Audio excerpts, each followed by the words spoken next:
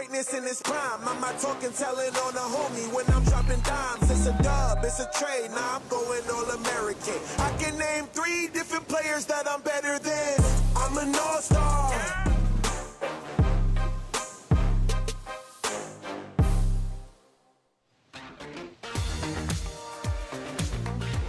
Good morning and welcome, surf fans. This is the SAMBAZON World Junior Championships, hosted by Best Western. We are live from Seaside Reef on a crispy North County, San Diego morning. Chris Cote here with Mitchell Salazar. This is day 3 of competition. We have the world's best under 20 surfers here competing for a world title.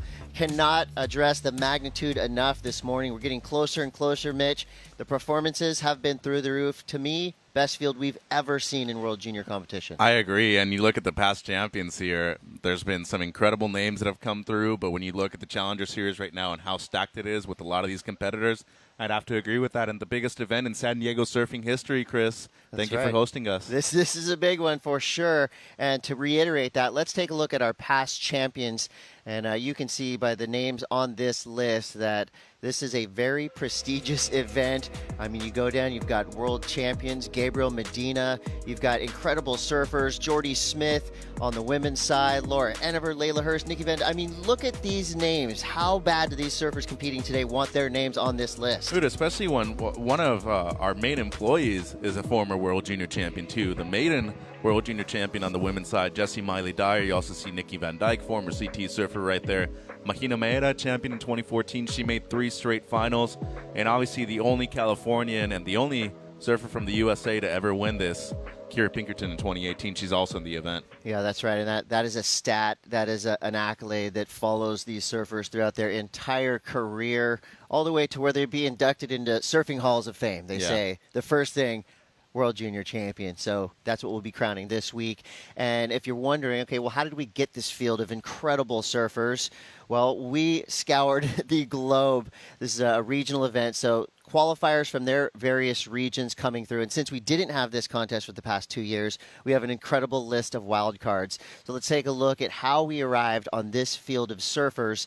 You go down this list, we've got 24 men, 24 women, all under 20 years old, 2 from each region. There you see the regions on the right, and those 10 wild cards. That one line, 10 wild cards. Well, that really is everything, because our wild cards have come correct this year. Yeah, and they're making this event really count for them, too. Last year's runner-up, or the last time this event ran, Matson got a wild card into the event, made it worth it yesterday. He's got a big heat this afternoon or this morning. And then also for Alyssa Spencer, she's also looking to be dominant out here at one of her home breaks. It's going to be a fun day of surfing, Chris. Well, and a win here gets you a spot on the Challenger Series, which is basically 3 years of work for a lot of these surfers. So that is the ultimate golden ticket. So every surfer in the water now knows what's at stake, including the 2 surfers we're going to have to start our day. And on paper, this is definitely one of the matchups that we've been so excited to see. Brody Sail versus Taro Watanabe. We got the Big Island of Hawaii versus Taro here from California. You know, Brody is known for his approach in Waves of Consequence, you know, being under the tutelage of Shane Dory and Kelly Slater. The kid has it all. Taro Watanabe, an incredible surfer, mixes kind of style, fluidity, and power, and has been able to apply that to contest wins. Has had some great finishes, which we will get into throughout this heat. But, Mitch, I got to throw it out there quick. This is a tough one to pick a favorite, but do it. Like, with these kind of conditions, I'd probably say Brody has the advantage. I love Taro's style. I'd have to say out of the whole field that we have here, both men and women, he probably has the best style. But in these kind of conditions, I think Sail has the advantage. Coming from those heavier waves over there on the Hawaiian Islands, Kailua Kona boy, as you mentioned, he's been under the tutelage of both Shane Dorian and Tori Meister for many years. Great surfer at Sunset Beach, Haleiwa, but also his stand-up performances at Pipeline too, Chris. FBI from Big Island. Yep. Kona, Hawaii. A place where, you know, he would have learned to surf over shallow, dry reefs, slabby waves. He hasn't spent much time on the Big Island lately. Surfed in 7 Challenger Series events this year. His best finish was a 5th place in Sydney, so he's fully focused on the Challenger Series. You see a lot of the competitors we have in the draw. They've got multiple Pro Junior events, tons of QS events, sometimes a handful of Challenger Series. for Brody, he's really just focused on the Challenger. He did do a couple of Pro Juniors through the year, but right now he is all about making the jump to the Championship Tour. Taro Watanabe, 20 years old, currently number 3 on the QS. He surfed 10 QS events this year, got 3rd at the Outer Banks, and he did get 2nd place at the Coldwater Classic, an illustrious event in itself in Santa Cruz. And judging by what I've seen on Taro's Instagram, he absolutely scored down in Baja on this last swell. So he's doing things right. I asked him the other day, I was like, hey, what'd you do for the swell? He's like, oh, it's a secret, Mitch. And I was like, really? It's a secret until it goes on Instagram. He went and surfed this one wave called Sol Si Puedes in Baja. It's heavy wave, one of the best waves I would say on the West Coast when it's actually on. And he's an explorer, Chris. Loves to go up and down the coast. Hails from Malibu, part of the Northern LA Board Riders Club. Dylan Perillo, John Wander, all those guys really appreciate what this guy's done for that community. They haven't really had a big exposure when it comes to competitors in the last few years. But since Dylan Perillo's win in 2013 in Los Cabos, Taro's really been the one representative that I would have to say has done super well in the competitive scene for them. 20 years of age. He's won multiple QSs before. You mentioned the 3rd place at Outer Banks. He had won the year previous. And a runner-up finish to Kolohe and Dino at the Coldwater Classic. Not a bad year if you ask me. Yeah, I think his beautiful style matches his boards perfectly. He's riding Pizel surfboards all around the world. He is a student of Wave Key, inspired and trained by Brad Gerlach, and Stab Magazine calls him the love child of your favorite 80s surfers. And I think that fits perfectly because his style is, I don't want to say throwback because it's completely modern, but it's just unique. It's just a little bit different, and he is truly one of those surfers that anytime he stands up on a wave, you take notice because you're about to see something lovely on that wave. 27:40 on the clock, no takers yet.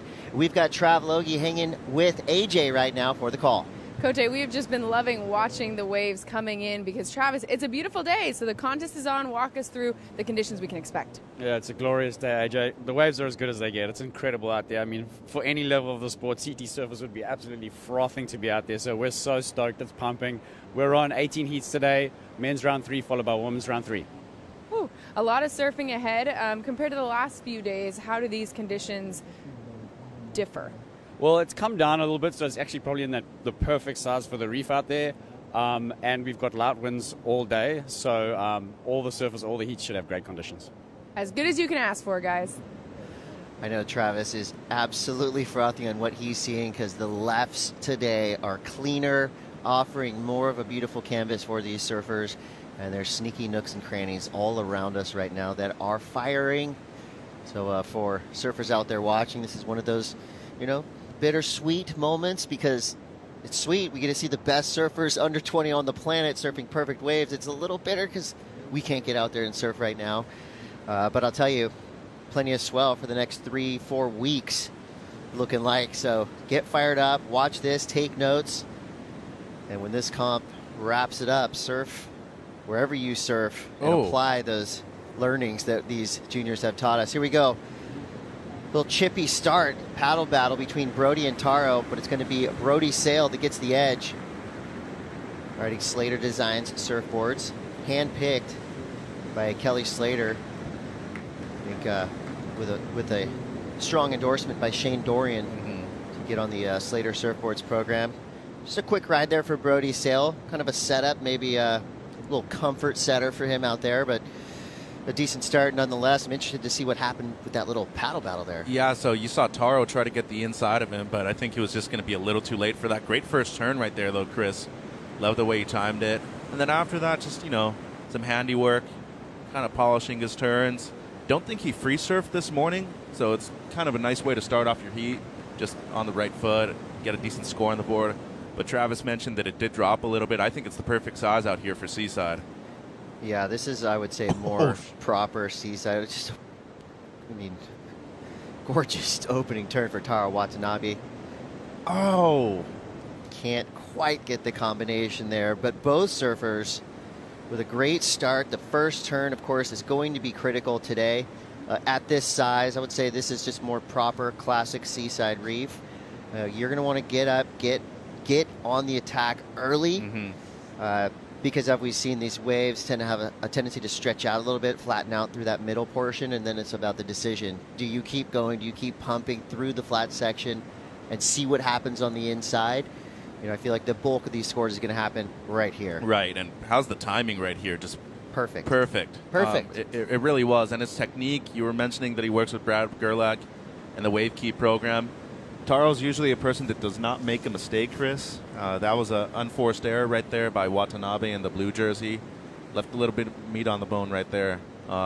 He's going to go back out, still going to be a decent opener. But look at Brody Sales for a score. It's a decent one. Should be in his top 2 at the end of this heat. Yeah, 6.33. That really came on the strength of that first turn, which, you know, right when he did it live, it was cool looking. But then you watch the replay and you realize it was super technical, powerful, and done right in the perfect spot. And I think if Taro had finished his wave, it would be maybe a mirror of that 6.33 very similar that Brody got. So Taro Watanabe comes through with the 4.5. Bulk of those scores coming on that outside section. Plenty of time to go. 23.44. As our surfers make their way back into the takeoff zone, you see these beautiful offshore breezes. It is chilly. This is by far the coldest place in all of Encinitas today. We have a wind that comes through this kind of river valley bed, and it's chilly. These surfers, a lot of them coming from tropical places. You know, Brody coming from the Big Island. I mean, at this point, these kids have been around the world and back about 10 times, so they know all about cold water in different conditions. But you know, it's definitely crispy this morning. Brody Sale is out the back with priority, so that has been established. We only had one priority mistake by a surfer, you know, which resulted in an interference. So nice and clean throughout the week. Yeah, it's been great so far, and you know, the judging criteria really establishes what they're looking for today with that 6.33 too. Taro, quick late drop, setting things up. That is an underrated turn right there. Yeah. A backside roundhouse cutback with a big smash is a classic surfing maneuver, but also one of the most difficult tricks to make look good. And if you want to know how to make it look good, do what Taro just did. Yeah, it's all about positioning on your board and the right amount of speed, but to be able to do that in such a short area, Chris, very impressive what he was able to do. Not going to be a very high-scoring wave, but still looked cool. Decent wrap to start things off, but you were mentioning this turn right here. Look at those 2 pumps that he needed to do in order to get that roundhouse all the way back to the whitewater. Beautiful textbook surfing, but the issue with that wave is that it flattens out too much. No critical sections right there, Chris. They're going to keep that score low. Yeah, it comes through to 3.5. So, you know, as we said, it's a beautiful turn. It's difficult to make look that good, but when you think about the risk to reward qualities of that cutback, you know, the judges knowing full well that Taro has a lot more to offer them, so they kept that score pretty low.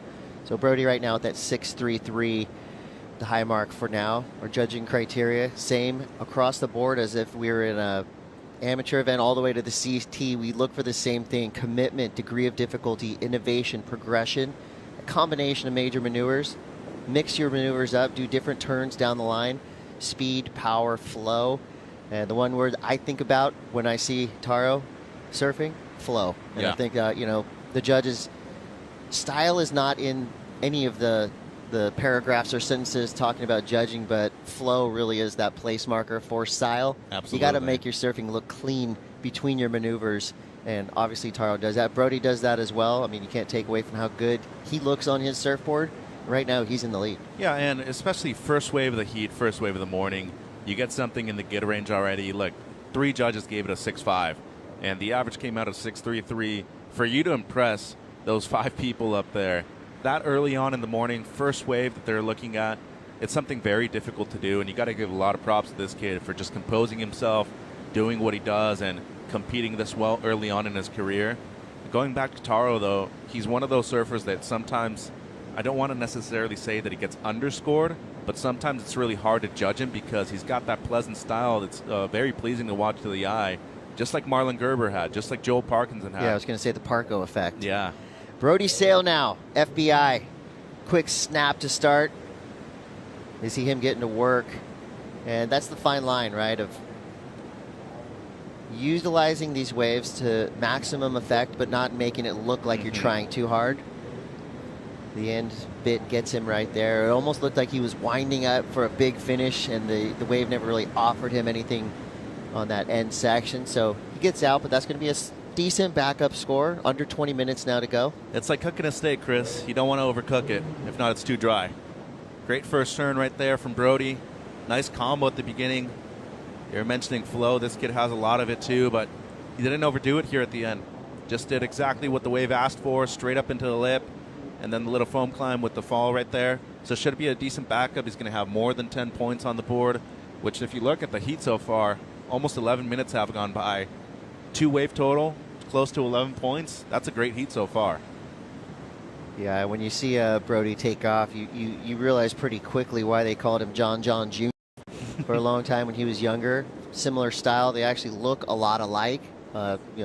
Size, everything. They called him John's doppelganger for a little while. He's going to obviously cut his own path, but you just see it, his arms, kind of his approach to these waves. And, I mean, if you're going to be compared to someone, being compared to John, that's not a bad thing. That's maybe the greatest surfer of this generation, yeah. you know. Like, oh, you surf like John. Wow, no one's ever told me that. He's kind of he has the same hand positioning too. Yep. You notice that? Like, but it's like it's pure, right? You can tell he's not trying to emulate him. It's just it's what he does. Yeah. You know, it's just him. And big props to one of the people that he's always had in his corner, Billabong team manager from Hawaii, Reynolds Hayes, has done an incredible job with Brody and all those people out there. They just added Eve Wong to the team too. And now Keanu is seeing working for Billabong again. He's in his corner over here. And I think this is an incredible kid. He's going to go a long way, Chris. And I'm excited to see him back on the Challengers later this season too. I'm right there with you. Taro Watanabe with priority has a beautiful wave to work with, matches it with a really nice opening turn. Good carve back into the power source of this wave. Trying to get the big finish. Can he ride out? He does not. So just a slight mistimed end turn there for Taro Watanabe. It almost looked like that wave had a brief little pause on it right before it broke. So not much he could have done there. I love the opening turn. The quick little roundhouse combo for that. The judges are going to like that wave from Taro. And now Brody Sale getting back after it. You know, mentioned taking notes. And if I'm taking notes and trying to improve my own surfing, like we all should be doing while we're watching the world's best juniors, is seeing where they're doing those bottom turns. It's almost like they're going around the whitewater as close as they can to it, staying right in that power source. Again, maximizing the strength of the wave to make them go as fast as possible and not getting too far out there, because if you get out onto the open face, you're going to have to rely on kind of flatter turns. Yeah. So that's what I'm taking so far from these two really talented surfers in the water. Right, there's almost a mini fade every time they bottom turn closer to the whitewater. Great combination at the beginning. Love that turn right there too. If he would have finished this wave off, probably saying the best wave of the heat so far. Unfortunately, he can't, but he's surfing a perfect heat. Going to improve on the 5.43, it seems. Great first turn there from Taro. Excellent combination of maneuvers right there. The maneuver selection from Taro has been on point, but just that slight hesitation on the bottom turn, Chris. You mentioned that the wave kind of slowed down. Unfortunate there for Watanabe, because he was on his way to a good score if he would have been able to finish that wave off. Now looking for a big number, though. Now Brody Sale's last wave, a 5.43. Taro's wave comes at a 4.73. So again, leaving some meat on the bone. I will say, yesterday afternoon, I would say for the last 6 or so heats of the day when the tide dropped out, an uphill kind of landing on this inside section. I think that's what we're seeing right now. We saw a lot of surfers go down trying to finish their waves. We've seen Brody and Taro both suffer that on this inside section. Not that it's gnarly or grinding or, you know, shallow dry reef or anything like that. It's just a matter of the force with the water kind of pushing out, the wave pushing in. You know, landing uphill on a surfboard is never easy. And what we've seen in this heat so far shows that. 15:37 to go. Brody Sale in the lead. Now we'll see who gets out the back and retains first priority and has next pick of wave. See how much more manageable it is today already, though. Just paddling back out is so much easier. And we're talking about the elite surfers in the world, 20 years or younger. And, you know, these men and women, they're capable of surfing 3 or 4 heats in a day if they have to.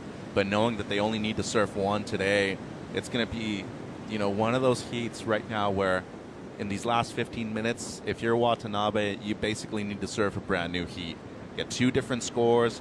Yes, you can obtain the 703 on just one wave, That doesn't necessarily mean that it's done and dusted, though. Brody Sale could easily better that mid-5 that he has in his scoreline. And one thing to note this morning, too, Chris, the tide is still rising. And we do have a much higher tide than it's been lately. So I think that one bobble that Taro had was because the tide is increasing, and you're going to see that influence the shore break a lot. Big heat coming up next. Luke Thompson, Eli Hanneman. I'm just blown away by the depth of field. And of course, sports cliche here, every heat at this moment feels like a final. I'm kind of now on the side of, I just hope everybody has fun. Because we're having fun watching. You know, you get Brody and Taro in a heat like this, and you just wish it was a 2-hour heat. I could watch these guys all day long. All day. We will have winners and losers. This is an elimination round. After this, we're going to go into the quarterfinals, so we're setting things up for finals day already. We have a waiting period that goes all the way till Sunday. A little bit different of a rule here at Seaside. You got to make the call the day before, and luckily for us, easy calls to be made. The swell has been pumping all the way through, and we're looking at even bigger waves potentially tomorrow, which could be finals day. We don't know yet. I like a finals day on a Friday, you know? Kind of builds the excitement. Yeah. Kicks you off into the weekend. That way you have the entire rest of the weekend to score the next 2 days of surfing, too. That's right. Be good for us if that happened. But, you know, I just want to say a big thank you to California State Parks. I think they do an incredible job of not only maintaining this place here at Seaside Reef. You go to Swami's, you go to Cardiff. They do amazing over there. And, you know, over where I live, too, you know, an hour and a half north of this, River Jetties, right there, Huntington State Beach, Bolsa Chica. Big props to California State Parks. They do a lot for the surfing community here, Chris. We got nice public restrooms here at Seaside. That's one thing. I was over there just looking yesterday, and beautiful facilities. You would be smart to get a California State Park pass for your car. You can park here, Cardiff Reef, all up and down the coast. Big Sur. Yeah, I mean that's your golden ticket.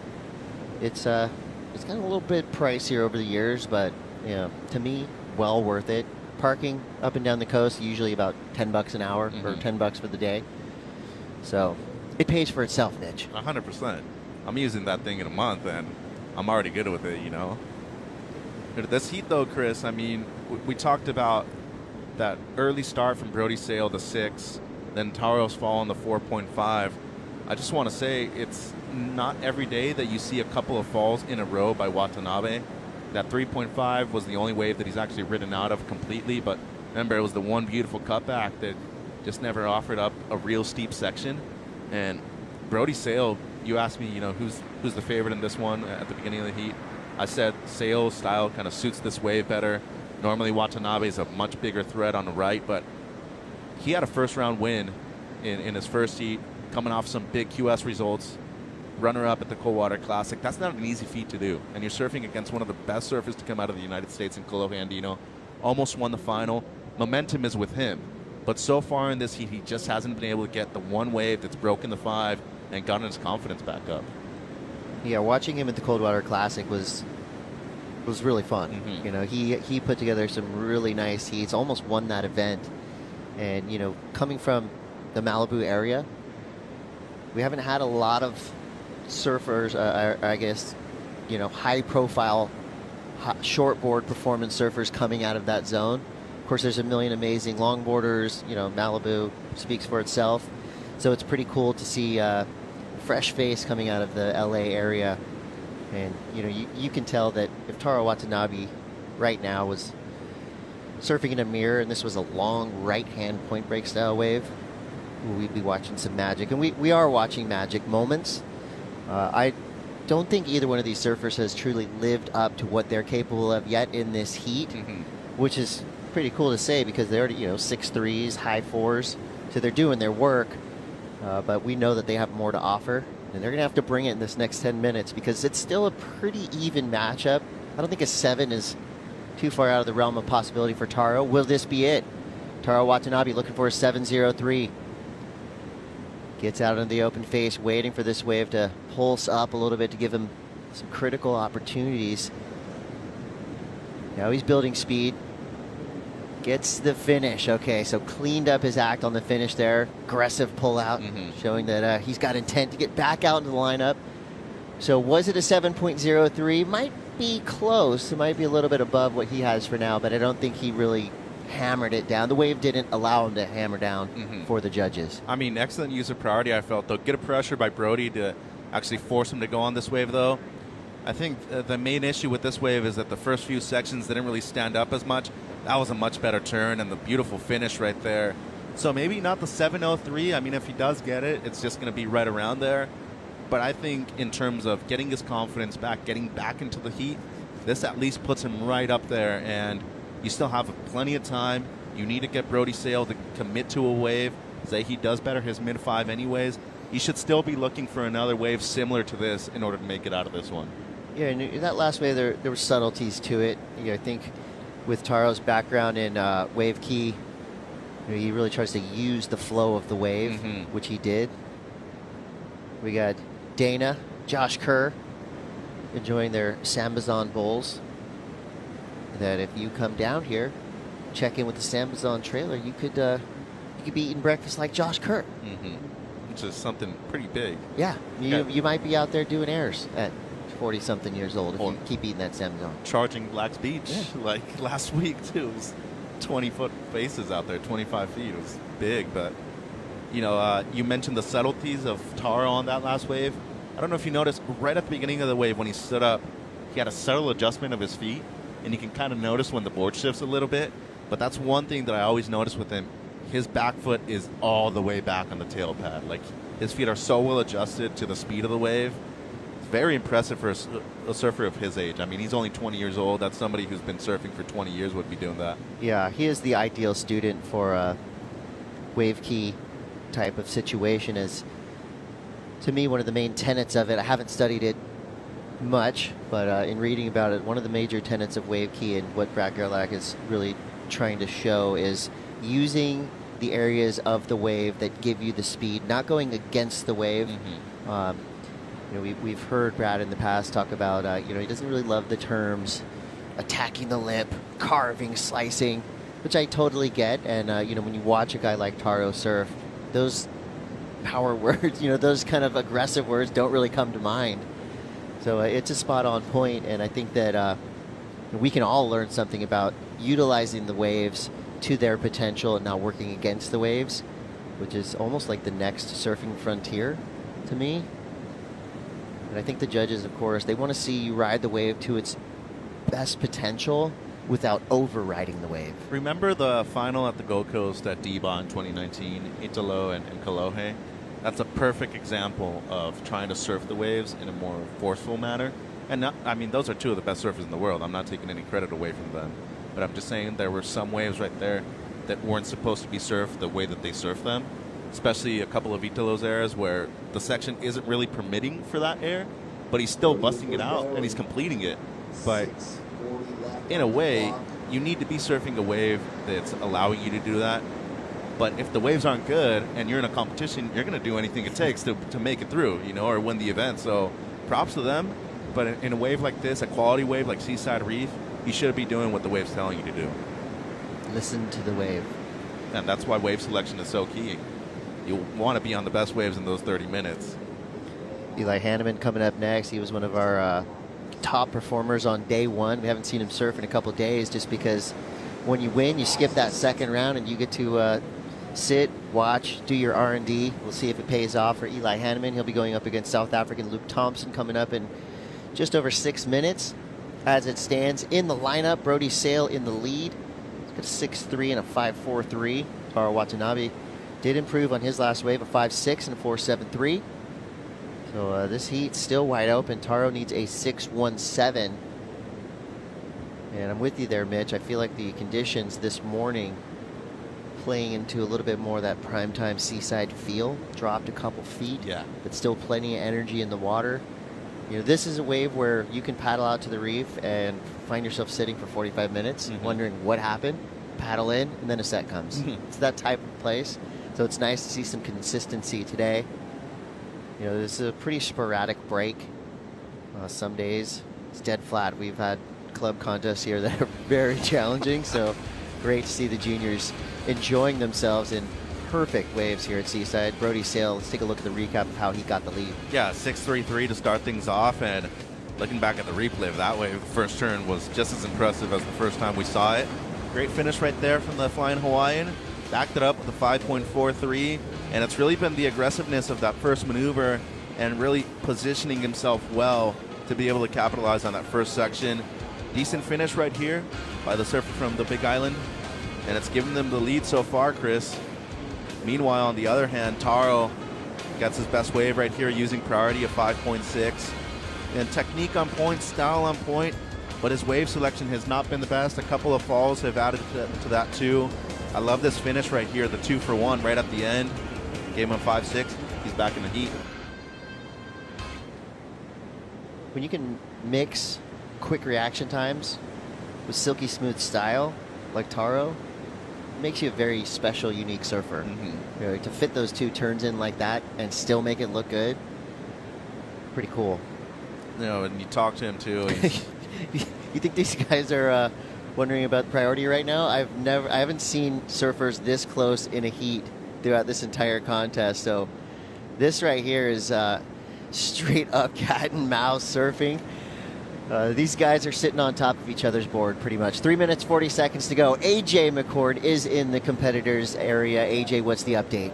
Cote, you're talking about R&D. This is the spot to do it if you are a surfer in the SAMBAZON World Juniors. I am in the athlete zone, and we have a direct line of sight to the waves rolling in out at Seaside Reef. And for a lot of these surfers, like you mentioned, they haven't surfed since our first day of competition, which was a few days ago because they won their first heat. So it's really important for them to get some time in here, talk to some of the competitors who maybe got a chance to surf yesterday, watch where it's going, because we talked about positioning. Cote, Mitch, you guys know it incredibly well here at Seaside Reef. There's a lot of skill to picking where you want to be on the waves, and this is the spot to figure it out. Thank you, AJ. Absolutely. We see coaches, surfers, friends, family, parents in there studying this lineup, trying to give all that knowledge to their surfers in the water. Meanwhile, during that update, Brody Sale opened the back door and left it wide open with what could possibly be a crucial priority error. It was a good-looking wave. His first turn did not go right.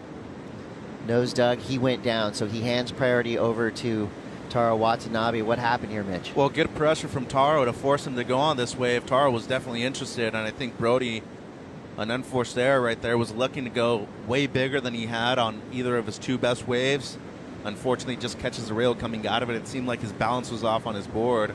But I was about to mention to you, when they were super close to each other, Taro was in second priority, and if you've ever talked to Taro Watanabe, he doesn't seem like a very competitive person. Real soft-spoken, cool kid, methodical. But when he gets out there in the water, he is as dangerous as it comes. Yeah. And as of right now, with 2 minutes to go, this heat is still wide open. He only needs a 6, and I think there could be easily a chance right here for him to get a decent set wave and take the heat win, Chris. This is going to be a fun 90 seconds to finish this heat off. Yeah, pretty cool here. You kind of see the chess game unfolding. Taro, in his defensive position, was literally on top of Brody's tail. And now in the offensive position, he's the one trying to stay a little bit away, and Brody's now applying the pressure. So 1:28 to go. Taro Watanabe out the back with priority. Needs a 6.17. There's a wave right here. Like I said, perking up. Does it hit the reef? Right, it does, according to Taro. Here we go. 1:14 to go. Quick snap to start. Setting things up. This wave is starting to reform through this inside section. He's doing all the work, waiting for this wave to give him an opportunity to really unleash. Big snap to finish, and he goes down. Another strange error for Taro, not able to finish that wave. That's not something you see often. It was looking like he was well on his way to that 6.17, but you have to finish. You don't want to leave that type of taste in the mouth of the judges as he rides into oblivion at the end of that wave. Does he have enough time to even get out there and try again? Maybe on one of those rights on the shore break, but either way, if he was going to get the score, it was going to be just very close. Was it better than his 5.6? I don't know. I think he needed to really force that last turn like he was trying to. Yeah, I just don't think the wave had a 6.17 on it. Do you pull? At what point do you pull the trigger too? When there's 90 seconds to go, do you really wait till the last 10 seconds? What if a wave never comes? Do you at least want to give yourself a shot at getting that score? But big win for Brody Sale. He's going to be moving into the quarters, Chris. Yeah, he could be giving us a good show here to end this heat. Brody Sale, big snap there. Comes around this section. Goes for the backside reverse up in that white water, and he doesn't come down with it. But our first heat of the day, what a show. Brody Sale gets the win over Taro Watanabe. His last wave came through at a 3.6, not enough to get the 617 required. Brody Sale, FBI from the Big Island, moves through into the quarterfinals. More action to come. You're watching the SAMBAZON World Junior Championships, hosted by Best Western, and we will be right back.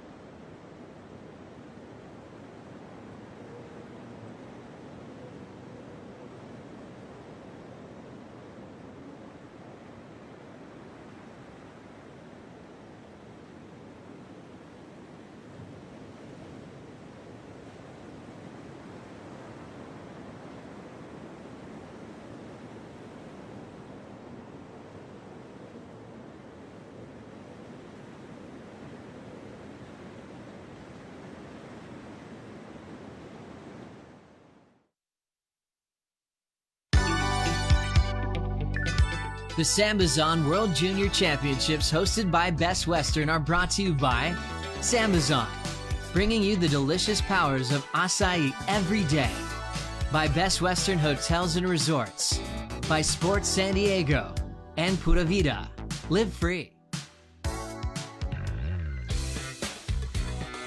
Welcome back to Encinitas, California, home of Seaside Reef. This is the SAMBAZON World Junior Championships, hosted by Best Western. Chris Cote here with Mitchell Salazar. South Africa versus Hawaii. Luke Thompson versus Eli Hanneman. Eli Hanneman cited as the surfer to beat on day one. Put together the highest heat total of that opening round.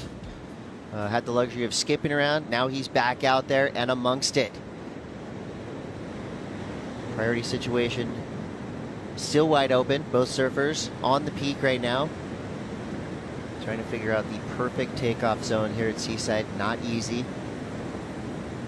A lot of times this wave kind of lulls you out onto the shoulder. Yeah. Hoping to get that kind of a runner feel, but oftentimes flattens out right in front of you. So getting up and I guess utilizing what Brody and Taro both did was that straight takeoff, fade back bottom turn, giving yourself opportunity for that first crucial turn out the back. It's way less difficult to position yourself today and much easier to actually position yourself behind the main peak. So a lot of times, especially as a regular footer, you want to come around the section. As a goofy footer, you want to tend to fade out here. But this is a great heat. Thompson, the surfer from Cape Town, South Africa, surfs Jeffreys Bay a lot, competed there as a CT wildcard. Did very well in the Bolito Pro, the Challenger Series event over there, got a 9th place finish. Eli Hanneman also did very well in that event in Bolito, and he has always been a prodigy from the Hawaiian Islands. I remember, hearing about this kid when he was 12, 13 years old, and now in his late teens, has a chance here to become a World Junior Champion. Would be the second surfer from Maui to do it, behind Kai Barger. Yeah, Eli Hanneman's a name we've heard for years now. When he was first coming up, he was known for his incredible ability to just spring off waves. It was almost like he had built-in shock absorbers in his legs at a very young age. He was doing the craziest airs, and he's really stepped things up. You had to wonder, he was a smaller kid when he was coming up through the ranks, and it almost impeded him when his peers started getting bigger and stronger. Well, he's filled in, and now he's been showing us that, yes, he's got all the airs. That's no problem for Eli. now he is considered a threat in waves of consequence, surfs really well at pipeline. Yeah. And I think for him, he could be that guy that comes on tour and really surprises a lot of people, not just with the airs and the tricks that he's able to do, but also with his tube riding, how good he is in big, scary waves. It got an open face carve that's great too. And as you can see right here, see how they're on the other side of the peak already? They're both regular footers. They're both trying to backdoor this wave and come around that section.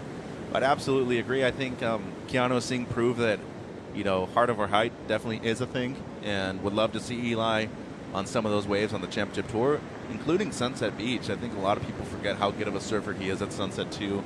Has to compete a lot out there, both in the Pro Junior and the QSs. So we'll love to see him there. I think he would be a fine addition to the championship tour, and be nice to have a couple of Maui boys on the CT at the same time. Both him and Imai qualifying would be sick. No doubt.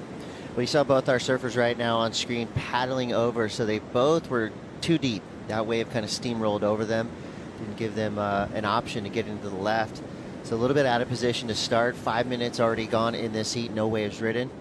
This is round of 16, heat 2. These surfers are fighting for a spot in the quarterfinals. Brody Sale got the win with 11.76 in that last heat. It was a close one. Taro needed a 6.17 at the end of it. The wave just didn't give him the opportunities there.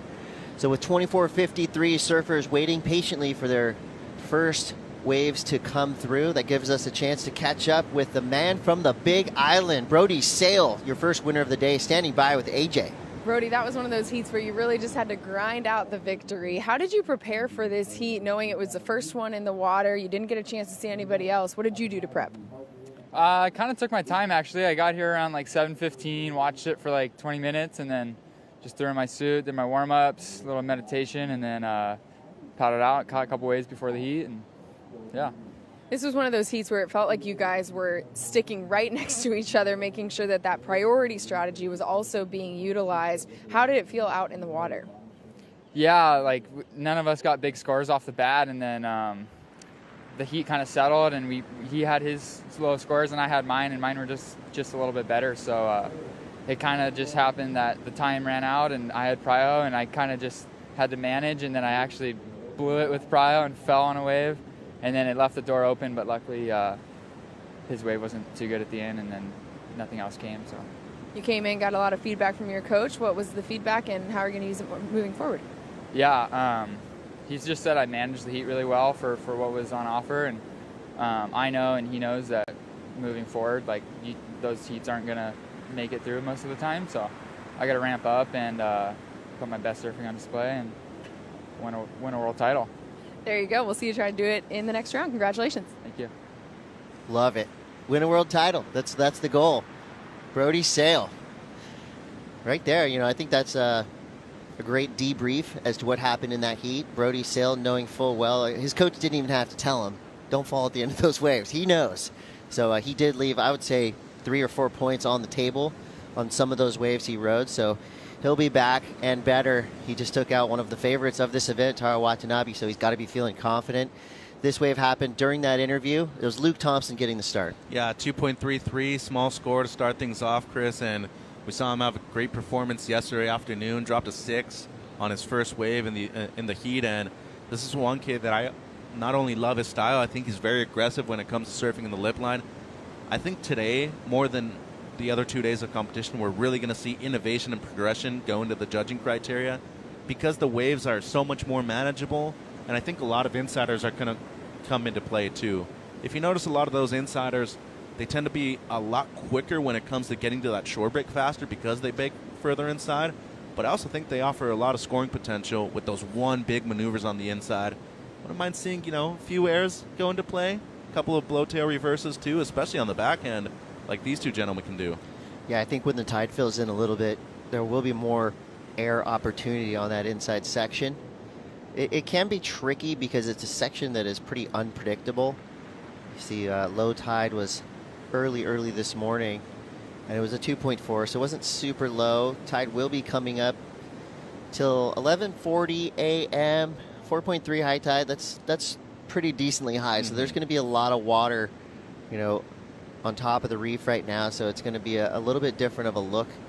And then once the tide starts dropping, we're going to see epic conditions this afternoon. Both surfers now looking at this wave coming through. Are they in the right spot? You see the boil up to the left. So it hits the boil proper.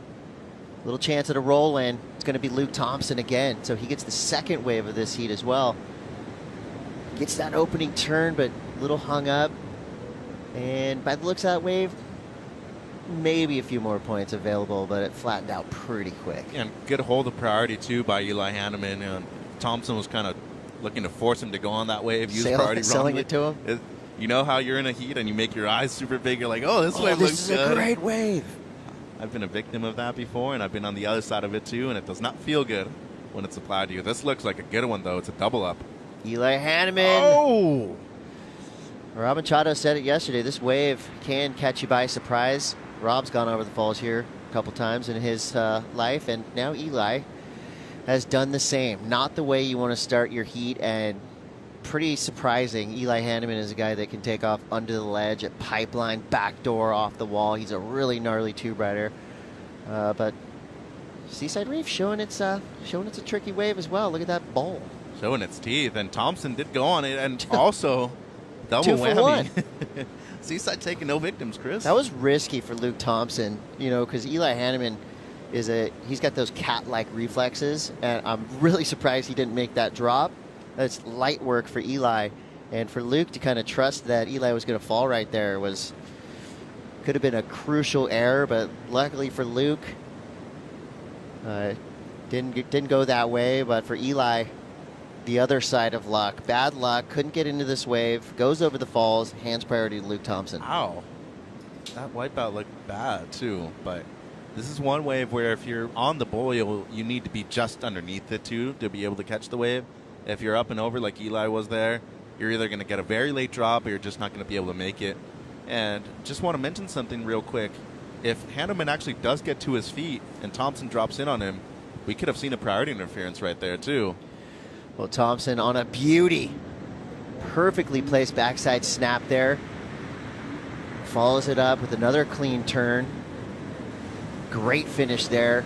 So 1, 2, 3 turn combination for Luke Thompson. After that gift of priority from Eli Hanneman, he's going to make him pay for it there. That's going to be a solid score. Yeah, and to me, this is just beautiful surfing, real well-placed maneuvers, good selection of maneuvers, too, and a combination of variation, too.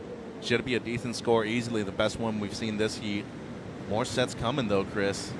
And looks like Eli just a little bit too far in the middle. That one swings wide. So not only did Eli hand priority over, but then he got caught inside. Just not great positioning out in that lineup. So for Eli, that wipeout, for him, that wasn't dangerous. He was close to his board, which is kind of the only threat in this area. It's not gnarly shallow reef or anything like that, but I think it's more of the pride. It's embarrassing for a guy like Eli Hanneman to do that. We know how gnarly he is in big, scary waves. Hopefully he's going to just use that, tap into it, and fire him up. I mean, he's been in enough heats. He's probably been surfing contests since he was 5 years old, so he knows how to flip the script and, kind of change the feel out there in the lineup. But time's going quick. He's only had that one wave, which obviously did not go his way. And now he gets the news that Luke Thompson just dropped a 7.5. Yeah, and as I was mentioning, the maneuver selection too, Chris. Beautiful two-turn combo to begin, and never forced this turn as hard as he could have gone, which is very smart because the intensity and the speed of this wave, you need to be able to match it well. Best wave of the morning so far. You see the average right there. Even one judge went over into the excellent range. Don't mind seeing that, honestly. I think it was worthy of it. Obviously in the high good right now, but 17 minutes to go. You obviously just established that you're the big dog in this heat right now, and Hanneman has a lot to do in terms of gaining positioning and being able to execute the 2 7s that he had in his initial heat this event. Yeah, luckily for Eli, Luke is not too far out there. He's got that 7.5, which is the high mark of the day so far. Hopefully, for Eli fans out there, this is just firing him up even that much more. His blood's probably boiling, and he's ready for what comes his way. He does have priority out the back, and he's got plenty of time, 16:30 to go. The paddle outs have only been taking a few minutes, so there's not those 20 wave sets you have to duck dive today. So hopefully we will see more action. But you know, when your competitor has 4 waves ridden and you don't have any, and you're halfway through the heat, that's a real test of your mental fortitude in the span of a 30-minute heat. Absolutely. And clean slate right now. Need to wipe that off. Need to come back even stronger. And I think today, in comparison to the first 2 rounds, ideally with these kind of conditions, you got to be looking at least 14 points to make it cleanly out of the heat. I'd probably even say 15 is attainable too. But with these waves and what Eli's capable of, you're going to see some big stuff in these next 15 minutes. But Eli Hanneman is a special type of surfer. Like we mentioned at the start of this heat, he went off on day 1. Let's take a look back at Eli Hanneman and his performance on opening day here at the SAMBAZON World Junior Championships. You know, he came here, you see the look of determination on his face, and here's where he really started opening up, got the highest heat total of the day. Just made everything look so nice out there. Yeah, just over 15 points, defeated Cleland Jr. in that opening round, and a couple of fist pumps right here from Eli. Love to see the enthusiasm and how much it actually matters to him. Very impressed with what I saw on the backhand. Hadn't normally seen him compete this well on the left before. But not only did he impress me, he very surprised me a lot. And they're under the guidance of both Sean Ward and Brett Simpson, doing great things here in SoCal. Luke Thompson under priority. It's a medium-sized wave. It's forming up nicely on this inside section. Belts it. It's offering him more. He's going to stick with it. Coming into that parking lot section, he's out. So a couple good turns out the back. Eli rolls the dice real quick. He's up and out. Just want to say, I think that Graham Smith has gone very under the radar when it comes to being one of the best shapers in the world. Basically, every South African in this event is riding his boards, and he's done an incredible job. Jordy riding the majority of his events. You know, he's riding Graham Smith, his father's surfboards. And Luke Thompson looks like he has a diamond underneath his feet right now. Drops a 3.83, extends his lead. Now is Eli in a combo situation. Say 11 points, not a lot, but still, like, it just seems like he's in rhythm. He has momentum. He has nothing to lose. Came halfway across the world to get over here too, and would be a huge feat if he's able to defeat a Challenger Series surfer like Eli. And now looking at the replay, this came in close to a 4. Love the setup, straight up and vertical right there, and you know, come from Cape Town, this water might be cold for us, Chris, but it's quite warm for him. They're normally surfing in a hood, booties, gloves, everything, so he's having the time of his life out there. Yeah, I think luckily for Eli, this is a totally attainable combination. He's only just got a .33, so the scores right now aren't fully telling the story of this heat. Eli Hanneman, though, with 13:20 to go, now's the time. I mean, I don't think he can wait any longer to get into this heat. He does have priority right now, and you see he's kind of in that offensive position to the right, letting Luke kind of hunt around on the inside, and we'll see if he wants this one. He doesn't, so you can see that salesmanship that Luke tried to go into. Like you said, the eyes. Yeah. Oh my gosh, look at this left. Yeah. Are you going? Or the right even too. It's like, hey, you want to go right? It's just basically drop in and it goes fat real quick too. But I love the pressure that I'm seeing from this kid. Here he goes again, nonstop. A little late drop there for Luke Thompson. This one forming up nicely. Great section to work with there through the mid portion of this wave. He's trying to get rid of a 3.83, stalling. Maybe he sees a ramp at the end of it. It's a nice little whitewater coping section. Blows the tail. A well-ridden, kind of a medium-sized wave. And Eli yet again, exactly the same scenario as the previous set that came through. Rolled the dice on a medium-sized wave. It did not pan out, so he'll get back out there, potentially grabbing priority back again. 12 minutes to go, Chris. I think Thompson in second priority has done an excellent job of bettering his score right here. Easily going to replace the 3.83. We talked about maturity and how a lot of these kids still don't have it. This is one guy that definitely has it. Underneath Eli's priority, great wrap, straight up and vertical right there. So a combination just in the first section alone, wraps it back. And I was talking about the patience and the maturity. Case in point right there. Did not need to go for anything bigger than that. Just goes for the one tail slide right at the end. Going to replace the 3.83. Meanwhile, Eli, huge snap on the outside.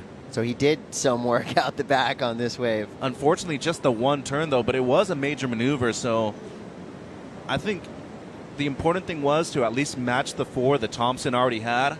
I think he's probably going to be right around there. So now you're only going to really need the 7 or something close to an 8 in order to move up into first. There's still plenty of time, too. He recovered priority, which was a smart move, kick out early, knowing that that wave had nothing to offer after the first turn. Yeah, he's still in that totally doable combo spot. Luke Thompson came through with a 4-5 on his last wave. That increased the need for Eli Hanneman. He needs a 12. I think the last wave he caught on the strength, that one big turn out the back is going to break the combo. You think of that 12-point total, 7-5. There's a couple different ways you can do that.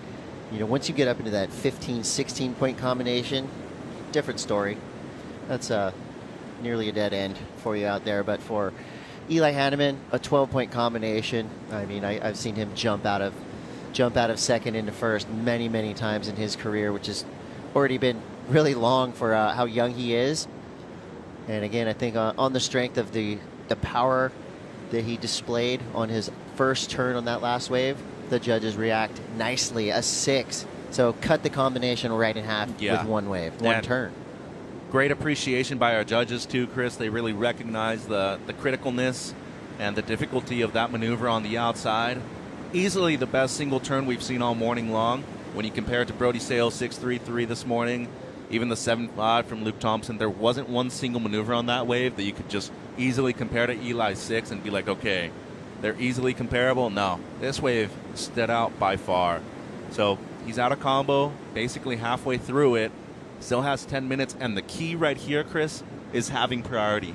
You need to know how to use it, though, and you need to use it well. Eli coming from the Sean Ward camp, Sean Ward really, I think, instills the surfers he works with a never give up attitude. He looks like he's able to help these surfers kind of attain swagger.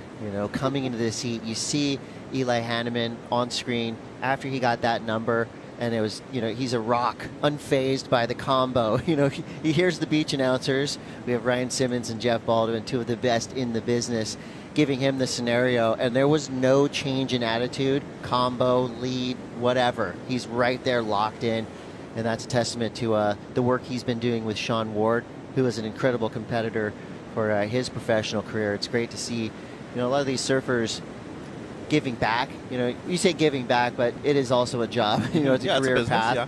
So it's just really cool to kind of see the style that the coach has, where working with these surfers to get the best out of them. And this is something I would say relatively new. You had national teams with coaches and all that for a long time through the 70s and 80s, but now the personalized coaching techniques, I think we've now seen the best that these surfers have because of that type of backup, mind, body, soul backup that these young surfers can tap into. 8 minutes to go. Another big heat coming up. Saxon Reber, Howley Vaast. So now we're starting to see your top surfers from day one get back into the lineup. And while it's only been 2 days since we saw them, it feels like an eternity with all the surfing we saw yesterday. Thank you. Love the spray on that board right there. Just straight up. The Sharpie spray. The Sharpie. I was about to say permanent marker right there. But, yeah, you're absolutely right when it comes to, coaching. I think team managers do a lot, too. Obviously, Simpo, Brett Simpson doing some great job with all the Hurley guys, too. And Eli being one of them. He's up and riding. Good-looking wave here for Eli Hanneman, and a great start there. Quick turn to get things moving. Big section to work with. Nails it. Fist pump. Boom. Talk about swagger right there. Eli Hanneman knowing that he did exactly what he needed to do on that wave. So you think about the 6 that he got for his first wave. One big turn. So those were 2 medium-sized turns. Almost feels like that's going to be the equation for him. It'll probably be something in that 6-point-something range. Right. But really nicely surfed here. Overhead wave, too. Great first carve. Get a variation with the second selection of maneuvers, too. Straight up into the lip. And he didn't overcook it either. Didn't need to go that big. Just need to ride it out and complete the wave. Probably going to be a situation change right here. Chris only needs a 6:01. And with just under 7 minutes to go, Thompson's going to be forced right here to actually select a great wave. as we do see a situation change. Everybody in the world was worried about Eli Hanneman except for Eli Hanneman. He knows. A 6-5 for that last effort. That jumps him right into the lead. Luke Thompson now needing a 5. So forget about the combo. Now it's about trying to regain the lead for Luke Thompson. He is out the back with priority. But Eli Hanneman, I mean, the kid's been surfing events since he was 5 or 6 years old. He knows what he has to do in a jersey. You know, he's done all his free surfing. He's filmed all the edits. And now you can see fully focused on achieving the goal, winning a world title here, getting himself on the Challenger Series again, full-time, and then making that jump up to the CT. Yeah, and I've always felt that the Valley Isle of Maui has been a bit underrated when it comes to their competitors, too. You got a Kai Barger, who was very close to qualifying one year. He's a former champion of this event. Dusty Payne had qualified for the CT. Imai Kalani Devaldu, who's been on the CT. And now you have a great representative in Eli Hanneman. As we look at the recap here, Chris, Luke Thompson opened up with a 7-5 here. Best single wave score we've seen all morning long. But then Eli drops a 6 for just this one turn right here. Biggest turn we've seen all morning. And then takes the lead with a 6.5 afterwards. His wave selection has been on point. He's been very efficient with his wave selection too. Only 3 waves needed to take the lead. Great first carve, and I love the patient finish right here. Just straight up into the lip. Nothing huge, but some smart surfing. Yeah, I don't even think AJ needs to ask him if he was worried when he was in that combo spot, because you can tell. No nerves at all for Eli Hanneman. 4:50 on the clock. Priority is with Luke Thompson. There's been plenty of waves coming through, so it's nice that these surfers have the time and have the ability to be selective. You know, there hasn't been any panic moments with, 10, 15-minute lulls. But plenty of sets rolling through, and it looks like potentially another one coming into the zone. So it's about staying in position. I think when you surf a pretty popular break like this, you would more often than not be surfing with 20, 30 surfers on the reef on a day like today. So positioning is easy. Put yourself in the middle of the pack. But it's going to be a little bit more confusing out here with just 2 surfers in the water. Yeah. And we do have lineups and stuff, but, I mean, things shift around. This is not a perfect wave by any stretch, but, it is a predominant left today. We haven't seen anybody go right. And you can see just beautiful offshore breezes playing into the strengths of this wave. Luke Thompson now surfing for a 5. Some froth on the face of this one. He's going to have to work through it. Rob Machado yesterday talking about, these white watery waves, this really oxygenated, yeah. Something like that. But that's case in point right there for Luke Thompson. It just looked like the bump and bubbles under his board, kind of wreaking havoc on him. He goes down on his final turn. He did not convince me, and probably not the judges, that was worth 5 points that he needs. It was a decent wave. Just left it up to the umpire a little bit too much on this wave. Exactly, and it just seemed like he was thinking about it way too much. Overthought it, I felt, right there at the end. Didn't need to go that big. 2.93. Can't be a 5, can it? I mean, oh, it's not. The score's in, but either way, it's like, why are you trying to overcook it when you know that the section's just there? Just go and attack it once, and you saw Eli get the 6 just based off of one turn on the outside. You do the same thing on the inside section, it's probably going to be right around that score.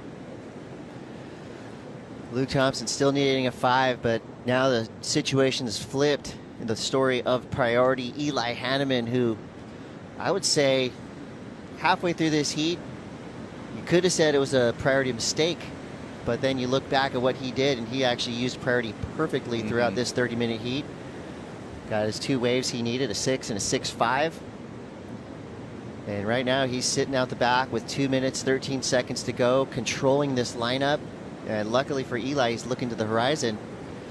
No opportunities coming through for now for Luke Thompson to catch something under his priority. 2 minutes is plenty of time, though. And if I'm Thompson, I need to make sure that if there's a 3-wave set, I need to be at least on one of them. If there's a 2-wave set, I need to force Hanneman. I need to force Hanneman's hand on the first one and make sure that I am on the second one. But, I mean, heat's not over. 1:45. We've seen crazier things happen. All you need really is a couple of seconds to get to your feet. Here this we might go. be the wave. All right, so Blue has priority. Blue can go. Blue does hold off Thompson. So Eli Hanneman now speeding down the line. Looked like he was coiling up for something big. He delivers. Big backside whip. Another strong finish for Eli Hanneman. Goes to the double fist pump. He is feeling it. He takes a quick look out the back. Was that better than a 6.5? Looked pretty nice to me. Now Luke Thompson out the back with 1 minute to go. Obviously will not be impeded by priority, but that was a wise decision for Eli Hanneman. This wave looked good. Dude, and great read, too. A couple of pumps right at the beginning, straight up into the left. Love that first turn. Great commitment. Then goes up for the second one, too. So there was variation presented in both of those maneuvers as well. They weren't the same one. Bigger sections. I just love the passion and intensity he's brought to this event so far, Chris. It really shows that this event matters a lot to him. Yeah, he was all in right there. He upped the ante for sure. That score is going to go well above and beyond his high of a 6.5, which will increase the requirement for Luke Thompson. It does, only by 1 point. So Luke Thompson needed a 5 before that wave from Eli. Now he needs a 6. They're a wave Time outside. story, though. 15 seconds to go. Luke Thompson, I think he knows full well what just happened. He was in control of that heat all the way to the midway mark. The over the falls, totally forgotten now, even though I just brought it up. But Eli made up for that mistake in a big way with a 6.5 and a 7. So basically carrying through with the momentum he built on day one. Eli Hanneman, a quarterfinalist here at the SAMBAZON World Junior Championships, hosted by Best Western. We got more surfing to come. We're going to bring Kaipo Guerrero and Rosie Hodge in on the call. You're in for some amazing surfing. We'll be right back.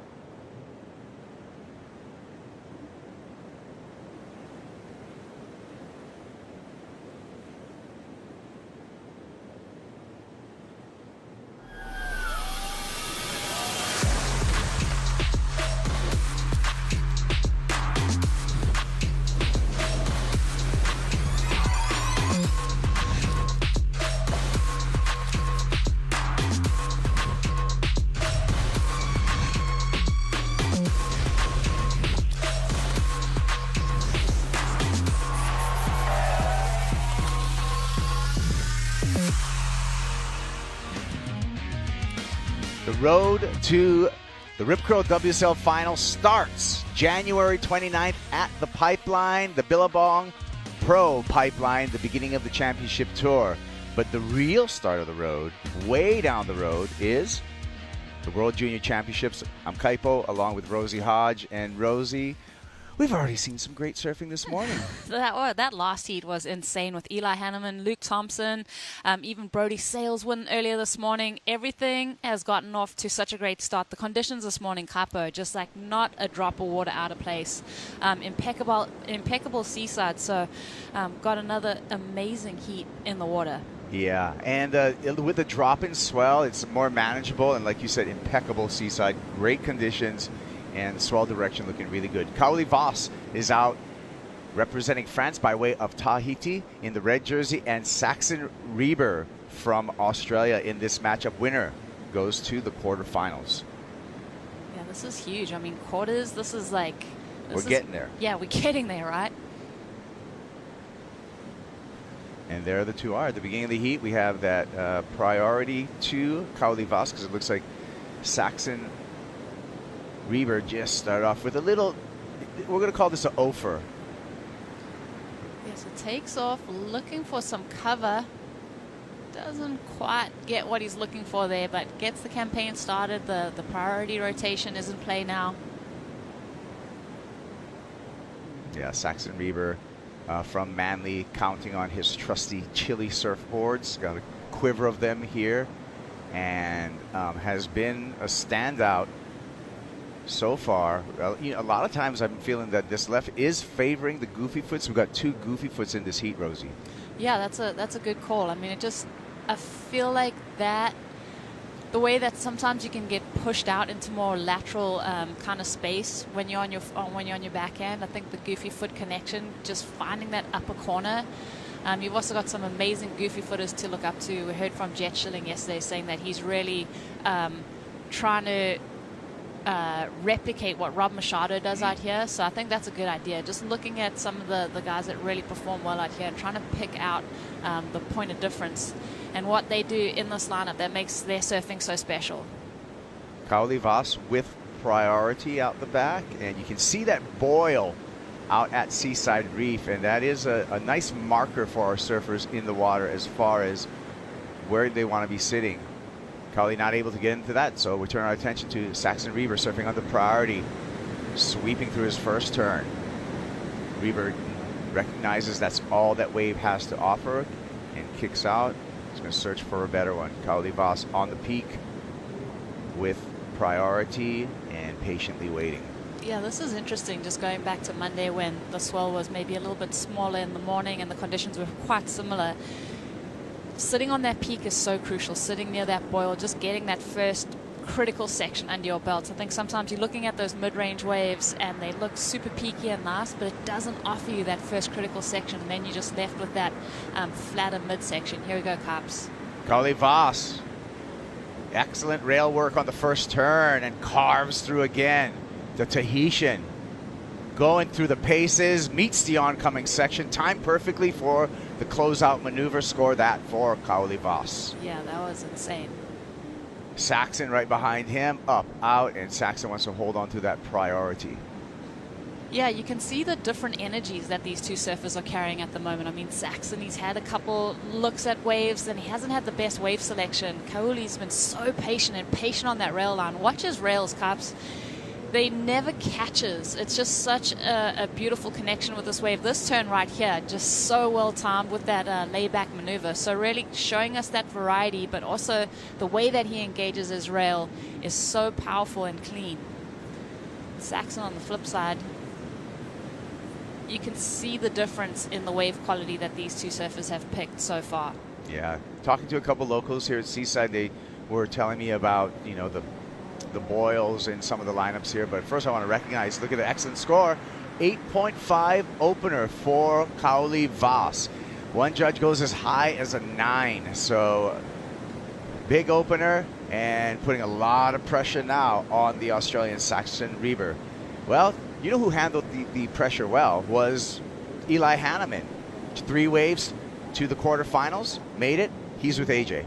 And he still can't take his eyes off the water because the waves are so good out here. But Eli, you started that heat off a little bit slower than you wanted to. How did you mentally stay tough to not panic and just wait for the right waves? Yeah, I didn't really envision my heat to start off that way. I went like 15 minutes without a wave. But I kind of just trusted my ability, trusted my skill set, and just kept the faith. And I had my head in the game the whole entire time. Even through that last wave, I wasn't going to fall for anything. So, it felt good to shake the jitters out. And you've had a few days off from being in the water because you haven't surfed since Monday. What did you do in between now and then to sort of stay ready for this moment? Yeah, I've been, surfing out here, getting the reps in, surfing before the contest, after the contest, just staying active. And, just keeping the rhythm going. The rhythm worked. Congratulations. We'll see you in the next round. Thank you so much. All right, yeah, Eli Hanneman from Lahaina on the Valley Isle of Maui's been spotted as a prodigious talent from a very, very young age, and he's in the quarterfinals. Yeah, that was just such a mature heat from Eli to sit for that long and just keep your composure. Also coming from Hawaii, it's easy to get cold when you drop anchor like that. This happened during the interview, Rosie. Yeah, long stretched out wall for Saxon. Let's see what he gets done on the outside. 2 maneuvers. Wow, he just isn't finding that same rhythm that Kauli's finding. Let's have a look at this one. Man, this kid is so good. It looks like he's turned it up a notch since we dropped that 8.5. Smaller wave, but the same attacking approach. Let's see the inside oncoming section. He's trying to find a little rebate on the inside. So, man, the board's looking good. He's looking fit. He's a force right now, Cubs. Kauli Vaast, coming off of his last competition, the Challenger at Haleiwa, where he, in every heat, put up an excellent score. Here's the score for that last wave, a 7.43. And so he's already has a 15.932 wave total. It's almost a lock to get into the quarterfinals statistically at this moment, and there's still 20 more minutes in the heat. Yeah, well, statistically, looking at the heat totals that we've had throughout this event, this is going to be in that top five numbers game. But you mentioned his run at Haleiwa and him getting excellent scores and his surprise that he was getting excellent scores. That to me was also pretty funny because he's so humble. He was like, oh, that was a 9? Yeah. You know what, Rosie? Let's take a look back at Kauli Vaast and his performance at the Haleiwa Challenger at home in the Hawaiian Islands, because he put down some big numbers in Haleiwa. Here we are. Haleiwa Li'i Beach Park, and a little bit longer JS underneath his feet, but putting on a show on the backhand. This was a 9-point ride. I like the look at this because this is Kauli's backhand. So this is what he's capable of, going on a right-hander with a bit of power. Now looking at Seaside, the contrast on his forehand, and that same powerful rail work. I mean, he's got really good connection with his equipment. He looks super fit. And coming off the back of this Challenger Series run, he'd be feeling ultra confident in the Pro Juniors. Oh, yeah. That was a 9.1. So excellent scores for Kauli Vaast throughout that series. And here he is at Seaside doing the same thing. Yeah, a lot of confidence. And he should be confident. I mean, we look at the final event on the championship tour, Tahiti, as a wild card, Kauli Vaast in a runner-up position, second place there, took out a lot of the championship tour surfers, including Kelly Slater in the semifinals. Well, arguably Kelly knows that reef as well as the locals, right? Like, he is a local in Tahiti at Chopu and doing what he does. So for someone to have such great success, to meet a wild card, that just shows you that shift in the generation, and that Kauli's taking that torch for Tahiti. He's got that French connection, so he's done a lot of Pro Juniors in Europe. He's really becoming one of those guys that are just super adaptive. Any conditions, the guy is an absolute sword weapon. Yeah, and looking forward to 2024, where the Olympics will be at the end of the road in Tahiti at Taupo. Kauli Vaast representing France. He could be a favorite for a gold medal. Yeah, that's that is a great call. I mean, mark it right now what you said, Caps, because maybe we'll be looking back in a year's time and going, Capo called it. Here he goes. And you know, this is fun surfing at this point. You got those numbers already locked in. I don't know if this wave's going to do any more, but it's just enjoyable to watch him surf. And that's just, you know, that was almost a free surf for Kauli Vaast, since he's already locked in 2 good wave scores. Yeah, he's staying warm. It's interesting watching him go back to the outside position, wave his arms to get the beach announcers you know, a recognition of what his numbers are. That's almost like telling your competitor, like, okay, I've got you against the ropes right now. I'm feeling super calm. I haven't even broken a sweat, and now what are you going to do about it? This is true. But yeah, going through the motions on this wave, feeling out that equipment, obviously falling there, but it's not really going to make a difference. Yep, he's going to throw away that 3.8, no problem. 17 minutes and 15 seconds on the clock, and Saxon Reber, the Australian goofy foot, in a combination position, needs 2 wave scores of 15.93 or better. So it's pretty much 8s or lates for Saxon Reber. It is interesting because you'd have to think that Vaast kind of mentality now is like he's put up those great scores. Do you keep surfing for those big numbers, or do you pace yourself for the rest of the events? Do you know what I mean?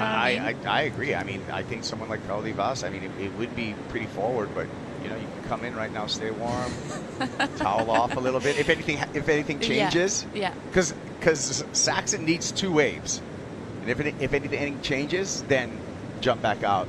Go in the water. That would be completely unorthodox. Yeah, no, that's not going to. It's not going to happen. But we're just in like thinking long game. Yeah. Thinking long game. It's like, okay, because sometimes you can like show the judges every shade of your surfing in one heat, and then you're like get to the next one, and then the judge is like, well, we've seen that. Yep. I like that. I like that thought process. Is just, you know, pull it back a little bit, because if you keep on showing new things in every round, when you surprise the judges, they'll be reactive to the score they're going to give you. So, and we've seen, you know, let's say a Gabe Medina. Gabe Medina doesn't do a backflip in round 2.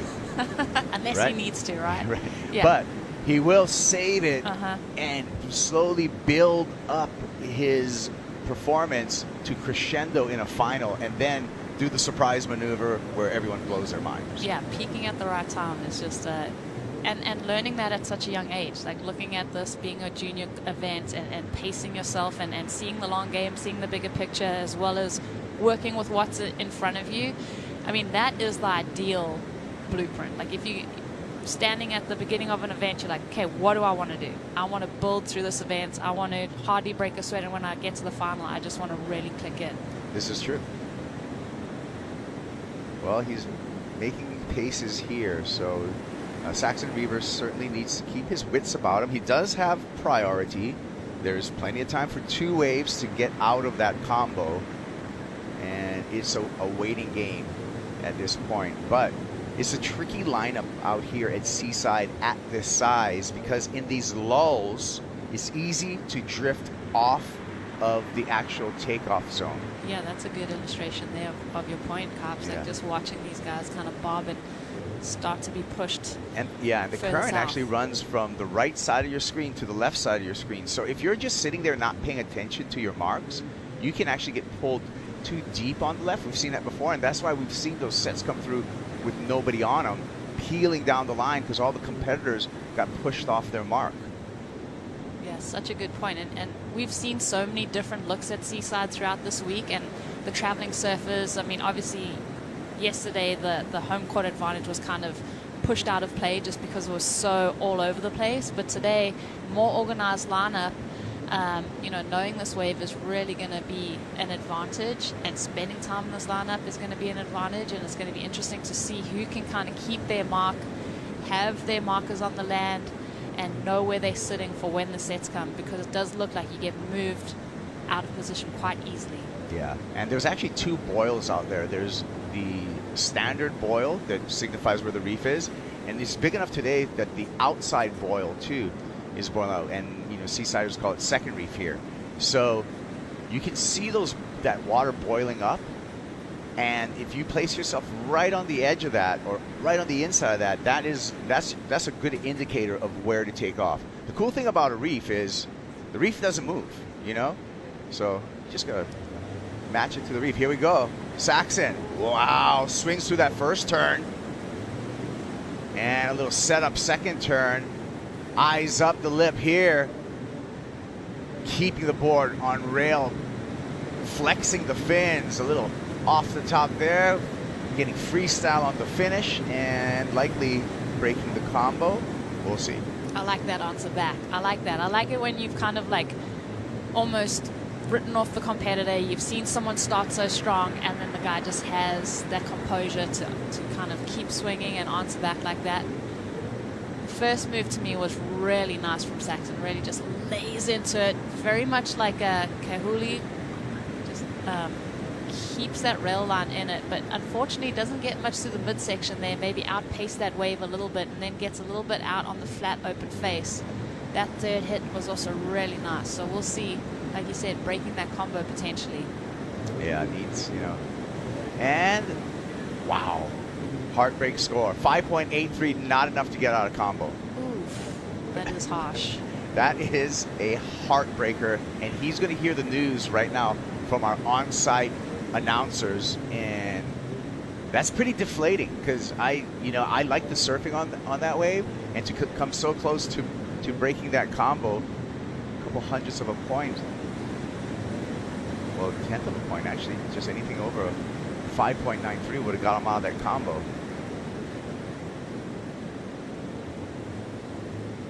So now, Rosie, I mean, as a competitor, how do you get back in the game when you surf a wave?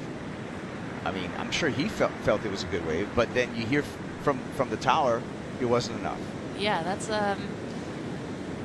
that's one to wrap your head around for sure as a competitor, because you're doing some good surfing. It's the best surfing that you've done in the heat, and then you're like comparing it to what your competitor's done, and you're like, hey, I'm like behind that mark by this much. So it is about, now it's kind of like the guardrails fall off for Saxon. He's got to go all out. He's got to really swing. But it's also about the wave selection. I mean, Vaast is out there with priority, so he's going to be playing second fiddle, but I hope he finds something inside that and gets another long stretched out wall to do more critical turns. Cody Vaast, heat leader, long wall. Quick snap for the Tahitian. Lip glide, throw, and that is what you want to avoid when you have a big lead in the heat. You don't want to hurt yourself. You don't want to hurt the equipment. Saxon Reber behind him. Oh.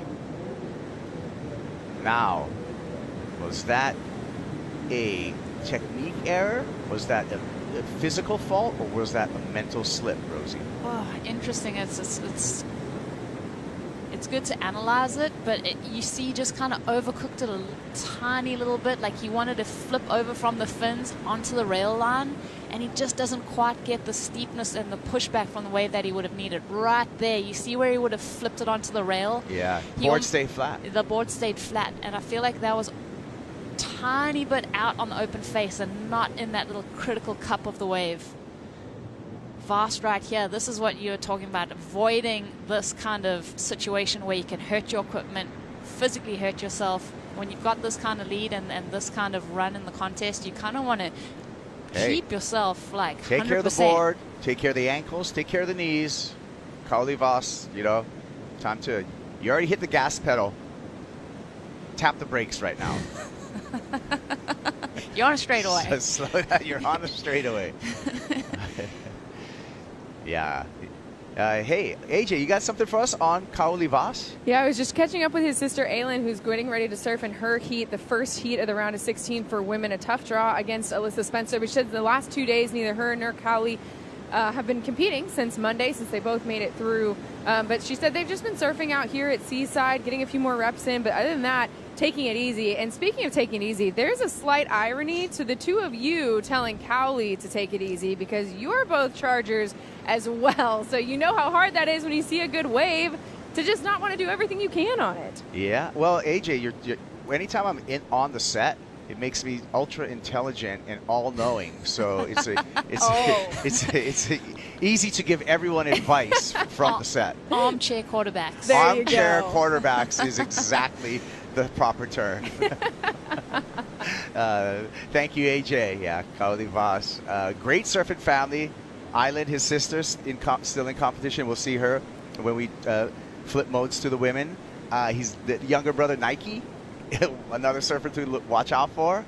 One of my favorite things about traveling to Tahiti is when you go into the lineup, you go and you give a high five to everyone. Yeah. Like everyone says hi, like everyone makes that physical contact. There's like it just feels so good. Right? I mean, it's one of my favorite places in the world. And to your point, I mean, if you haven't been to Tahiti, when we go out and surfing, and it's not just at Taupo, it's all the other passes and stuff.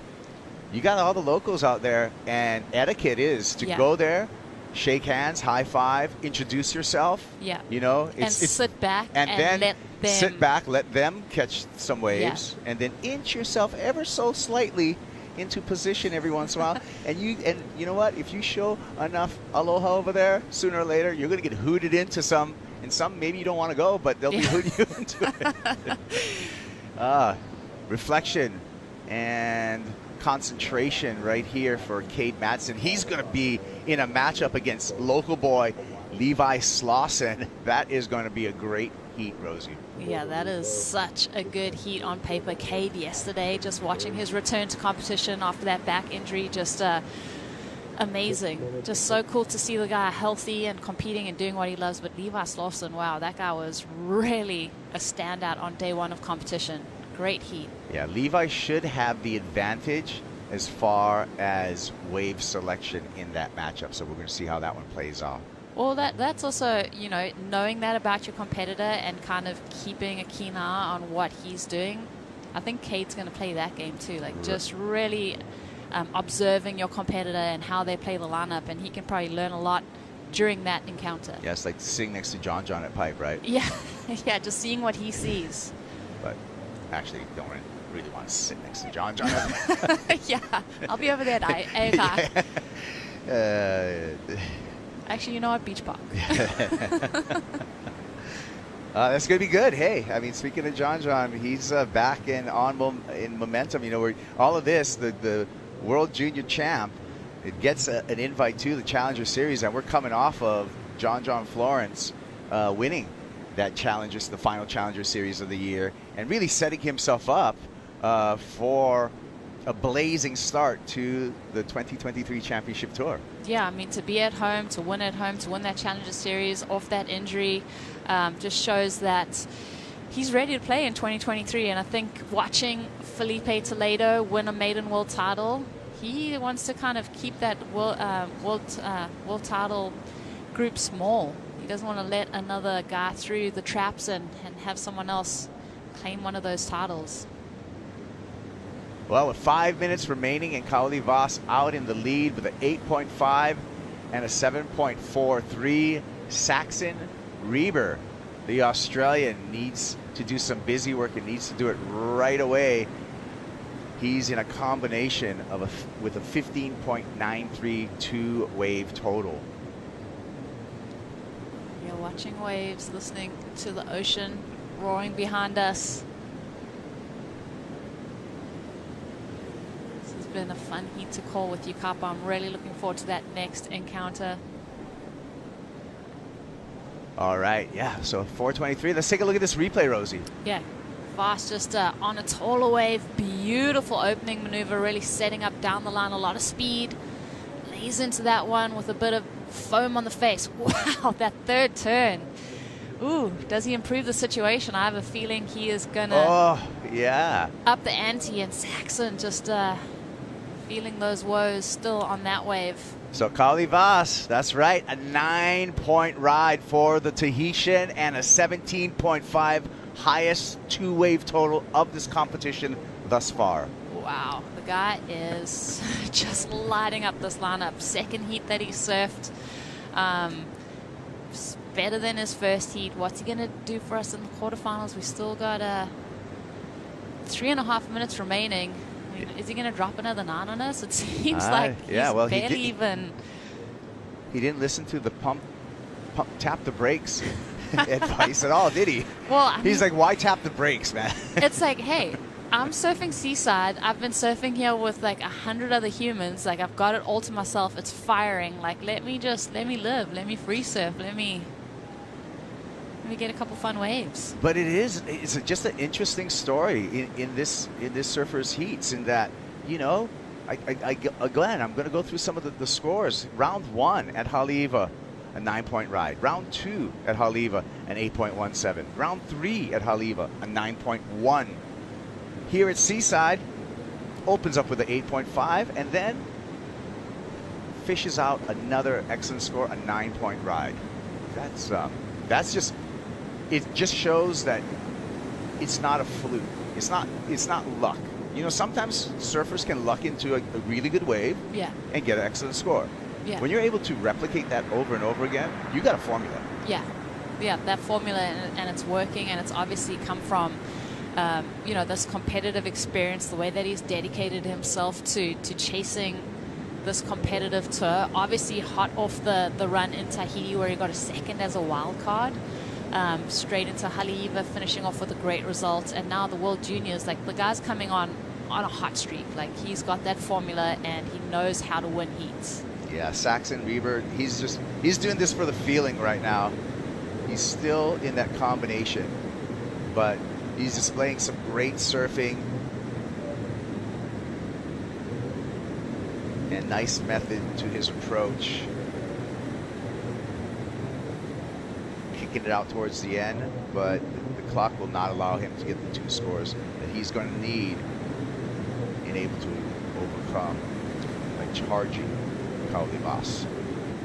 Yeah, just watching the replay, I mean, this is beautiful surfing from Saxon. That feels so good on your forehand, just digging that rail in, engaging with the full height of that wave, that deep bottom turn, top turn connection. You know, when I look at this wave, I feel a bit of similarity to North Narrabeen. And growing up on the northern beaches, I'm sure he's kind of looking at that and having that same feeling. Man, this is such a good wave. This was the 9-point ride from Kauli, so this is how you get that done. 3 power hacks and points of difference in each of those maneuvers. I think he gave different points of emphasis on those impactful moves, and there was no kind of downtime in between those maneuvers either. Here he is again. Just sharp surfing from Vaast.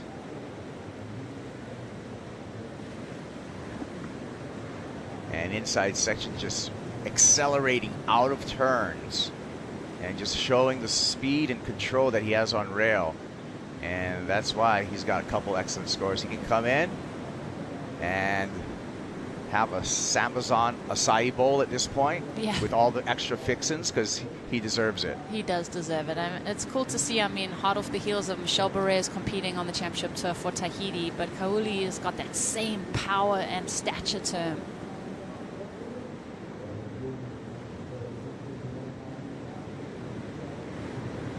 And I think that's after the horn.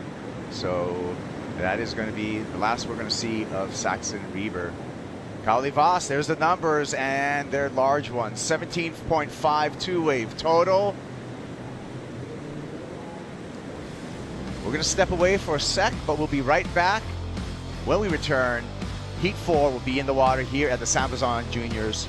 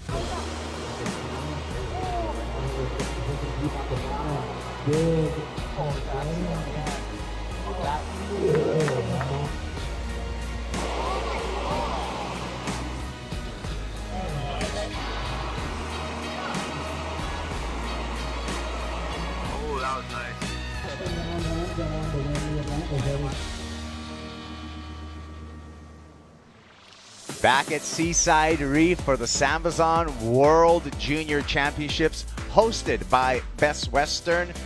Good morning if you're just joining us. I've had Kaipo along with Rosie Hodge, coming off of a wonderful sleep over at the Best Western Encinitas.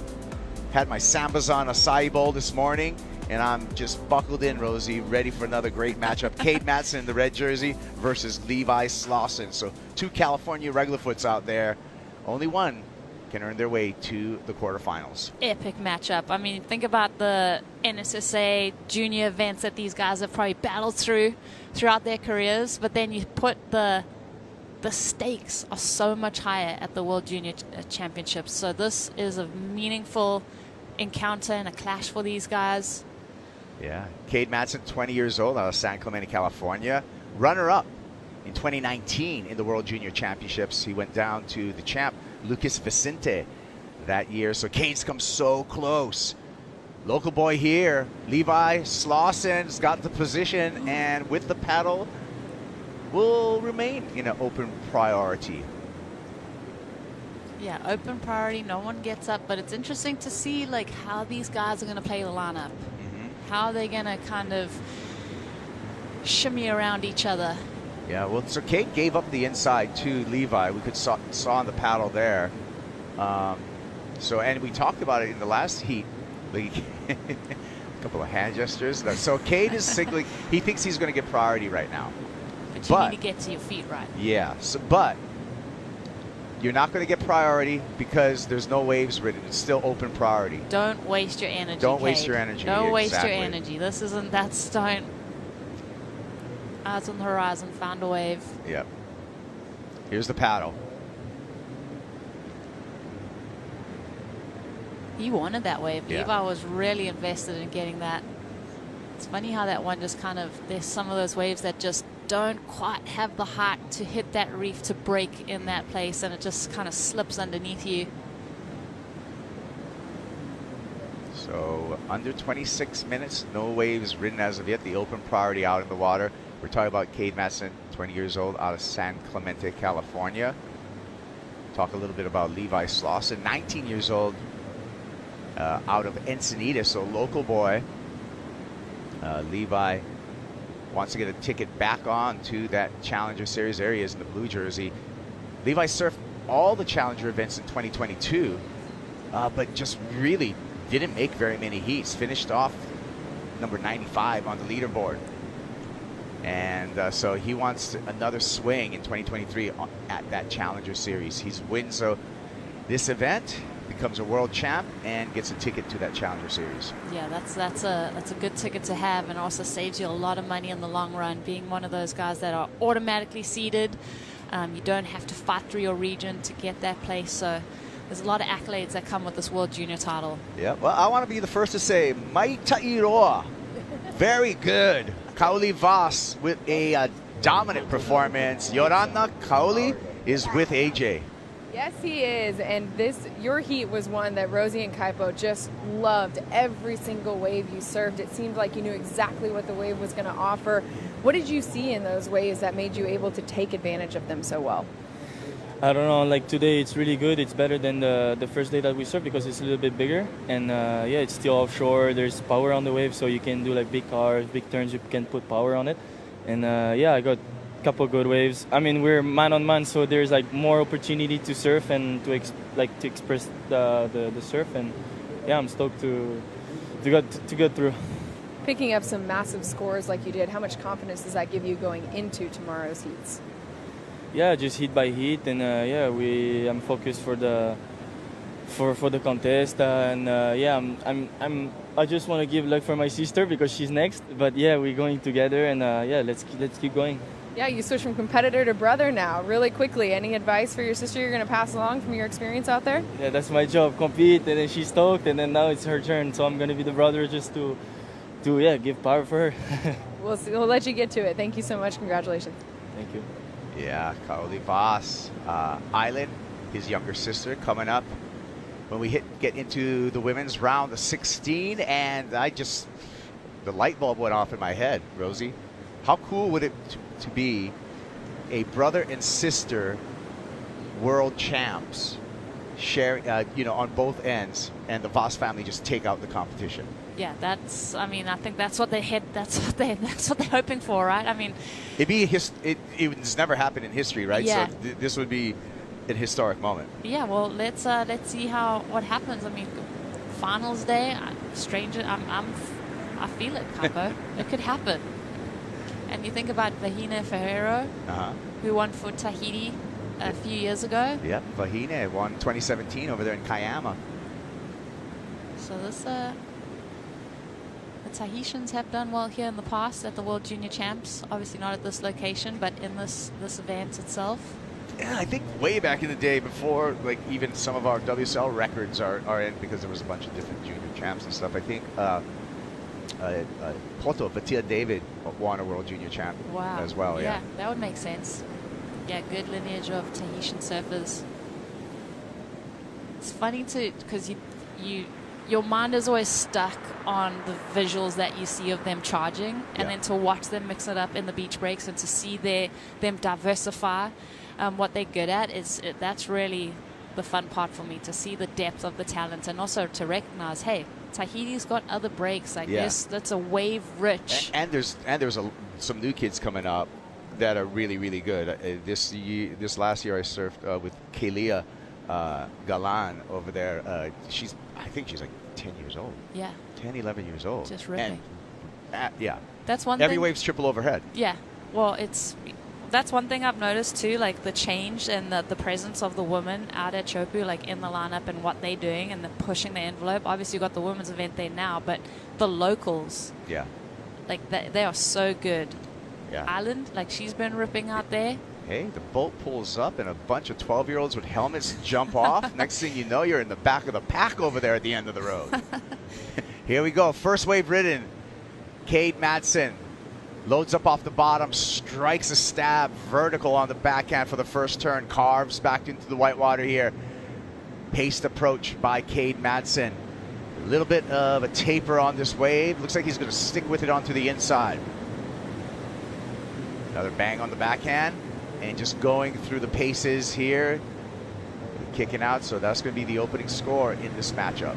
Yeah, good one from Cade. That opening maneuver, really a nice hit through the lip.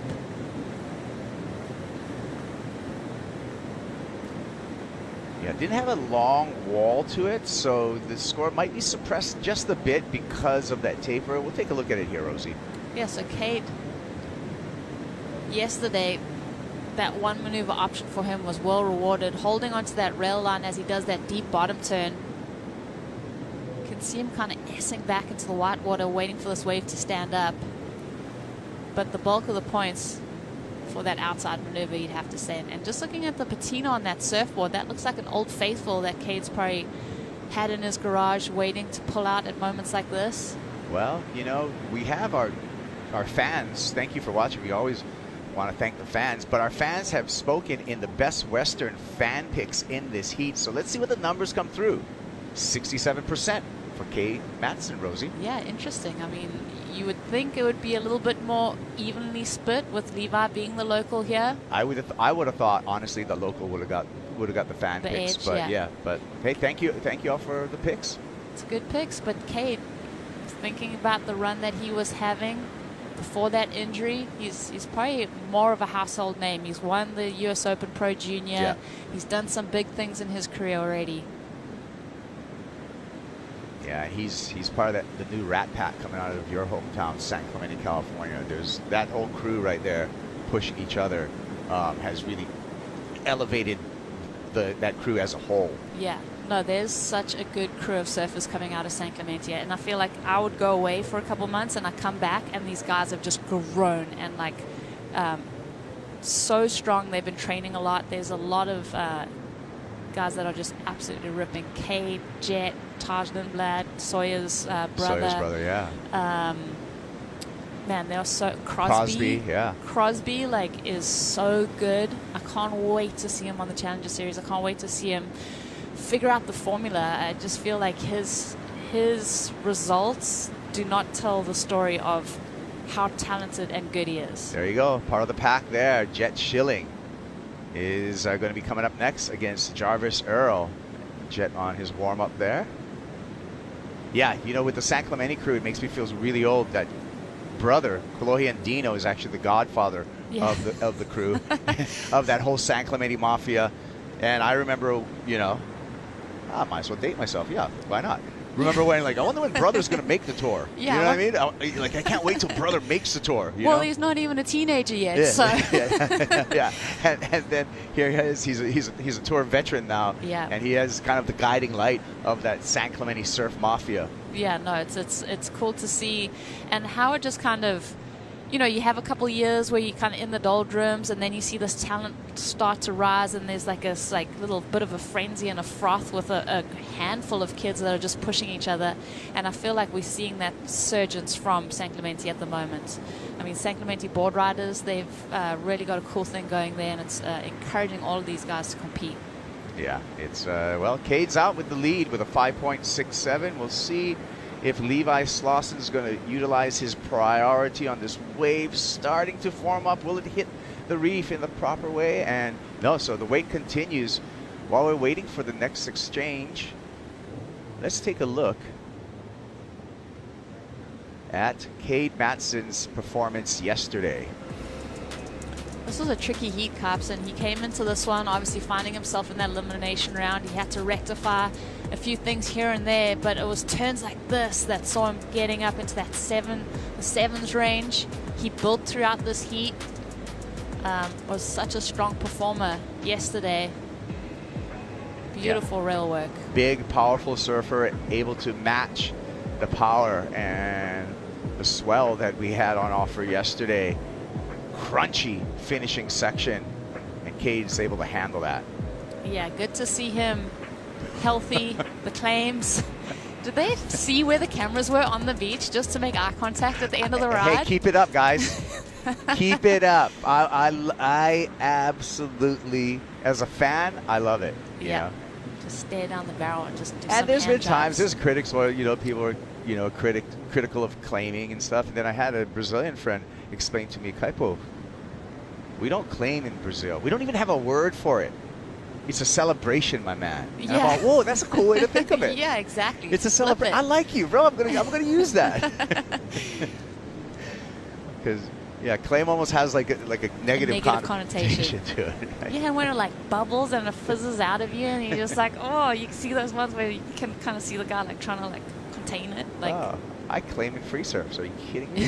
I think you've seen it before, Rosie. Like, oh, I don't mind it. I'm like, if the more joy that people exude when they're surfing, like that gets me hyped. Like, right. I'm like, if I'm looking at my friends and they're happy for me and I'm happy for myself and then happy for them and that whole thing. this is true, right? That makes a fun little. And it really like it enhances the vibe of a session, because then there's kind of like the eggy sessions where like no one's talking to each other and everyone's like stink eyeing each other and stuff like that, and just like it does deflate the energy, you know. And you're like, hey, we're ferreting over a 2-foot wave. Like, let's just like put this into perspective. Wow. It's been a slow heat. One wave ridden. We're past the halfway mark right now, so that is going to maybe, you know, create a little bit of anxiety and urgency in Levi Slawson. He's been sitting there with priority and nothing ridden as of yet. And a couple things, like thinking about Levi being a local, pulling up at the parking lot, seeing the conditions, knowing his heat's coming up, like the way that he's, like his tempo right now, like his froth level, and just it'd be a little bit disappointing that he hasn't had a wave yet. Yeah, just still waiting.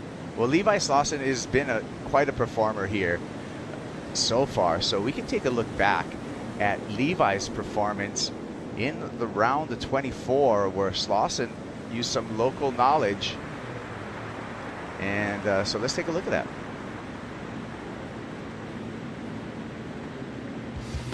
Slawson, big waves here, and smooth surfing by the local boy.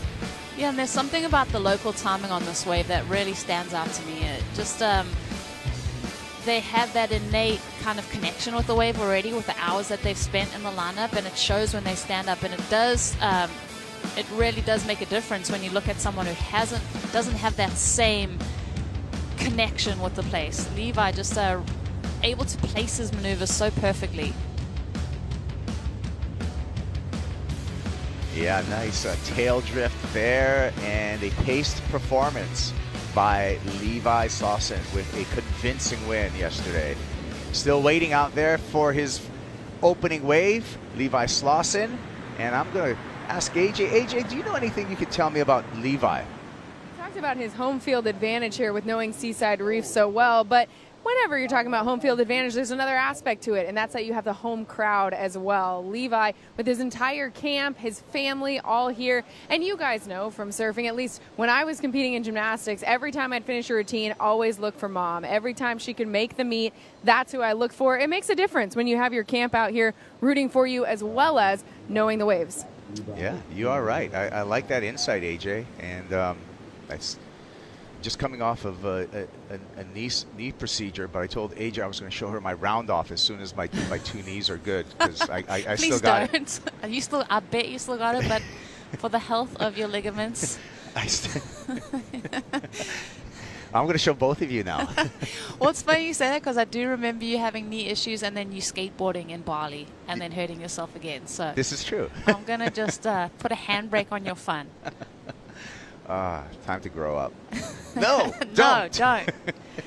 Okay, hey, what we got here is an interesting situation. And, you know, sometimes there's fireworks, and sometimes it just turns into the strategic chess match. And that is what's happening right now. It is kind of that time of the morning, though. Like, it's kind of hitting that kind of high tide, and it's like the sun's going to start coming out, the sun's going to poke, it's kind of taking a breath at the moment, and I think things are going to settle in a little bit better. Here we go, Levi. Here we go. This is the chance for the local boy off the bottom. This carves an easy one off the top, back into the whitewater. Sets up for a more aggressive second turn. Wave grows down the line.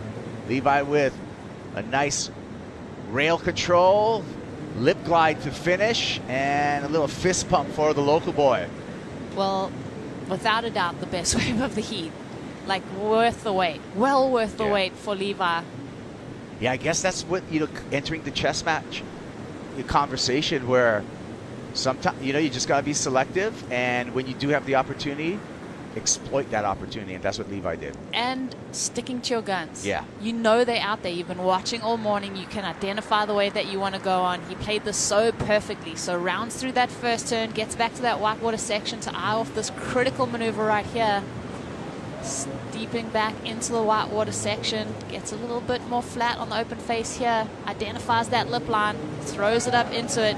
Low center of gravity from him, never fully extends his body. And the guys in the lot, they like it. Local guys. There we go. 7.17 for Levi Slawson, and he takes the lead. Yeah, they've probably been holding their breath for about 20 minutes now, so finally able to let out some of that nervous energy.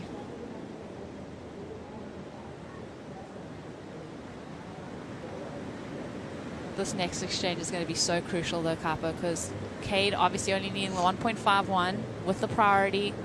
We know that the conditions are a little bit lully, so how does Levi back up that 717? Yeah, you know, Rob Bay said it, you need two. Well, he's got the second one right here, so smart surfing by Levi Slawson, making sure that he has a backup to that 7.17. Stomping on the tail pad, looking for something on the inside.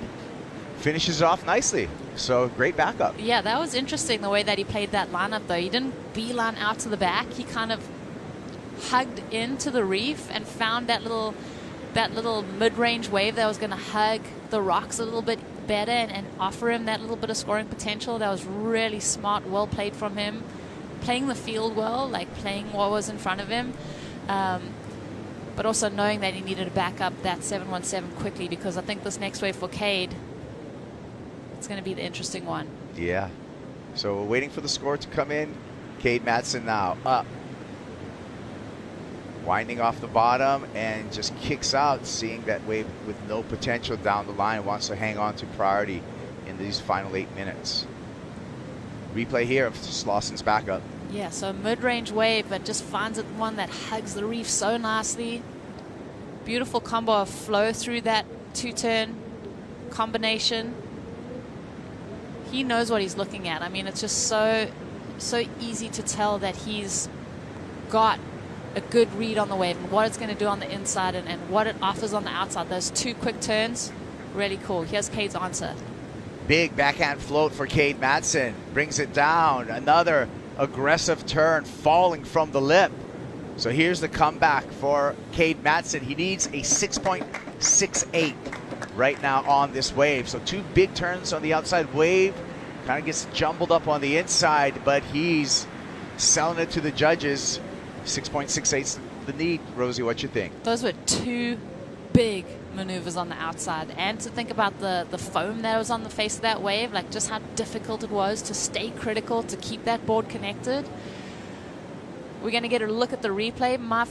I wish he had just got a finishing turn on the inside that had more punch to it, but those 2 moves on the outside, in my mind, were really quite something. Yeah, and they were high risk, right? That backhand float that he opened up with, that's a risky maneuver to put up there, and if you're able to come down straight into another maneuver, you got to recognize that as a judge. And to go from that float, super high risk, into that vertical attack, like with that foam on the face and that lip lurching at you.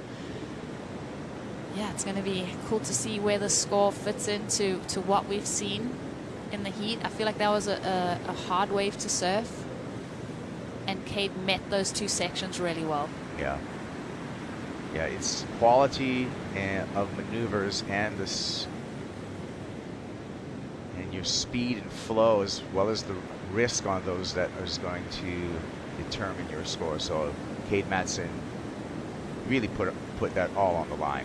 Still no indication as of yet from our judges. We're at the 6-minute mark and counting down.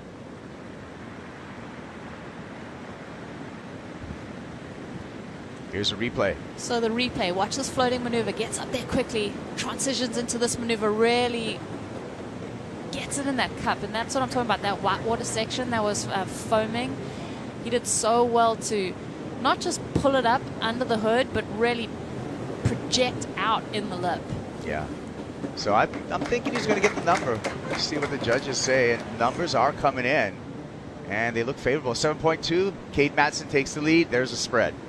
Yeah, this has been a fun heat. I mean, you think about Levi waiting almost 20 minutes for his first wave, the way that he was able to control with the quick back-to-back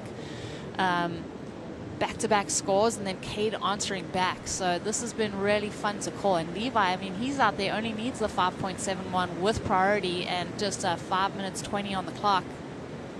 It's not over. Yeah, this is going to be a back-and-forth seesaw battle between these 2 Californians. He said Slawson with priority. The local knowledge that he has right now will put him probably in the optimum spot for when a set does come. You can see the boil kind of ruffling the water right underneath Slawson and his placement.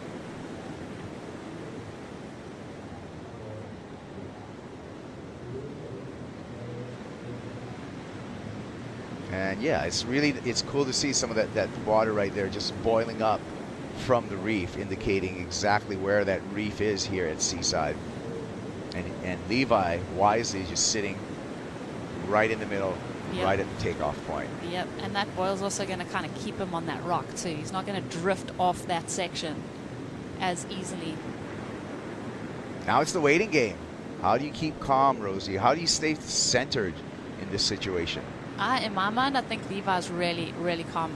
Like, he's got that kind of like sizzle under the surface, and he knows, like, hey, he's just got to wait for that wave. I think looking at his scores and the surfing that he's done, he knows it's within reach. It's a 5.71 that he requires. So it's all about having that wave come his way. But you're like... right? You're clenching, waiting, hoping. And these waves that are coming through right now, with the rising tide too, is going to be a little bit more of a challenge on which waves are going to break. The second wave of the set shows maybe a little bit of potential, but Slawson probably has a lot better read at this wave than I did. There's the sign of the boil on the inside, and that one drifts under the competitors. Well, let's take a look at our heat recap. Cade Matson currently in the lead, but it is a delicate lead at the moment. Cade making it happen. Well, it started with Cade on this wave. He opened up this heat with that 5.67, really giving us an outline of what the judges are looking for in these clean, crisp conditions at Seaside. Picking up where he left off yesterday in his elimination round. Strong scores. Takes his time in between maneuvers. And then here we go, Rosie. Levi, this was the 717. 717 that he waited almost 20 minutes for. Beautiful. Just watching this local unleash his brand of surfing on his local lineup. Super fun to watch. The last maneuver, really critical. And the comeback here, the 7.2 for Cade Matson. The high mark of the heat so far. This whipping maneuver in the lip on a frothy section. Good composure from Cade, and in the lead at the moment. And lets the judges know too.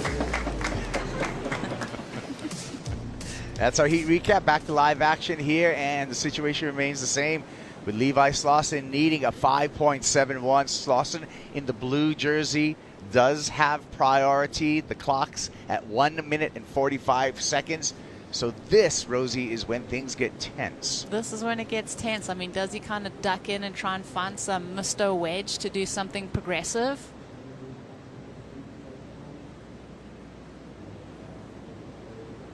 A little bit of swell energy here. Levi doesn't like what he's seeing so far. Still sitting further out from the breaking waves. I wonder if he's going to break away from that lineup and move inside, where we can see some of these, smaller waves breaking, but at least giving himself a chance. Yeah, mid-range 5.71, but a smaller wave. He'd have to do something pretty remarkable to get that number. Like a huge air. Well, not huge, probably like medium air. Medium air. Here we go. This one may break on the reef. Let's see where Slawson is. There's the boil, and there is Levi. Under a minute, just 40 seconds remaining. This is going to be his last chance. He has to fade into the white water here. Another fade on this wave. Wave stands up. Nice carving turn on the backhand. Patient off the bottom. Carves again with some body extension. One more time. Hucks the fins for the finish, and likely getting the score and turning the heat. Really well played by Levi. I mean, taking off on that wave with his priority. He did those two fades. Then it kind of got that little third turn in the hook, a medium-sized wave. The finish was all money. And he needed that finish because it was a pretty sleepy wave with a series of cutbacks. Yeah, that's true. The finish was he's done and dusted, but we'll wait on that score. We'll see what the judges think, because it's kind of, I don't think it's going to reach out of the 5-point range. Yeah, could be on the line. Like, could be on the line. Like, might be a 6, could be a 5.5. 5.71 and is the need, and we get to watch this replay again, Ro. So fade into the white water, so nothing happening just yet. Fades again, setting up this third turn. Here he finds a little bit more rail line. The surfing and the intent that he's giving us in his body language, it's all there for me. This last turn drifts the fins. That was a good wave, Caps. Yeah. That was a really good wave. I think he gets it, and he does. A 6.6 and a buzzer beater for the local boy. Levi Slawson's made his way into the quarterfinals. What a great battle. That was such a good heat. Well done to both of these guys. Exciting surfing. Why would you go anywhere? We're just going to take a break, but we're going to be right back with more action, and we're bringing Chris and Peter into the booth to talk you through it.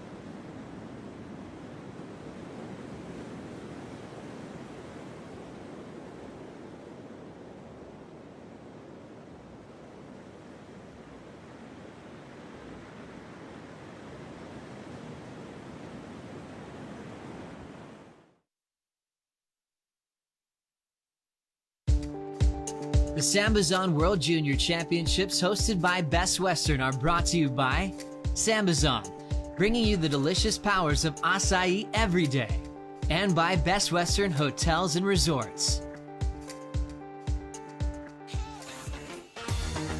Welcome back, surf fans. You're watching the SAMBAZON World Junior Championship hosted by Best Western. Chris Cote here with Pete Mel. That last heat was exactly what we came for. Cade Matson, Levi Slawson going wave for wave for an entire 30 minutes. What an incredible finish. Congrats to Levi Slawson.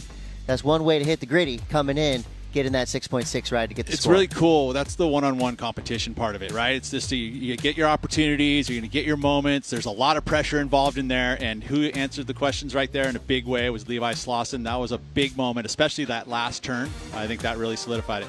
Yeah, I think the wave that Cade got to get himself back into that heat was immense and applied so much pressure, but Levi answered back. 13.77 of over 12.87, so a really tight heat.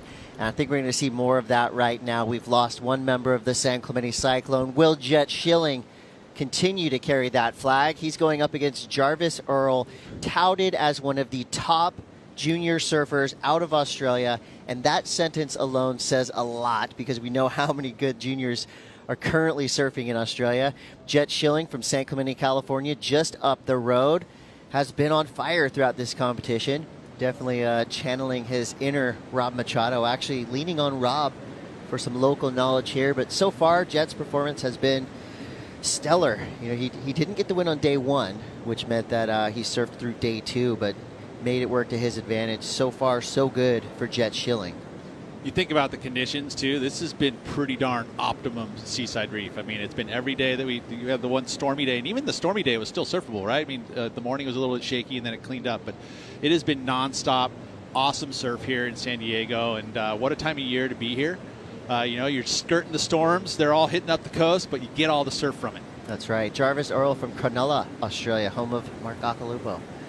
So a solid surf scene, of course, where Jarvis is from. I know Luke Egan speaks very highly of this young surfer, works with him a little bit behind the scenes, and actually tag teaming with Jeff Baldwin, who's our beach announcer, one of our beach announcers down here, to kind of relay information. Jeff Baldwin, a longtime local here at Seaside, so using kind of international connection to help Jarvis. We'll see what happens when these surfers decide to activate. 25:30 on the clock. Levi Slawson just sent a Hail Mary and was rewarded with the score he needed. Got the win here at his home break. He's standing by now with AJ McCord. Sent up a prayer and got an answer back with that last wave. That was a heat where it really required so much mental fortitude because you went through the first half, hardly caught a wave, but then you come at the end and you need a really good score in that final 30 seconds. What are you going through mentally to make sure that you did everything you needed to do in that heat? Yeah, just, I don't know, just been focusing a lot on mental things with competing lately, and a big thing is just trying to stay calm, and sometimes I get so excited that, I mean, the last couple nights I haven't really been able to sleep because I've been so excited for this contest. So I knew coming up against Cade, I've been competing against him forever, and he's one of the best surfers our age in the world, so I knew I was going to have to do a lot to win, and yeah, like I said, I respect him a lot, and it was cool to surf a heat with him at my home break. We haven't done that since we were super little, so yeah, just taking deep breaths and just knowing that, you know, I know how to surf this wave, and if a wave comes, I know what the good ones look like, and yeah, I just want to keep going. This is amazing. I'm stoked. And the cheer that came up from the beach was the loudest that I have heard at this entire competition for you coming in, getting that win. Your whole family is here. You have a huge Encinitas crew. What does it mean to you to get to compete for a World Junior title in front of all of your friends and family? Yeah, this is everything to me down here. I mean, just most of all, I think it is for me to just have fun. And yeah, this is an amazing privilege for me to be here. So yeah, I was stoked to get a wild card into this event and just have a chance at winning that title. There's a lot of heats left. And yeah, most of all, I'm just happy to, you know, be able to hang out down here and get to watch everyone surf. That's the biggest thing. But yeah, and I'm just so happy right now, yeah. Congratulations. We'll send it back to you guys in the booth. Thank you, guys. Thanks, AJ. Congrats, Levi Slawson, hometown hero, following potentially in the footsteps of Jake Marshall, a championship tour surfer, born and bred right here at Seaside Reef. I think for, Levi watching earlier, parking lot was pretty quiet first couple heats. And then I started to see some lot trolls climbing out of their cars. It filled up quick, and the crowd came through for Levi. But Jet, Schilling now, trying to start this heat off with a bang. It was a 4-point ride, a decent start for Jet. Very nice first maneuver, but it seems like just by the virtues of the score that's already in, not much happening on the inside. So really, most of that score came from that very first turn. And you talk about Seaside Reef, there's a lot of those styles of waves where they look like it's going to be outside, it's going to have the section, and you need to have a little bit of water that'll fill through and give you that finish move. And it's really important if you're going to go excellent here that you do get that outside section combined with maybe a stand up in the middle of it, and it definitely has to have that finish move. That's where we've seen the meat of any good to excellent score. A few heats ago we watched as a couple one-turn waves got up into that 6 range. Pretty cool to see the judges rewarding, one giant snap. And I think in that last heat we saw Matson with a huge floater and one of the biggest backside turns we've seen of the entire day. So the judges, of course, giving full credit to those big combinations, but I like that one big special maneuver also rewarded today.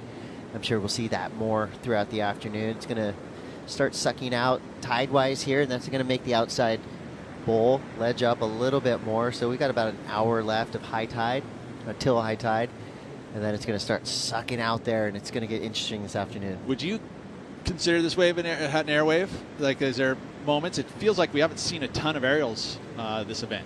Not on the reef. I think if they can if they can get to the inside section, usually today is a pretty classic look at what Seaside's normally like on a really good day, which is what we're looking at. The inside section on the left sometimes can double up and give you that wedge, and then if you go all the way to the right, there can be an air section on the inside there. Usually you see the airs of surfers that are just surfers on the, just surfing the inside sections. So that's kind of why we haven't seen that. I mean, because all of these surfers these days that are the junior level are going to have an aerial in their arsenal for sure. If there was a section, Levi would have found it. The waves we have today is we really get to see, how solid the fundamentals of these young surfers are. Power is going to be rewarded, the flow, and I think being creative on a flatter face is going to be imperative, because if you're free surfing out here, you're going to be doing a lot of cutbacks, setting things up, waiting for the wave to reform. They don't have the luxury of doing that. They got to get at it early. We'll see what Jarvis did on this wave. Well, he did some cutbacks. It really came down to. This is your normal wave. He had one section here, but even that one laid down. So he's in there, and he realizes that cutties aren't going to cut it. Didn't get this major inside section, so he just kicks out. And he'll start over again because that's just a 2-point ride. Yeah, so mid-range scores to start this. Jet sitting on that 4, and now he's out the back with priority. We've seen a mix of chippy heats, surfers paddling over each other to get in that priority spot, but this one looks pretty clean. These guys are separated a little bit out there. The takeoff zone at high tide a little bit wider than it is at low tide, so you can play around a little bit with positioning. It's just a matter of what we saw earlier. You're getting the reward from staying right in the power section of the wave. Oh, yeah, it's a lower coefficient than when we started the event. So you can see there the low tide this morning at 2.4, not very low. The high, not very high. So it's a low coefficient, which is kind of probably pretty good for here to kind of have that mid tide most of the day. Yeah, I feel like medium tide is going to be your friend out here. As you see Jet getting over the ledge, big snap to start. This wave forming up nicely for him. Hoping for the reform to come through, so he did some good work out the back. Here's where we could see that ramp section. And I'd say the wise decision, right? Go up, snap it. Little soul claim there. Good use of priority, getting a solid number. Definitely going to be better than his 4. It's the 2 turns outside, the work to get to the inside. He did find a finish section. Nice little layback gaff off the foam there, which is a nice, unique type of maneuver for that section. And not very risky, but it looks good, right? I like turns like that. Yeah. Just take a look at it again. He sets up the double up, and just a big tomahawk snap in that section there, keeps the speed going, and then this section actually steepens up for him slightly, which is nice, because usually it'll lay down there, as it does right here. And then the final move here, he gets that last little layback section. Doesn't have a ton of speed, so he really had to push hard against the whitewater there. just to make it look a little more exciting, and he did that very well. Yeah, I mean, I don't see anything else he could have done on that wave to make it better. I love the reaction time that he had with that last snap. Judges agree, 6.5, so improves on his opening wave. That means Jarvis now needs to get moving. Just sitting on a 2.17 for now. He would need an 8.33 or a combination to eclipse that number. You'd like to get in the lead. You'd like to see Jarvis at this point right now just get a score to match, right? This is a mid part of the heat. You know, if you want to stay in it, you don't want a mistake here and choose a dud of a wave or make a, have a fall, anything like that, because the momentum will just be right on Jet Schilling's shoulders as he would gain priority again and have the lead in a big way, and he could kind of, slam it down at that point. But that's why I feel like this mid part of the heat, it's an important moment for Jarvis to at least get something, the second highest score of the heat, right? And then that keeps him in the heat. So 30-minute heats, we've seen I would say standard amount of waves ridden, 4 or 5 waves each per competitor. In the opening couple of days, we saw surfers getting 10, 12, 13 waves in their heats with so much energy. So it's nice to see things have calmed down a little bit. Major swells back to back to back, not just here in California, but seemingly all over the world. Pete, I know you just had a wild ride. I did. Got the call in to compete in the eddy, and then it got sure called all the fans off in the air. Yeah, I hadn't quite gotten on in the air yet, which has made it even kind of worse because let's get back to that. Jarvis Earle now answering back. Ooh. Nicely done on his opening turn.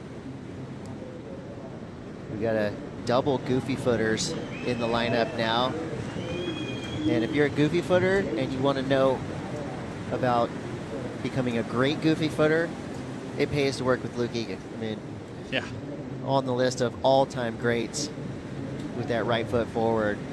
And Jarvis Earle's trying to climb up the ranks of best goofies as well. As you see Jet Schilling now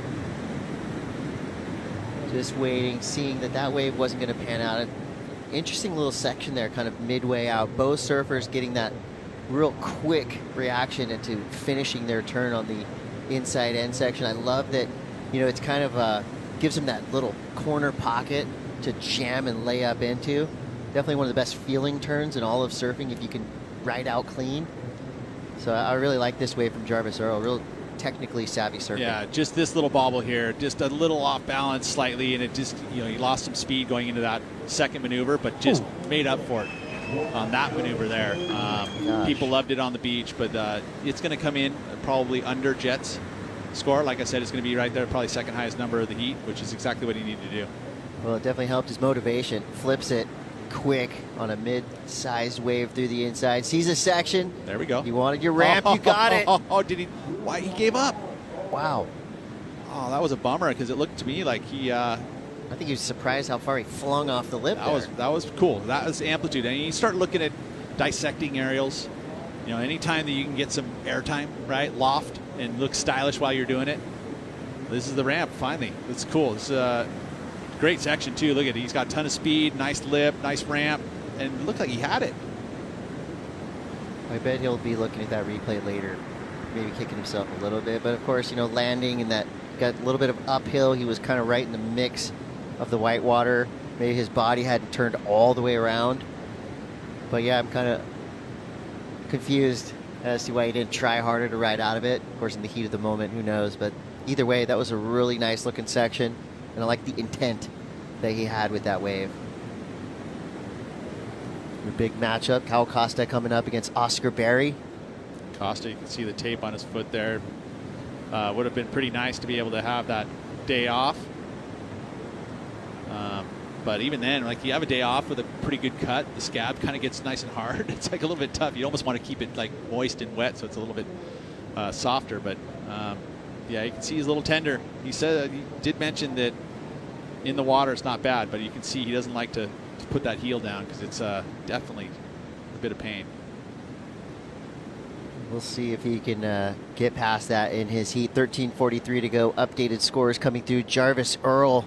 They loved it. I would have to say, on the strength of his final turn, a 7.67. So he put everything together, did exactly what the judges want, and he was rewarded in a big way. Meanwhile, Jet Schilling with a 6.5 was able to maintain the lead, but that just makes it that much closer for Jarvis now, and you get 2.83. Yeah, I mean, I saw the bobble in the middle there, that, and it kind of felt like to me that the judges would have taken note, but they didn't mind that first turn and the second, or the third, I mean, because definitely almost excellent, 7.67. I love there was a little chunk of whitewater that he was looking at and then kind of identified that, okay, that's the real power pocket. Was able to get past it. You know, the spray that he threw kind of went straight up, which means that he just placed that turn absolutely perfectly.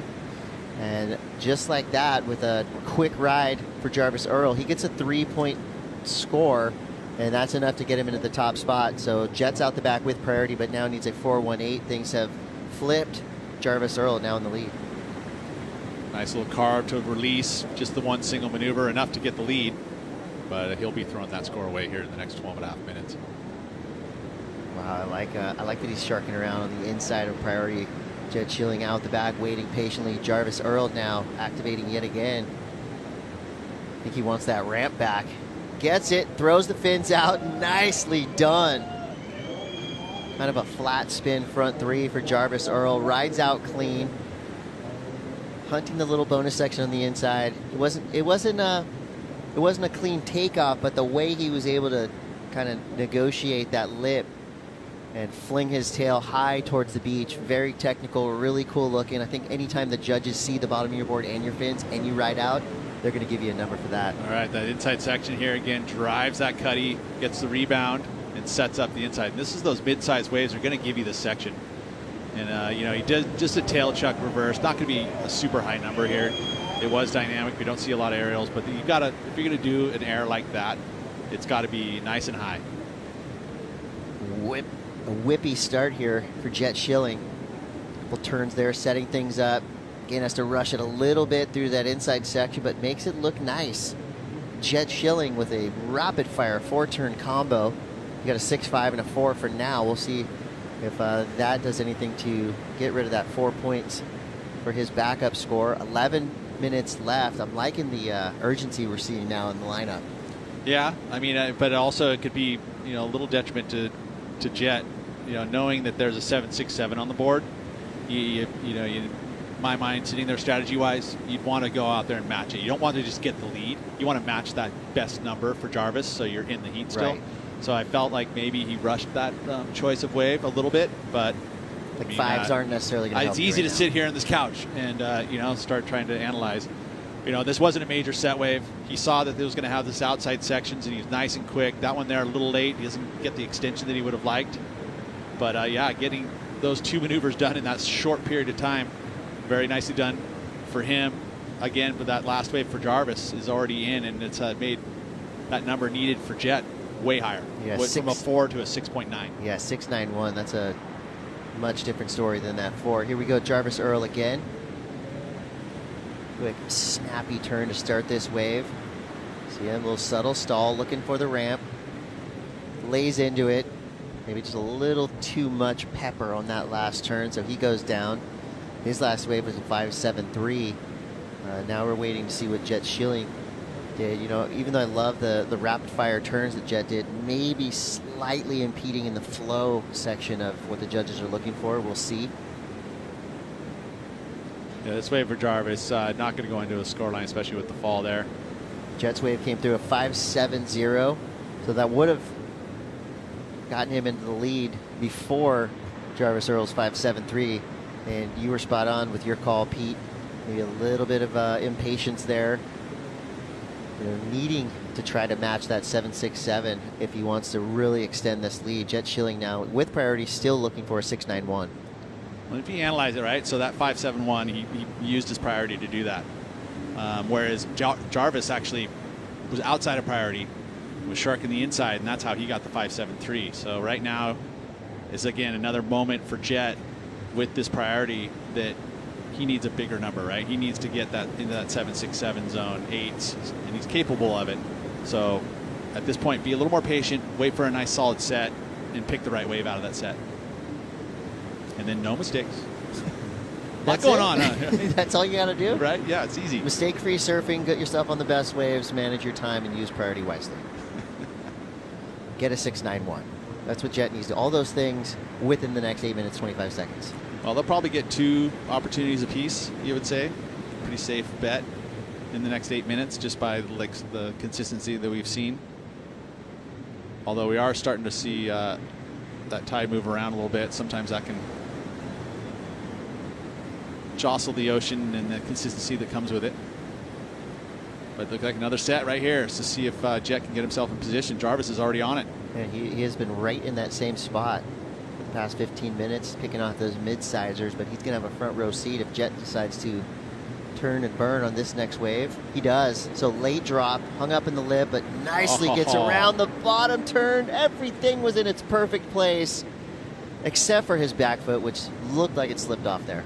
Yeah, and I mean, he would have gotten a final move there, but the midsection of that wave was pretty soft, so that he had to go hard on that very first turn. I liked what he was thinking there. Just couldn't pull it off. I mean, that was on its way to being a 6 or 7 turn combo with the beautiful bottom turn straight up in the lip, release the tail. All a moot point because it's going to come through at a 1. The good news is there's still 7 minutes to go.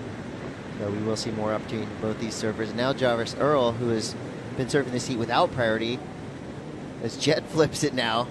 Ooh. This could be a little gem right here. Good opening carve. Setting things up. Doesn't like what he sees for the rest of that wave, so he's out, knowing that that wasn't going to be a 6-9-1. And Jarvis made the choice there by going over the top of that. That was it's tough when you see good waves and good sections, but you have priority and you have to kind of play that patience game, and leave that opportunity for Jet to take off on that wave. Good choice though at the moment, and still sits with that priority outside. So this is again trying to control the heat in the last few minutes here. This is where priority is so important, but Jarvis is just offense. He's just going for it. This is his 8th wave ridden. Beautiful bottom turn, top turn combo. A little hung up coming out of that, but back up into the lip. The same section takes him out that did on his previous wave. All right, ball's in Jet's court now. Yeah, that was a right. That's a platter handed over. Yeah. Would you like this priority? There you go. See what Jet does with it. 6 minutes left. Plenty of waves coming through. I think Jet just got steamrolled by that wave that Jarvis was on. This is that one, just hooking snap there for the first part of it. Drives through the next cutty, and then the wave just disappears. 357 for that one turn. This is the replay here of Jarvis's last, which obviously is a throwaway score, not going to go into his top 2. Just bad timing with the backwash.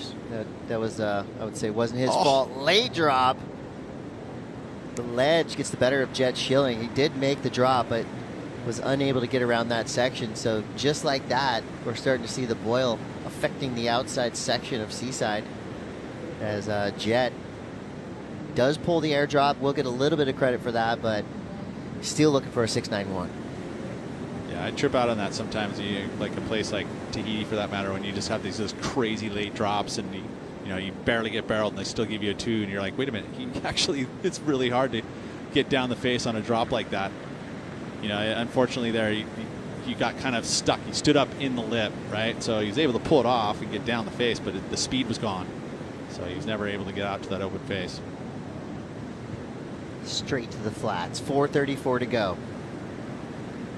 This heat's got a bit of a slow burn to it. We did see 2 big scores, a 6-5 for Jet and a Jarvis Earle getting a 7-6-7, but now it's just about that hunt for that backup score, potentially eclipsing that opening big score that both of them have. So super tight right now.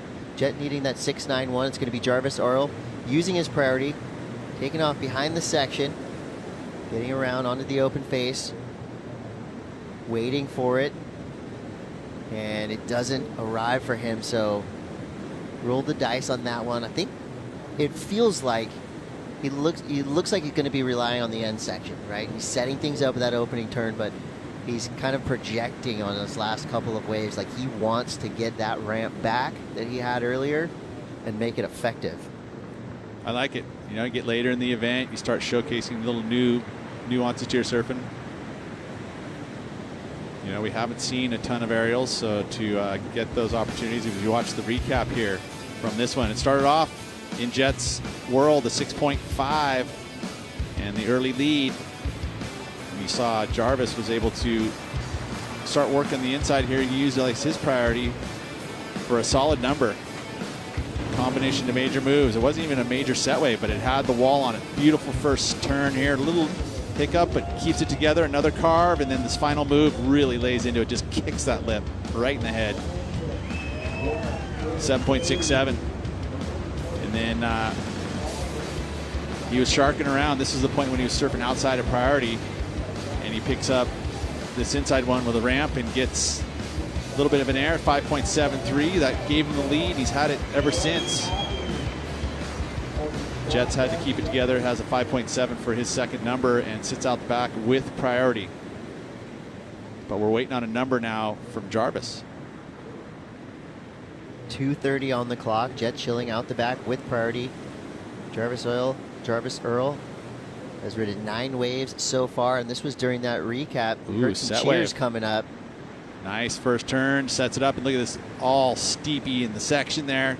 Big driving cutback, such great technique when he keeps his arm low through the waist. That allows you to keep that rail engaged, and I think there's going to be an improvement on that 5.73 with that last one. Solid fundamentals right there. Power, flow, did it all with great style. 3-turn combo, what will the judges give him? Is it better than a 5.73? And if it is better than that 5.73, Jet Schilling's requirement's going to increase. Still looking for that 6.91. Oh yeah, as you can see the numbers. Yeah, this is going to be a biggie for Jarvis Earle. So again, just looking at the vibe of the judges, they really like your combination of major moves. If you're able to just slide through each maneuver, nice and not chasing anything, and the wave stays steep, you can get yourself into the good range, the very good range.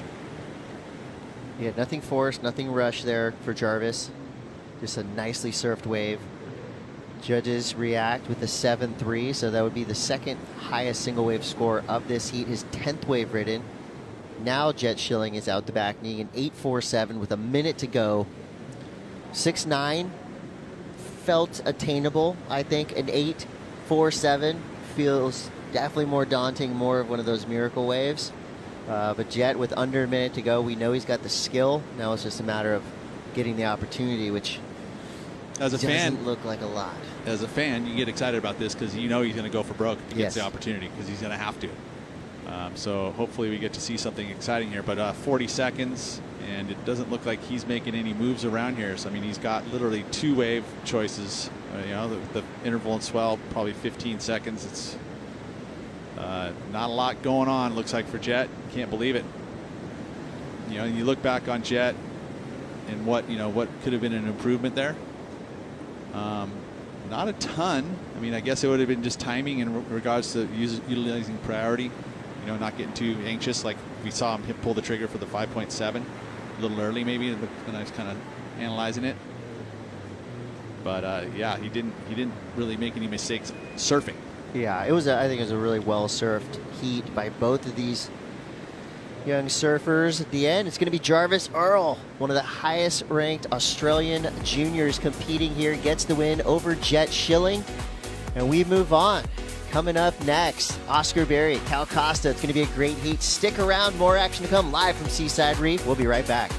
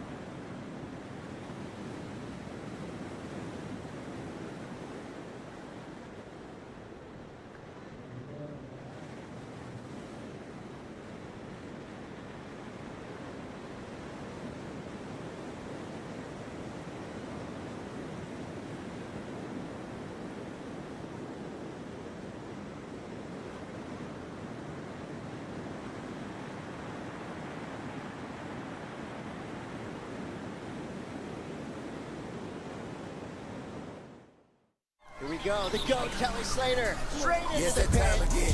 Leveling up, He's doing my coming thing. out. Yes, that time again. Defending the title, king of the ring. It's that time again. Don't wanna win, I'm cutting you off. It's just that time again. Welcome back to the SAMBAZON World Junior Championships, hosted by Best Western. Chris Cote here with Pete Mel. Another super heat hits the lineup. Oscar Berry going up against Costa. We've got Australia versus Brazil. Costa comes from Fernando de Noronha, an incredible little island off the coast of Brazil. He's from Total Fernando? paradise. Total paradise. Oh, it's the best because you actually like that place is like it's actually the whole thing's a state park, right? No cars, it's little dune buggies, waves. The entirety of the coastline. They've got these like little wading pools that you can go jump in. It's a great family atmosphere. Yeah, they've had QS events there for a long time as well. Yeah, epic. It's so epic. I mean, it is a little pricey to get there and stuff, but I mean, once you're there, ooh, just a gem of a place in the world because it sits in the Atlantic, kind of off the top of Brazil, so close. It's warm. A lot of little fishies around. We got to make friends with Costa. Yeah, because we want to be invited to Fernando de Noronha. It's a beautiful place in the world. It really is. I highly recommend it to anybody who wants to go check out some Brazilian culture and do it in a tropical vibe. Cal's competed on the Challenger Series and actually had a great result at the Corona Saquarema Pro. He got 9th place. João Duru actually ended up ending his run there. Then on the QS, kind of up and down finishes. 17ths, 13ths in the mix. Nothing too wild, but then you go to his junior tour accolades. He won the Saquarema Surf Festival Pro Junior. First place there, and then got 2nd place in the Punta Rocas Open Pro Junior. So solid 2022 for Costa. That's how I think he ended up getting that wild card by that win there. You know, and they put him in to that event, which was cool to see that he had a big run in Saquarema, so he understands the waves there of Itaúna.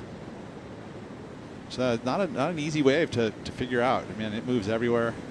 Here we go. Oscar Berry, big, powerful surfer out of Australia. Lives on the Gold Coast.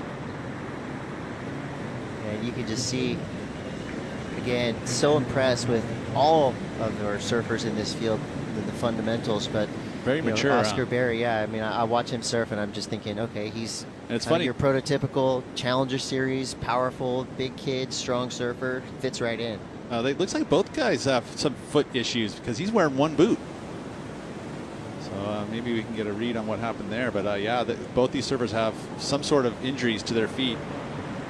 But I was going to say, you grow up on the Gold Coast, your forehand would be pretty good, your barrel riding would be pretty good. Backhand would be something you'd have to focus on and work at. I mean, yes, you can go to Duramba, which is around the corner. I mean, there's lots of other beach breaks too that you can kind of chase down, but ultimately the best waves over on the Goldie are your rights. It'd be pretty tough to see perfect snapper rocks and then go, I got to work on my backhand. So go somewhere. I got to go practice somewhere else. But you got to. I mean, if you're going to focus on it, you got to have a solid backhand and forehand these days. Well, we just saw a powerhouse goofy footer out of Australia take out another powerhouse goofy footer out of San Clemente. Jarvis Earle gets the edge, a 14.97 total, a massive number for Jarvis. He's on the glass now with AJ. Jarvis trading blow for blows that entire heat. But what did you see on that wave where you caught the air to set you apart? Yeah, so I was up against Jet. I knew it was going to be a good battle with both goofy footers. And yeah, the one I did the air, it was like a pretty fat on the first part, so I thought I'd just go for it and end up making it. So yeah. You ended up making it, and you were battling a lot more than your competitor and the waves there. You took a few lumps and bumps. What happened in the middle of that heat? Yeah, so on my first wave, the board actually came back and hit me in the head. So I had a bit of a lump on my head. And then on my very last wave, I creased my board. But yeah, it was all part of the heat, so I was happy to get the win. And everything's okay. You're moving forward. What kind of confidence does this give you going into the next round? Yeah, I'm pretty confident, especially after that heat. Jet's a really good surfer, and yeah, it was good to get the win and a couple good waves in that one. Congratulations. Get a new board. We'll see you in the next round, huh? Yeah, thank you. A lot going on out there that we didn't know about. Gets knocked in his head, creases his board. Well, I did see him stoked. flip the board. Yeah, I saw him flip the board over there and show kind of he was taking a look at it. And it's interesting when you say crease, like there's a crease that you can still ride, right? And then there's a crease that you can't. I don't know how far along that is. And it's interesting too is that you'll come and you'll get attached to a board, especially if you start making heats and getting numbers on a board, that you'll get attached to it. So sometimes that can be a blow psychologically if you have to go to your backup board. So we'll see what happens there. But ultimately, yeah, that was a big win, getting a win over Jet. Jet would have been in the favorites. I actually called him one of the favorites in my eyes, him and Cowley. And now Jet's out, and Cowley's sitting with a 17.5 in his heat number 3. So Cowley's been looking in form. He's been having those earlier heats too, which is conditions are nice, kind of a little more fuller in the tide, and that's been helpful. Looks like for his style of surfing. Kind of Misto, huh? Shows up, surfs his heat, and he's gone. He vanishes, yeah. Shows up, dominates his heat, I should say, and then he's gone. 22:40 on the clock. First score of note comes through. Oscar Berry, a 5.67. So Oscar has been in a bunch of events this year, 10 QS events. Got 9th at the Boost Mobile in Australia. He's, I think, 4 5th place finishes on the QS for 2022, so a solid run there. Did win the Oakberry Pro Junior on the Gold Coast as well, so, you know, that's just a year filled with momentum building events. A lot of, I mean, that region is very strong.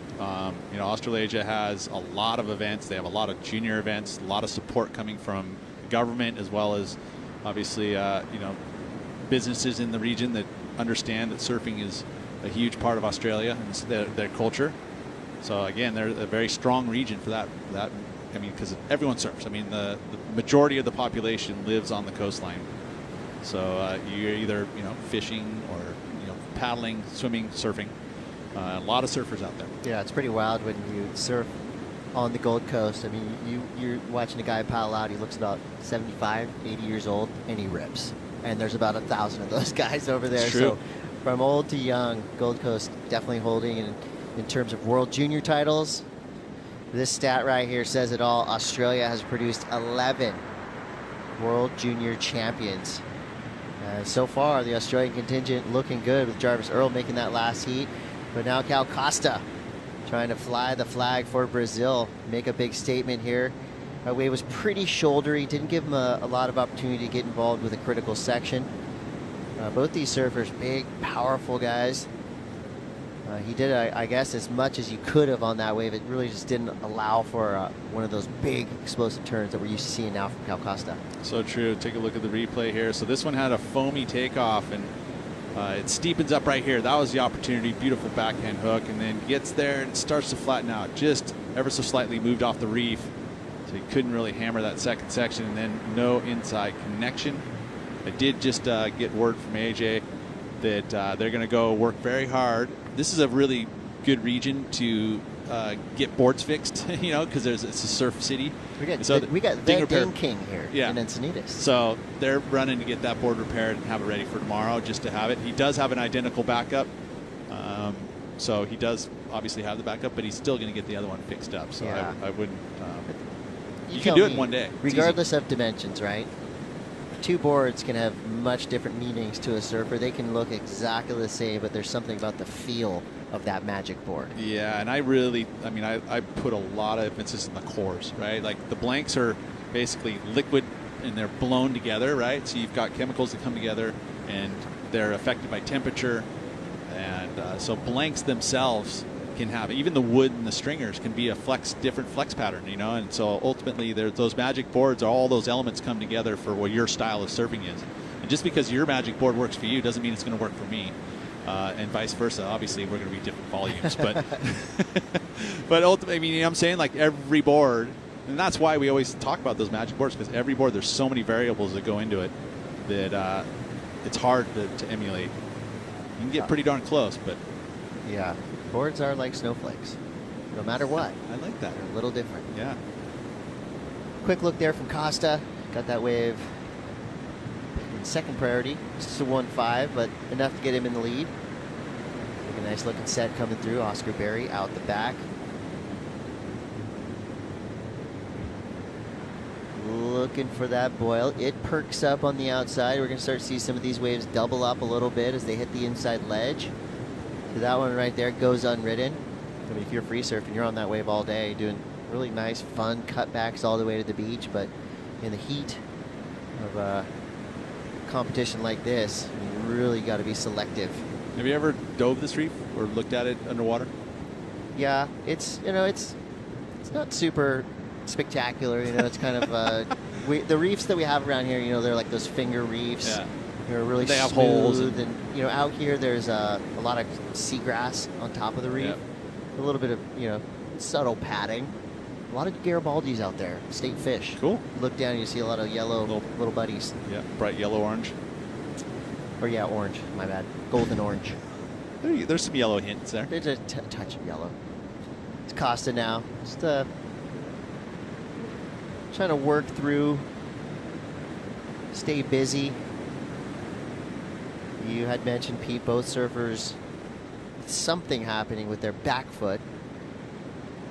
Oscar with the single booty, and Costa with the duct tape on his foot. Different ways to do it too, right? I mean, I wouldn't imagine that Cowie is coming with a booty. Just one lucky booty. Yeah, well, I mean, you'd have to go buy a pair of booties. And if you wanted to grab a booty, I mean, I don't think they wear. Oscar must be borrowing one from someone around here. But Fernando de Noronha, you're not wearing booties. There's no booties. No booties that you're wearing. 17 minutes to go here. Thanks to Board and Brew, one of our local sponsors. Great sandwich shop from right up the road. Last wave for Costa comes through at a 4, so he's chipping away, and it's kind of working for now. He's in the lead. Oscar Berry needs a 3.33. His high score right now, 5.67. Yeah, it's a little interesting to me that he's kind of trying to take those types of waves. I mean, that was pretty far in. Wasn't getting an outside move. I mean, maybe he sees that there's an opportunity for a ramp and just do one big air. And that's why he's kind of trying to mix it up on the inside here. But strategy-wise for me, I would say that at this point you've kind of got your 5-4 backup numbers. Just go out there, get priority, and get a major score. But hey, different coaches, different strategies for different surfers. I mean, you look at what Gabe Medina does. I mean, Gabe Medina does that style of surfing where he just he'd take off on any wave. And if you've got the talent, I mean, like Gabe does, you turn a pretty poor wave into a very big number. Yeah, nowhere safe in the water when you're surfing against Gabriel Medina. I just You're not can't going to believe beat him on tactics either. Yeah, I can't believe how much he moves in a lineup. It's incredible. I mean, especially in beach breaks. Like, you're just watching him get one wave. You're like, oh, cool, yeah, Gabe, cool. And then you're like, go to paddle for the right, and all of a sudden he's on the right, on your inside, on the other direction. You're like, how did he do that? He's Superman. He's a menace to surf against. Really fun to watch. Yeah, and to free surf, basically, it's like if he's free surfing, you're like, yeah, I'll just go on the beach. beach. No, I'll just go on the beach and take notes. We got 15-20 to go halfway through this matchup. Round 16, Heat 6 coming up after this round, quarterfinals. And we are looking at potentially an epic finals day. Plenty of swell coming through. So Costa with a 5 and a 4. A total of 9 right now has him in the lead, albeit slight, as Oscar Berry only needs a 3.33. And we've been asking the question, what happened to Costa, his foot? We saw the duct tape before he went out. AJ has some answers. I got a chance to catch up with him in the parking lot today while he was getting everything set up for his heat. And he told me that he's been staying out of the water, just giving that foot a chance to heal. Like you guys mentioned, he hurt it in free surfing, took some fins to it, but up and riding, and it looks like he's able to manage in the water. Fighting through the pain. You see, so it's front foot. Obviously not ideal to have any injuries anywhere, but would you say which foot is more important, with the style that he has? If you could choose. I would say that if you're going to be on the face trying to do gouging turns, the back foot's horrible. But if you're going to be going above the lip, the front foot would be a little bit horrible. So it's a no-win situation. Right? It is. It really, truly is. I mean, no matter what, both feet are very important. But I will say, though, as weird as it sounds, a cut is better than a ligament or a muscle 100%. thing. That's just super glue, duct tape, let's go. Because the mobility's there, right? Like, the mobility's there. It's just you got to fight through, the pain. Which it seems that just watching him walk around, the fact that it's sitting right in the base, in your arch of his foot and kind of towards the heel section, Like he has to tiptoe. So he's walking around tiptoeing the whole time, so he doesn't get that little sharp This kid looks he looks tough. He looks like a third Dantas brother. Yeah, so it no, doesn't look like a cut on his foot's going to hinder him at all. I actually saw Wiggly yesterday on the North Shore. So he's been parked over on the North Shore, just getting barreled. That's like his second home. He stays at the Rothmans there and very close with that family, and loves the pipeline.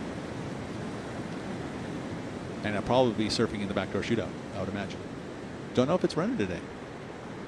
There's been a lot happening in the surf world. Around the corner, we got the Billabong Pipeline Pro coming up, the first stop of the 2023 Championship Tour. Cannot wait. We've been seeing little bumpers and teasers and trailers. Slater's back, Medina, John, all the superstars. And we start strong at Pipeline. We're not quite there yet. We got to crown a World Junior Champion. Will it be Oscar Berry? A couple good turns out the back to start this wave. A medium-sized wave that could have a good section here on the inside.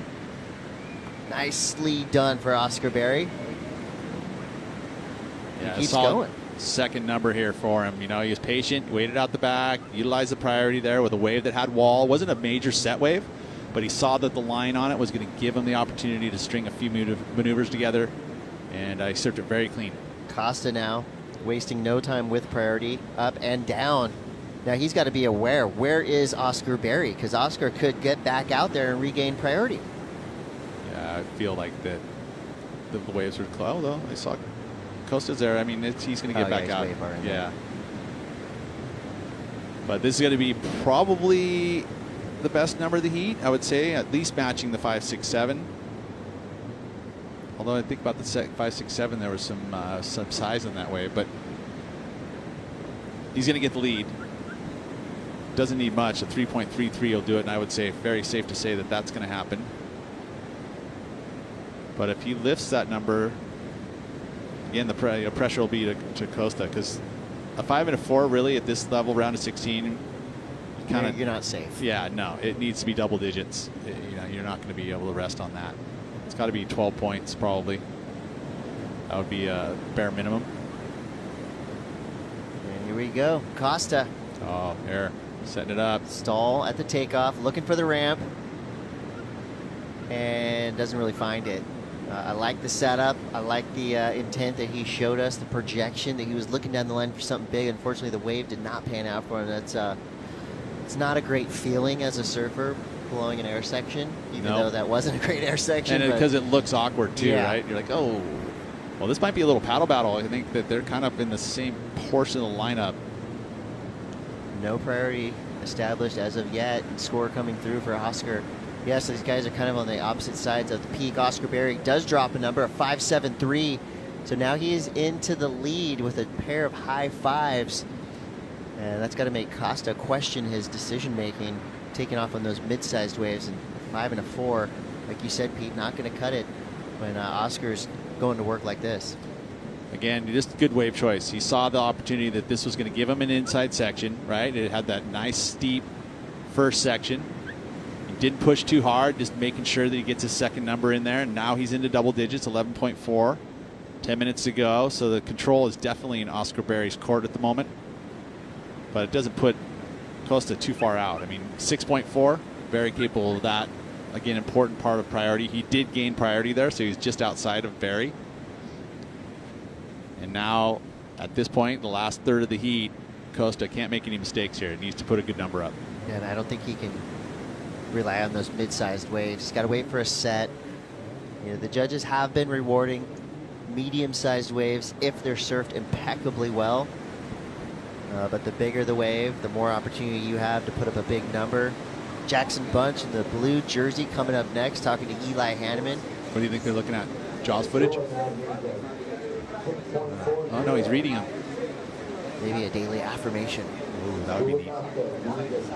You got this, Jackson. Or is it a DM? Looked like some positive information. They're probably talking about swells. They're like, all right, win the World Junior title. Let's go back to Hawaii and get barreled. That is true. Pit crew on the beach. It's a good one right there. Eve, Yanu. That's a quite barreled foursome, those four guys on screen right there. 8:33 to go. Oscar Berry with a lead. And even though the requirement for Costa is pretty daunting at 6'4", this heat still has the feeling of being really close, really tight. Yeah, it is. It is definitely, especially when you think of the talent that Costa holds, as both of these guys, but specifically Costa is, the young Brazilian, had some success here this season. This is a golden opportunity as a junior to, kind of showcase your talents to the world. I feel like a big air right now might get a little extra credit because we haven't seen one, really. A big completed air, I should say. Oscar Berry now. A no-go. Front foot slid. See what Costa does. He makes a decision on this one. It's like stretching out across the reef. It's a no-go as well.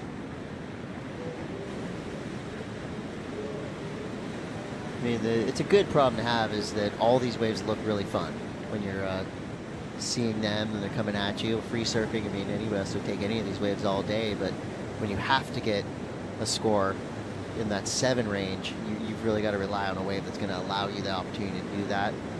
It'd be tough to manufacture a score that big, even with an air on a smaller inside wave. Yeah, I mean, that's the thing about aerials these days, with the fact that most everyone has some sort of air on their arsenal. It has to be a quality air now. It's not just because he didn't. Remember when someone would just do an air, I'm like, oh my gosh. I mean, I was watching some footage. Yeah. I was watching Flintoff, Jadson, those guys. In that era that, everybody wasn't doing them. And if you're super consistent at it, it didn't have to be a quality air. Now it has to be a very quality wear. The judges understand it. If it's just a low flat spin type of air, it's not going to go into that very good or excellent range. It needs to be high. It needs to be quick. It needs to be controlled. Landing has to be spot on. And I think landings didn't used to matter, really. Right? If you stood up afterward. Yeah. I like that. I like that the judges have put some more emphasis on and that's where the cleanliness of the air. The importance of other board sports and the influence that they have. I mean, in snowboarding, you cannot put your hand down, right? At all. If you want to stomp, it's got to be just stomped with speed and, no arm flailing, nothing like that. Surfing is a little harder to do that, I think, because you're dealing with a moving medium, but they still are now putting a lot of emphasis on that, and I dig it. It's the evolution of the sport. Quick look there for Berry. It kind of sneaks underneath him. 5:44 to go. Tide is still coming up. And once that tide switches, I think the women that could potentially be coming up in this next round, they're going to be excited because they're probably going to get the best conditions of the day. It stayed nice and glassy, and it's going to be Berry, second priority, a little deeper on this one, and just like his previous wave, goes down in his first turn, leaves the door open again for Costa with 5 minutes to go.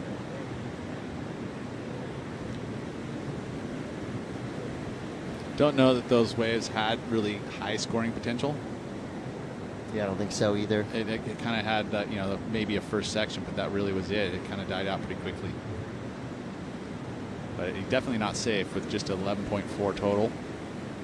I think the swell's taking a little bit of a breather. It doesn't seem to have the intensity that it had dip this morning. Definitely a little dip, but it's more coming. Yeah.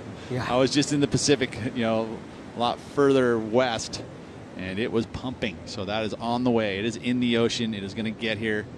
Matter of fact, Saturday might be a little bit overcooked for here, so we'll probably try and finish up tomorrow. Conditions are supposed to be pretty good tomorrow. Let's go. Yeah, this train's rolling. Yeah, seeing some swell on the rise. I haven't seen the buoys to do a check that yet, but ultimately I don't think we'll see that energy at least until tomorrow. Costa, he did hand priority over to Berry. He got kind of an awkward fall in his previous wave, but he rides out not so nicely. That was important. That was very important. As a matter of fact, he mistimed the final maneuver, and it just put him out of place there, and that is a mistake, especially at this point in the heat.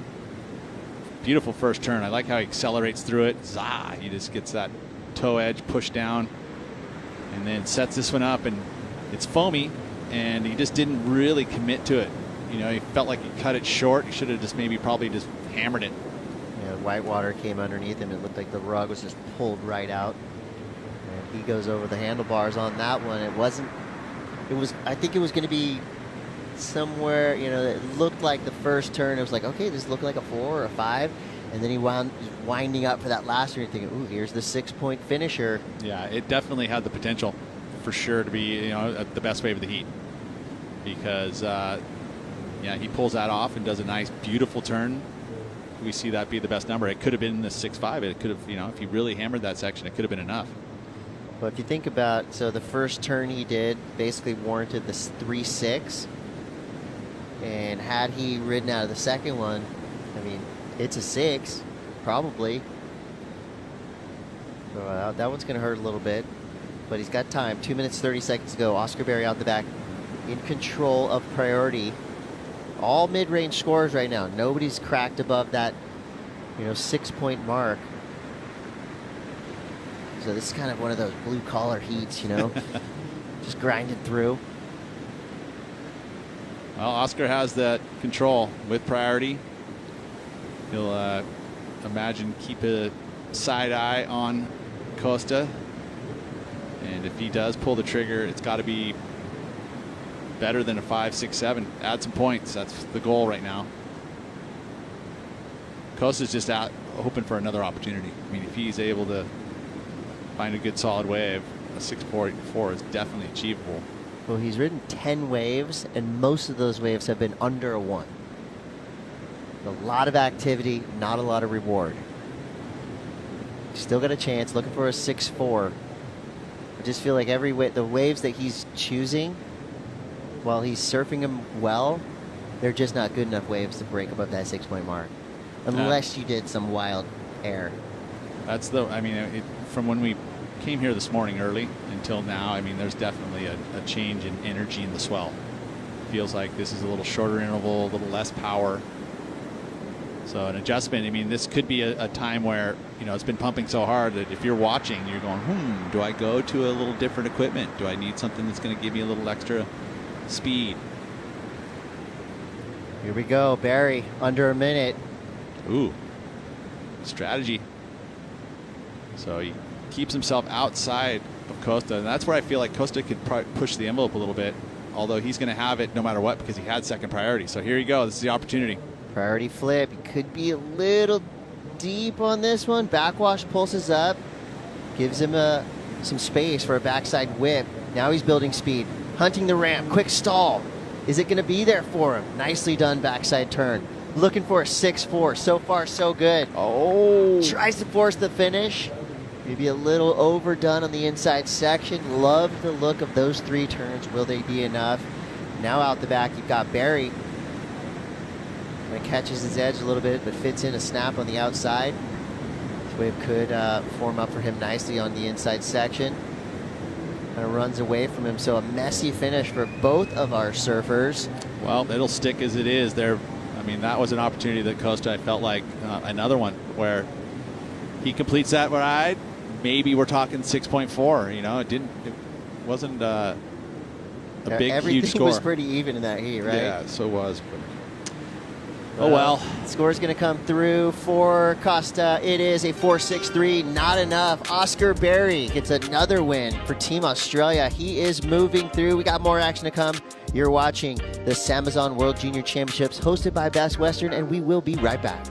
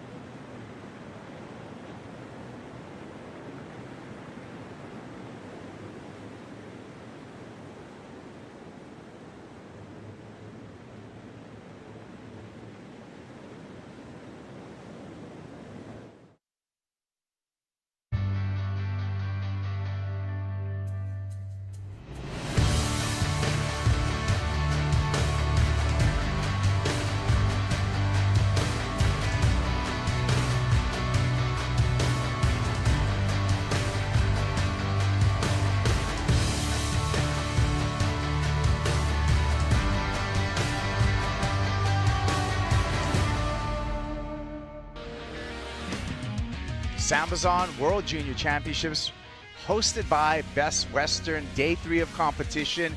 And we've seen a lot. We have a lot to digest. I'm Kaipo along with Mitchell Salazar. And Mitchell, I'm very impressed. Some of the best 20 and under surfers in the world, and they're living up to the hype.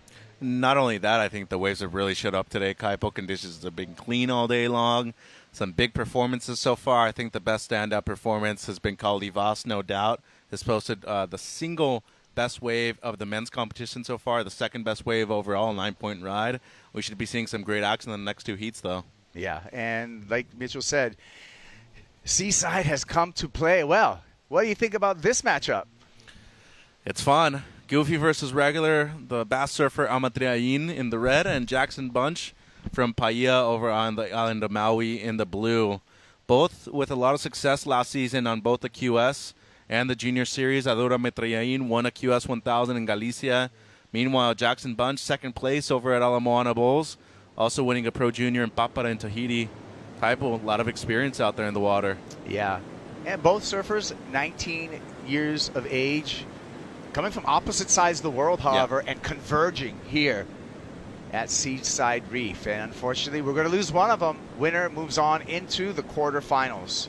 And Adura also last year on the Challenger Series, his best result you had mentioned during the first day of competition, 9th place in Portugal. Not easy to do when you're competing within your own region too. Had a lot of pressure, but he's a young kid. So is this one. Woo! Jackson Bunch, scorching turn to open up, and Bunch once again swinging that Minami surfboard through the paces. Little foam on the inside to deal with. Hucks the fins. Pull it. Goes revert and gets in front of the whitewater for the completion. Yeah, and he's working with Gabe Garcia, local boy, and Beaver knows this place better than anybody else. So get a person to have in your corner. Jackson, one of the few goofy footers that I've really seen pace themselves on a wave that's complicated like Seaside. Looking at the replay here, beautiful first carve. I mean, textbook, as good as it gets. Second one as well. And then really paced himself right here with the finish, Kaipo. In a difficult section, too. A lot of froth on the face. Blows the tail, brings it around 180, and is eventually able to ride out of it cleanly. Adore live action here. The bass surfer coming off the top. Couple of times, nice pace at the beginning of this wave, and then just loses his footing. Pretty unusual, given that he's wearing booties as well. Yeah, and he had a great heat yesterday afternoon. Was able to really capitalize on some big sets on the outside, especially with the lower tide. We haven't seen him compete too much with this higher tide, Kaipo, so would not be surprised to really see him struggle, especially at the beginning of the heat. He is wearing booties. It's something very particular with a lot of bass surfers. They tend to wear a lot more neoprene than a lot of other surfers worldwide. Why is that? Well, just because coming from colder water, they have the commodity, and especially being, you know, from those areas, like Peter Mel from Santa Cruz, a lot of people from there tend to have that kind of comfort in their minds, and they'll stick to their guns. And sometimes it's a thing that'll work in your favor. When you overheat, though, it could be bad. Saw the math there for Jackson Bunch in the lead with a 6.83. Adore back to the wall, has to float through that first section. Fast surfer from the Basque Country, and he's able to combo up that finish. Talking about quick feet, that was it on display. That was sick. I mean, the combination of the two he was able to fit at the end in a short space, especially the last turn, explosive. Small in stature, but he's got a big heart, and you can definitely see it on display right there, Kaipo.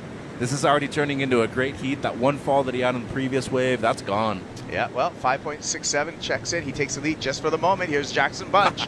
Just need a 2.17 to retake that lead. He just got that number. How much can he add to it? Quite a bit. Dynamic finish, lip glide, and just a punch at the end there for the young boy from Maui. I like this heat, Kaipo. I like this heat a lot. Two youngsters that have a lot to prove. They want to become world champions at the end of this week, and especially do it for their respective regions too. I mentioned the success that they both had competitively within the last year. You can definitely see it on display right here. So we're waiting for the score for Jackson Bunch. He will take the lead off of Adore. Just by how much, we are still waiting for that number. 23 minutes on the clock, already an action-packed heat. Amatriain with the 5.67. This seems to me like it's going to be the best wave, one of the best waves of the event, as almost loses control out of the first carve. Second one even better, and a spectacular finish. A lot of diversity, a lot of variety in those 3 maneuvers, and it was a bigger wave too. Meanwhile, Amatreain gets his best score of 5.67. Love the way he goes up and over the lip right there, and a beautiful combination to finish off. I think you're going to see a big difference in the score due to the size of the wave, though, as it seems like the score's in, Kipes. Call it excellent. 8.77 checks in for Jackson Bunch. He has a big lead over the Basque surfer. There's all the numbers.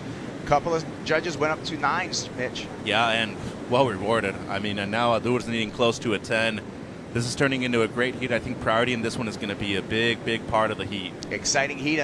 We were just coming off another exciting heat, and Ozzie Barry out to the win into the quarterfinals. He's with AJ. So you were telling me about just when you're watching the heat before you think, oh, maybe it's going to look like that, but your heat a lot slower than the one before. How did that mentally affect the attack you had? I sort of because I saw Jarvis and Jet's heat was full of waves, so I kind of thought, oh, the next one could be slow. It's kind of been like that, a couple heats on, 1 heat off, and so that kind of made me think, oh, just try and get a wave early, get a little inside one early, and I got that, I think it was like a 5-4 or something, and then just sort of got another one, and then that was kind of it. That was the heat, really, so kind of made it simple for me, but yeah, just pretty stoked to get through that heat without feeling like I got to do the surfing that I know I can do, so. You've had a lot of time in the last few months to think about what you can do once you get back in the water. You had ankle surgery in October, just 2 weeks ago, your first time back in the water. How are you mentally and physically getting back into competition in this first one you're back? Yeah, I kind of was nervous when I first got in the water because I'm like, oh, you know, the comp's only a couple of weeks away. I'm still a little bit sore, tender, like definitely not surfing how I know I can, but I think, yes, every day feels like it's better, and that's why I was pretty stoked to get through the first heat straight away. Missed 2 days, so that's 2 more days that I've got for my ankle to feel even better, and then yeah, just kind of, it does make it simple for me because I know I just stick to the face, do what I know I can do, and then yeah, if I have to, then maybe go to the air, but yeah, no, it's been a pretty long, it was a long few months out of the water, and yeah, I'm just pretty stoked to be back and back surfing and hanging around for me mates. And you got another one tomorrow. Congratulations. Oh, thank you so much. Cheers. Oscar Barry, yeah, and that's surfing. I think we all kind of go through it. Ankles and knees, shoulders, all part of the game. And the longer you play the game, the more likelihood you have of having to deal with some of those injuries along the way. Yep, especially when you get into the pro ranks too, Kaipo. You're pushing your body to another level. You're trying to surf as best as you can, and anytime you're going 100% for a long period of time, your body's going to feel it. You know, shoulders, ankles, knees, you name it, ligaments, even your hands too. And we all know that your arms and your hands tend to be the things that you're using the most when you're paddling 90% of the time. Here's the heat leader, Jackson Bunch, looks at that one, decides not to go. No harm, no foul. He's in second priority. He does have the lead with that 6.83 and the 8.77. When we look statistically at the two-wave number there, 15.6, 90% chance you're coming through the heat with that two-wave score. I would say that's quite accurate. You know, already close to an excellent heat total right there. And you look at the effectiveness that he's had too, only catching 3 waves. The first wave, just the one, an in and out wave, and then afterwards he really got to work with the 6.83 and the score near the 9-point range. And now Adur, in a situation in which he normally isn't, Kaipo. He's had success, especially at beach breaks. We all know what he's capable of when it gets big too, but as of right now, with priority 19 minutes to go, you need to be on a set wave to make it out of this heat right now. And to make it competitive, you need to get into the excellent range yourself. Yeah, this is true. I think we had the conversation about Adur earlier in that a lot of his surfing reminds me of a Felipe Toledo. Yeah. Just because he has that really fast pace to his surfing, and he has some of that like loose release too in his turns. And so, hey, when you're getting your surfing's getting compared to world champ, that's a good sign. Especially yourself, who's doing most of the events, and you're seeing Felipe compete most of the time. That's a big compliment right there. And if you see where he's at position-wise, he's behind the peak. and he knows that he really needs to attack that first section with no regard for his equipment and his body either. You have to risk everything on the line right now if you want to make the quarters and give yourself a chance of being a world champion at the end of this week. But for the most part, you know, Europeans haven't had the best success in this event. When you look at the men's side, it's been a while since a European has won. I believe Vasco Ribeiro was the last person to win in 2014 in Portugal, then Maxime Husseneau in 2009. Jackson Bunch. Some clean surfing. The green Minami just glowing on the wave face, and Jackson signals the judges and says, hey, show me the numbers. What's my favorite line from Jerry Maguire, Kaipo? Show me the money. He hasn't made a single mistake in this heat so far, and boy, he is on point. There's just been few surfers that I've really seen, both during the free surf and the actual competitive side, that have been in sync with Seaside Reef so far. Excellent carve right there. The way he brought it down all the way, straight up into the lip, even blows the tail out a little bit. And then this finish, up and over the section. Man, he's just clicking all the boxes right now. Yeah, boards look good. He rides surfboards shaped by Glenn Minami. Glenn Minami has been a force in surfboard design for decades. And Glenn has shaped for multiple championship tour surfers and even some world champs. I think there was a bunch of Minamis in Martin Potter's quiver when he took out a win in '89. And so it's really, and Jackson's kind of been very loyal in sticking to his shaper. Right. So it looks like that combination is working. Jackson Bunch came up very early on the scene from Paia Maui, but would come over to Oahu all the time to be a part of the bigger scene. And it was at a very early age taken under the wing of Dave Riddle, one of the best local coaches, surf coaches. And Dave almost kind of like, in a way, adopted Jackson for a while, and just like had him over the house all the time. Kids were doing chores and stuff. It was just like a little, you know, one of Dave's kids. But yeah, it's been really nice to watch that someone like Jackson Bunch really grow and flourish in the world of surfing. He's going to be, mark my word, he's going to be a surfer to watch out for in the coming years out at the Bonsai Pipeline as well. He charges barrels. No doubt. And look at the score he just dropped, Kaipo. 8-point ride. Now it is truly an excellent heat total for Jackson Bunch, 16.77. So Jackson just upped the ante, and he put Adore into a combination position where he needs two waves of 16.77 or better to get out of this heat. And it's not every day that you see a surfer from Maui really get out of his comfort zone, want to travel the world, want to compete and be the best. A lot of people get complacent with just being at home, surfing good waves year-round, because it's such a big island. You can go to the North Shore, you can go to the South Shore, East Side, Windward Side, and West Side, and score waves all year round, as we see the average right there. Mainly 8s, the 5 in there too. But this is one kid that I've seen, as you were talking about, when he was on the Volcom team. Both Dave Riddle and Jason Shibata told me, this kid's the real deal. You better watch out for him. And just to rub salt into the wound just a little bit, Adore with a priority error right there, using his priority on a wave that didn't go anywhere. So he's going to have to wait behind Jackson Bunch with heat control. Jackson with a big lead as well as priority at the 14-minute mark. This is a perfect heat surf so far by Jackson Bunch. Throwing away a high 6, basically a 7. Here's how those response though. Adore. Again, just searching for something meaningful. Those waves aren't going to do it though, Kaipo. He needs to be all the way out the back. You need to risk it to get the biscuit right now and really be on one of those set waves and, you know, capitalize on the first section. I think it's really been those outside sections today specifically that have gotten the big scores. 13 minutes to go. You know, you could easily get 2 8s in that amount of time. Jackson was able to do that.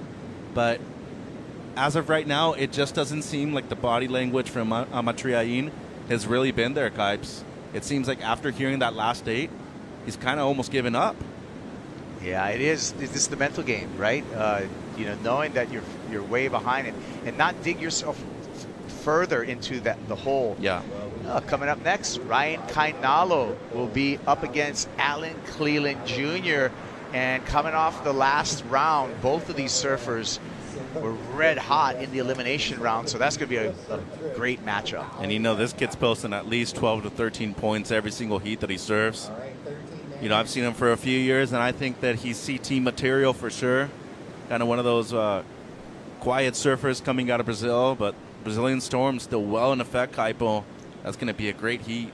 Yeah, well, right now, Ador Amatriain needs to focus himself, and he needs to get out of this combination. He's going to need 2 scores, the young Basque surfers. AJ, you there?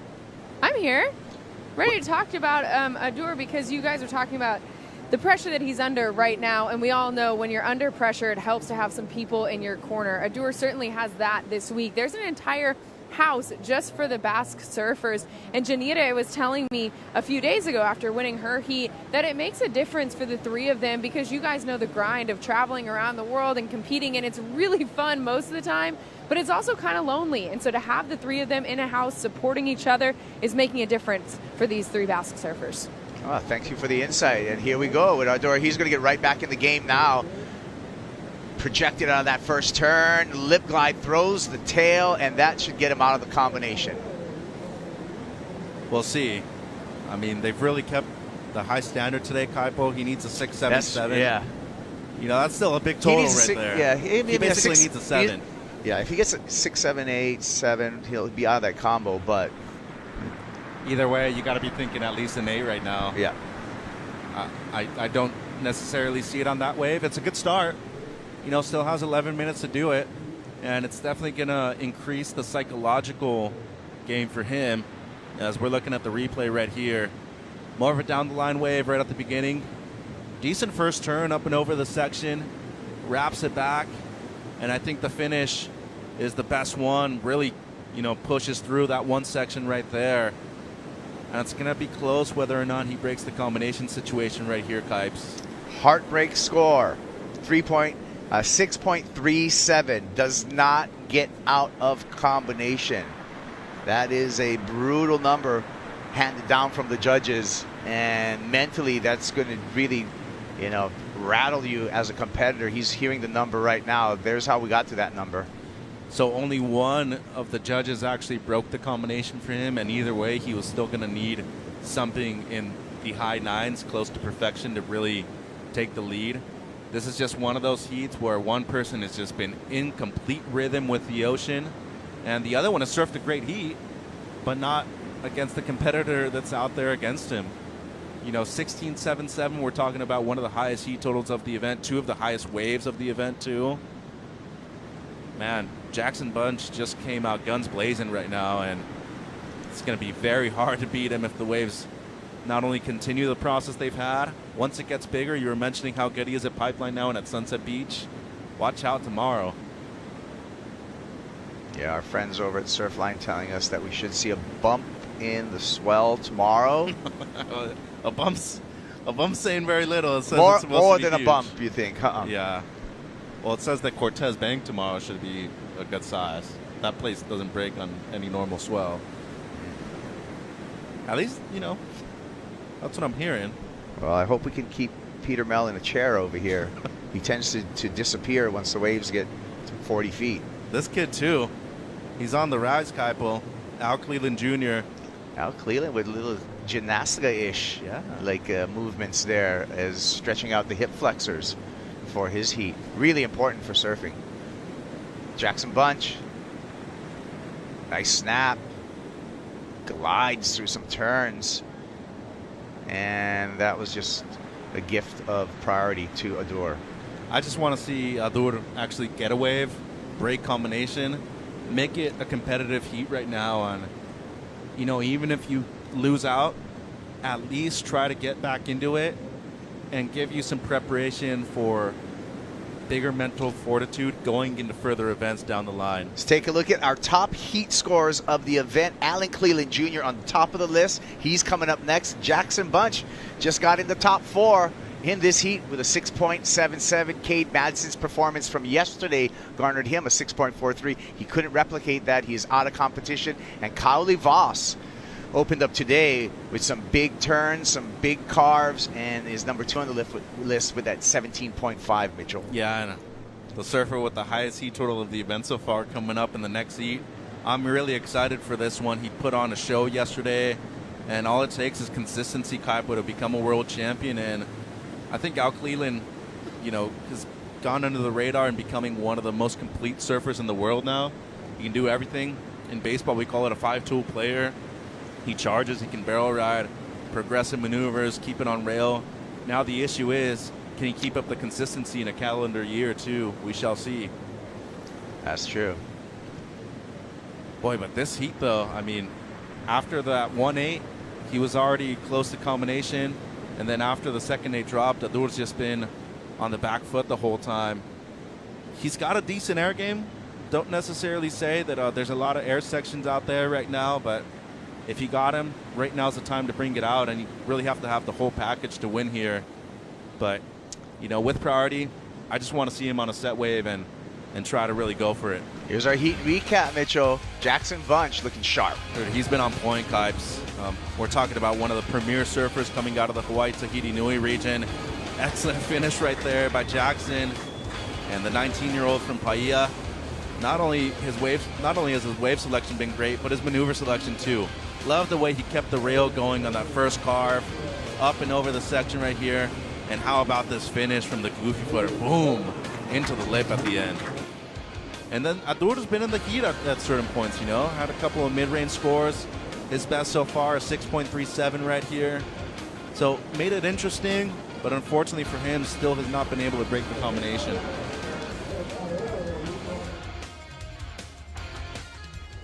Back to live action here with Amatri Ain in priority with 6 minutes on the clock. Barely enough time to get 2 waves to get out of that 2-wave combination that the Basque surfer is in. Well, seems like just a little bit out of position right there for that wave. I mean, realistically, you're needing a couple of mid-8s to take the lead right here. 6 minutes, not a very long time to do that. But as I told you before, I think just from a psychological perspective, it would be essential for him to at least break the combo, get something in the 7s, then you're going to need a 9.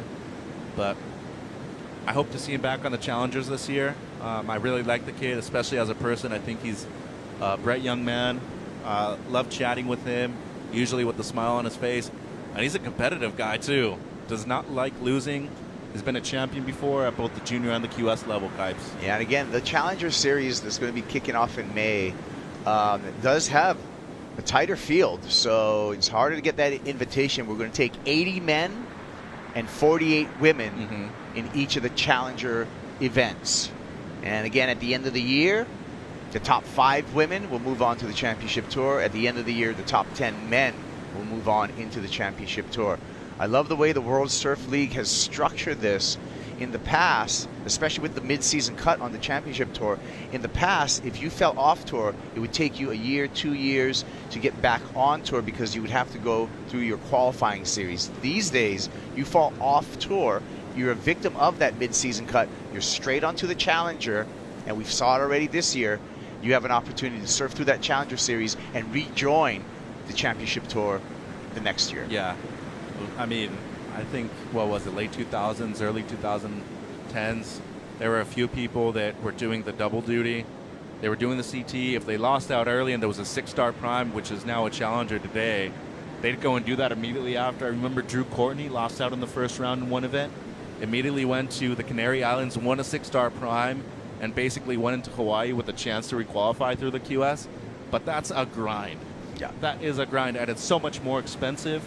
So from a financial perspective, the format that we have now is just much more adequate for everybody. Well, and it's just easier for us and all the fans to follow the sport. True. Because it's a really clear path that way. And for me as a viewer, I get more surfing, more competition when I can tune into the Challenger Series and see that level. It's like the second season for the World Surf League. Right. It's AAA baseball, and then you have Major League right after that, too. So it's fun. I like it. And, back when I was doing the QS, tended to be quite expensive to go to a lot of bigger events too around the world. Kaipo now just get to do Well, you your need regional sponsors events. for that, Mitchell. They pay for that. You didn't have any sponsors? I never had one. It's called Working. That's my main sponsor. Ooh, that's a tough way to go. 3 minutes counting down here. And Jackson Bunch, he's got sponsors. He's got backing, and rightfully so, because he's been brilliant in this heat. An 8.77 and an 8-point ride. I want to say the last Bass surfer to make it this far into a junior event, maybe at Itzaramburu back in the day.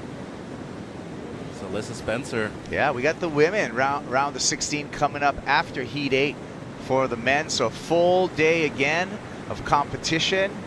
And Alyssa Spencer, looks like she's just coming out of the water from a warm-up surf.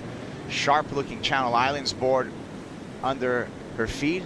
Do some research and I'll let you know what Alyssa's riding. And she'll be in the first heat of the round 2 against Ilan Vaast. Ah. It's going to be a great heat. Goofy versus regular.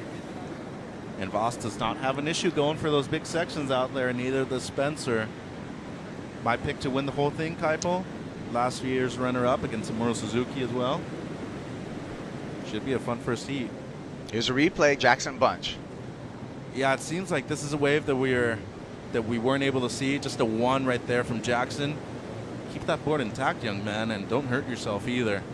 No need to go for those big sections right now when you have such a strong lead. 90 seconds to go, Kaipo. Unfortunately for Adur, he's going to bow out. Equal 9th place, coming over to California. Second time he's done it in a span of around 8 months. Not the greatest of results at the U.S. Open. Not the best result here. A lot of positives to take, though. You went up into the 7-point range in your first heat. You got multiple 7s in your second heat. And you're losing to one of the informed surfers here. Still put up a good fight. Yeah, it's going to be, well, it's that old surf coach saying, you either win or you learn something. Mm-hmm. So this is, you know, a teaching moment for Ador. I mean, what could he have changed in that heat, do you think? I think if you would have been able to establish a better score at the beginning of the heat, Bunch's strategy probably would have played differently. But once Jackson got into his rhythm and he got into a better priority rotation, he just found complacency with the lineup. The opposite happened for Amatriain. He just seemed like he was playing catch-up the whole time. So that's the good thing about starting off with a quick score, is that you're basically dictating the pace of the heat. This did not happen for the surfer in red. Here's his ride in. Oh, and... yeah, seems like the reef got him. Well, that's going to be a tough one. He's just going to have to shake that one off. We're going to count this down and make it official. Jackson Bunch with a great performance, building momentum, and looking good heading into the quarterfinals. I like that he's wearing a chain over the jersey too. Looks cool. Let's bring the mojo with that. Kanoa's doing it. It's working out for him, Kipes. Yeah. A couple more wins for Jackson and he can get a little bigger chain for sure. Maybe add one more. Jackson Bunch onto the quarterfinals, and we are on to a quick commercial break. We're going to thank some of our sponsors, but we'll be right back with Alan Cleland and Ryan Kainalo in the water.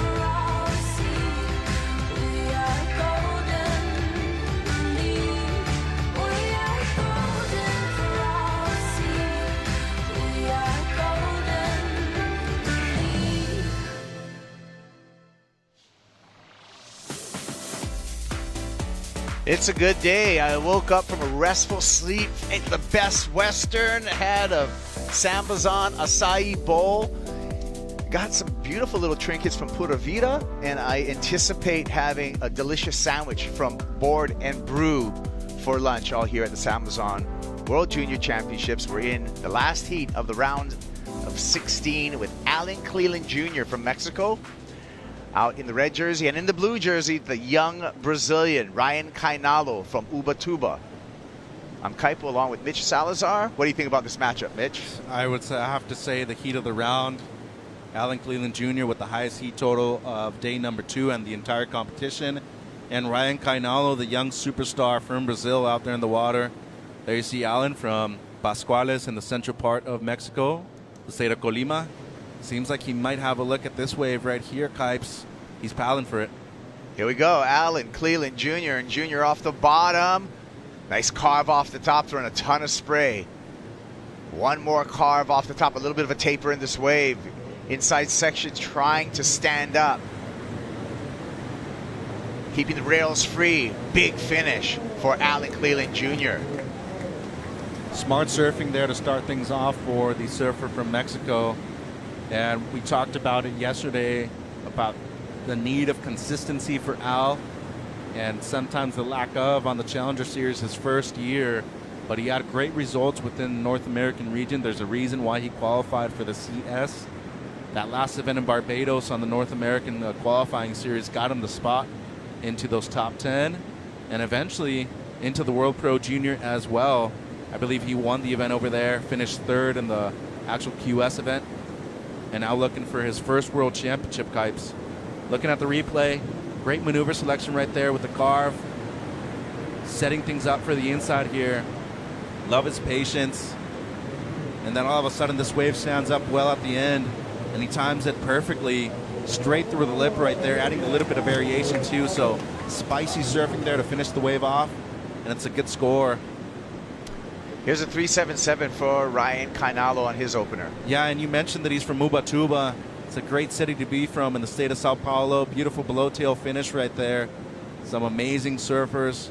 Obviously, one of them is our current world champion, Felipe Toledo. But look at the average right there for Cleland. Even one judge up into the 7s. Comes out as a 6.5.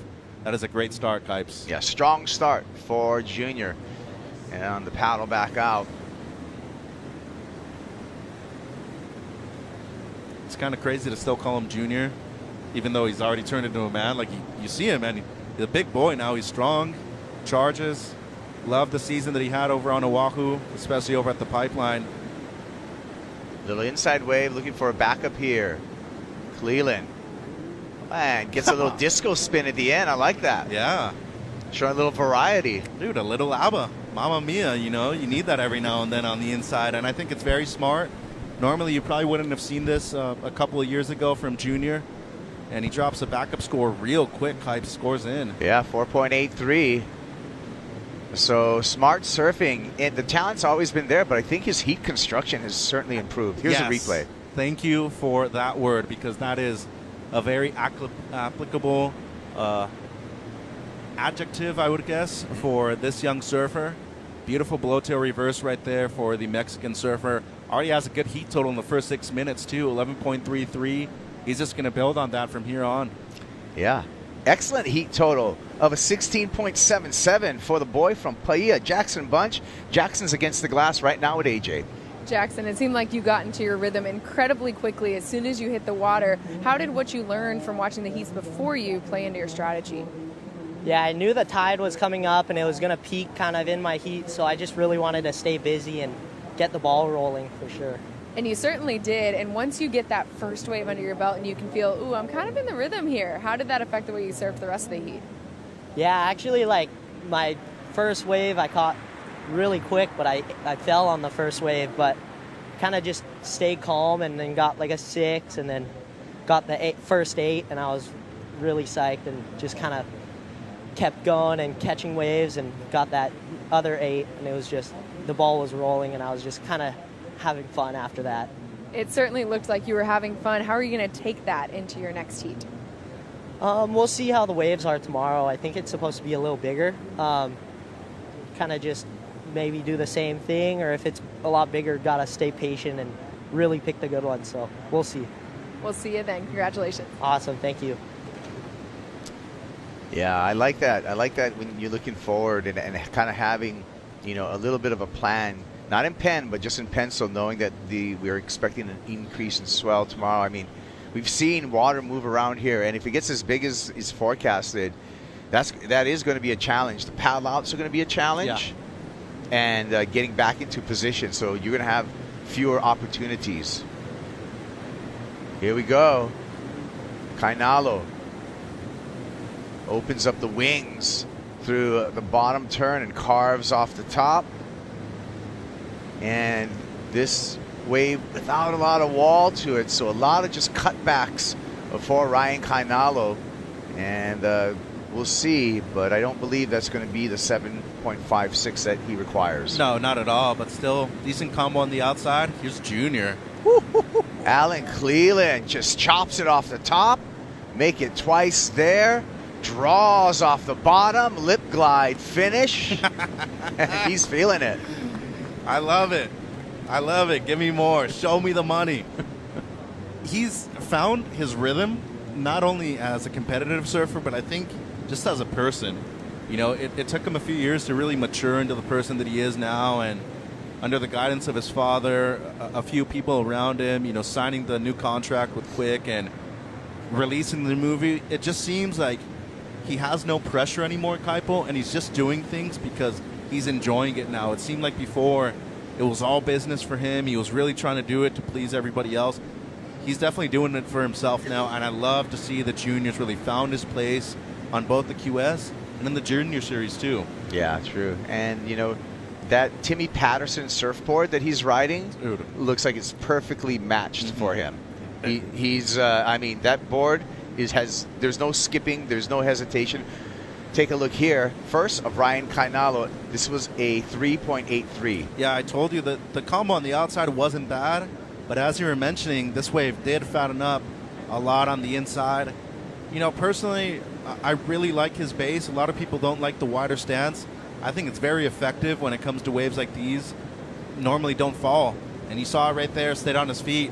This first turn, though, as good as it gets, straight up into the lip. Even slid the tail once he reached the lip. Comboed it up with the second one, more of a setup. And then a spectacular finish by the surfer from the central coast of Mexico. Big score incoming right now, Kipes. 8.67, and Alan Cleland Jr. goes excellent again. Well, look at the 2 heat totals that he's had in back-to-back rounds already. The highest one we've seen all event long. Yeah. And already 15.17 here. You look at the average.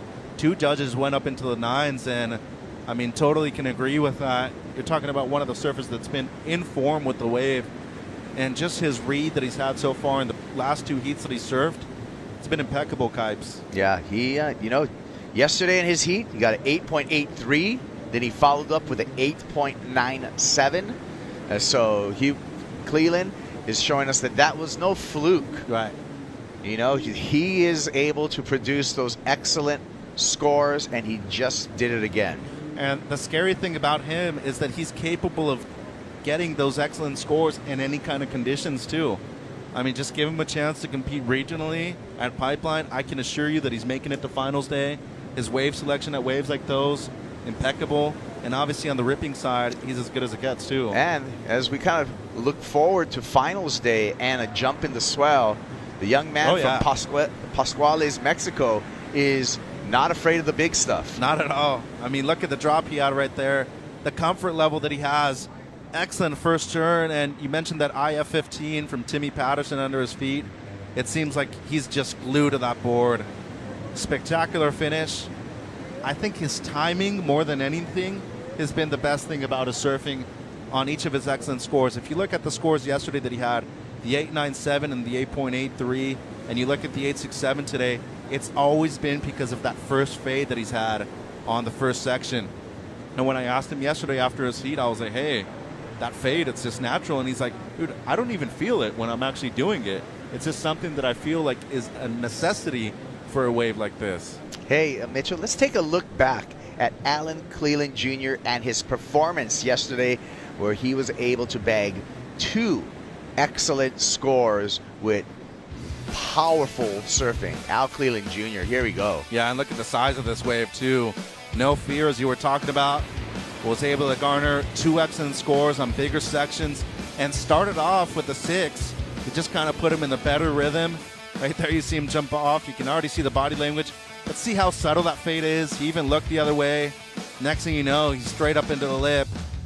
And I think that little onshore that was in the afternoon actually helped him with recognizing these sections on these steeper waves. But, you know, he's been consistent. Big opener, big finish, Kaipo. That's what's got him the excellent score so far in this event. Coming back to live action, and Al Cleland Jr. sitting out there, feeling very comfortable. The Brazilian surfer, Ryan Kainalo, needs 2 waves. He's in a combo, a pretty deep combo. Needs a 15.17 2-wave total or better. Yeah, and he doesn't have anything above a 4 yet. Really needs to get to work. Has to be on a set wave. At least match Allen's 6.5 or something close to it. And this is a kid that's had a lot of success on both the regional tour within South America. Had a runner-up finish in the Galapagos Islands to Miguel Tudela, who, by the way, props to Miguel Tudela.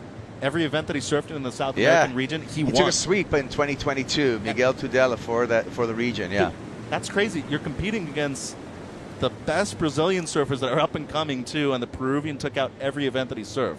Yeah. That's unheard of, really. You know, so props to Miguel, but Ryan had a couple of third-place finishes, went to Polito, competed in the Challengers, won the junior event over there. Yeah. Like, he's had a great year. He won the juniors at Punta Rocas as well? In Peru. Yeah, no, the kid's been around, and he knows how to compete, but just in this heat alone, you're going up against one of the informed surfers. It needs to be a great heat for you to really make it out of this one. You're looking at least, 15.5 points, 16 points to really consolidate yourself as the victor.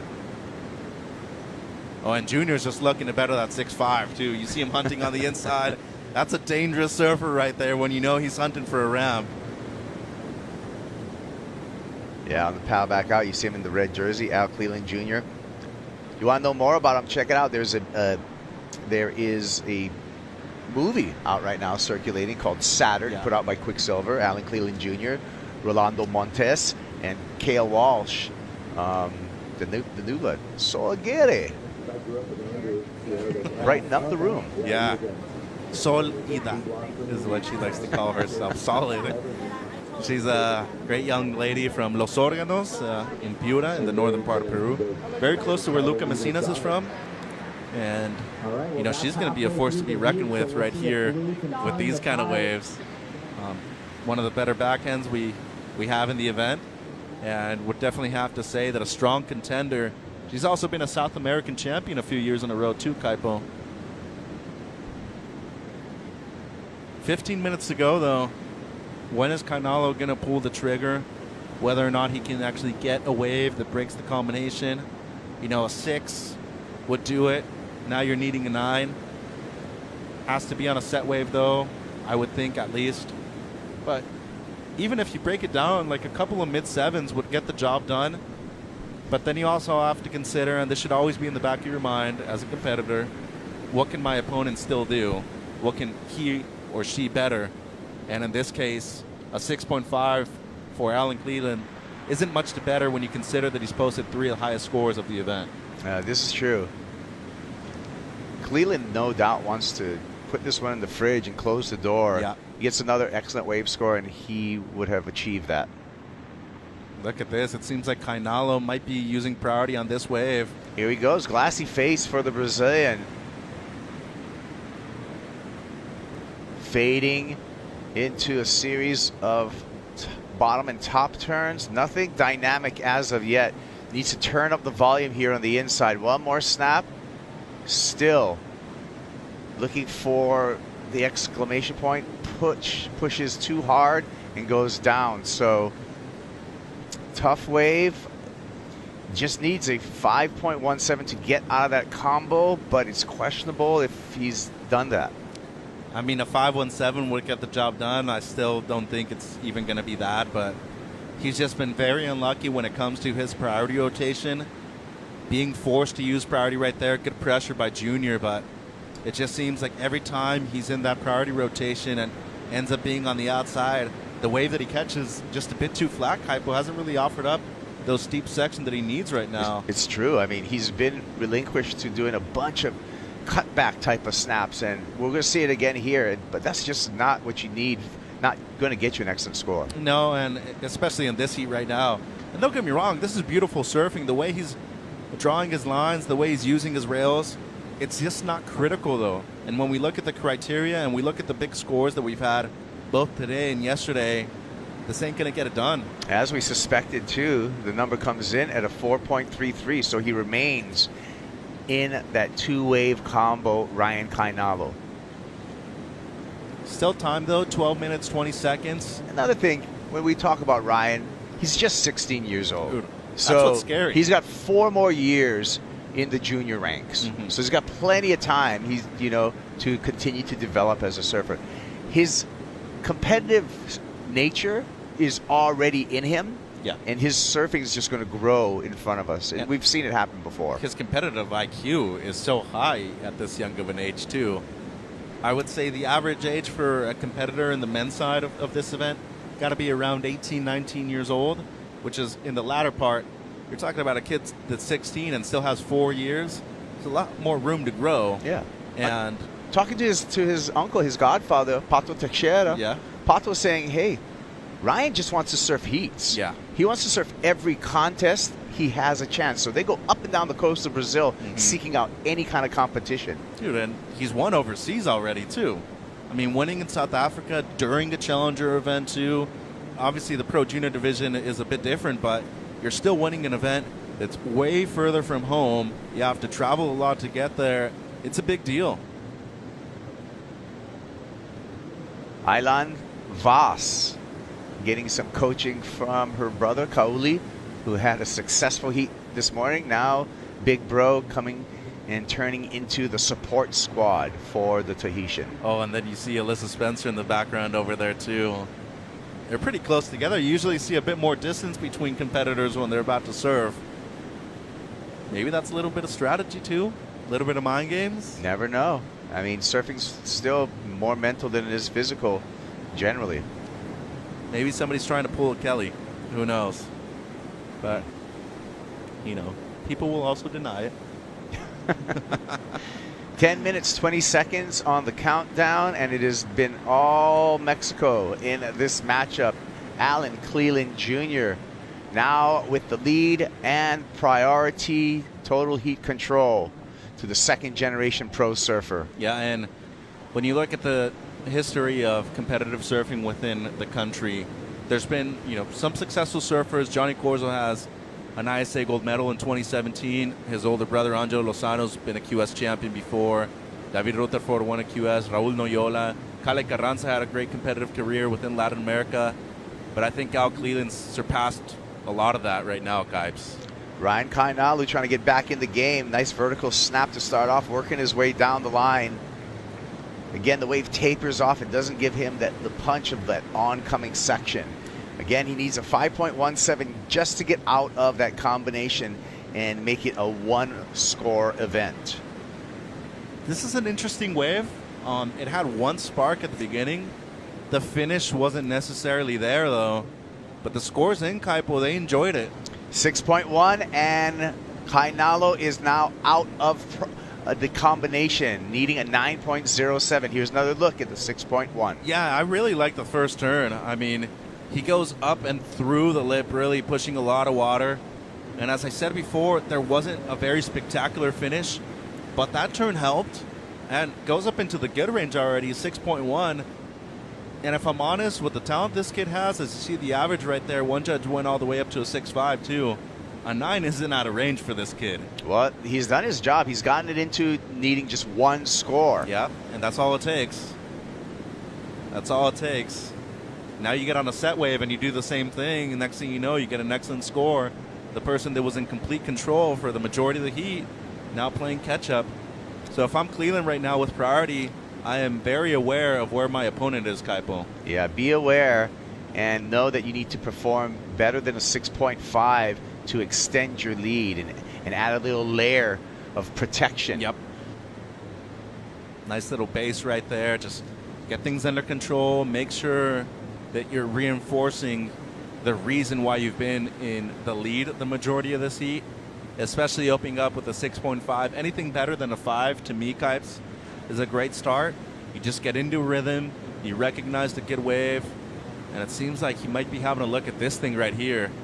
Oh, he's going to let it go, and Ryan's got a chance. Here we go. Kainalo. Nice start. Eases through another carve after that. Looking down the line, needs something big. And just pokes nose, goes down, incomplete. Well, I mean, you're playing with fire right here if you're Al Cleland. Let him go on that wave. First turn was great. I know he fell on the finish, but he's slowly but surely kind of getting to that pace where he's finding those better waves, and you still want to have those nerves of steel when it comes to using priority well, but you really want to make that gap of giving him enough space much smaller than it has been in the last few minutes. Alyssa Spencer going to be heading out to her heat. I like that color of board. It's cool. It's like I feel it's a resin tint because I can see the lap on the rail line of the fiberglass. Yeah. So, great job by the crew over there at Channel Islands. I love those resin tints. You know, rather than getting an airbrush or something like that, that's where you put the pigment actually in the resin, and then you glass the board into that color, so you get that translucent kind of finish to it. And to make them pretty, though, you need a good laminator, and you need somebody with some sharp scissors, because when you're cutting that rail line in that fiberglass, you want to make sure that rail lap is nice and straight. You know, so because that tint will show off any kind of miscuts or ruffles in that lap line. You've been around some shaping bags, haven't you? It's one of my favorite places to really? be. It's I love. I like surfboard factories, man. Yeah. I like to hang out in them. When you went to CI the other day, were you like a kid in the candy store, like all stoked? Oh yeah, that was years ago. I haven't been up to Santa Barbara, but I worked for a long time for a number of different surfboard manufacturers, and have a hand at shaping and glassing boards myself. Ryan Kainalo. That's a nice start. Has to skip that section, however. Needs to make up for it here. Okay. Well, good surfing, paced approach. Not a 9.07, however, and that's what he needs. Right, but even if you better the 6.1, you diminish the requirement of needing a 9, and all of a sudden now you're needing a high 7, a low 8. Yeah, chip away at it. Yeah. You still have 5 minutes, and Cleland so far has still been on the outside. Been very patient with priority. Only caught that one wave, which was an in and out real quick. But, going back to the same thing, Kaipo, I think you still need to take away an opportunity when you do see it. And so far, it just doesn't seem like Cleland's recognized that Kainalo's been doing some work on the inside. It doesn't better the 6.1, but it was close to it. Yeah, 6-point ride, but still requiring that 9.07. These are nervous moments. I mean, you're in the last heat of the round. You've seen everybody surf. Now everybody's seeing you surf. There's some pressure on his shoulders. Here's our heat recap starting with Alan Cleland Jr. Yeah, and I believe this was the 6.5 to start things off. He's just been in rhythm with this wave so far since yesterday. That board looks sharp under his feet too.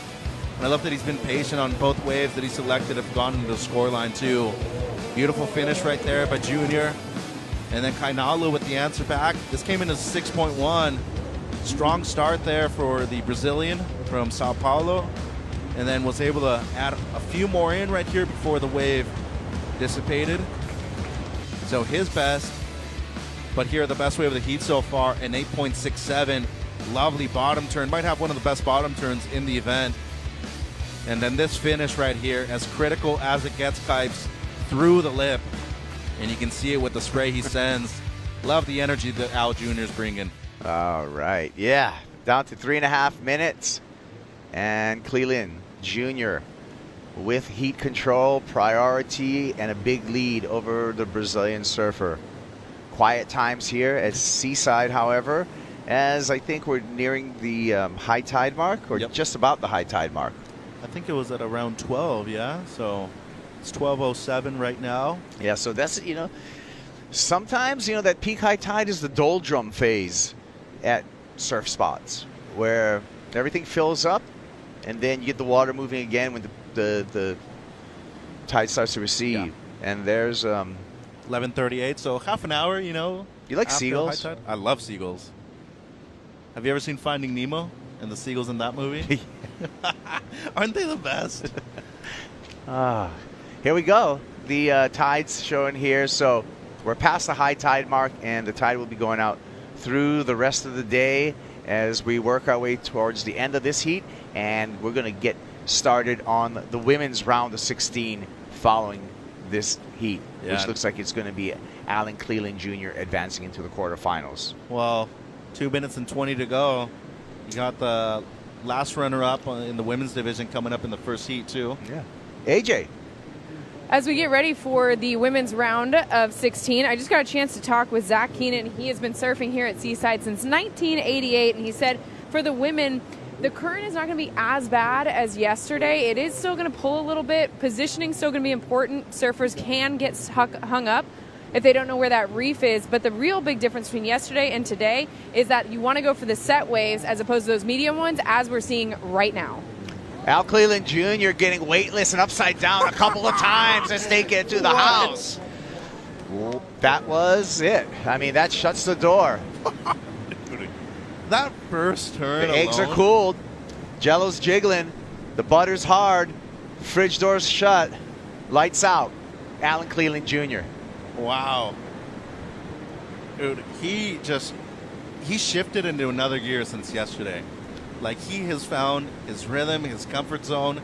That board looks incredible under his feet. And I just have to say, I thought that Haleiwa was maybe the best competitive event that I've ever seen him surf in. I think he surpassed that now. Let's enjoy this. First of all, excellent use of priority right here. Takes away the opportunity, but a turn under the lip and then straight through it afterwards where he completely ditches the fins. When the section's already coming down on him, his timing, everything looks perfect, Kipes. You get upside down on a backhand re-entry like that, that is risky business. Yeah, oh, yeah, it is. And we talk about risk being one of the main factors in the criteria, too.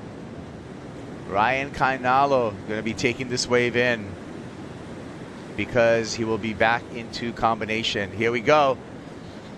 Nice little ride in, and we'll see more from the Brazilian Ryan Kainalo, but he is eliminated from competition. Last score, Alan Cleland Jr., an 8.73. Stop it. Just stop it, Junior. Dude, I don't know, I had Kate Matson winning this thing. He bowed out already. But this guy, he's the real deal, Kipes. He is the real deal. It's going to be fun to see him in the next few days. Back-to-back excellent heats for Mexico's Alan Cleland Jr. We'll see him in the quarterfinals. We're going to be shifting gears when we return. Women's Heat 1, round of 16 will be in the water. Stay tuned.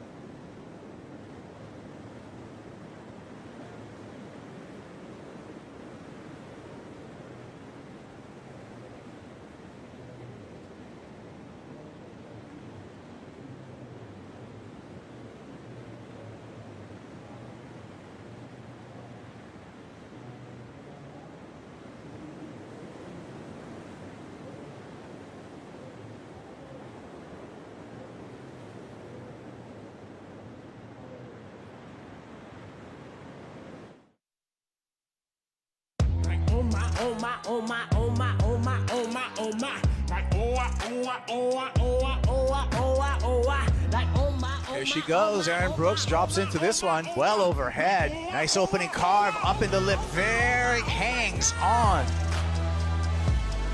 Such a beautiful arc there. I mean, that was great for Sawyer. Look at the wave choice, too. Alyssa Spencer with the sharp rail work, as always.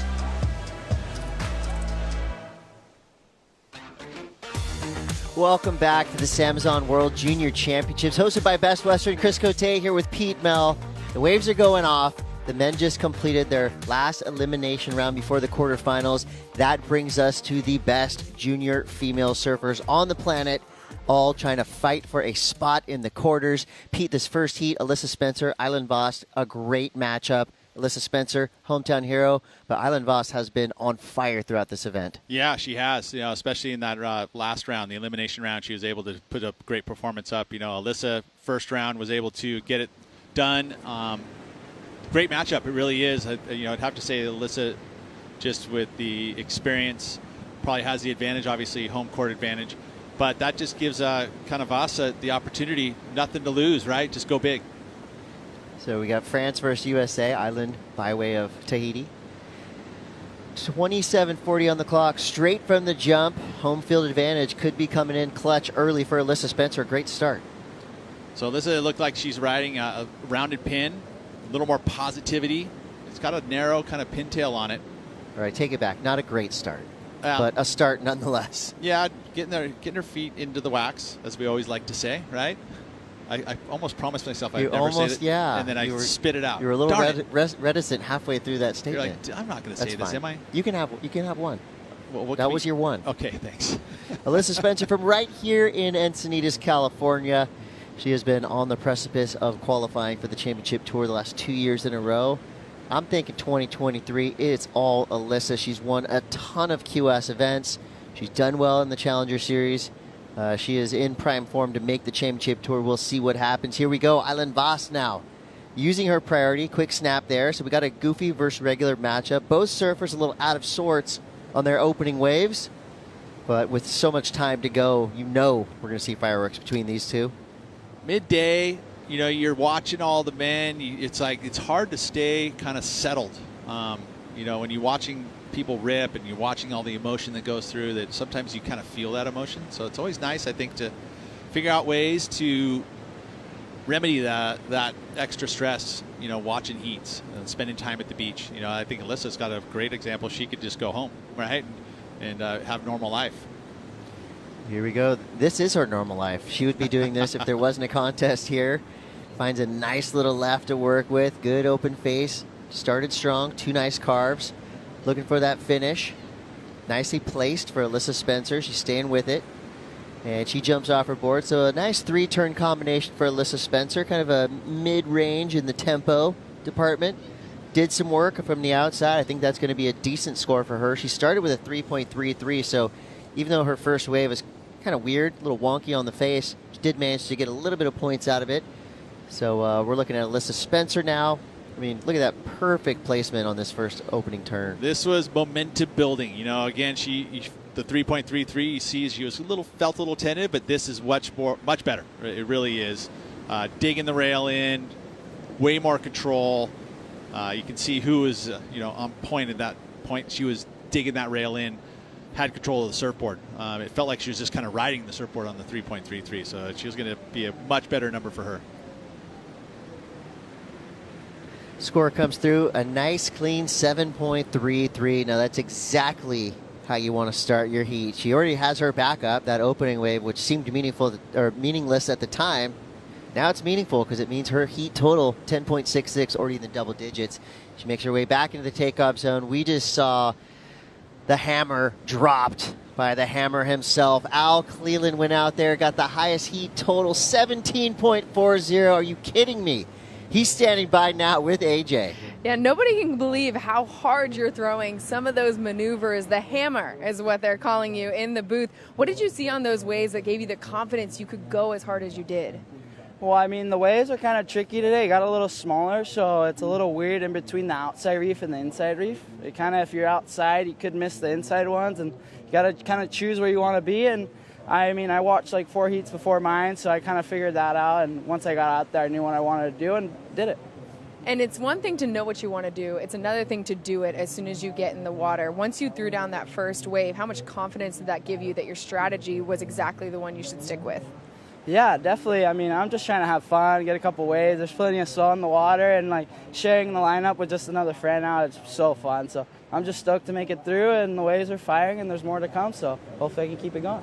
There you go. You want to say anything to friends and family back home? Yeah, un saludo a todo México, ahí a Boca de Pascuales, a todo México. Gracias por todo el apoyo y aquí andamos una más y ojalá un par de suels más y a ver cómo nos va. Saludos, ánimo. Back to you guys. Alan Cleland making his presence known. It's funny, again, you know, we said it the opening couple of days, I go, this is a junior competition and he's surfing like that? It's pretty incredible. That's another name that you could just earmark for the championship tour. I mean, he's got all those skills, everything you need to make tour. You know, there's kind of been some bookends, right? First heat, Vaast, big numbers. They've been, both of them have been putting up big numbers. And then you got Cleland on the other end, at the other end of the draw. You know what that means? They're on the other end of the draw, and they could, if they keep this momentum going, they could be meeting into the final for the two. You know, basically, if you look at the performances that have been done on the men's side, they are the two that have been putting up the biggest numbers. Clash of the Titans? I wouldn't be surprised. Island Vaast coming out of Tahiti. She has done really well this year in junior events, especially. She's been on a full tear around the world on the QS and in junior competition. Her brother and her both got wins at the Krui event in Indonesia. And that's not even their region, is it? It's not. They just went for the waves. They're just like they went for the waves and the money. Like perfect tropical waves. Yeah. So what not? better place than Krui? You're like, oh, we're in the hood, so let's just jump in the event. I mean, you're not going to get any basically junior points for your region in that doing that event, but what it does do is it get noticed by the tours and competitions office. Yeah, for sure. So she's 18 years old. She won 2 pro junior events in 2022. Her birthday was just a few weeks ago. She did get that call into the Pipe Masters, the Vans Pipe Masters, just a couple weeks back, and she has got some nice looking boards under her feet, shaped by the world's best dentist / surfboard shaper, Dan Bainey, Infinity Surfboards. So there is a connection there to Southern California for the Vaast family. Her brothers, Kaoli, who you mentioned is a threat to take out this entire contest, and Nike Vaast as well. So the whole family rips. She's got some work to do there, though, as Alyssa Spencer now is back at it, sitting on a 7.33 as her high mark. Just a nice, fun-looking wave here. The only thing critical on this wave so far has been the draw, but it looks like it could be perking up for Alyssa on the inside. Gets that end section. A little out of positioning to make it a really big, impactful turn, but she rode out of it nonetheless. And behind her, Island Vaast on her backhand. Ooh. Goes vertical, blows the tail. She actually used a turn just like that a few times to mass effect to get herself into this round. But she's got to ride out clean. This is the part of the contest where you can't make mistakes. And if you do, you better clean them up quick. Yeah. No, I mean, look, these days, you got a half-hour heat. I mean, most of their junior heats, I would imagine, and even their amateur surfing heats are going to be way shorter. So you get the extra time here. But if we watch this replay here, this first snap didn't quite get the acceleration out of it. Same with that turn here, but then she really, I think she knew that she needed to go big on this final move. And that's where you saw the fins go out the back. Just couldn't hang on. You know, and Alyssa, on the other hand here, very smart. You know, each wave that she takes off on, she knows that she's trying to improve on the lowest score, adding points to your total. That's the goal. Each time you take off, you're going to be adding points to your total. She's done that, I believe. Not going to be a major number, but it's going to add and put and apply more pressure to Eilon. Inside of 20 minutes now, that last wave from Alyssa Spencer. You know, just a nice, fun-looking wave. most likely will improve on that 3-3, as she did do work from beginning to end. Both these surfers look pretty relaxed and casual, knowing that with 30 minutes, they're going to have plenty of opportunities. Tide's going to be moving in their favor. So I imagine that we're going to see a little bit of a urgency uptick as we get deeper into this heat. But for now, just a nice, calm, casual heat. Both surfers, sitting on scores now. Island Vaast comes through with a 4.83. So she's right back in it. Needs a 7.01. No panic just yet for either one of these surfers.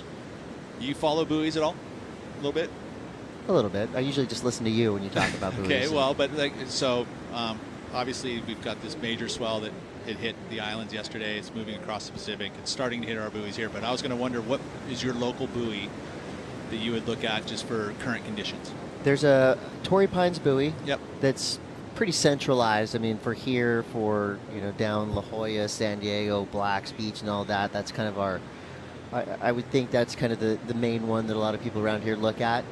Well, you got islands north of you, so anything that sits in between the islands and you, it's going to kind of block it. So it's kind of a deceptive, swell region. Right. So Torrey Pines would be the one. That's where you're going to get kind of local factual winds that are going to be kind of on the coastline, and obviously size of surf. I usually just text people who know, or well, I will say, open my Surfline app. I mean, that's the easiest way to do it. Yeah, and you can look at all of those buoys pretty easily and factually. And right now, the buoys north of us, up in my hood, are all at 25 seconds, and I have not seen 25-second interval this season. It's pretty rare that you see energy of that level. So we're talking ground swell. Ground swell, 25 seconds. That's the interval in between swells, right? So it's an average. But when you start seeing stuff on that high, 20 seconds is standard. You'll probably see that in the beginning of a swell. But I was seeing 25 seconds. So that means that a very strong ground swell is headed our direction. And when it's moving at 25, it's moving pretty quick. So I would say that we may see some sets tonight, but ultimately tomorrow, I'm just wondering if it's going to be pumping tomorrow.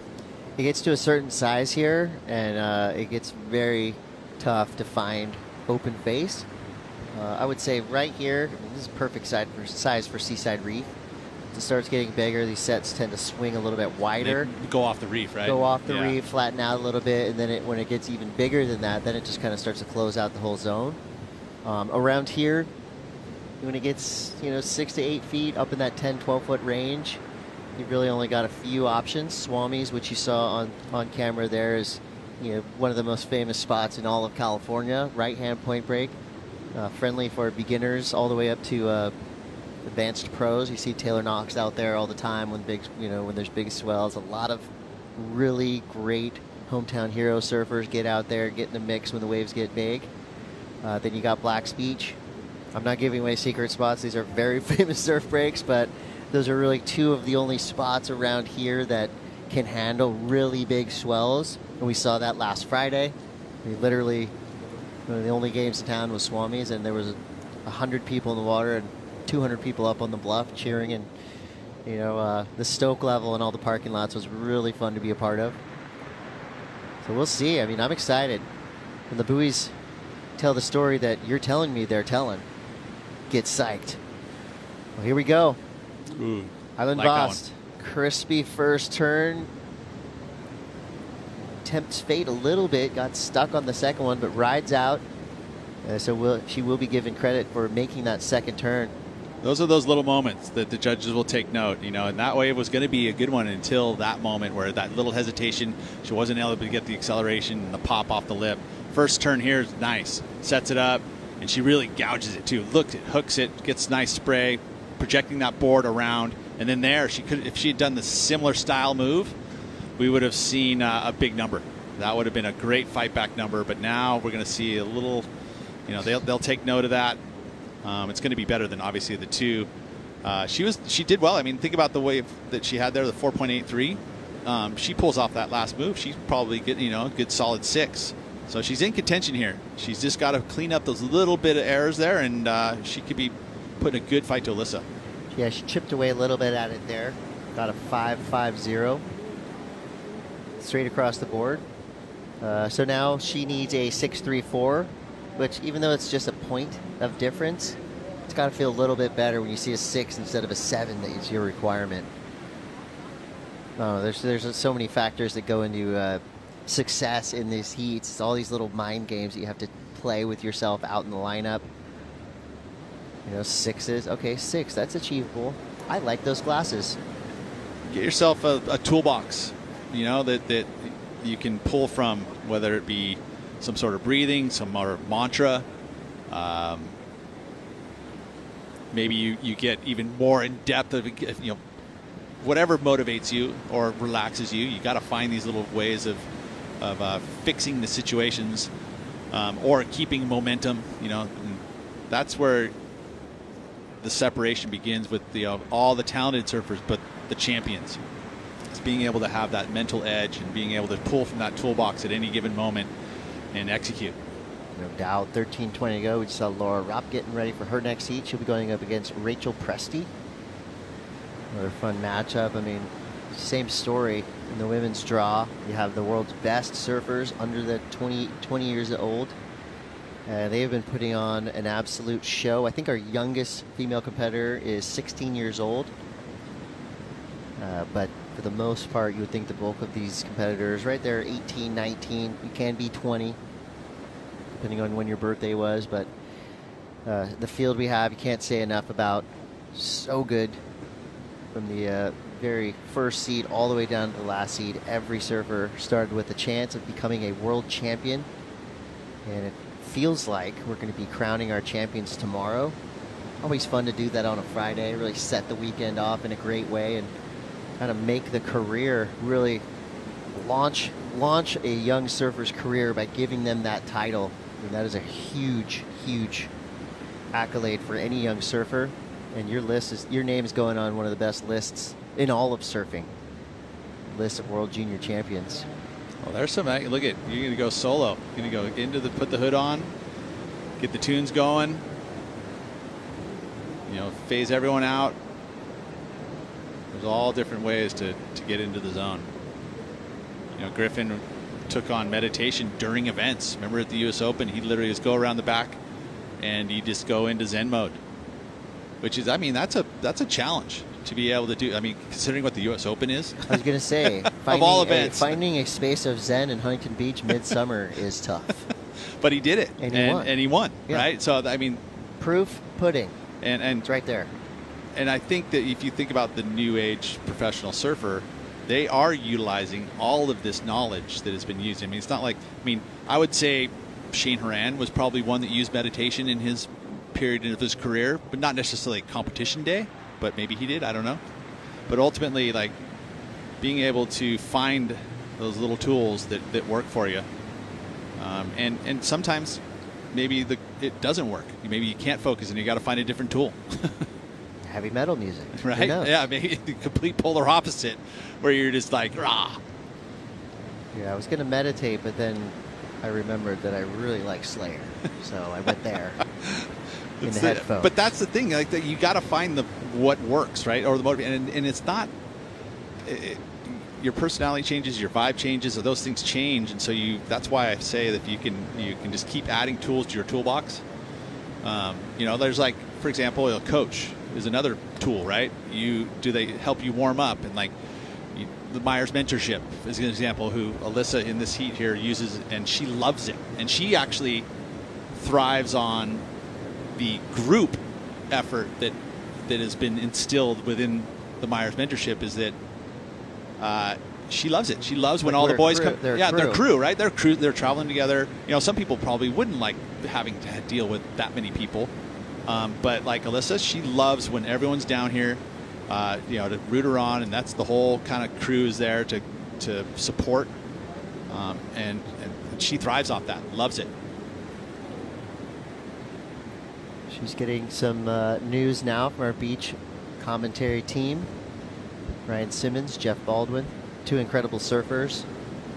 Silky smooth voices as well, knowing that what they say has so much importance to these surfers in the lineup. So there's the situation that they're hearing out in the water. Alyssa Spencer has priority.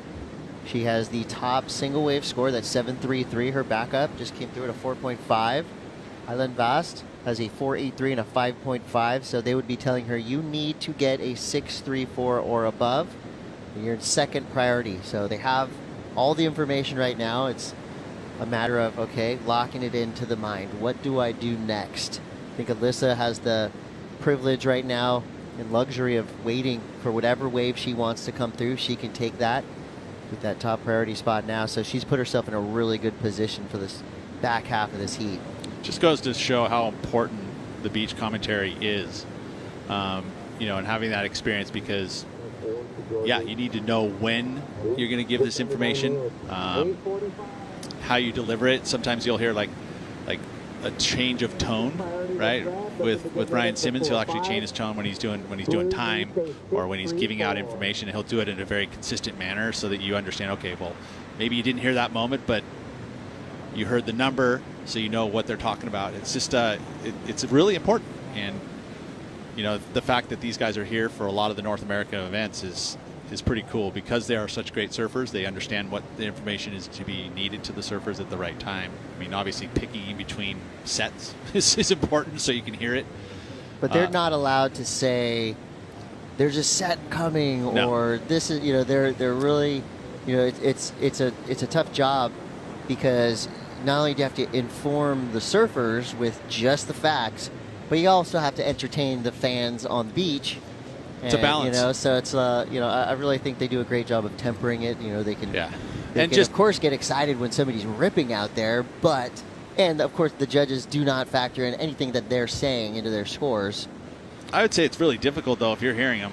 I mean, we're all human, right? So, if they get excited, you're like, oh, yeah, that was kind of cool, you know? I mean, so you do have to be kind of excited for both surfers, right? You can't just be, you know, favoritism Lucky at all. for us, we can scream our heads off all we want in here. They don't hear us. Yeah, no, we don't. But they do review it afterwards, so you better. That's true. I've got both pro and cons messages from people regarding analysis, but that's part of it. 7 minutes to go here. So one opinion, surfers. It's only one opinion. Come on now, don't take it so hard. But we do get, you know, we get critical information a lot of times from fans and friends of the surfers out there that, you know, can chime in, DM, send messages. Oh, well, now everybody's accessible nowadays, right? Yeah. I mean, unless you go private. At Pete Mel, right? Yeah. Pretty. Underscore too. There's an underscore there.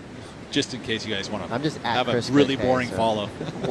wide open to your constructive criticism. But no, that's the truth, though. That's the thing. Like, I could DM Kim or Kardashian, right? Doesn't mean she'll look at it, but coming from you, I think she would.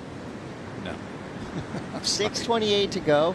It is fun too. You kind of look at the stats. You have World Surf League that has a great stats department. So you go on there, you see all their heat results and the percentages and the numbers there, and then you can go over to their social media to get more of a picture of the surfer as a person, or whoever they want to portray themselves on their social media.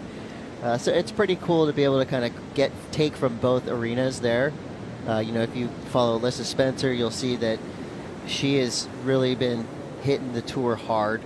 A lot of events, yeah. Yeah, you know, it's funny. Yeah, it's like the first picture, full suit booties somewhere. The next picture, she's in, you know, just a bathing suit somewhere tropical in a heat. So you can kind of follow all these surfers around the world. And, you know, another fun element of social media is being able to just put a vote in for the surfer that you think is going to win this heat. Our best Western fan picks, leaning heavily towards Alyssa Spencer.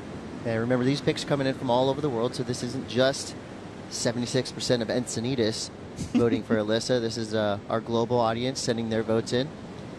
And these numbers tend to change when you see surfers build momentum. But for right now, the fan pick is with Alyssa Spencer. And I'd say, you know, historically, the past 2 years, competition-wise, you'd have to give Alyssa the edge just in terms of experience. And yeah, you'd say that for sure. I mean, and considering that she just won a major event, whereas Eileen has yet to even really put an effort into the Challenger Series.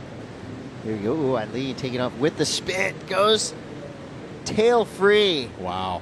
Like, she has got that move pretty much on lock. She definitely has a great technique. It is one major move. And I believe that she's going to improve on the 4.83. And conceivably, I mean, let's watch this here. Good size wave, and she attacks the lip. And the release in the lip is not easy to do. So she's got good balance, 4 foot, you know, her front foot to her back foot, and that's why she gets released. She puts pressure on the front foot, loosens up the back. You get that little slide, and again, not easy to do. So we'll see what the judges. Only the one turn though. Yeah, that looked like one of those turns that felt really good. That just gives you that little extra fire inside. You do a turn like that, and it's almost like you can hear it from the beach. Whack, and then you're feeling okay. I'm feeling good now. Even if the score doesn't translate, it's just that momentum, that feeling, that excitement level that you can give yourself on one big turn like that. It does come through at a 5.33, so a big number for a one-turn wave. It's not going to be enough to get her in that top spot, but again, it just helps to build the momentum. She needs a 6.34 or above, and Alyssa Spencer is holding steady out the back with priority still with 3 minutes 30 seconds to go. That's quite a bit of time to kind of hang on to priority without selling a wave or taking a wave yourself, but Alyssa Spencer is really good at the tactics of surfing as well. Just how important is that 4.5 now at this point in the heat, right? So she was smart. She didn't have to go on that wave, but she was outside of priority, so she went and she took it and stayed with it, completed it, and added the extra point from the 3.33. Whereas Vaast would have basically overtaken the lead with that last turn had she not ridden that wave. So she's been patient, but the fact that she's just so smart in how she manages her heat, especially when you're dealing with the ocean, when you don't know what the opportunities are to be given to you. So you see an opportunity and okay, I'm going to make it happen. Not going to be a big number. She probably knew in her head that wasn't going to be, a major score, but wanted to build on the backup number. And it's paid off right now because she has a lead still and priority here in this back 2.5 minutes. That's one of the things that Alyssa has just done all season long. Is just she's very consistent in her heats, always putting up big numbers. Matter of fact, numbers that she's lost. She's had 16-point heats where she lost. Yeah. That was this season. So at the beginning of the season, she had quarterfinal losses where she just had big numbers. She bounced back quick from a pretty heartbreaking finish. So right there was a case of kind of a defensive, offensive wave selection there. She saw Island on her inside, opted to go. Wasn't a great wave. It's not going to be a factor in her score line, but she's just got to watch Island, who is hoping for this wave to pulse up a little bit through this mid-section, building speed. Holds on. Smashes that end section again. Didn't really get the chance to blow the tail like we saw her on a few of her previous waves, but rode out clean. Again, she's looking for a 6.34. Didn't quite sell that one to us or to the judges. It was a decent ride, close. But it's going to be close for sure. And Alyssa has to surf like that was the number right here. She's got to better a 4.5. It's important for her, and it's not going to happen. So, wow. It'll be left up to the judges. And now we got the replay here just to see. Yeah, the turns out on the face like that aren't big points. But this finish move was committed. It was in the lip. She carried the speed through the maneuver and rides out clean, no bobbles at all. So, I mean, conceivably, it could be enough.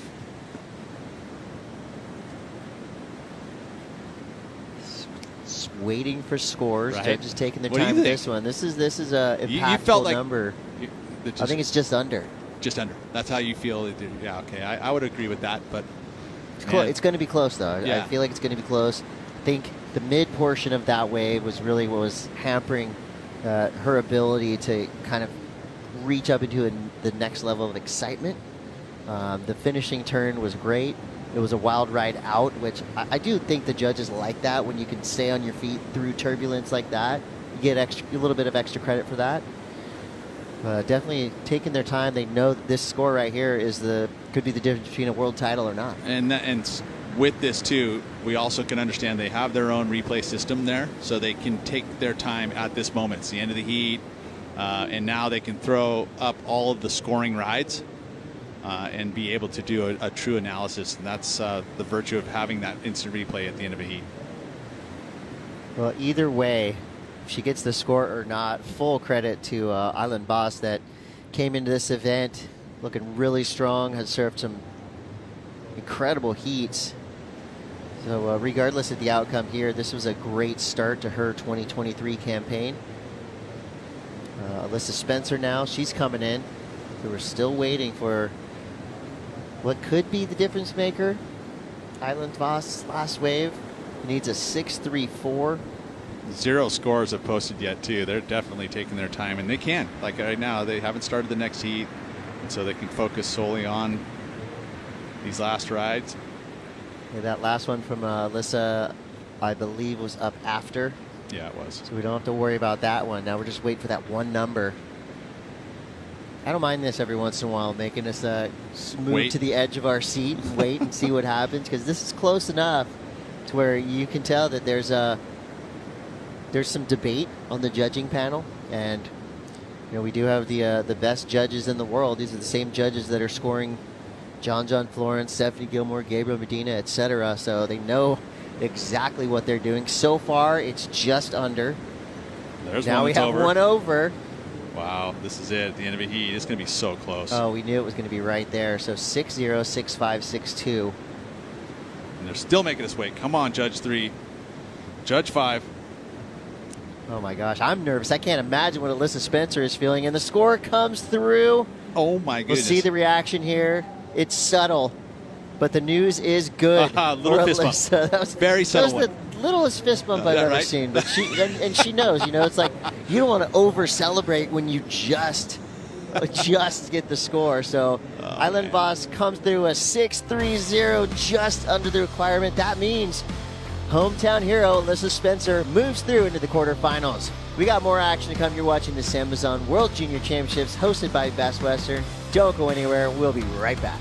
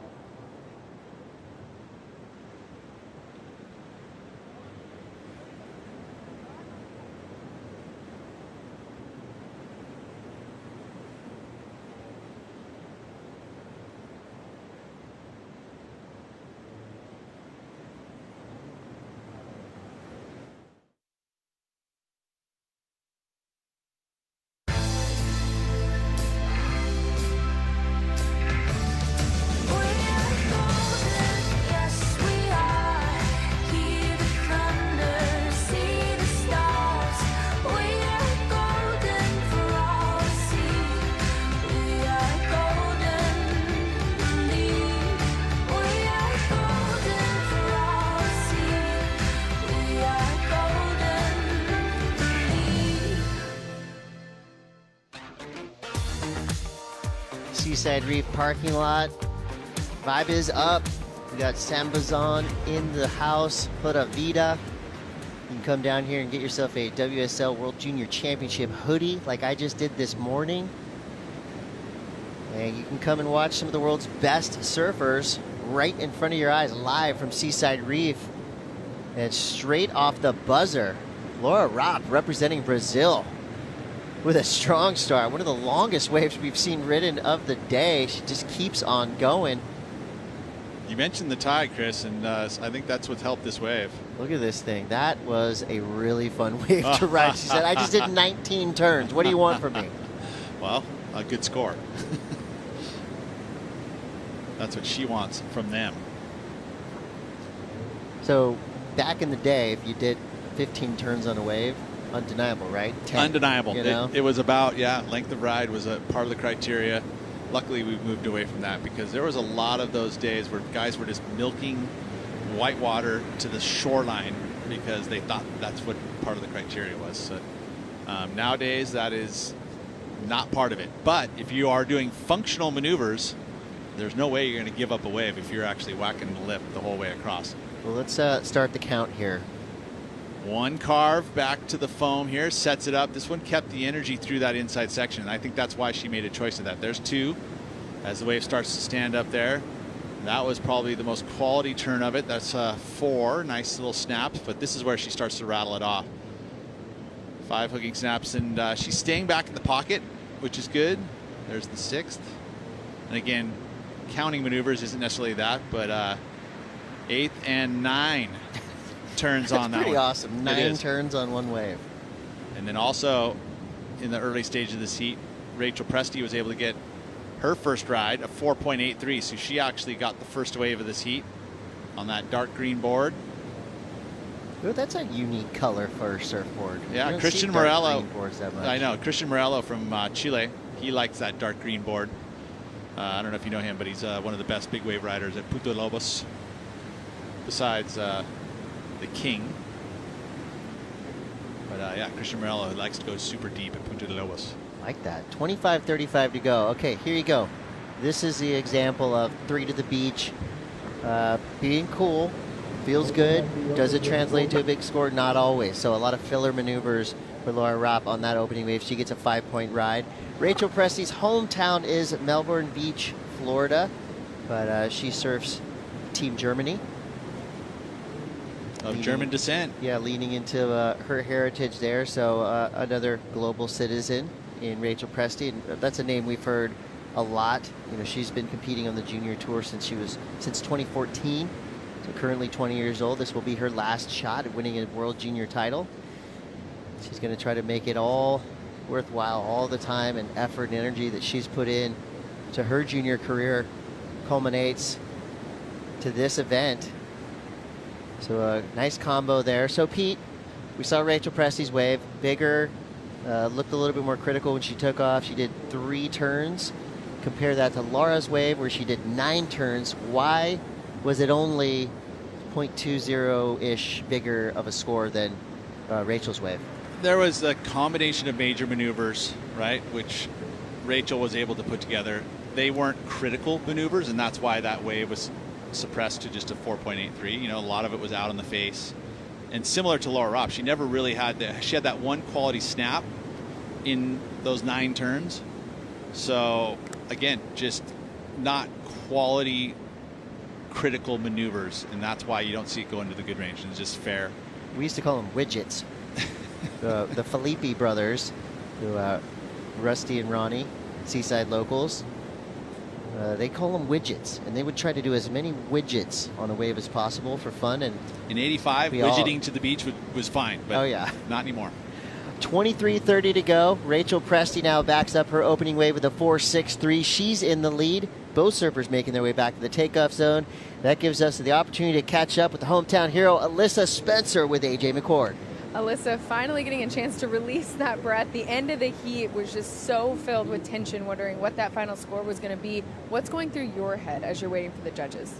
Yeah, that was definitely really nerve-wracking at the end. I made a bad decision to go on a wave, and there was still a few minutes left on the clock with just left Island out there with an opportunity to get one. And yeah, I didn't really get to see her full wave, but I heard the commentators that it was a pretty good one. So when I came in, I was definitely a little nervous, and I knew it was going to be like really close. But you managed to get it done. What was your strategy coming into the heat, being the first one of the women? Yeah, it's been looking super fun all morning, and there's tons of opportunity out there. So I just wanted to try and at least get myself on 2 good ones. I was able to find one good one and had a hard time finding another, but yeah, it was really fun out there. You have a lot of local knowledge yourself, but also getting poured into by a lot of your friends and family who've surfed this break a lot. What are you taking from this heat, from your friends and family that you'll use tomorrow? Yeah, I have all of my friends that I've grown up surfing with down here with me. It's amazing to have all my friends and family here. So yeah, it's just to have the extra support is amazing. And when you come in, to have everyone there cheering for you is awesome too. Congratulations. Thank you. Alyssa Spencer getting through, having to wait on the beach, never easy. You know, that could be the longest minute of your life. I do like that she's got those Elton John signature shades on. Just saw him down in San Diego, best concert I've ever seen. Maybe really? She was there. I'll have to talk to her after this. What 21:40 to go. Well, we'll get back to that, but I'd like to know what made it the best. Oh my gosh, the reasons are endless. I mean, the music's always going to be good, right? Yeah, definitely. Rachel Presti there, doing more work. A very similar wave, so right now she's hovering in that 4.83, 4.63 range. It'll probably be somewhere around that. And she did get the news that Laura Raupp came through with a 6.67, so making things interesting. Let's take a look back at what Rachel Presti did on that last wave. Well, you're right. It's kind of. I think that what she needs to do is pick a wave that's going to have a steeper face, especially at this tide right now. Right, we're getting those waves that should give you that opportunity. So her choice right now, her wave choice, a little off, being that she's not able to find those steeper sections, which is going to get you bigger points. So this is she's got to make an adjustment at this point. Get that outside section like this and attack that first section. It's going to be steep. Yeah, it's going to flatten out at some point. Sometimes they load up. I mean, this is 2 solid moves there. That was nice. And she got the 6.67, right? So it's the quality of the maneuvers, not the quantity of the maneuvers. And they got to be critical. They got to be on a bigger wave. And that's show a bit of higher risk, and that's where the numbers start to pour in. Yeah, judges aren't going to be fooled by a bunch of turns. You have to make your turns impactful. So pretty cool response from Laura Raupp, who did a lot of work to get that 5. And, you know, sometimes less is more. 2 big turns was enough for a 6.67, and here's why. Combination of major maneuvers. She did 2 big turns right there, and she mixed those maneuvers up. Obviously showing speed, power, great style, nice flow through those 2 turns. So that's why she was rewarded that 6.67. And then the flip side of that, Rachel Presti, a very similar line on her 3rd wave as compared to her first 2. And it comes even a lower score, a 3.83. So we have a momentum shift. Laura Raupp now feeling that push. It's got to be due to the number that she just heard from the beach announcer saying that she's now in the lead, and Rachel Presti needs a 6.84. Over the years, we've had refinements to competition. From 76 is really where professional surfing, I guess, started. Right, that's when we crowned our first professional world champion.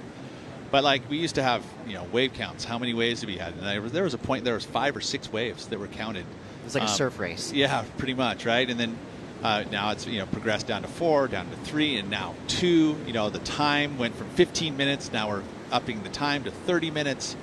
And then the judging criteria, like the elements within the criteria. And it's funny because I look at that and I'm like, okay, is there anything you could tweak in that? And I don't feel like there is, really.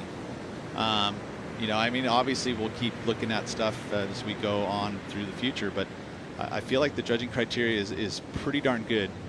I have got opinions in regards to how the panel should be set up, and that maybe could change at some point. But that's just my opinion on the ways you can improve judging. Not necessarily the criteria and how they do it, but just the way that it's processed. I'd like to see it more individualized. Like where they're not as a group as much. I'd like to see them more individual. That's just my opinion. I really appreciate and enjoy what the WSL has done in the past 5 years. I mean, it's definitely a thankless job because I think as a whole, surfers and surf fans are pretty stubborn, and this is how it's been. Don't change it. Well, the changes that have been made have worked out and just made the tour that much more exciting. How cool is it that we're starting at Pipeline in just a few weeks, and that's how you shoot the tour right out of a cannon. Start with the biggest, scariest wave and launch pad from there.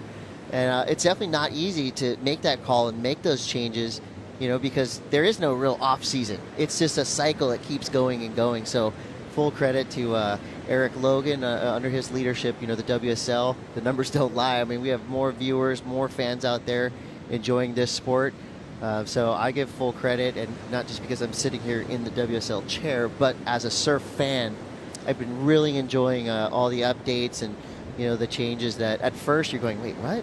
How is this going to work? And then it works. And well, the midseason cut, I think, has been the biggest and probably most talked about definitely change, right? And for me, the first year it happened, I loved it. I mean, just the drama that came with it. I know as a surfer, yeah, it sucks if you don't make the cut, but don't get cut. Yeah, don't get cut. Don't right? get cut. Don't get cut. Figure out Pipeline. Figure out Sunset Beach. Figure out Margaret River, because those first 5 events are pretty nuts, right? Yeah. Like, you're going to get some small wave stuff that you have to deal with, but you also got some massive waves you got to deal with, and learn those spots, man. Make sure you're going to get into at least the round of 16 if you're going to want to make the cut. It's just how it is. Yeah, and I feel like it's cool because it gives us our kind of playoff season, right? You've got your regular season, and then we go in the post-cut part of tour, and it's like, okay, you're in the playoffs now. You're fighting for that chance to get in the Rip Curl WSL Final 5. So it makes every wave count. It makes every score count. That applies pressure to the surfers, which lifts their level. And then you've shortened the field, which allows for better waves. Better waves, exactly. So, I mean, as a fan, those are all positive things. I get it for the surfers feeling like, man, I make the tour and all of a sudden I can only have 5 events. Again, make the cut. I'm going to wait till tonight to look at my phone and get and see the notes that have just been sent in. But either way, all the DMs coming at you. It's just such a fun sport, pursuit, passion, lifestyle, whatever you call it.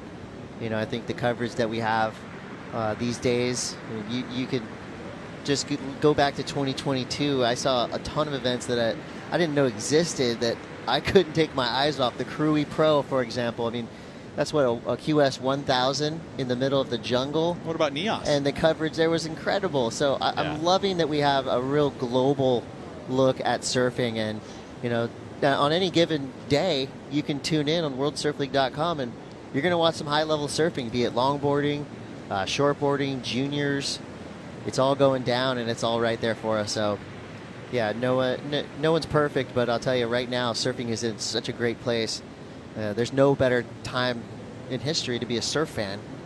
If you're a fan of the competitive side of sport, for sure. And if you're not, you don't have to watch it. Just go surf. Oh, my gosh, right? We're not forcing you.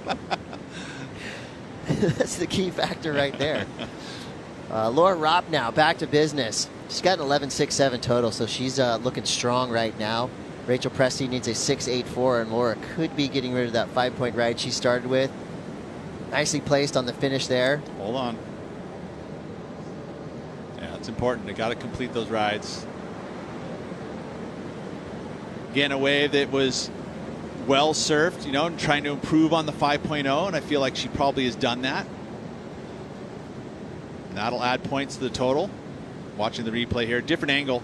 We get to see from that other angle, you get to see the wall. It stands up a little bit more, but this angle kind of flattens the face a little bit.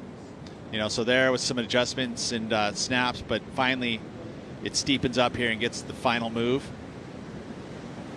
If it does improve on the 5, it'll just be the slightest of margins. And actually watching that there, I may even say that it might not have, but live action, Presti in and out. Rachel Presti had a pretty solid year.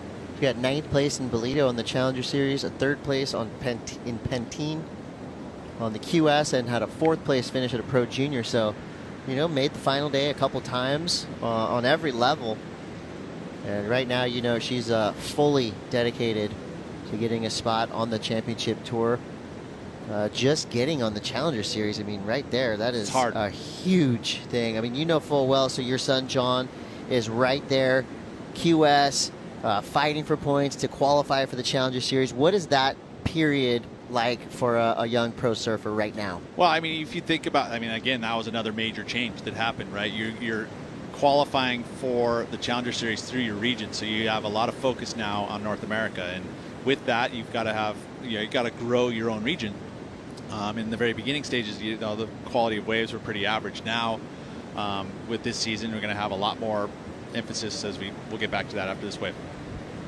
Nope, let's talk about it. So more events up and down the California coast, exactly, right? I mean, and also upping the importance of those events by adding money to it. You also now you get 3,000s.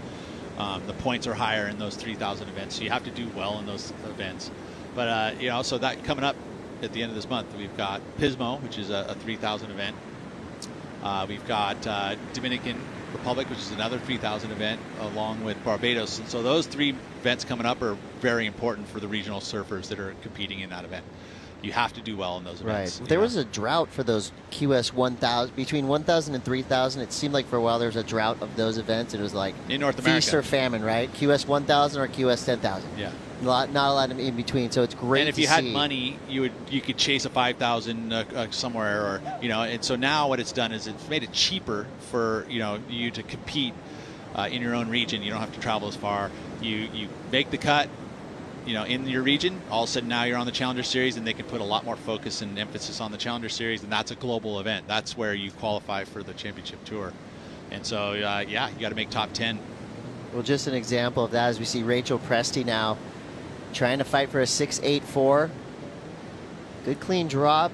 Hoping this wave to pump up for her a little bit on the inside. Gets one good turn to finish there. We'll see if the judges deem that as better than a 6.84. You look at Rachel Presti's year, her travel schedule went like this. Boost Mobile, Gold Coast Pro, Sydney Surf Pro, Bolito Pro, so Australia, South Africa, and then back to Huntington Beach, and then to Ericeira, Portugal, and then to Brazil for the Saquarema Pro, and then to Hawaii. So do the math there. That's hundreds of thousands of miles flown. That's the Challenger Series. Events, and that's just the Challenger Series. Let alone the region that you're trying to re-qualify again for the Challenger Series.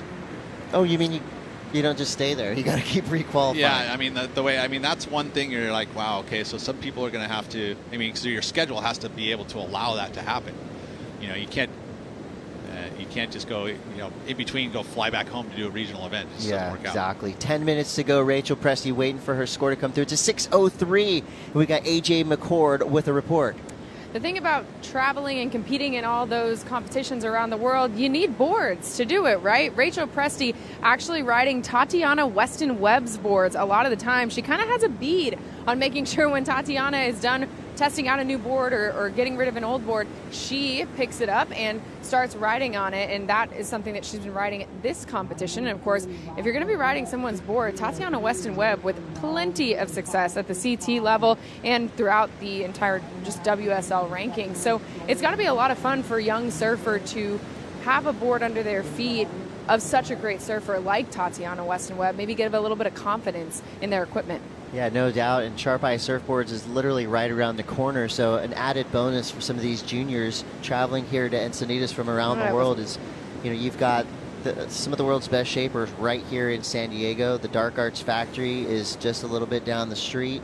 Like I said, Sharp Eye. I saw Xanadu hanging out. Xanadu's here, so a lot of amazing shapers right in the area. Paisel, Channel Islands, they all have facilities in Oceanside as well. So this really is a low-key surfboard capital of the world right here. It is. One of them, and it's funny because a lot of the manufacturing actually does come down into the zone because we have this kind of inland area that's got a lot of manufacturing places that they do.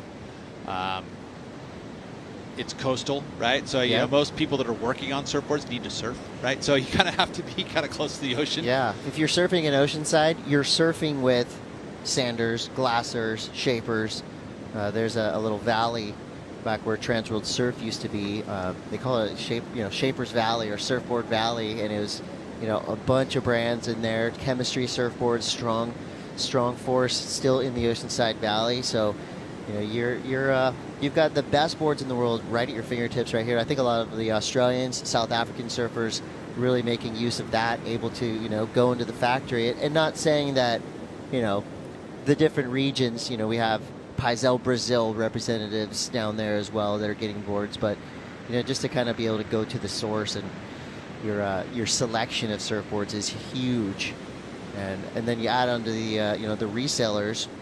We got Surfboard Broker, we got the Board Source. So these are places that are huge warehouses filled with used boards. So you go in there and you've got your pick of 1,000 different surfboards. A lot of those boards coming through trade-ins from pros. If you're not the Johns, the Gabriel Medina is actually, getting paid or part owner of your surfboard brand. you're probably trading in your boards. You know, let's say you get 6 Well, there's boards, also you probably like a couple of them, you trade them in, get a new one. That's what I would say, is that there's a lot of, like, Rachel is probably the one benefiting the most of having the ability to go through the board closet of Tatiana Western Webb, because there's probably boards there that Tatiana goes, nah, you know what, you can't ride them all. It didn't click. Yeah, and that doesn't mean that it won't click for Rachel, because there's obviously they like the same kind of volume and measurements, but they serve different, and so a board that doesn't work for Tatiana may work really well for Rachel. And traveling a lot with the Irons brothers, for example, they always felt like everyone else's boards looked better. They get 50 boards and they're going, well, let me see that one you're holding. I'm like, well, you don't need this one. Yeah, he does. That one looks better. I want that one. So sometimes other And then you people's just say boards no to like Andy? demystify a little bit. 6:17 on the clock. Laura Raupp still in the lead. That last wave helped Rachel Presti with a 6:03. Yeah, brought down the allocation in a big way. Now Yeah. it just needs a 6. But we'll see if Laura could get a little bit extra, trying to get rid of that 5-point ride. So you see here the inside section is starting to perk up a little bit, bowl out over that sandbar. It's definitely different than you would normally see here at Seaside. That wave generally at this tide would have the tendency to kind of flatten out through the middle. You could weave and make a connection to the inside shore break. That inside shore break is actually further out now. You see where she's paddling out. Because of pretty the swell shallow, and the sand, yeah. The the sand's been shifted. pulled out. Yeah, it's been pulled out a bit. This is a different angle here from the way we saw that one live. Again, you get to see a little bit more of the wall from this side. She did get the strong finish here as it steepened up. Nicely done. Little stall out. Didn't quite accelerate through the maneuver out of there. So, does it change the situation? Trying to better a 5. Again, it'll just be so subtle if it does. We have a lot of contests that come through Seaside Reef, be it, Board Riders Club events, amateur events, USA Surfing NSA, etc. So on most given weekends, we're going to have an event down here. And that, I've seen it fire up the locals, like gets the kids involved. They get to watch the best surfers, and it just means that everyone surfs better after these contests come through. Did you see that? I feel like Steamer Lane is probably the seaside of Santa Cruz and the most popular break, and a lot of contests there. But for a while, it didn't seem like you had big events there until the Coldwater Classic is starting to come back. When you see some of the top pros come into town, do you kind of feel that trickle-down effect of lifting everyone else's skill level up just because they got to see how the best do it at their home break? For the young guys, yes. The young guys and girls, for sure. As the I've old gotten guys, older, it's the older guys are not quite as Contest, stoked. Yeah. what? It's, because it's taking a lineup on a I good only day. get to surf on the weekends, and now you're taking... But I would say, yeah, I loved it. I loved having Potts in town. I loved having Derek and Michael Ho in town. Those were the legends of the sport, and coming surfing your home break, it is awesome. It really is. It does lift it. The energy's high. And when the Coldwater Classic wasn't happening for those couple of years, it definitely was missed for sure. And it was good to have it back this season. There was definitely a good vibe that came with it. The city was jumping all over it with support, which is really cool, because it literally, they kind of just said, yeah, surfing, yeah, it's cool, but they didn't really necessarily support it, at least in our hood. And this year they came in a big way. They came in with full support, bringing in, helping with facilities, making it easy to get the event going. And I hope that it grows back up to the sites that it was, in the late 80s, 90s. Yeah, that was a fun one to watch this year, and it did get me excited to see more. I want more Coldwater Classic. I think, growing up when I did, that was definitely an event that was had a lot of lore to it. It was an iconic event, so great to see it back, and I'm excited to see competition at this level here at Seaside. I think 5 years from now, when we see Alyssa Spencer fighting for a world title, when we talk about Levi, Eli, Hanneman, we can say, like, oh yeah, I remember they were out at Seaside that one time going off. That was the first time I saw them. Great place for a regional event. Definitely. I think you should get Encinitas City, get behind there, get some sponsorship money going there. Yeah, it would be great to have a regional event here. It's such an awesome venue. A couple nice turns there for Laura Raupp. She gets a little hung up, goes over the handlebars. 2 minutes, 19 seconds to go. So this has been a pretty drama-free heat, but I think that's going to switch because both surfers still well in the mix. Rachel Presti needs a 5.65. Time is winding down, 2 minutes to go. Laura Raupp out the back. I think kind of fortunate that she actually fell on that wave where she did, because now she does have a chance of getting back into the lineup in time. Important 2 minutes right here for Rachel. She has priority, doesn't need a huge score, just a 5.65. So it's the Laura Raupp fans being a little nervous at this point. We saw the last heat came down to the wire. Matter of fact, came down to the last moment on the beach. Past the wire. All right, there's Rachel Presti with priority. And again, just a 5.65. Like that's just a quality wave and surf it solid.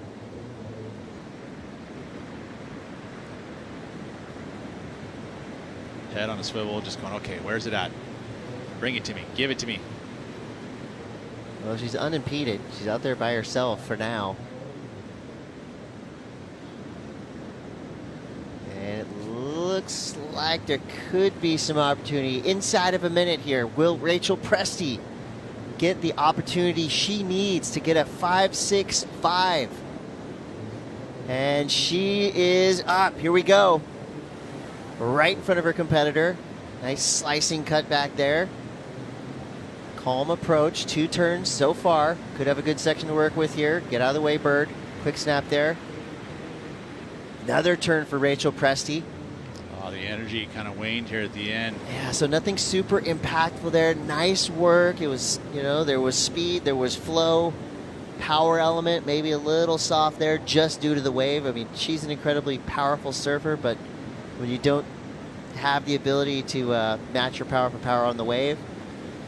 So big question mark there. I mean, if she does get it, it's going to be just by an inch. But just there's an energy field sometimes that's created by a surfer on a wave, and it makes it really obvious that they got the score. Everybody knows it. Don't feel that right now, so this is going to be a long, stressful wait for Rachel Presti. But I am taking note. I might order a green surfboard. That one looks really nice. Here we go. First section. Again, carves. You know, I would have loved for that section to steepen up, and it would have sold me a lot better, because now, right here, that was the best turn of the wave, and then it just kind of slows up. She never really got the closeout section. Really, just one chance, right? One critical section on that whole wave. And she, you know, she did well with it. It just feels like just maybe just a little under, but again, very, very close. So same situation as we saw in that previous heat. Rachel Presti in the red on the beach waiting. Laura Raupp, same situation. She's got to wait and see who makes it through this heat.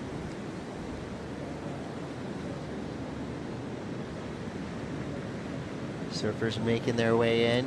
Coming up next, we got Sawyer Lindblad and Janita Gonzalez. Going to be a great heat. Both those surfers have been right on it throughout this competition.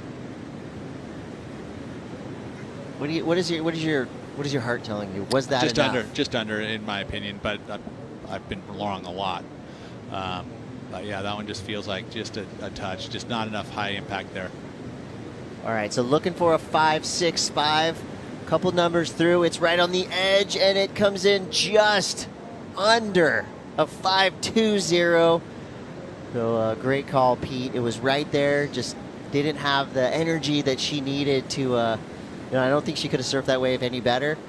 So I'm going to blame the wave on that one. So Laura Raupp comes through riding that beautiful board to epic effect. 6.67 and a 5. And she is advancing through into the quarterfinals. Those quarterfinals are being stacked with incredibly talented surfers, and more to come. This elimination round heating up. We've got more action. You're watching the SAMBAZON World Junior Championships hosted by Best Western. We'll be right back.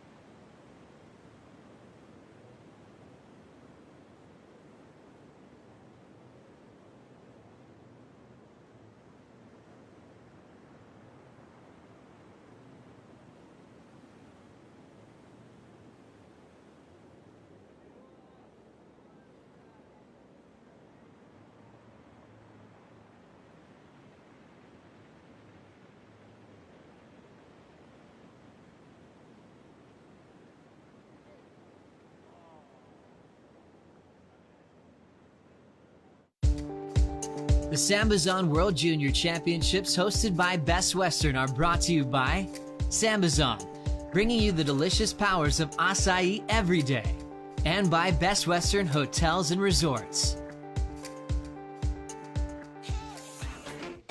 Back at the SAMBAZON World Junior Championships hosted by Best Western. I'm Kaipo along with Mitchell Salazar. And Mitch, we just saw another very competitive heat, but the Brazilian ended up on top. Raupp onto the quarterfinals. Yeah, actually, both of the first two heats have been very close. It's really come down to the last wave that those surfers have had. Vaast in the first heat, very close. And then, unfortunately, Presti bowing out here in the round of 16. But we have a stellar lineup out there right now, Kaipo, for heat number 3. Yeah, Sawyer Lindblad in the red jersey and Janire Gonzalez extra body out there in blue. USA versus the Basque Country. Lindblad, been a big presence on the Challenger Series the first 2 years it's ran. And the former USA Surfing U18 champion. She's also won the U16s. Had an incredible year last one in the regional QS scene here in North America from San Clemente, just up the road, around 45 minutes to an hour. And then you've seen her results at beach breaks, at point breaks.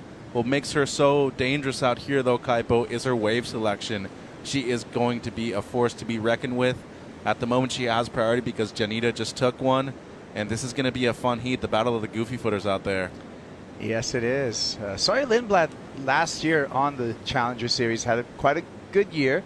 Quarterfinals over in Portugal, ninth place in Saquarema, made the semifinals in Haleiwa. Yep. And so finished off the year on that Challenger Series. Number 12.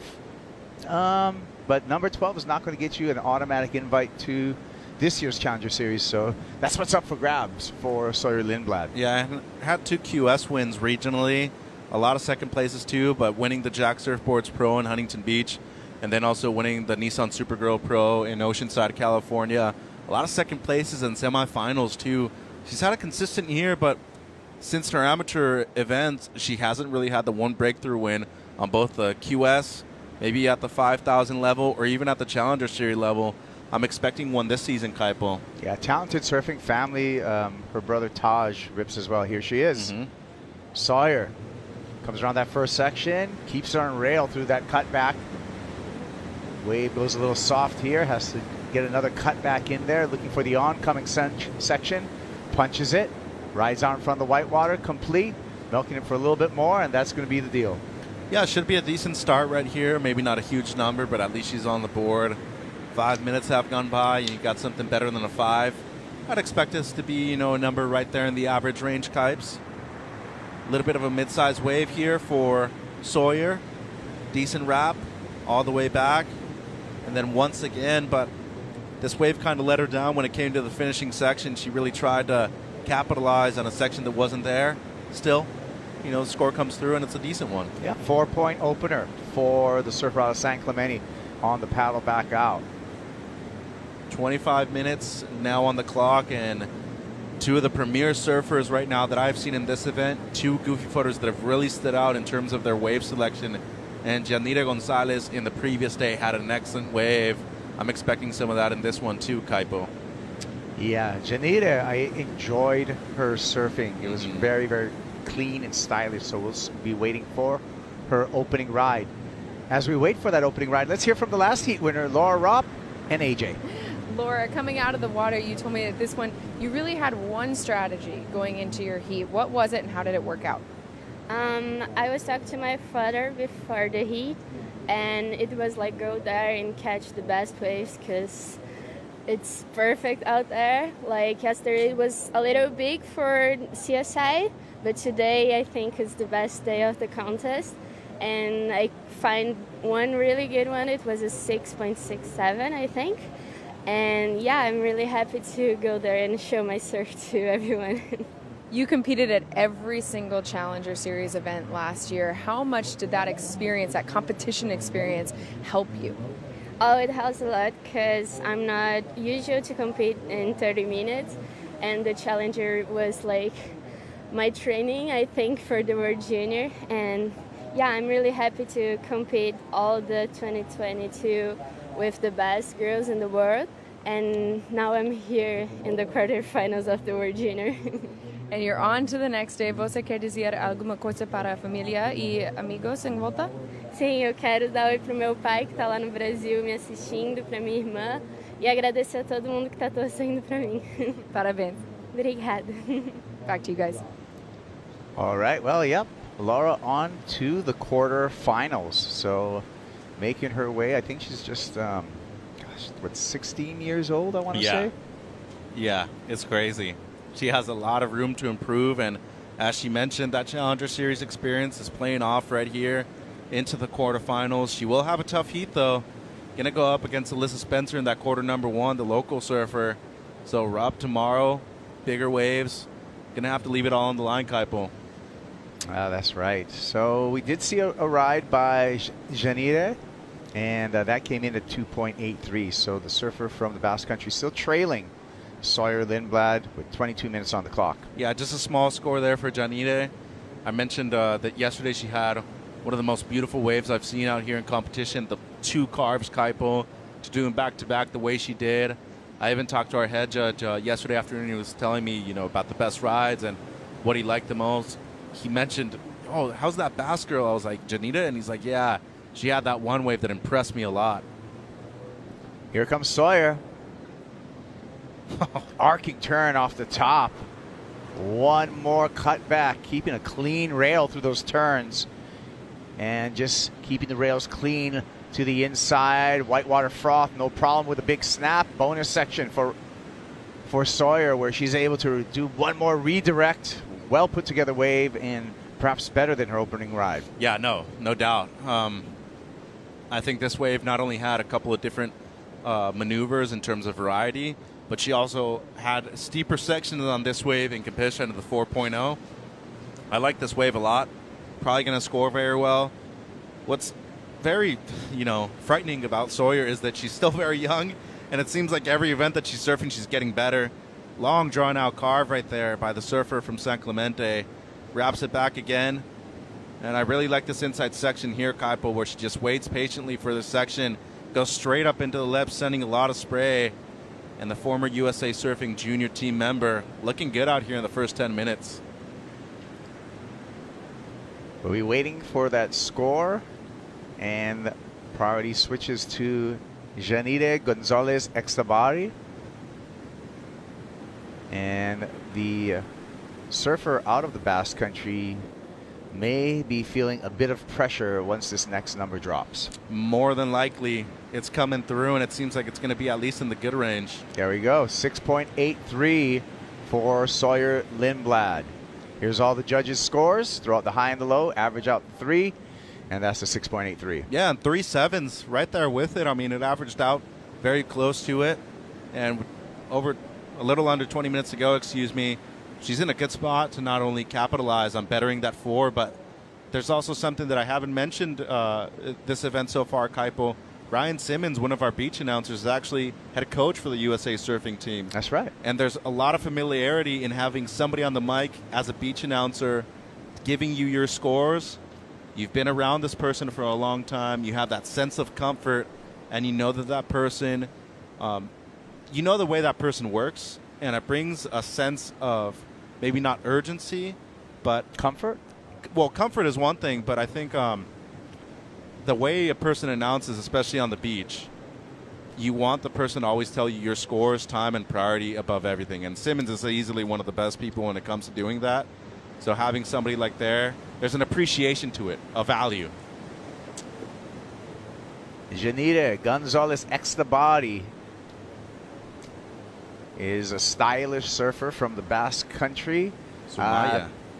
Zumaya, yeah. Took a win in Morocco at a pro junior there. Only surfed a couple of Challenger Series events last year. Mm-hmm. Yeah, I think she went to Portugal and Haleiwa, so just caught the tail end of that Challenger Series. She'd like to do that full time next year, or this year. I'm sorry. Well, if she wins this event, she's going to have a slot there, and 3-time European Pro Junior Champion too is Janira Gonzalez. Both the men and the women coming out of the Pro Junior Series as the victors this last season were both from the Basque Country. Vitor Garito Onandia also from there. And it seems like Sawyer might be having a look at this insider, Kipes. Under priority. Finds a gem. A little bit of a shoulder on this one, but it could stand up on the inside. First couple of cutbacks there. Buying some time for the oncoming section. And Sawyer Lindblad, under priority, may have just increased her lead over Janire. Yes, she did. And great use of second priority right here. Great use of the entire lineup, too. Really recognizing where this wave broke. Here's the answer back, though. Janire, smooth off the bottom. Big snap off the top. Keeping this rail clean through a gliding cutback back into the whitewater. Make it 2 for the Basque surfer. Nice little inside section showing itself. Cool carve and a kick out. So that'll be her best wave by far. There was one point on that wave where, I was thinking to myself, okay, you either need to commit to the inside section or kick out right here and recover priority before Sawyer gets there. She decided to commit to the inside of Kaipo. I don't know how well it's going to work out. The first turn was great, though. Straight up into the lip. Really put a lot of power into that first section. But this is it. Right before you're going to see Sawyer going over the shoulder right there. So at this point, she commits to the inside, wraps it back, and unfortunately for her, that wave did not stand up the way she wanted to. She was trying to milk that wave for what it was worth. I thought this was excellent use of second priority and the inside position from Sawyer. Setup carve, another one, and then a big finish right there up into the lip line. I think that 4.0 is gone by a long shot. I concur. On the paddle back out, Sawyer Lindblad, and the number comes in at a 6.53, so she did increase her lead. Still waiting for next score for Gonzalez. So you have a contrast of waves here.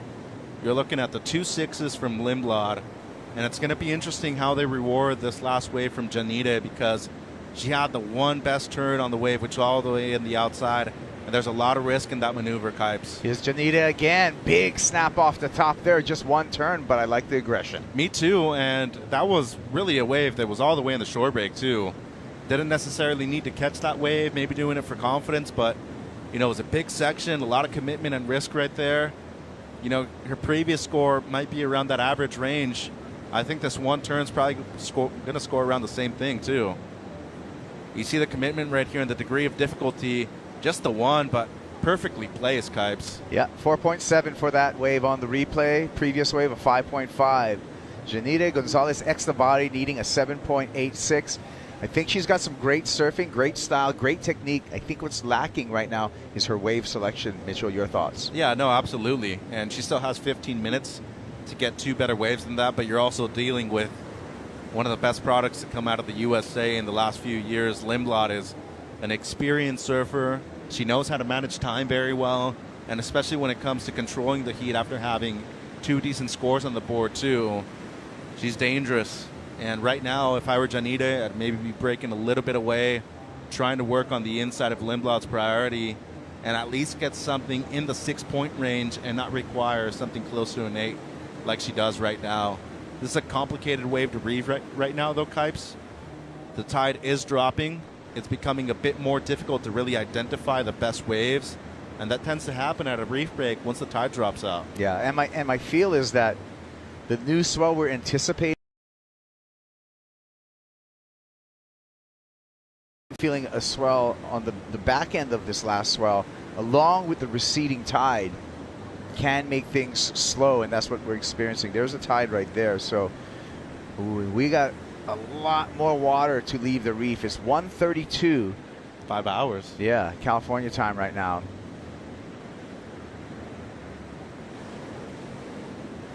These moments, these calm ones in the heat, are the ones that benefit the most the surfer in the lead.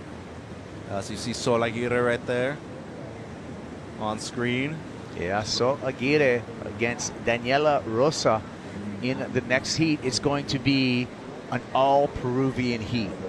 Unfortunate that they had to face each other this early on in the event, but you're here to win, and it doesn't matter who you have in front. You got a job to do. There's her father also on screen. Great surfer. He had a good professional surfing background back in his day as well. From the northern part of Peru, a lot of lefts, and she has I would have to say one of the best backhands in the business, and she's going to have a good heat out there right now. Here's the heat leader, Sawyer Lindblad. Quick snap. Big carve. Lining up the inside. Times it nicely. Little lip glide on the inside closeout section. We'll see if she improves upon her scoreline. It's going to be pretty close. Yeah, she has 3 waves that are almost the same. Yeah. Really. The 2 carves and then the finish. She's made it very clear that she's being patient for these waves to actually stand up. Really love that first carve, though. It was a bit different, too, showing a bit of variation. Wraps it back once more. And unfortunately for Sawyer, this wave didn't stand up the way she wanted it to at the end. Still, great turn right there for the young surfer in the red jersey. If she betters the 6.53, it'll be right around there, but I feel like she's had 3 waves in a row that have been almost the same. Right now, I think for her, the smartest thing would be to find a bigger set wave, obviously if it comes through, and try to execute one big maneuver on the outside, Kaipo. Wow, we saw Janire pull back from that last left, and that one just spun around. Tricky lineup. Here she goes. She gets the second wave of the set on her heels for the drop, and that's going to cost her. Needs to make her way back out to the peak real quick and maintain that first priority. She got lucky that she even made the drop, too. She was way late on that one. And look at the last score for Lindblad, Kaipo. Wow, it went up to 7.6 for Sawyer Lindblad, so the judges like that. Check out this drop, though, for Janita. Critical. As late as it gets right there, and she barely held on to it, too. And that's a miss because look at that wave. Mm-hmm. She was more in position on the peak. It was that miss on the first wave that she paddled for. It put her out of position for that second one. Yeah.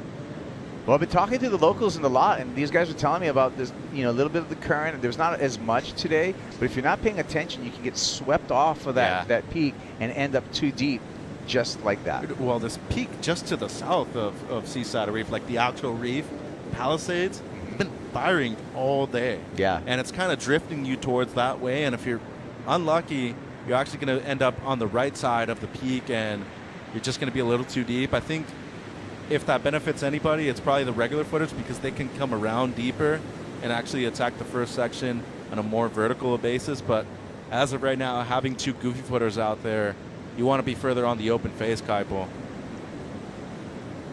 Crowd showing up. Lunchtime. Weather's nice. Much warmer today than it has been this morning, Kaipo. Yeah, this is beautiful, North County, San Diego. You can see right there on the bottom of your screen, John Daniels over with Mark Lindblad. John, one of the premier coaches from this area, North County, San Diego, the Oceanside local. Former pro himself, former judge. So Sawyer's got a good person in the corner working with her.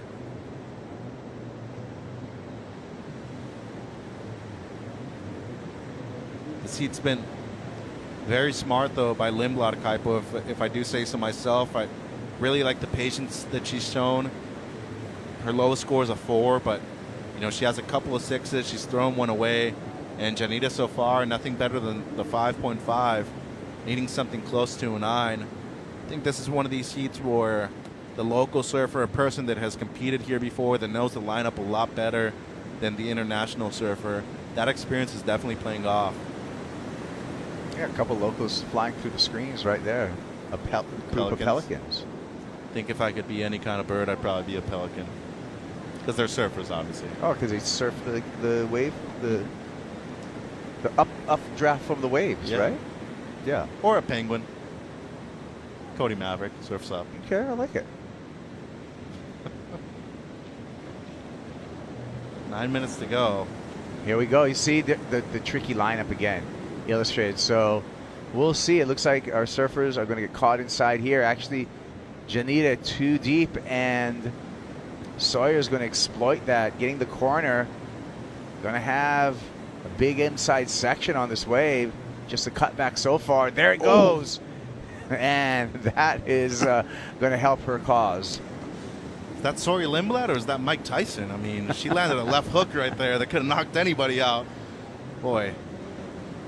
Janita needs to get back into this smooth bottom turn, top turn combo. Steep inside section here. And again, The wave giving up on her, and she gives up on the wave. She's just been, off timing when it comes to certain sections, and just a bit too deep right there for that second maneuver as well.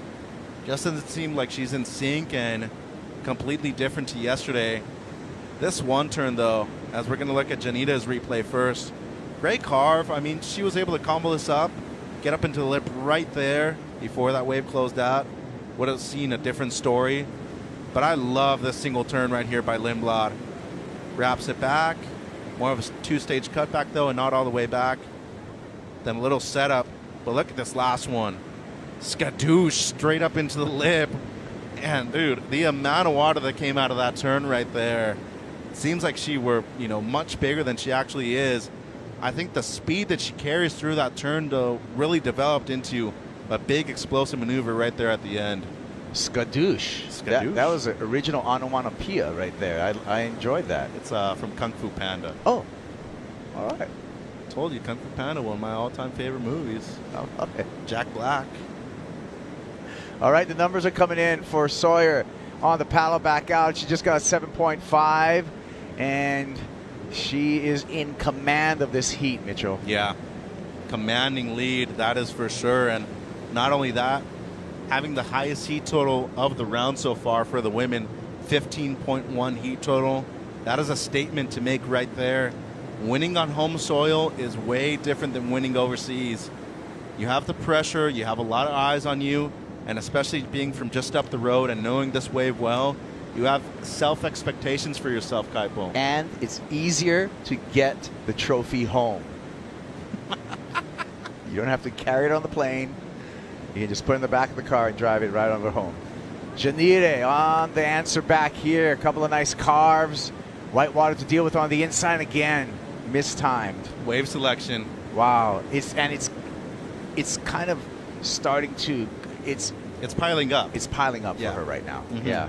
It's just been too much. She's probably hearing the scores that Sawyer's getting, and she's losing grasp of what was once close to her control. Yeah, and then, and the flow that I see in Janita's surfing, especially in her last heat, it's gone. Which was so flow, it's something that she's feeling the urgency and she's feeling the pressure. So I'm seeing that in the surfing, where it's at kind of a more of a frantic pace. The mind controls the body, Kaipo, and this is case in point right here. It just seems like she's rushing to certain sections when she doesn't need to. She's catching certain waves that at this point of the heat she does not need to either. Look at that score right there. It does not improve even on her low, and as of right now, still needing something in the nines. It's just been a perfect heat surf so far by Sawyer. Yeah, let's take a look at some of the top scores for the women so far in the competition. We've been talking about all day yesterday and some of the day today at 9.174 Sierra Kerr, but look at Sawyer Lindblad, 2 of those top 4. Yeah. Wow. I hadn't realized that until right now. That's impressive. 15.1 heat total, nearly excellent. Kika Veselko's 7.67 on the first day, still holding up, but that's very impressive by the young 17-year-old from San Clemente. Talked about the experience and the great 2 years that she's had on the Challenger Series. Won an event in France, the first year the Challenger Series won, Kaipo. And as of right now, looking like one of the contenders to take this thing out. Here she is, speeding down the line. And just a carve. Nothing going on there. Outside, Janire needs to compose herself on this one. Off the bottom, big snap off the top. That's more like it. Eases through a cutback, banks off the whitewater, inside standing up, but then just gives up on it. That wave didn't offer up the inside section she was hoping, and unfortunate right there. She had the one great turn on the outside, but that's really all she rode on that one. A 9 is attainable, I'll say that, but once you compare it to the 7s that Sawyer has, the 9.17 that Sierra Kerr's already posted, it's going to be very difficult for her to actually get the score. And not for lack of trying. I mean, goes straight up into the lip right there. Great explosion. This wave just let her down, and, not the right amount of speed right there for the last section. Just unfortunate here, Kaipo. Yeah, 4.23 doesn't help her cause. She still requires that 9.6. She's under priority. She's in a difficult position in the final 3 minutes of this heat. For both Bass surfers that have surfed today, Adura Matriain and Janira Gonzalez, they faced two of the best surfers in the event that have not only gotten to them to a point where they're almost comboed, it seems like they just sucked out all the energy behind them, and they have never been able to make a comeback. Yeah. Very unfortunate because they both had stand-up performances yesterday. Today's a brand new day, though, and it doesn't matter if you got 8s or lates in the last heat. You need 9s or better right now to make it out of this heat, and just doesn't seem like that's the case right now for the surfer in the blue jersey, Kaipo. Yeah, unfortunate given the potential that we saw with Extra Body in her last heat. But Sawyer Lindblad, hey, he's playing the game right now. Absolutely. Not just, the surfing's there, but playing the game as in clock management, wave selection, controlling priority. Like, I'd be surprised if she goes right here, which I am. 2 minutes remaining. Maybe she's feeling like she's got this one on lock. That was a big move. Slightly cracking the door open for Janira Gonzalez Extra Body. Well, she flinched because Janita sold her on that wave. If you notice that little shoulder movement that Janita had, she forced Sawyer to use priority on that wave. You're already committing to the paddle, might as well go all the way and actually catch the wave. But I agree. At this point of the contest, you can't just be a surfer. You need to be a competitor too, and Sawyer is one. Great turn right there. Almost loses control when she was coming out of it. But still, critical section right there. Doesn't go into her top two. Still, taking away an opportunity from your opponent. Yep, but now you got to hold your breath as we're into 1 minute 15 seconds, and the Bass surfer with priority still can do it with a single score. It will have to be the best ridden wave from the entire competition at this point for the women, and here she goes. She needs something huge. Starts with a cutback, eases it to a second cutback, and is going to have to just do something incredible on this inside foamy section. Loads it up, big snap, but that was great surfing. Not at this point of the 9.6. heat, yeah. Not a 9.6. No, and a little too late. Great to see her get back into it, into rhythm, but just not going to be the score that she needs. A lot of positives to take out of this, though. She had a 7 in the first round heat. Elimination round heat was incredible. Then in this one, unfortunately, she just wasn't in rhythm with the ocean. But she needs to go back home, regroup herself. If she still wants to decide to compete in the juniors, which she totally can. She still has enough age to do it. But I think for her, it would be very smart to pursue the QS at a higher level, Kaipo. Try to qualify for the Challenger Series events, especially because I think she has the capability of making it there one day to the CT. And just a nice ride in here for Sawyer Lindblad. And she's going to take this one to the beach, feeling confident, and into the quarterfinals. There's the numbers. 15.1 two-wave total. That's a huge total for the surfer from San Clemente. And we will see Sawyer Lindblad into finals day. It's time for a break. We'll be back with more of the SAMBAZON World Junior Championships hosted by Best Western.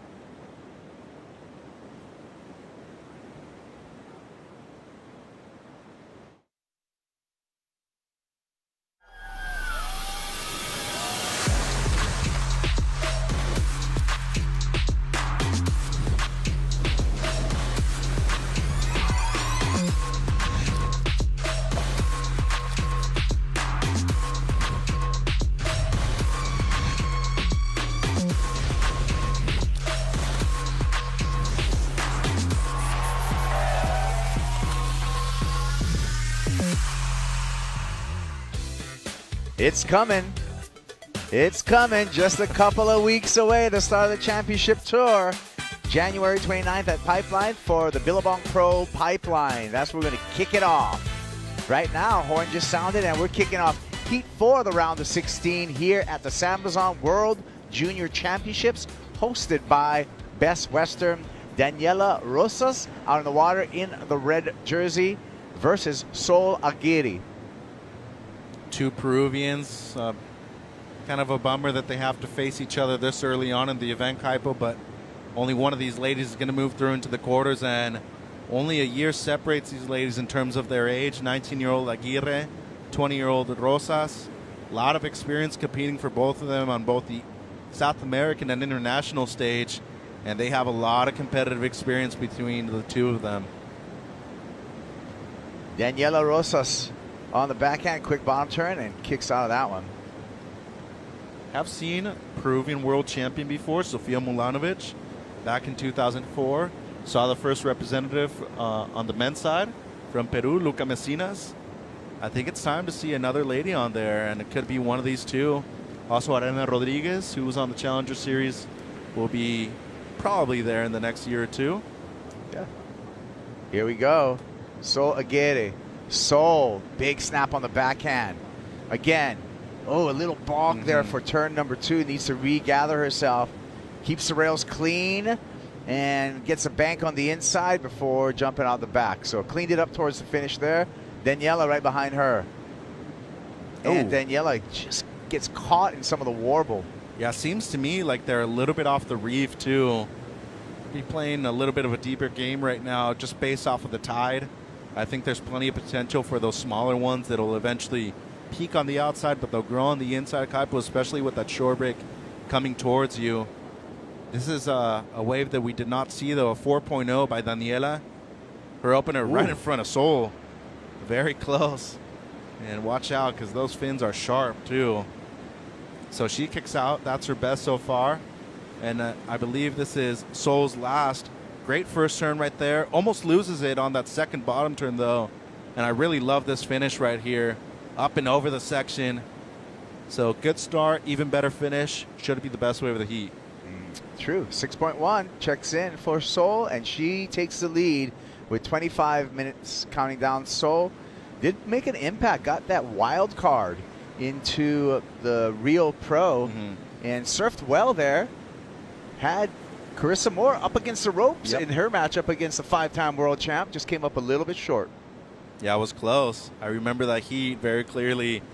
A low-scoring affair, too, but Sol made it a fun one and interesting up until the end. Yeah.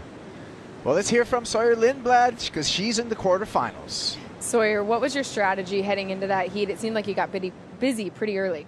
Yeah, for sure. I wanted to get a quick start, and I wanted to make sure that I was on the best waves and that I was just building my scores. Seems like it works out, but now the interesting part about how the competition switches once you're in quarters is you could have to surf multiple heats in the same day. How do you prepare for that? Probably just take the afternoon off and rest and just eat and get ready, stretch. What's your go-to meal prep? Probably pasta. That's my favorite. There you go. Got to get the carbo load. We'll let you get to it. Congratulations. Thank you. All right. Yeah, Sawyer Lindblad. Good answer, no? In which way? Pasta. I think it's very smart. Goes to show you the experience that she has outside of the water, too. Bro, I'm in San Diego right now. I'm eating nothing but board and brew and burritos all week. Dude, honestly, one of our producers and I had Mexican food last night around here. It was amazing. Some of the best Mexican food I've ever had. And that means a lot coming from you, Salazar. Yep. Here we go with Daniela Rosas. A good-sized wave. Oh, and a missed timing. Got a little caught on that heel rail. And that was an interesting occurrence. So there's been 2 heats in a row where Janire, I feel like Sol even on her 6.1, and Daniela even on the 4, and this last wave, they've really been out of sync with what the wave is going to do. As surfers, you're anticipating what the wave's going to do. That comes with experience, reps, all the time you're spending out there. Decent first carve, but look at the second section. She doesn't really know what to do here. She didn't know whether or not to go up into the lip with the foam climb. or wait for the section to stand up a bit more too. That's kind of no man's land right there. And a score that came in as a 2.83 easily could have been a 5 or better. So I think right now with the change in tide, you're going to see these next few heats be very difficult in the way they're actually reading these waves out there in the lineup, Kaipo. Yeah, I like the analysis, Mitchell. 22 minutes counting down. Seoul with priority. And now just needs to get rid of that pesky 2.17 she has in her score line. And these ladies know each other very well. They travel during both the QS and the Challenger Series. Not staying together here, but what I will say is that sometimes knowing your allies is better than knowing your enemies, because eventually when you're going to face each other, you know your weaknesses, but you also know each other's strengths. And a lot of times, friends have the most hard-fought battles Yeah. when it comes to head-to-head competition in surfing. Kelly and Raupp, perfect example. Ross Williams and Shane Dorian. I like that They used one. to go at each other and best of friends at the same time. Seoul. Long bottom turn, eases through a carve. Patiently waiting by the whitewater, looking for this inside section to come up upon her, and she is unable to ride out complete there. See, that's what I'm saying. This is one of the elite surfers in the world. High up there on the Challengers. Don't necessarily want to say she was close to qualifying, but she's always been at least in half of the leaderboard. So if these two ladies are struggling out there, imagine what an average surfer is going to be doing. Wraps it all the way back, waits for the second section to stand up, and it bowls up well. But as you can see, those little boils on the bottom part of the wave just decreased her speed ever so slightly coming out of the bottom turn and up into the lip line. They're having a very hard time reading that last section, and it also seems like the speed management by both ladies has been a little off, Kaipo. I agree. I agree with your analysis of what's going on, because both surfers are just world class, and there seems to be some rookie mistakes happening in those turns, but it has to be something going on in the water, maybe the receding tide, a little bit of reverb that is getting produced by that outgoing tide and this declining swell. You can take a look right here. We've been fortunate, however, the winds have just been really nice for the past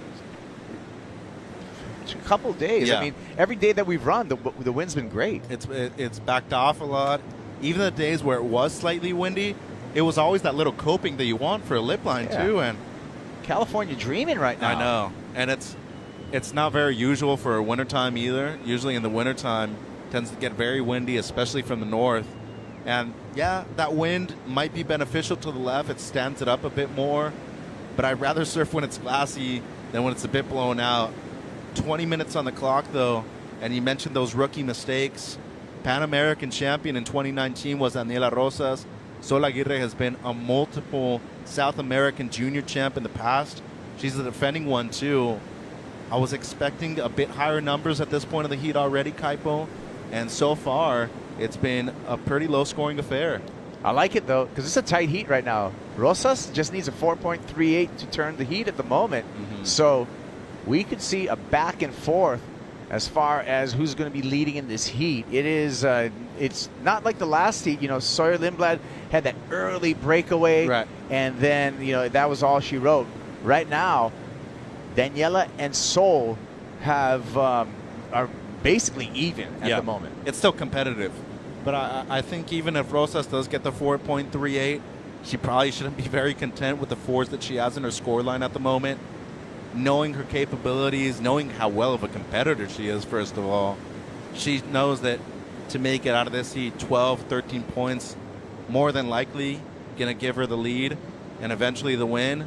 But these two ladies come from a country that is, first of all, very competitive, and they are very astute competitors, too. And it's been many generations of Peruvian surfers. They've been a force in surfing. AJ, you got something for me on Peru?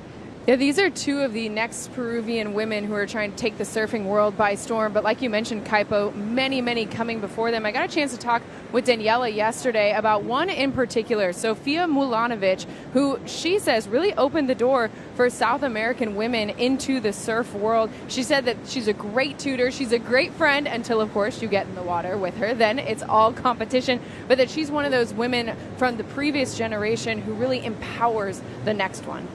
Thank you, AJ. That's right. Sofia Mulanovic brought a world title to Brazil. To Peru. And Peru, it has a long history. We had the World Championships back in the 70s in Peru. We've had great generations of surfers. First to really travel the world would be the brothers Max and Mahu de la Rosa. Yeah. And then we had Titi Decole, rest in peace. So Peru's been spinning out quality surfers for many generations now. And there's some historians that actually say, I don't know if they're right, that say surfing was invented in Peru. Maybe, they did have surf craft there in, indigenous Peru. Yeah, well, then you have the whole ordeal with Rapa Nui too over in Chile, and they have a battle between them. There's a lot of different theories. I'm not going to get into that because it ain't my fight, first of all. Well, it's a lull right now. We can talk about who and where surfing was invented. Standard knowledge is Hawaii. For thousands of years. Is that the real answer, though? We don't know. Okay, go on. Give me your side. I'm just... See, that's why they didn't even want to talk about this. Well, it's part of our, you can hear it in our mo'olelo, in our legends, and in our mele, in our songs, in hula. It's been around for thousands and thousands of years. But who's to say? I mean, the act of riding a wave might have been from different places. Could happen all at the same time, too. Because, you're looking at these things, naturally I want to go ride it, so... Dude. It's been torture watching You go out waves. fishing in your fishing boat, in tribal days, and you catch a couple of waves on the way in on the boat. You get that feeling. You're like, well, maybe let's just do this for fun one day, So there you go. As entertainment, for sure. No, and we were talking about the legacies that both of these nations have had. I think Peru in particular, they've always been a very underrated surfing nation. Yeah. Excellent surfers. A couple of the people that I used to see both on the QS and close to qualifying for the championship tour. One in particular, I always felt that Gabriel Villaran was a very underrated surfer. He made the final at Pipeline in a QS event. Alvaro Malpartida, and the dominance that Miguel Tudela had right now this season in South America, undefeated in every event that he served. Other thing about Peru is, doesn't it churn out these big wave riders? Because there's a lot of swell in Peru. And so naturally, you just named off 3 surfers that are also absolute charges when it gets to the double XL category. Yeah, in an area where Sofia Mulanovic is actually from, Punta Hermosa, 40 minutes south of downtown Lima. Pico Alto is right there. Alto, But you also have a bay that carries 2 of the best and most consistent waves in Peru. One is Señoritas, is the left, and Caballeros, which is the long right. And it's a good training ground. Then, 20 minutes to the north, you have Punta Rocas, you have San Bartolo, which are 2 of the more consistent waves in that area too. So in terms of breeding competitors, it's the perfect area because it's very consistent with swell. Hey, talking about coming up and bred to surf, Erin Brooks. She looks determined, doesn't she? And she is just a surfer that takes so naturally to surfing. Hasn't been surfing really that long and is already nearing world-class performance. I think she is.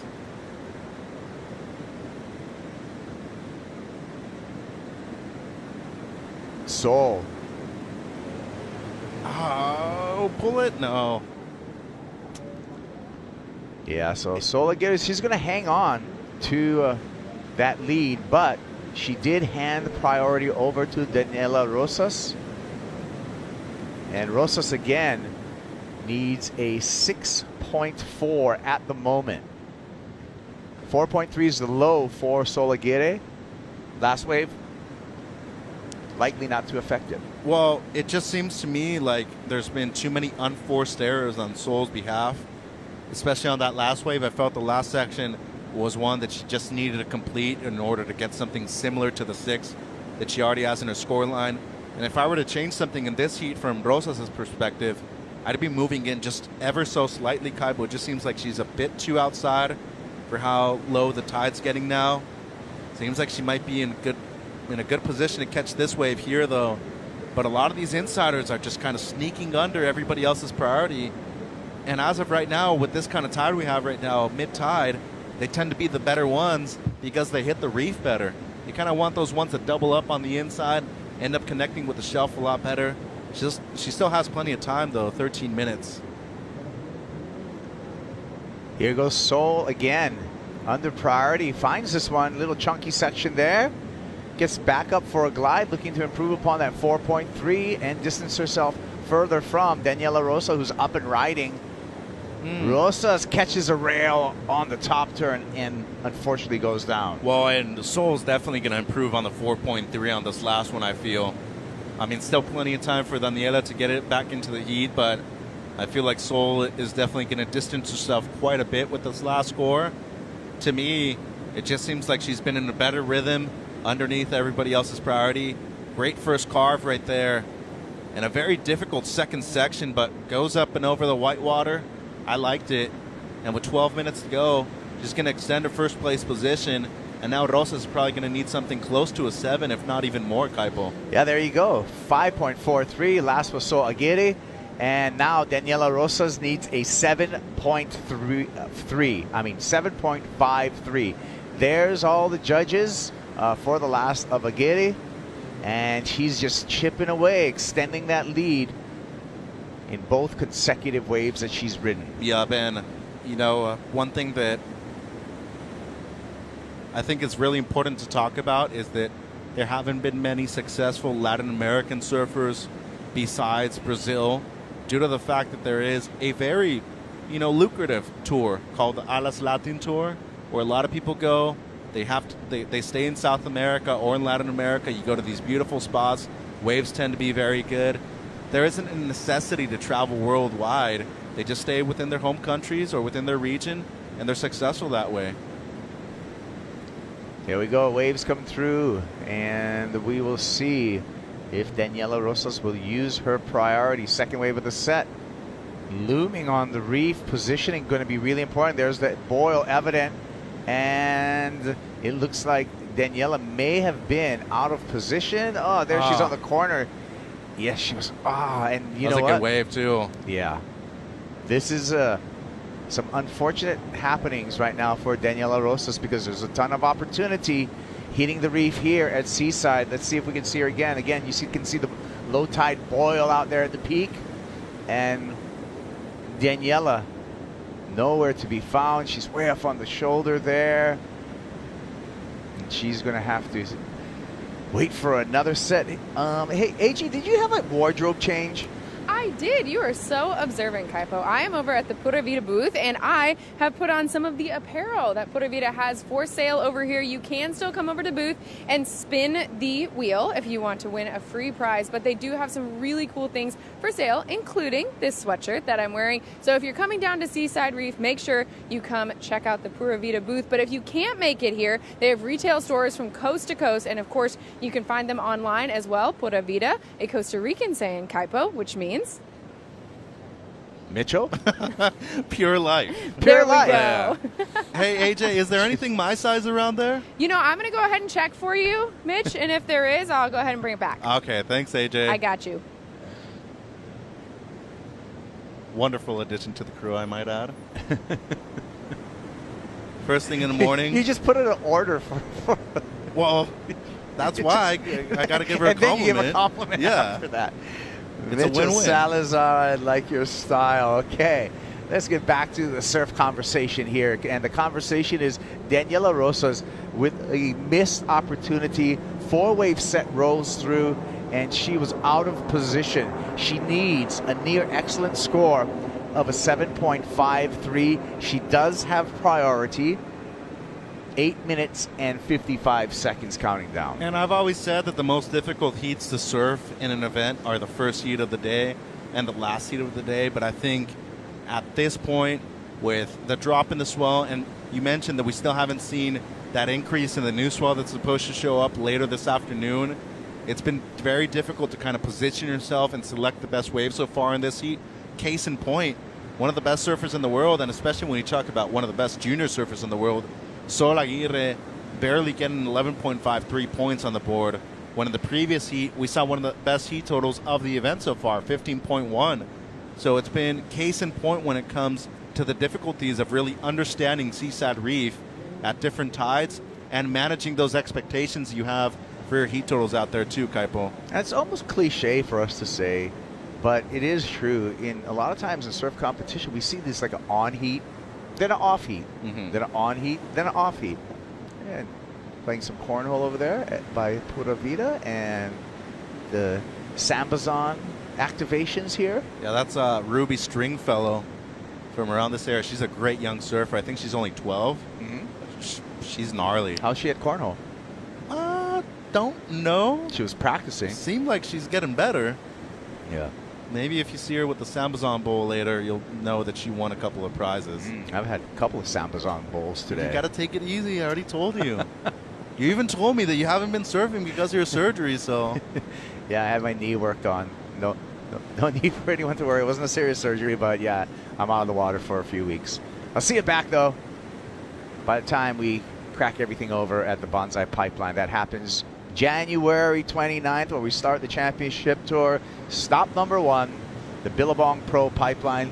Can Kelly Slater win another title there? I'd love to see it.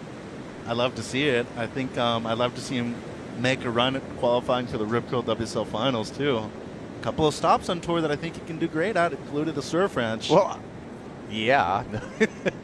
Kelly Slater, I'm pointing out the obvious, I know, but that's like his backyard. That doesn't mean that you should just give away a great result, though. No, if you go out and win that thing, go ahead. Oh, yeah. There you go. January 29th to February 10th. You can watch it on WorldSurfLeague.com and all of our linear partners. Looking forward to kicking off the 2023 Championship Tour. We got some cool rookies, too, this year. Yeah, and I was about to say we had a couple of people actually reject the opportunity to compete here. Sakura declined the opportunity, Gabby Bryan. Yeah. So a couple of people that actually will be competing at the Pipeline could have competed here at this event and won the coveted and prestigious World Junior Championship. They decided to stay at home and kind of concentrate on the first event of the CT. Maturity right there, Kaipo. Sol Aguirre, just a little carve there to begin with. So just staying busy under the priority of Daniela Rosas. Just under 6 minutes to go, too, and so far it's really been that 4.0 at the beginning of the heat for Daniela that has still kept her in second place, still needing that mid-7. And Aguirre with a large wave count so far, 8 waves ridden, but only 3 better than a 4, so she's got to kind of pace herself and really understand that Daniela's very capable of getting that 7.53 that she requires at the moment. What I will say, though, in 5 minutes, right now, this tide, I think you could easily replace 2 waves out there because of how easy the paddle back out is, Kaipo. Right. In contrast to yesterday, there's not a lot of water to fight. And not just that. Remember the 1 score in the 5s or the 6s that we had for the 1 turn on the inside? I think Janita stood up on the inside, got the 1 hit, and she got a mid-range score, too. So, you get a 6. Next thing you know, you need a 5. You're right back in the heat with 2 waves back-to-back. Here's a set, though. Yeah, here comes a set. We'll see if Daniela's in the spot this time. Seems like out of position, though. This is kind of a wider one. Yeah, there it is. We just saw our surfers duck dive underneath. So, again, that was a good wave, though. Surprise, surprise. Seaside gives you a set right underneath the boil, you can see. And again, caught our surfers out of position. It's just showing you how difficult it is to maintain your lineup out there. And that's what reef breaks are really all about. You need to be able to expect the unexpected at any given time. That's why it's almost better to be a little on the shoulder and paddle into the boil eventually, rather than be right on the boil and have to pursue the shoulder the whole time. Big contrast to surfing a wave like the Pipeline, Kaipo, where you want to be under the lip the whole time. Here it just seems at this side, it's much easier to manage the size of the wave when you're going into it rather than against it. Still enough time, though. I mean, mid-7, not out of range for Daniela. Just doesn't seem like she's been interested in any wave, though. She seems discouraged, yeah. And that's just an observation. But like you said, just, you know, paddling very easily. Been caught out of position a couple of times. Yep. There's a look at some of the equipment there in the upcoming heat. That's going to be Erin Brooks. That's her board. That's her backup board. It's a Lost board, a Mayhem. It's got those Kolohe Andino FCS fins, keeping it San Clemente there. And sick spray. You like that, huh? Yeah. And a flashy spray. Well, I mean, when you put it that way, I don't want to be too flashy, but a little color doesn't hurt anybody. I'm a big fan of color. I will say, though, you can notice how thick the leash was, though. She knows how much power this wave has, and case in point, first round heat that she had, suffered a couple bad wipeouts. And remember, it was, what, triple overhead for Erin in that heat.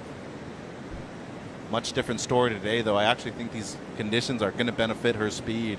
It's going to be a very fun heat going against up Lulu. Lulu's kind of been under the radar, though. I mean, surfed the first heat of the morning yesterday. Would be thinking that she's probably stoked on the conditions we have this afternoon here. I like the contrast of styles, goofy versus regular. It's going to be fun. Yeah, that will be a great heat. Winner of this heat, Sol Aguirre or Daniela Rosa, will face Sawyer Lindblad in quarter-final number 2 when we return for finals day. That's looking good, setting up well for it to be tomorrow. Fingers crossed. Let's get here early in the morning, and be nice to have a little offshore if the waves are that size too, Kaipo. Make it even more intense. Bring your step-ups, ladies and gentlemen. I want to see somebody ride a little bit of a bigger board here and really capitalize on those big sections on the outside. Yeah, that could, I mean, there's going to be, you know, cars full of surfboards coming here, and you're going to want to give yourself every option for all of the competitors from finals day to have the correct equipment. Daniela Rosa here, still with priority, still needing a 7.53. I feel like she's been sitting on that priority for about 10 minutes now. At least. I mean, and since she caught her last wave, there was an in and out too. It was one wave that I'm just thinking, okay, if you have priority, why even think of going on that wave right there? On the contrast, though, Sol has easily bettered her low score a couple of times too. So, been a very interesting heat from the perspective of Rosas. Couple of questionable decisions, and long use of priority right here, Kaipo, but she hasn't used it effectively so far. Still maybe 30 seconds. Yeah, maybe one more chance. 30 seconds. Let's see her. Got eyes on her. Not the first wave of the set. Second wave looming. We're going to turn our attention here to Sol Aguirre, looking to improve upon that 5.43. Sol. Little missed time there. That'll just be a ride in. Should not change the situation in the water. And one more wave. Daniela just, I mean, Seaside's toying with her right now as far as positioning. One more wave for her, and again, she's got to go. Way on the corner here. Let's see, doesn't get it. Oh. That was very odd. She still had enough time to get up to her feet, and she didn't even try. I mean, maybe she just automatically knew that that wave wasn't going to give her the 7. You never but know. Still. Well, let's call it a heat, and it's going to be Sol Aguirre and advancing into finals day. I'm going to advance on into a commercial break for you. I'll take a break, come right back. When you return, and we return, Erin Brooks, Luana Silva, they'll be out in the water.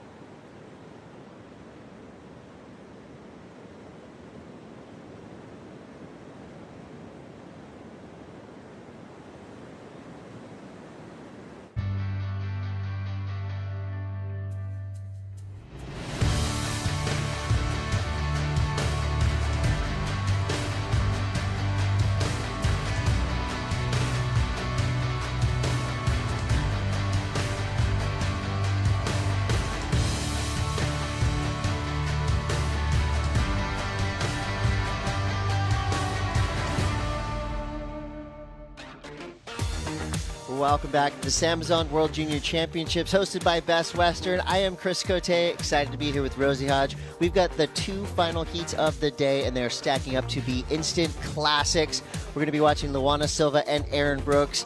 And if you took a look in the lineup the last couple of minutes, it is cleaning up sheet glass. Talking absolute perfection here at Seaside Reef. This is going to be a really fun heat to watch, Rosie. Oh, this is a scorcher. Arguably the best heat of the round. Look at those 2 names. These ladies have got huge accolades in both of their names. I'm very excited about what we're about to see, Chris. Yeah, Luana Silva, obviously with that CT birth a few months ago. Her, earning her spot on tour. Unfortunately, suffered the mid-year cut, but definitely put on a big performance, and she continues to do that on the Challenger Series. Aaron Brooks, well, that's a name you think of when you think of some of the best airs ever done by any surfer, male or female. She is that good. But let's start with Luana Silva. I mean, such a powerhouse, consistent, smooth, silky style, and all the right moves for big scores. Yeah, I mean, just watching that wave unfold, just seeing how knifey that board looks and just the power that she's able to harness and accelerate through those maneuvers. It was very lateral through the face, good finish, but just shows us, give this woman a steep section, she's going to attack it. They're living on the North Shore of Oahu, representing Brazil. Saw her on the Challenger Series in the first part of, or the majority of 2021, got the leap to the CT 2022. Definitely just put her name out there. Didn't have the year she wanted, but I think for her, she's going to be locking in some big results in the future. She could win a world title here. She's going to have a tough ask here. And Aaron Brooks from Texas, one of the world's best wave pool surfers, no doubt, but if you've been following the trajectory of Aaron Brooks in the past few years, you've seen her getting barreled in Indonesia. You've seen her doing huge airs all over the world. Aaron Brooks definitely left the wave pool, hit the world, and made a big splash. And she is, I would say, one of the most exciting names we have in this draw. We're going to have to wait to see her because Luana Silva right there got that second wave under priority of Aaron Brooks. I think this is going to be the test for Aaron Brooks just in terms of competitive knowledge, heat IQ. Luana Silva is a veteran already at such a young age. So for Aaron Brooks, she's going to have to lean into all her experience to make it through this heat. It's going to be a tough one for Aaron.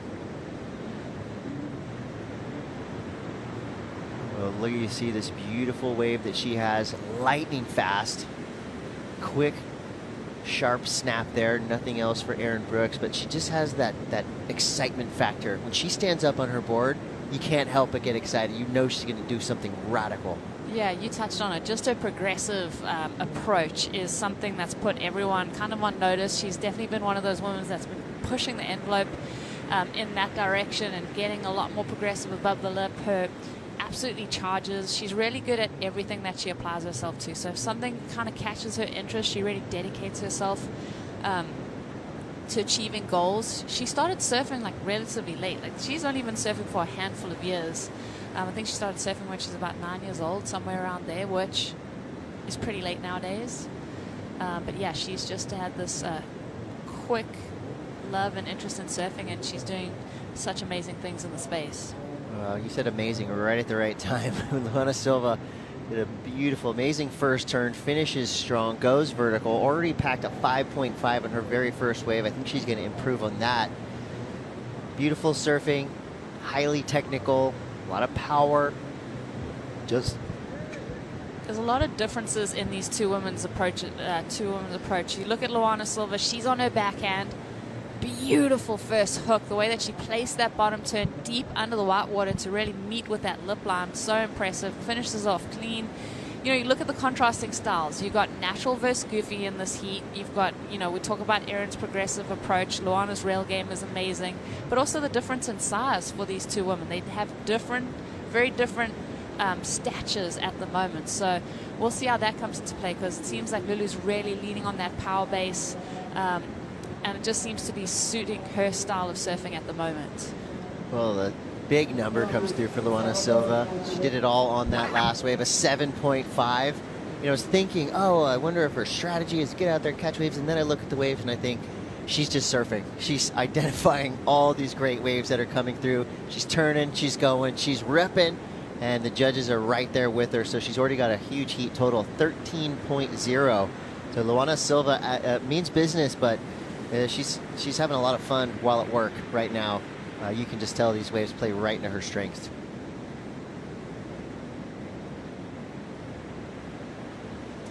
Again, not overdoing it on that last wave, just giving the judges exactly what they wanted to see. A near perfect number for Luana Silva, 7.5. Well, Sol Aguirre came through in the battle of the Peruvian Titans, gets 11.53 heat total.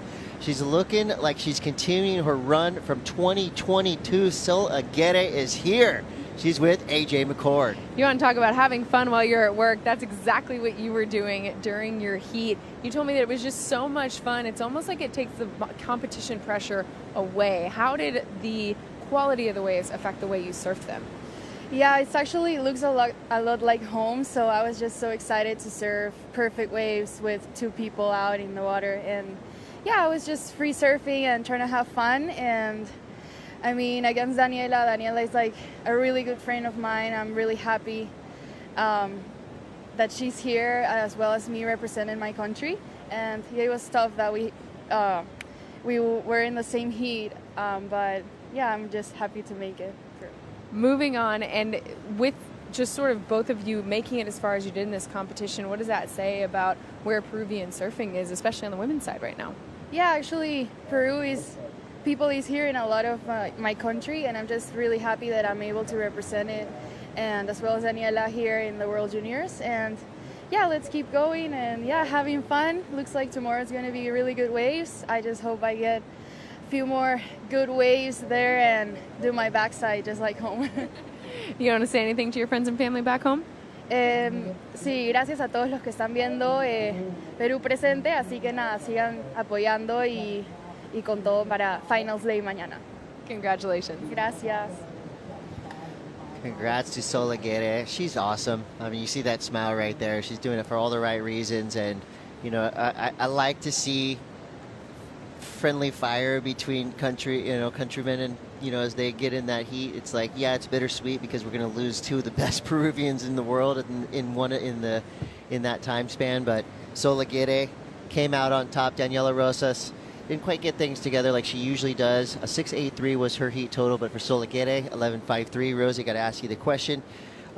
Two questions, actually. First being, does Sol Aguirre have all that it takes to win a world title here? And following that up, will she make the championship tour in 2023? Wow, good question. Sorry, I know that's a big question. No, we're looking at her surfing today. I feel like Sol is building throughout this event. She was in the elimination round yesterday. Today we're seeing a better look at her surfing. She seems super comfortable out here. Definitely think she has what it takes to take out a junior world title. And championship tour, yes. Like, if you look at the way that she's got a solid head on her shoulders, she looks like she has a lot of great support in her corner, and she just seems supernaturally talented. So all good attributes if you want to be on the championship tour. Yeah, she's got the backing as well. I know she's traveling with her dad, supporting her here. 19-17 to go. She won everything she could have won in 2022. You know, the last tour, a bunch of events down there, did well in Challenger Series events, as well as the CT event at Saquarema, the Corona Saquarema Pro. So Sol Aguirre, a quick rise towards the top. She still has work to do. After all that surfing, she's going to find herself in the quarterfinals, which, you know, that is potentially going to be happening here tomorrow. And from what we know, swell-wise, forecast looks solid. So it's going to take a fearless approach for these young surfers when this swell does arrive. They're going to have to put it all on the line. So we saw good waves on Monday. Tuesday we didn't run. Yesterday was pretty solid. It's going to be up a notch from today. What do you think tomorrow will look like as a lake dog? I think if it's just a few feet bigger and we can maintain these very idyllic chill wind conditions, we are going to be looking really nice. Seaside, if it does get any bigger than a few feet bigger than today, you know, it's anyone's ball game. You know, it can get pretty wild out there, as we saw on day one. I feel like with this groundswell we have coming in, you know, and I see the look in Pete Mel's eyes when he talks about buoys, I get excited. You know, when you do have a big groundswell with not a lot of wind behind it, amazing things can happen. We just don't want it to get too big. We want it to be right in that zone, which, fingers crossed, it is. Come on, got to be cherry tomorrow for a finals day. That'd be amazing. I mean, Trav Logie a couple days ago when he was calling the contest on said this could be some of the best conditions we've ever seen for a WSL World Junior title showdown.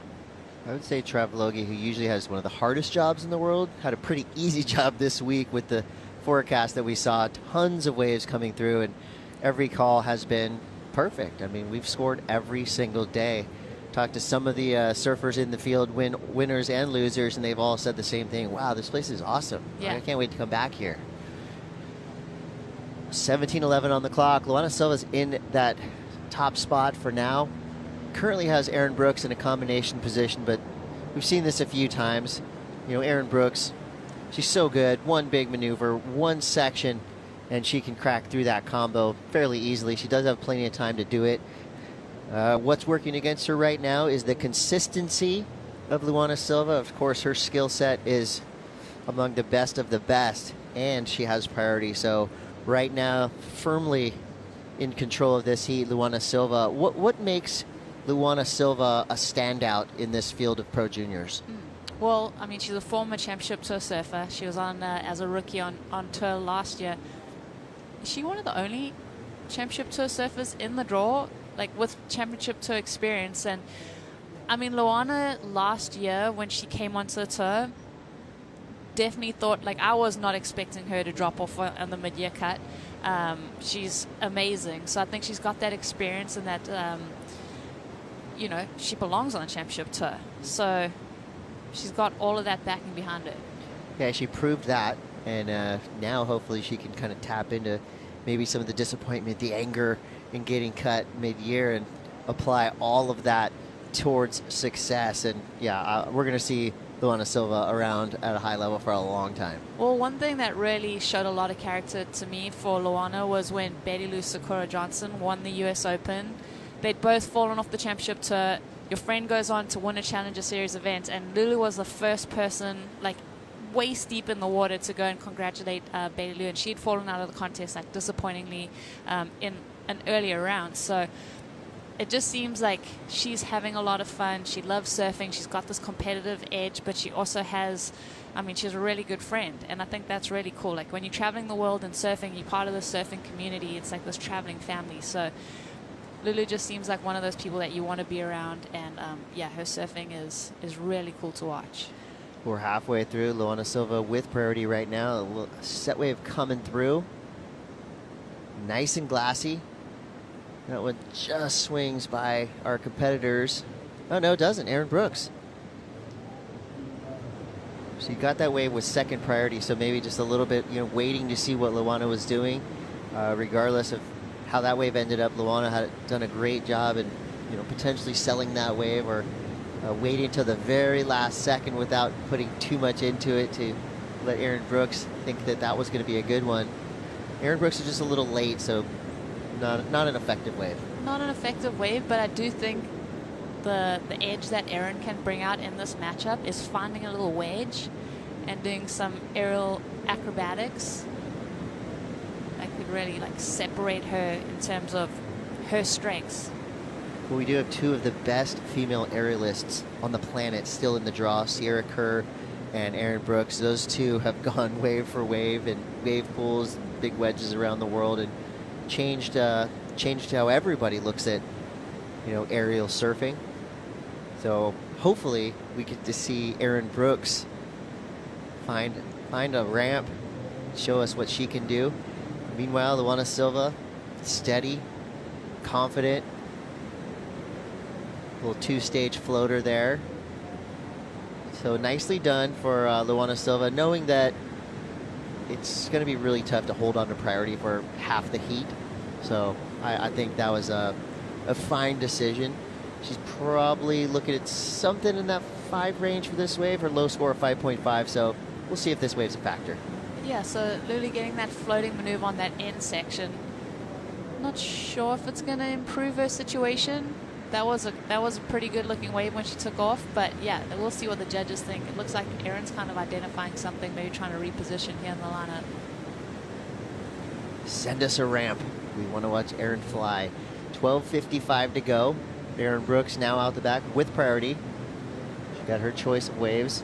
Heat total for that last one, 11.53. Well, Luana Silva's already eclipsed that with a 5.5 and a 7.5. Big total there. So tide is dropping quickly and will continue to do so into the evening.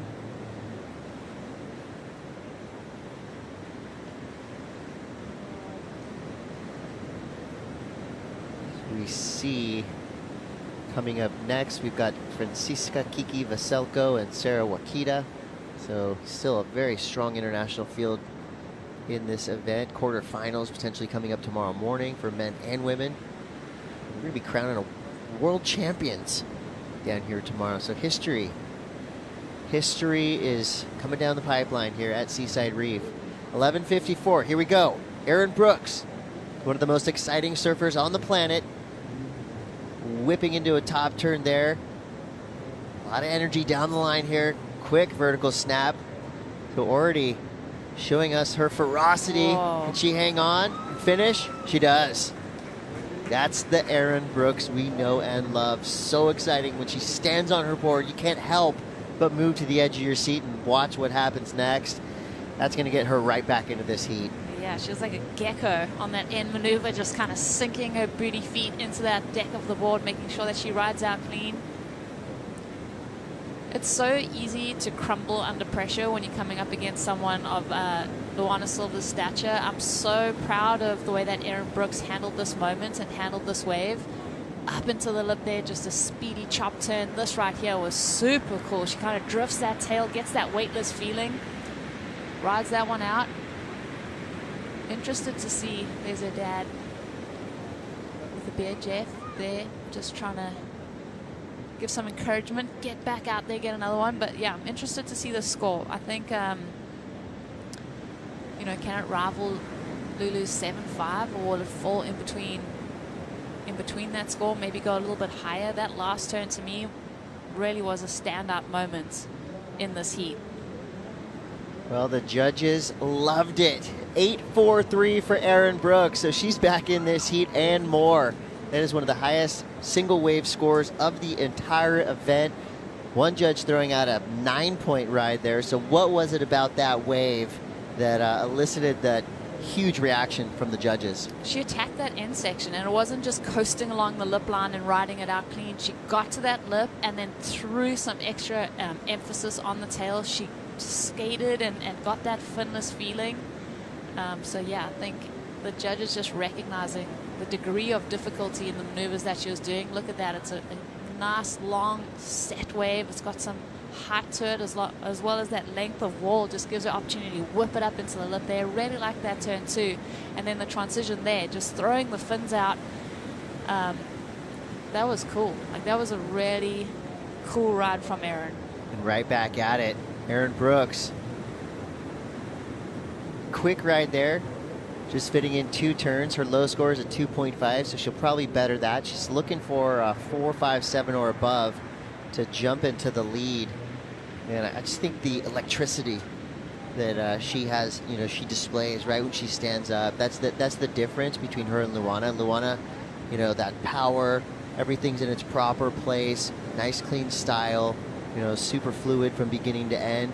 And then you look at Erin Brooks, and you know, she has a little bit more movement, a little bit more of an eclectic style, but when she starts going, she starts flying down the line. Super fast surfer. She got a 3.10, so not the 5 that she needed, but she'll get right back out there. Plenty of waves coming through. Now we're down to 8.5 minutes. Out the back, Luana Silva. The boil presents itself. This wave looks to be unfolding in front of her. She doesn't want to take it. There would be 3 people on that wave on any normal session out here at Seaside. What a beautiful afternoon. Kind of rare to have afternoon glass in Southern California, isn't it? This is super cool. I mean, we've got that low cloud cover, probably like that, just a little low pressure setting in on top of us that's keeping it nice and glassy. Decisions. Which wave do you go on? Because I know, from experience sitting out there, all these waves look like they're going to be really fun, but fun doesn't always equate to big scores. So this was the 310. Yeah, this is the 310 from Erin. So she caught this wave on the way out. So smaller wave. The judges are like, that's nothing really. That's gonna. You've got to go all out. I think if Erin had done an air on that last section, it could have been looking in that 4.57 range. But yeah, that was hard for the judges to give it any more points than what you got. Oh, this one is looking magical. Here we go, Luana Silva. Her backhand is incredible, as you see right there.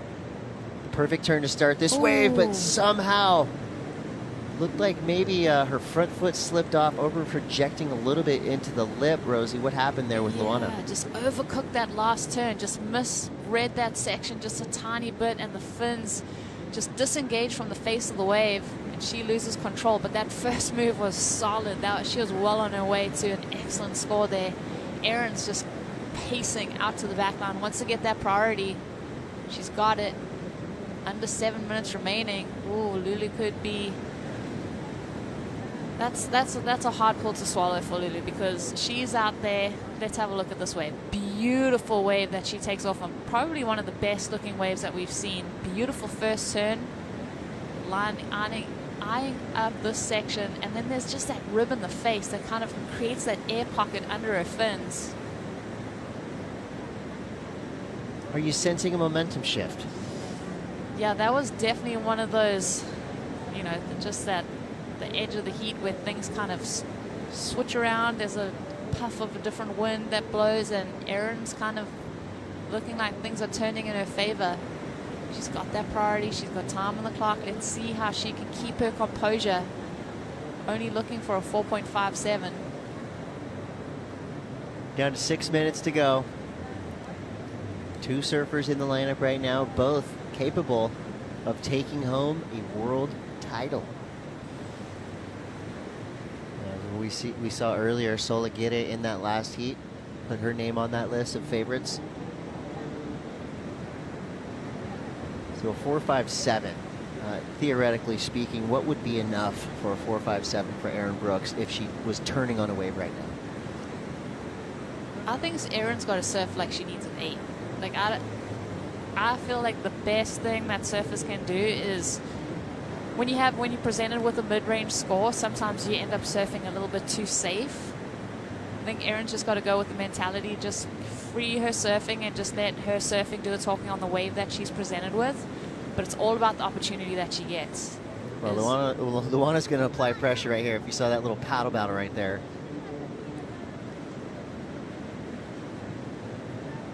Ooh, I hope she just keeps her position. Erin's got to recognize that she's got priority, so she's got to just drop anchor on that boil, not get too flustered by the pressure that Luana's going to be applying. Inside of 5 minutes now, Luana Silva with the lead, 13 points. It was just cut in half by Erin Brooks on a massive 8.43. No takers on that first set. Yeah, I mean, for Erin, look, she's got the second single high wave score of this event. So, say no surprise there. Two of the most exciting surfers on the planet in the top 2 spots for top wave scores. Need that backup. It's a battle of the backup for Erin. You can tell there's barely any space between these surfers. Erin, part of Team Canada. We have a star-studded team of amazing surfers, have put up big results in a lot of team events around the world. Here we go, Erin Brooks looking for a 4.57. Great start there, highline snap, comes around the section again. Beautiful S-turn carve there for Erin Brooks. Winding it up to the inside, strong finish. She is hyped, I can hear the crowd on the beach going wild. Erin Brooks proving that she is living up to that tag of a phenom. Are you kidding me? Talk about clutch performance. Well, now she's got a front row seat to Luana Silva. Don't speak too soon as Luana starts with a beautiful carve. This wave could be forming up for her nicely through the mid portion. You see it doubling up a little bit here. Big section to work with, blows the tail and gets blown off her board. Luana Silva was looking like she was on her way to a massive score, but goes down.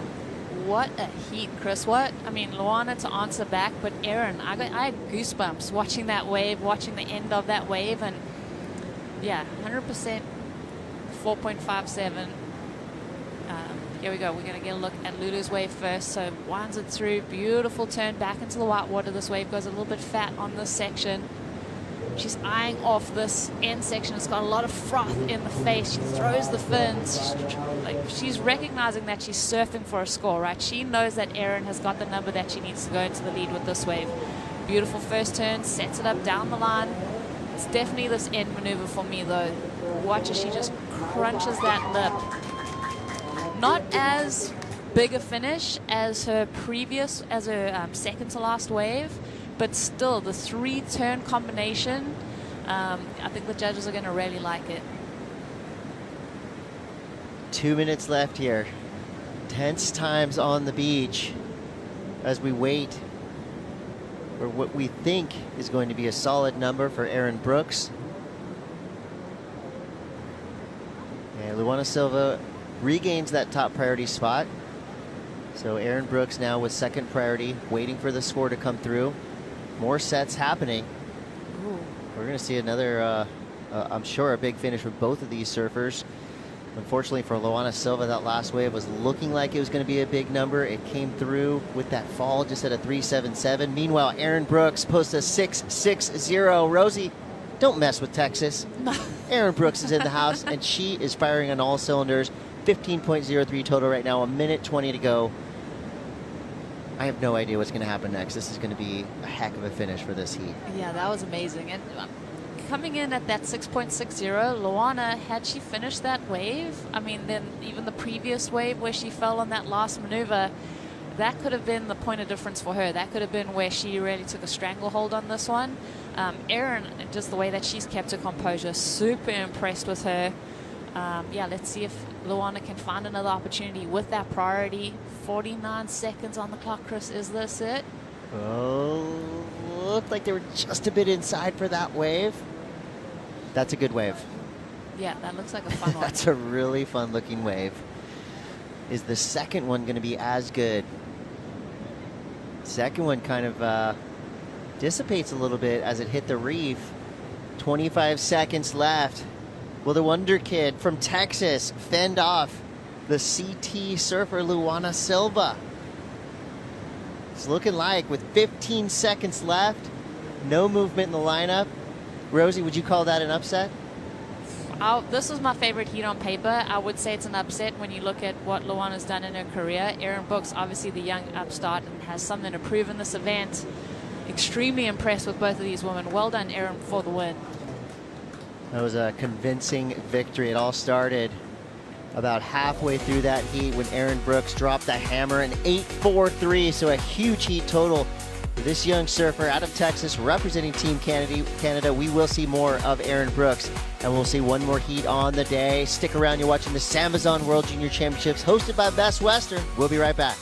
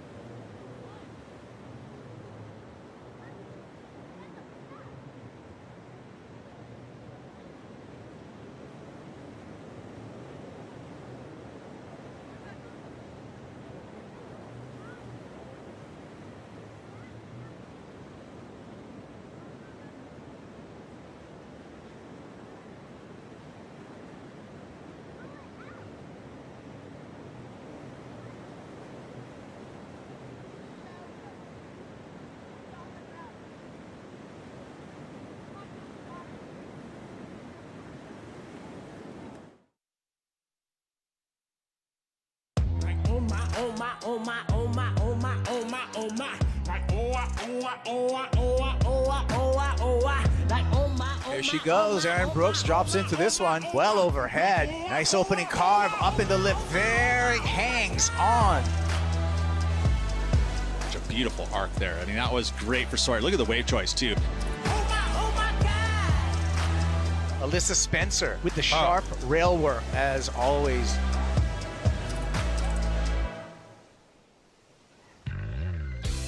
We are back. This is the SAMBAZON World Junior Championships hosted by Best Western. Rosie, I think at the end of that heat I got a little excited. I felt like that was the finals. What an epic heat. But we have 3 more heats on the day. And then, of course, the always awesome WSL post show. In this heat, you're going to see Portugal's Francisca Kiki Veselko and Sarah Wakita representing Team Japan. Both of these surfers have already posted huge heat totals. If you're still in this contest at this point, you've done something really well. You've bested some of the world's best junior surfers. Francisca Veselko from Carcavelos, Portugal. We've been seeing a lot of that Portuguese flag in events around the world. So it's great to see another surfer from that wave-rich region. How was Francisca Veselko got you fired up throughout this event? She was one of the standouts in the opening rounds of competition. Took out one of the highest heat totals, one of the best waves. I think she finished off one of our days, and it was like, wow, okay. She just jumped right into the highlights. Favorites bucket. Sarah Wakita, representing Japan, lives on the north shore of Oahu. She is an absolute threat anytime she puts on a jersey. I would kind of put her, I compare her a lot to Luana Silva. You know, they have those similar technique, really solid fundamentals, a lot of power, rarely make mistakes. Sarah Wakita, of course, growing up in that legendary surf family. Her dad, one of the all-time greats at Pipeline. Her brother, an incredibly talented surfer as well. So great surfing just runs in the family. And Sarah Wakita has strong backing from her family, friends, and sponsors, of course, to get her where she is today. She's got 30 minutes to prove that she's capable of hoisting that trophy at the end of this event and being a World Junior Champion. And Rosie, you mentioned that part of that prize package is you get to go to the WSL banquet and receive your award in front of everybody. Yeah, it's super fun. I think that's one of those nights that winning that World Junior title, accepting that award, getting to be a part of the banquet and watch the other world champs accept acceptance speeches and just see how the whole thing plays out. Really cool experience. You're really in an elite club if you win a World Junior Championship. We've been looking at that list of past champions all week long, and it's a stunner of a list. 25-17 to go. No waves ridden yet. We haven't seen any restarts. I don't think there is. Some of the rules don't apply. Let's say that. I don't think there's restarts for this event, just due to our want to encourage these surfers to take all the opportunities given to them. And luckily, they've had plenty of them. In that last heat, we saw Luana Silva with a 13-point total, which would have gotten her the win in most heats of the day. But Erin Brooks came through clutch, 15.03 for her heat total. That would have got you through any heat today. Yes, solid performances from the women. Cool to see. I mean, after this round, quarterfinals, semis, final, you're arm's length. Yeah. To the trophy. See, you're looking at the trophy, and you're just, with every wave, with every good score, you're one step closer. And I picked up the trophy earlier this morning. It's solid. Yeah. It's a little bit smaller than the just an eighth of an inch. The CT cup, but I mean, you could fit plenty of sparkling apple cider in there. Here we go, Sarah Wakita. Big snap to start, comes around the section. And that wave was a little tricky, just kind of didn't hit the reef perfect, but she's going to put a score on the board nonetheless. Probably be a mid-ranger, but a start is a start. And Sarah Wakita opens things up. That gives priority to Francisca Veselko. And we will wait now to see what the judges throw out there in the first wave. Do you think the judges take more time on the first wave of the heat or the last wave of the heat? Oh, that's an interesting question. I think the first wave of the heat sets the scale, so the judges really contemplate what that wave looks like, so that they can get it right on the first wave, and similarly, they want to get it right on that last wave because that can change almost everything. So Sarah Wakita on this one touches that outside rail before getting to the top of that wave. This wave dissipates through this midsection. Finds an inside connection. Doesn't quite time that last turn like she would have wanted, but she's on the board. Another wave out the back. This is going to be Sarah Wakita again, finding this wave under priority. Oh, excuse me, that's red. So Veselko now getting involved with 2 vicious backside snaps right in the power pocket. So we've got heat on our hands, both surfers with at least 1 wave on the scoreboard. Sarah Wakita starts off with a 4.5. And we'll have to wait and see what happens with Francisca Veselko's last wave. Nicely done, 2 power turns. So as the judges deliberate their score, a very happy, excited, and electrifying performance from Aaron Brooks, who is standing by on the glass now with AJ. Can't wait for this one. Cote, you listed a few emotions there, but Aaron, interestingly enough, he said happy, excited. That wasn't one of the ones you listed when I asked you how your heat was. What is the one that you said? I was super tired because I had to do all my surfing in the last 12 minutes. I made pretty much every mistake you could, and Lulu's such a good surfer, and I look up to her a lot, and yeah, I'm super stoked to beat her, but someone I respect for sure. How do you manage your emotions of going against someone that you respect a lot, is one of your friends, knowing that you still have to surf your game? Yeah, it's really hard because that happens a lot because we all surf with each other pretty much every day. I train with Lulu a lot, and once you're in the water, you kind of go into a different mode, but you're still friends on the beach and you always shake hands. Now, Rosie said that you were a little bit like a gecko when you stick all those big maneuvers. What kind of cross training do you do to be ready for those? Well, I was just in Hawaii before this, so I did a lot of training with Kahea Hart and RKT training in Sunset Beach, and they definitely helped me. But while I was here in California, every morning I've been waking up and doing core exercises because one of my New Year's resolutions is to get a 6-pack. So just trying to get there slowly, but it definitely helps with surfing too. I mean, you're going to pass along that core routine that you're doing, right? For sure. Perfect. We're going to do that. We'll send it back to you guys. Bye. Well, my New Year's resolution is to try to surf more like Aaron Brooks. I think we can all learn something from that incredible young phenom. Somebody should have told Luana, don't mess with Texas. And that's the last time I'm going to say it. I got 2. That's it. I think you got 3. I'm not counting. But, yeah, Aaron's on fire. You could learn a lot, and from Aaron, I mean, goofy foot. Like, you're probably, stoked on her approach. I want to if you're surf like local. that. I need to shrink myself down a little bit. And the 6-pack is out of my realm. I think like surfing that like New Aaron Year's Brooks is out of my realm, too. I'm failing on my New Year's resolutions. Great. No, Chris, let's take it back a notch. You're crushing it at life. But yeah, Erin, I mean, it's so funny. Like, her New Year's resolution is to get a 6-pack. She's probably up at 5:30.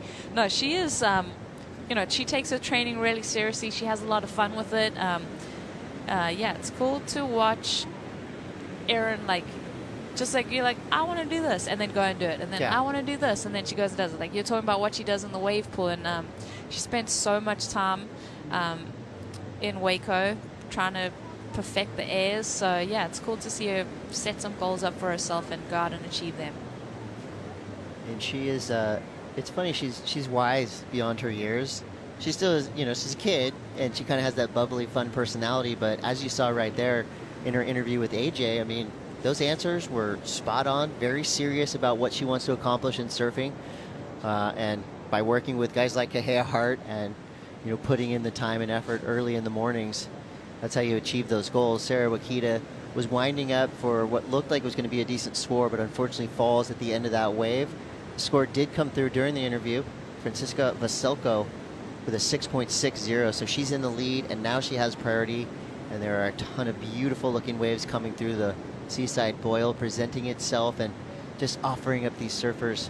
Here you go. You want another perfect one? Here, take this one. Okay, you don't want that one? Take this one. Well, this one is definitely being taken for a ride by Veselko.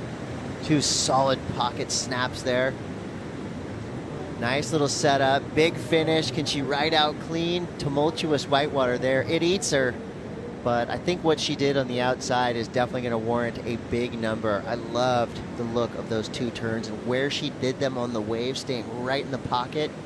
That's great surfing right there. Yeah, really good surfing. And the fun thing about this, you get to introduce to new names in surfing. That first turn, amazing. Jeez. The way that she just backs it up into the whitewater and goes ham at that second section.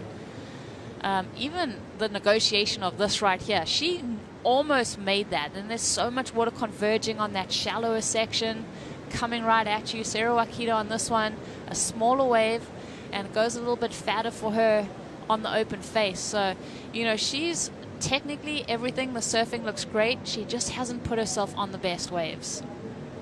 I keep thinking about that combination that Francisca Veselko just showed us. Judges loved it, a 7.5. It was all one line. Big snap straight into a deep bottom turn, extending around the whitewater, coming back up straight into the pocket. I mean, the most beautiful S-turn combo that we've probably seen. And again, if she had ridden out of that one, we'd be probably looking at an 8 or a 9. But still, a 7.5 on the strength of 2 beautiful turns like that, that's huge. And the second turn, let's have a look at it. So this first turn, she stays super critical in the pocket, and then she kind of almost goes a little bit too close to the whitewater there. So having to do that bottom turn and get right up in the lip, showing a lot of strength, and then almost finessing out of this one. But that second turn, to me, the way that she hooked back in the whitewater, she had to kind of stretch out that bottom turn to get critical, and that just shows that core and you know, upper body, lower body strength, like the thigh strength that you need. 2-turn combo. Molly Hatchet style, flirting with disaster. Right there, tickling the whitewater, getting around it, and powering through for a 7.5. We still have half of this heat left to go. Sarah Wakita's second score, a 3.5, so she's still well into it. Sarah has been around the world and back in recent years. In 2022, she did 7 Challenger Series events, 4 QSs. She won the Asia Open, QS 1000, and then she did 3 Pro Junior events. Luckily, sometimes the Pro Junior events coincide with QS events, so you get a 2-for-1 there, but for the most part, I mean, she's gone to 7 different countries in a pretty short span of time. So for her, you know, I feel like a lot of these surfers are looking at this event in particular as kind of the end of a season and the beginning of a season. So you get through World Juniors, and then it's like, okay, now I'm looking at the rest of the year, win or lose, whatever I did here, I got to make the jump quick back into contest mode. We'll look at this way, but I asked Sarah what would it mean to you to win a World Junior title, and she said, like, obviously there's the prestige and the honor, but also the fact that you get seeded into the Challenger Series event. She said that would be so helpful for her career and her budget and traveling, because it's been so expensive for her to travel to all of these events. So yeah, that's seeding into the Challenger Series for her. You know, it'll accelerate, you know, her dreams of qualifying for the championship tour, as well as keeping money in her pockets and actually creating a living for herself. Well, the only thing sweeter than finding a golden ticket in a chocolate bar is earning that golden ticket. And I think that is that right there, you know, that pass to get yourself on the Challenger Series. And we've talked to so many surfers who, you know, have so much talent, all the drive, the determination, but I feel like the toughest leap has to be from the Pro Junior / QS divisions onto that Challenger Series, because you're really going from a funnel of thousands to, you know, dozens in a lot of those events. So that is a huge, huge step and a huge, priceless award for winning this event. And you think of all of those competitors that are on the Challenger Series, 5 of them qualify for the championship tour. Like, it is a small percentage of the world's best surfers that get to compete for a world title. The cuts just get more and more savage. You got to be elite in every sense of the word. Speaking of elite, coming up next, we've got Kira Pinkerton and Sierra Kerr. Every heat, I keep thinking, oh, did I fall asleep? Are we on finals day? What's going on? Why are these heats so stacked? That's because the entire field is incredible. We've lost so many good surfers already here on day 3, and things are just going to be going up from here, as could see the quarterfinals, semis, and finals tomorrow morning. Plenty of time, plenty of swell left in this waiting period. So we see Veselko now. Backhand has been lethal all event long. And right there, she didn't really feel the need to push anything, as she's already sitting on 2 solid scores. So don't waste time. Get back out there. Show Sarah Wakita that you're still fully involved in this heat. Sarah sitting out the back with priority. Veselko's last wave, most likely a non-factor, but nice to watch. Yeah, nice to just get eyes on it and just break down. And we've kind of shut down pretty quick, but I'm excited because Sarah Wakita has priority. We haven't seen her really on a set wave, so I feel like this is Sarah's chance to be a bit more selective, find a set wave, and hopefully we'll see her doing some better surfing. Well, this next heat is a good one. Sierra Kerr, one of the best aerialists on the planet, and quickly adapting how good she is at free surfing into contest surfing. I mean, of course, she's a superstar in her own right, but it's hard not to, you know, kind of identify her trajectory, how similar it was to her dad's. Josh Kerr was a video guy and air guy first. Yeah. Got on the championship tour pretty quick, up and down results, but had a lot of success once he kind of locked in. And it feels like Sierra's just on that exact same path. Luckily, she's got her dad, Josh Kerr, in her corner to kind of, you know, already just give her all the lessons that he learned. And of course, her mom, Nikki, super fan of Sierra, obviously, but spends so much time on the beach filming, working the logistics behind the scenes. You know, Sierra has a really strong team behind her.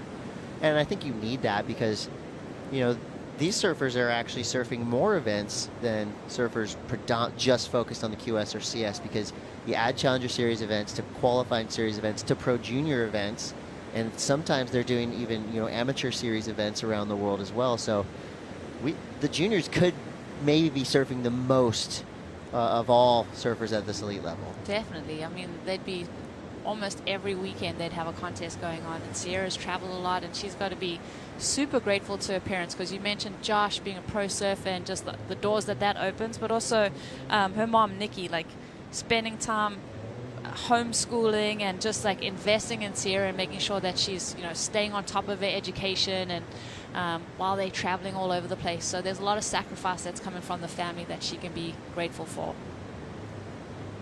Yeah, her dad seems really bummed to have to travel with her to Indonesia.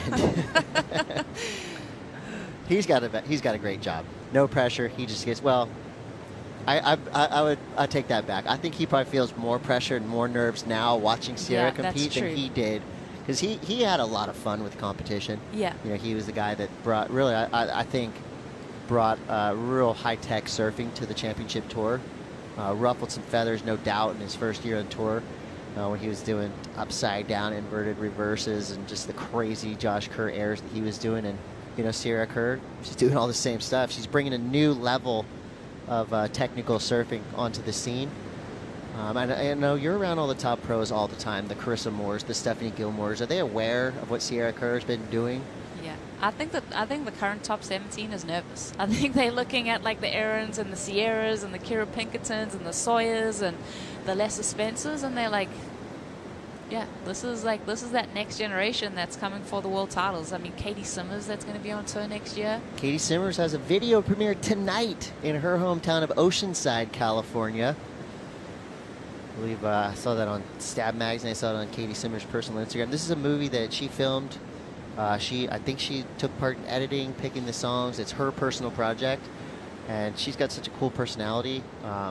She's developing into a kind of a Dane Reynolds-esque mysterious surfing superstar. It's been really fun to watch. I'm sure there's going to be a big crew of our contestants up there watching tonight. So congratulations to Katie Simmers. Katie qualified for the championship tour twice. First time she said, I'm going to take take a year. Yeah. Take a leap year. I remember when we were going to Europe for some of the events, the thing that she was most looking forward to was the skate parks. Does not go anywhere without her skateboard. That's so good. Oh, it's so Love her cool for that that. she's so talented. 8:24 to go. Veselko in the lead. Wakita improving a little bit, 4.17 on her last wave, so she's got a pair of 4s. They aren't helping her right now. She needs a 9.60. And Veselko is not letting up one bit. She's out the back with priority. She's on a roll. She's got a 6.6 and a 7.50. So feels like the momentum is with Veselko for now, but we've seen that change throughout the past few heats, so you never know what's going to happen. And was that Sarah Wakita on that last wave with the priority? Like,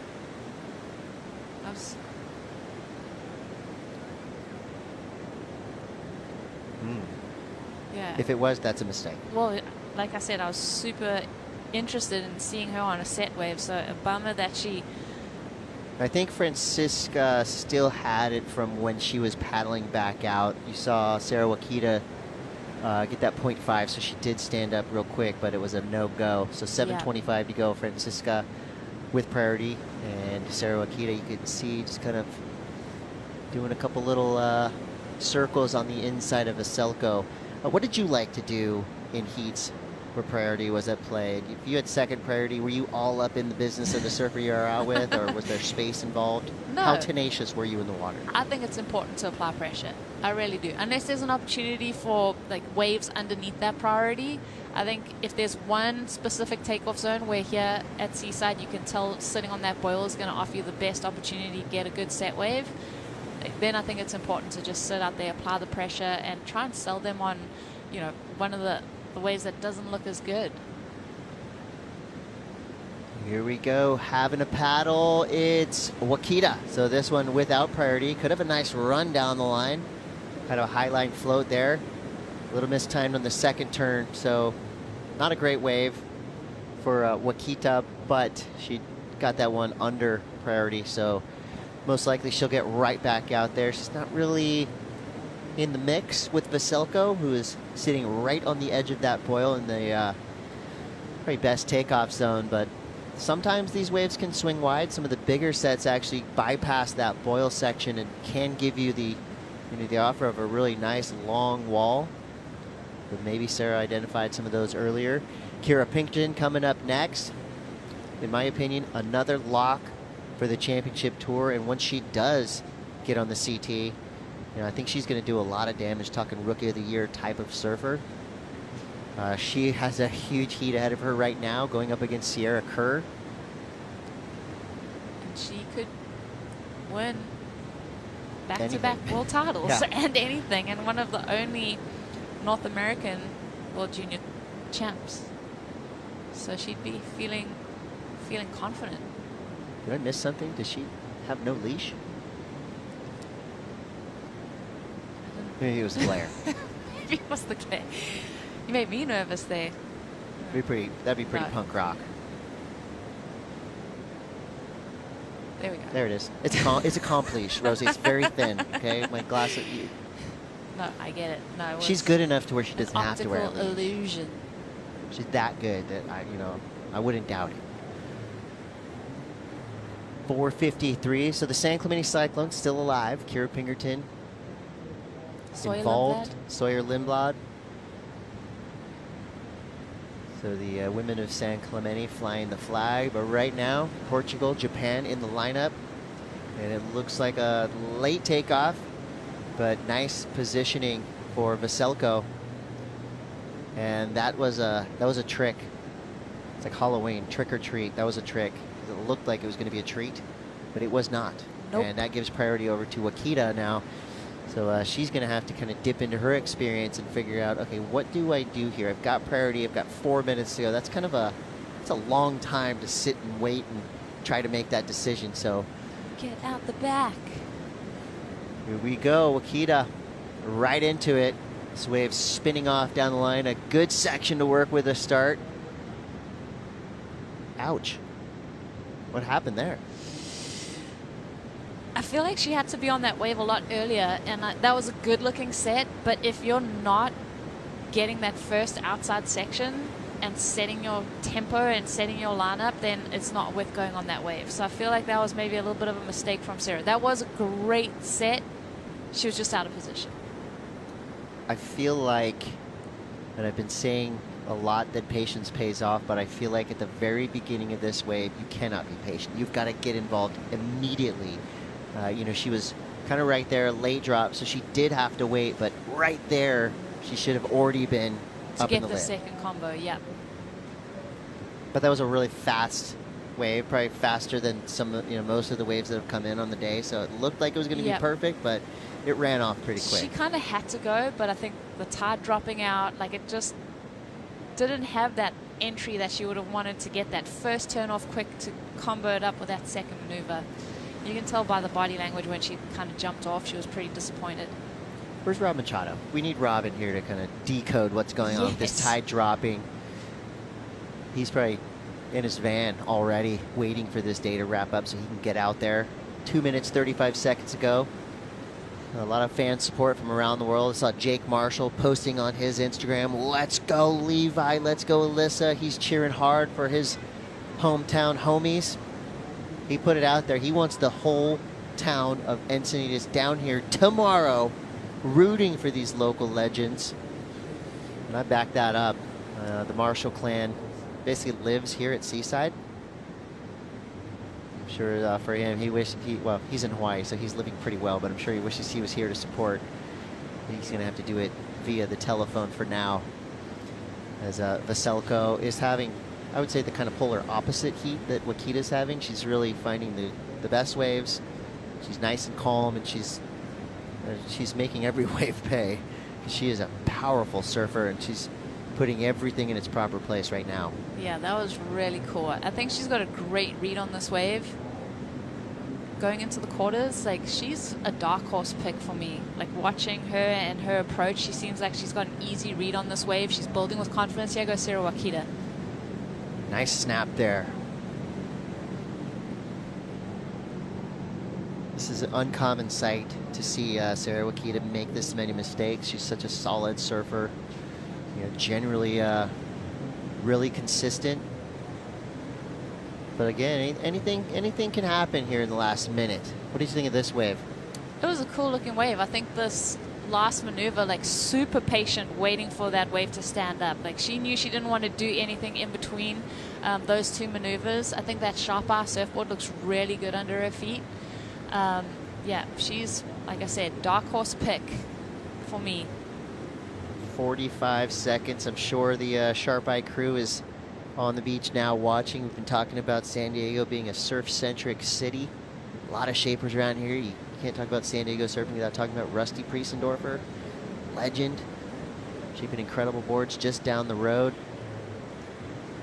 25 seconds to go. Wakita in trouble, now needing a 9.6. So this being heat 6 of the day, we have 2 more heats after this, and they're both hammers. Kira Pinkerton going up against Sierra Kerr next. Last looks here for Wakita. So let's just watch the end of this wave. I mean, win or lose, I love how she surfs. Great style. Amazing style. But Francisca will be surfing against Erin Brooks. That is a good quarterfinal matchup. Power versus performance. That's going to be a fun one to watch. And I think that kind of storyline goes into this next one. Kira Pinkerton, one of the most powerful females we have in the draw, going up against Sierra Kerr, known for her explosiveness above the lip. This is going to be an epic heat to watch. Do not go anywhere. Kaipo and Pete are coming in on the call. You're watching the SAMBAZON World Junior Championships, hosted by Best Western. We'll be right back.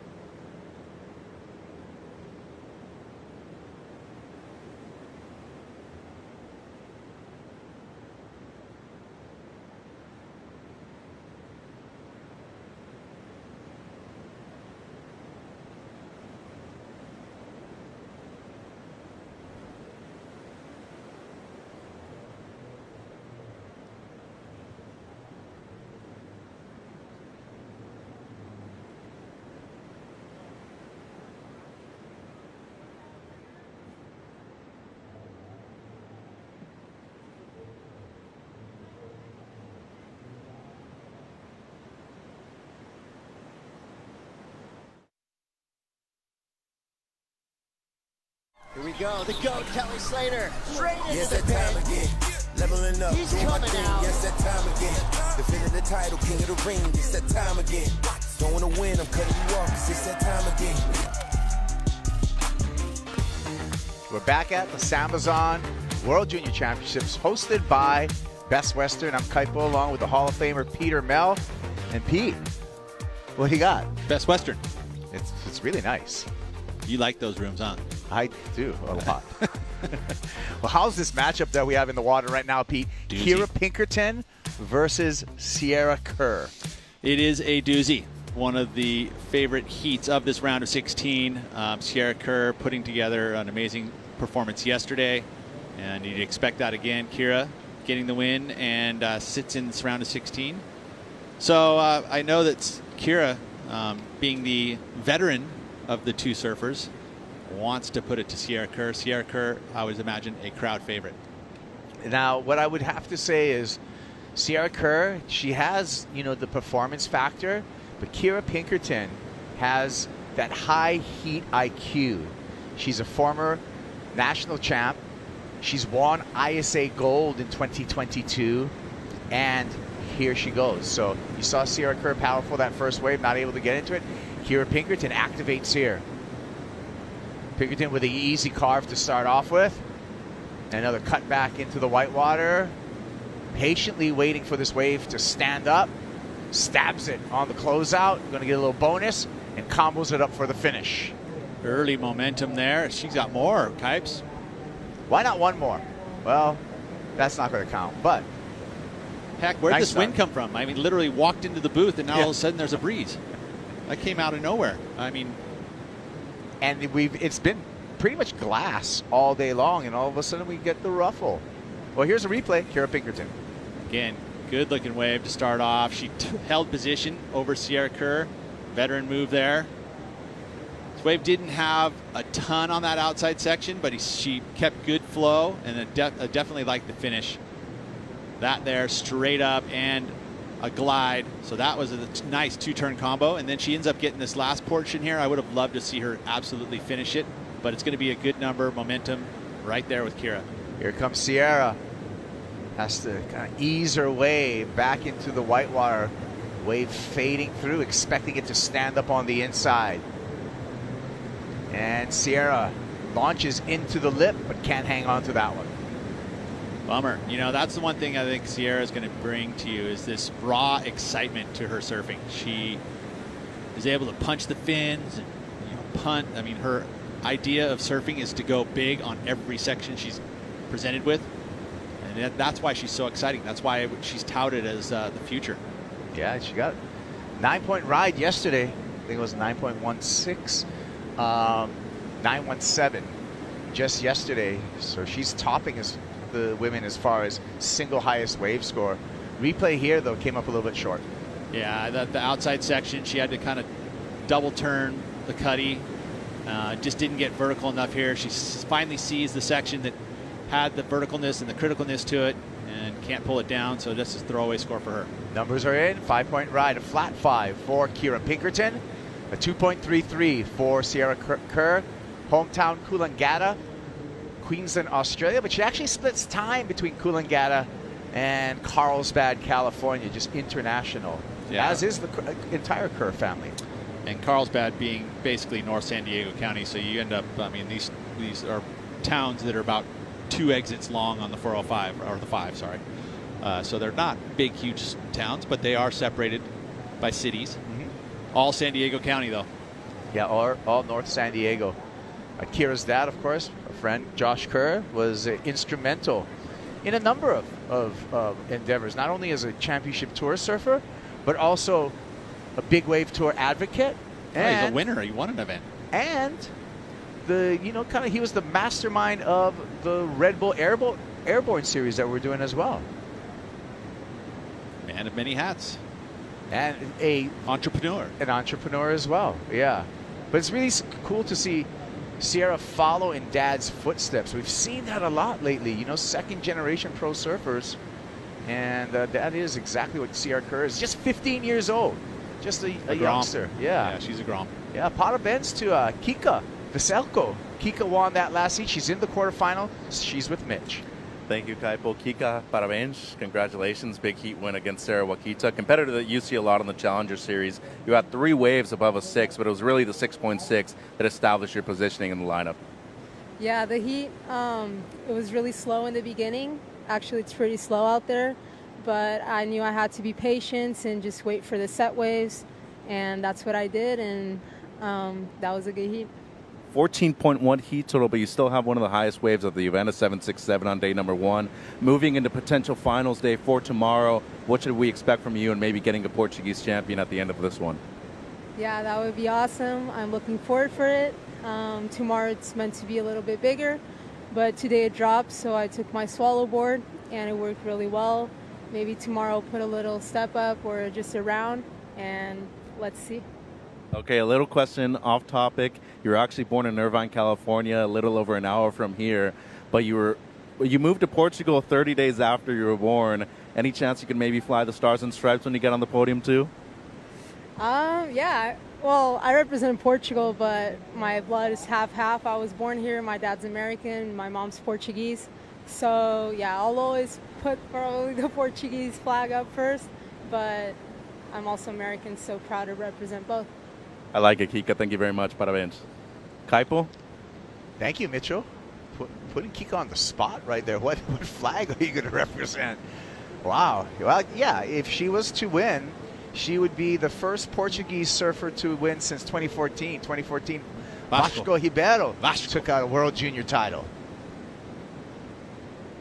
So you're learning your Portuguese, how you don't pronounce the R when it's first in the Portuguese language. It becomes almost an H sound. Ribeiro, yeah. It really depends on whether you're speaking, the Portugal dialect of Portuguese, which is a more proper Portuguese, or the Brazilian dialect of Portuguese, which actually has its own kind of like nuances as well. Kind of like English, right? Like chemistry should be chemistry. Yeah, and so, but there really is a big difference. Character should be character. Yeah. So I'm working on actually my Brazilian Portuguese. Ah, you like Brazil, huh?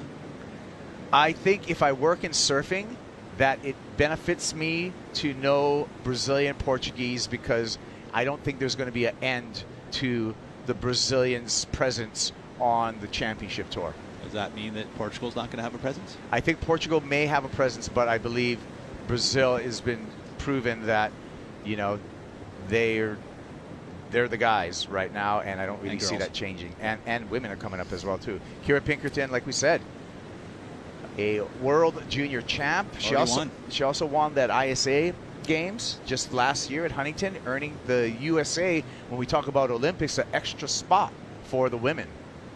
Which she won the extra spot, but it's for the team. It is for the team, so it's not necessarily for her. That's great. I mean, it's a great point that you're making, Pete. Is that's going to be decision time for the USA team to figure out, who is going to take that extra spot. Kira did earn it, but it's not a gimme that she gets it. Stay tuned. Okay, I will. Thank you. Sets on the way, bro. Look at this. It should, just by tomorrow, it's going to be pumping. Here we go. Well, with priority, Kira Pinkerton already has that flat 5. Let's see if she's going to use her priority on this series of waves here. The waves have changed drastically just within the last 15 minutes with this ruffle coming across here at Seaside Reef. We'll see how that affects the waves as well as wave selection speed. Air wind. That's what I'm saying. Give it a little positivity spin on it. Yeah, well, here's an aerialist right here. Sierra Kerr on the priority. Gets an opening carve. Looking down the line. Eyes it up. And really tries to push that final turn. Unable to complete that maneuver. Unfortunate there. And I do feel like the fact that she was chasing there for that, 20 yards a section. Yeah. At that point, you're like, okay, it's not going to be combo moves. Let's go into the innovation and progression part of the criteria, being that you had all that speed. Might as well utilize it in something cool. So that's why she punched the fins but couldn't hang on. One more look at it. Drops in first section here, carves it back nicely, and then it kind of runs away, so she has to stay at the bottom. Maybe could have floated it, but either way, drifts the fins on the foamy section there. Tough when you have a bunch of foam, not only that you're trying to hit, but actually trying to get the grip going into that saw the froth in the face can make things a little more dynamic. Plus, she's pretty light, still only 15 years old, so she's young and light. Yeah. 2.73 on the paddle back out for Sierra Kerr. She's in a soft lead right now with Kira Pinkerton, just because Pinkerton, once she gets to her feet, will take that lead automatically. Kira just needing a 0.06. Hey, it's the best Western fan picks, and the fans have gone with the younger Sierra Kerr. Interesting. Thanks to Best Western, our host. But yeah, no, I mean, it's fan picks. Go onto the WSL app or on WSL.com, and you can click your Click fan who picks. you pick, yeah. Hey, help her. Come on. Get involved. It's a little late to do that for this one. Well, you can pick them all for tomorrow, and we will feature it on the Best Western fan picks.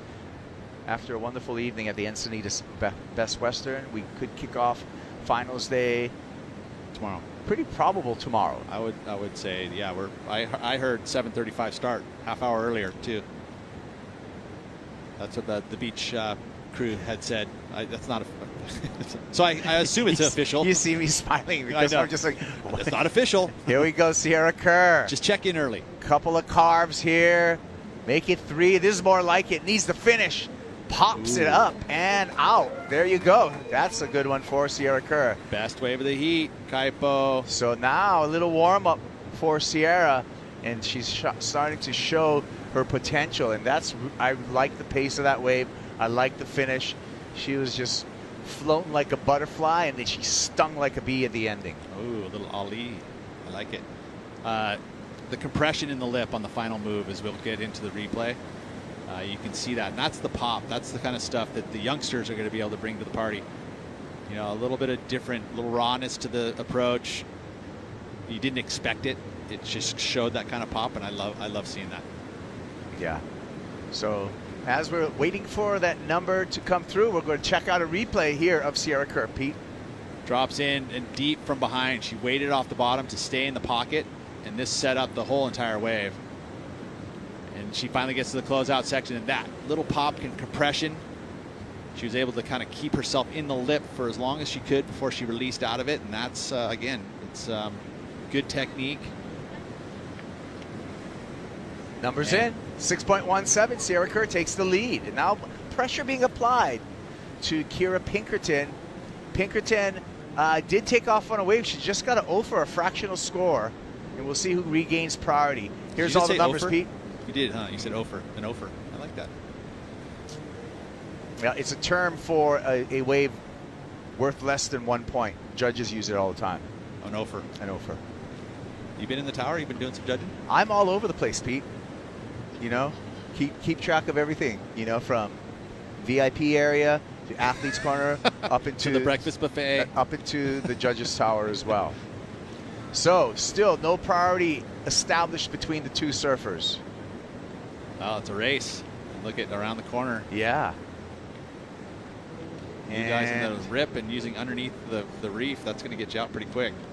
Yeah, again, we do have a priority judge. The priority judge up there is going to have keen eyes. There's kind of an invisible area out there that is designated as a takeoff zone. Once the surfer hits that area, they get priority. Look at our top wave scores. Sierra Kerr on top with a 9.17 from yesterday. A 15-year-old. And Aaron's what, 14? Aaron's 14, yeah. So a 15-year-old and a 14-year-old have had the two biggest numbers. That's pretty cool. It just goes to show what this junior's all about, and this, the youth. And we've been touting that for a bit now, how there's this really young group of women that are pushing the envelope in performance, and especially in that innovation and progression part of the criteria. And Sierra Kerr is part of that, and so is Aaron Brooks. Yeah. And even Aaron Brooks, for that matter. Like, you go to the Rip Curl Indonesia event, which is at the Padang Cup. Padang Cup, and Aaron Brooks fought her way to the final at Padang. Yeah, at Padang. With an all-gender format, right? Yeah. So it was men, women, and she made the final. And that goes to show how versatile the young Aaron Brooks is. I mean, spending a lot of time in Kandui, and one of the scariest lefts in the world. As we look in at Zolly Kelly.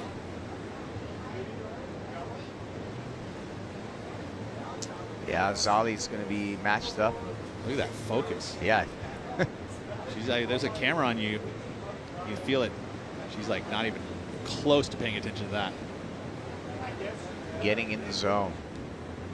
13 minutes on the countdown. Kira Pinkerton did get priority. Kira Pinkerton needing that 3.91. And Sierra Kerr's made it out into the lineup as well. You thinking we're going to have some big waves tomorrow, Pete? It's going to be starting, yeah. Buoys are pretty darn solid already up the coast. You actually, you know, for those of you watching, Pete, you actually rode the swell yesterday. I did. The swell that we're going to see tomorrow, you rode yesterday over in Hawaii. I think a lot of the fans know that they had made a green call for the eddy, and I was here in the last heat of the day, got the call that it was on, and got on a plane the next morning and found out it got canceled. I was on the tarmac. So I couldn't exactly get the plane to turn around. Although Jamie Mitchell was able to get his to turn around. Yeah, he was a little more convincing to the pilot, I guess. But you know what? Hey, bright side. You got a couple waves at Waimea yesterday. I got a warm up. I had a brand new board. Was able to paddle out there. It wasn't. It was a good call. Put it this way, Clyde making the call to shut it down. There was some bigger waves, but overall conditions were pretty messy. But ultimately, if you can have a board that works in those types of conditions, you're so it was a north wind to it. North wind, and the swell was kind of chuck. A lot of current. Like my wings are sore. Oh, okay. You paddled, like I put in a good 3.5 hour session, and I was paddling the entire time. Okay. The paddle out was the most sketchiest. Like you jumped in to paddle out and get through the shore break, and then all of a sudden, like 30 yards out, we get back to that. This is Kira Pinkerton. Nice snap to begin. Really paced approach on this wave, not needing a big number at all, 3.91 to take the lead. And she's just so solid finishing it off. There you go. She matches probably Sierra Kerr's wave. She's going to have the lead again, so a seesaw battle happening. But paddling out, just hit a wall at the just outside the shore break. There was a current that was just stopped you dead, and like literally just started going into the rocks, into the corner. Yeah, and it was kind of scary. You're like, oh, if a set comes, watching the replay here. Yeah, just very good speed and flow on this one. Just paced in the pocket, nice turns, no hitches in rail, kept the speed nice and solid, and then a nice aggressive finish in the lip. Bang. Yeah, that's gonna match the 617 there. So we got a pretty even heat happening here. Yeah, we'll be waiting for that score, and we'll update you on the situations. We're down to 10 minutes 25 seconds, and no indication yet from the judges for the number, but we're feeling that Kira Pinkerton will take the lead over Sierra Kerr at the moment. Jaws was pretty good though. See some images of that. I heard it was light wind over at Jaws, and the Maui boys with some visitors were having a heyday there. Of course, Billy looked like he got the wave of the day too. Once again, that man knows how to surf that place, doesn't he? All right, well, Kira Pinkerton, you know, she's a second-generation professional surfer. We know her dad, Jim, did some years on the Jim Pinkerton. Yeah, that's Pinky.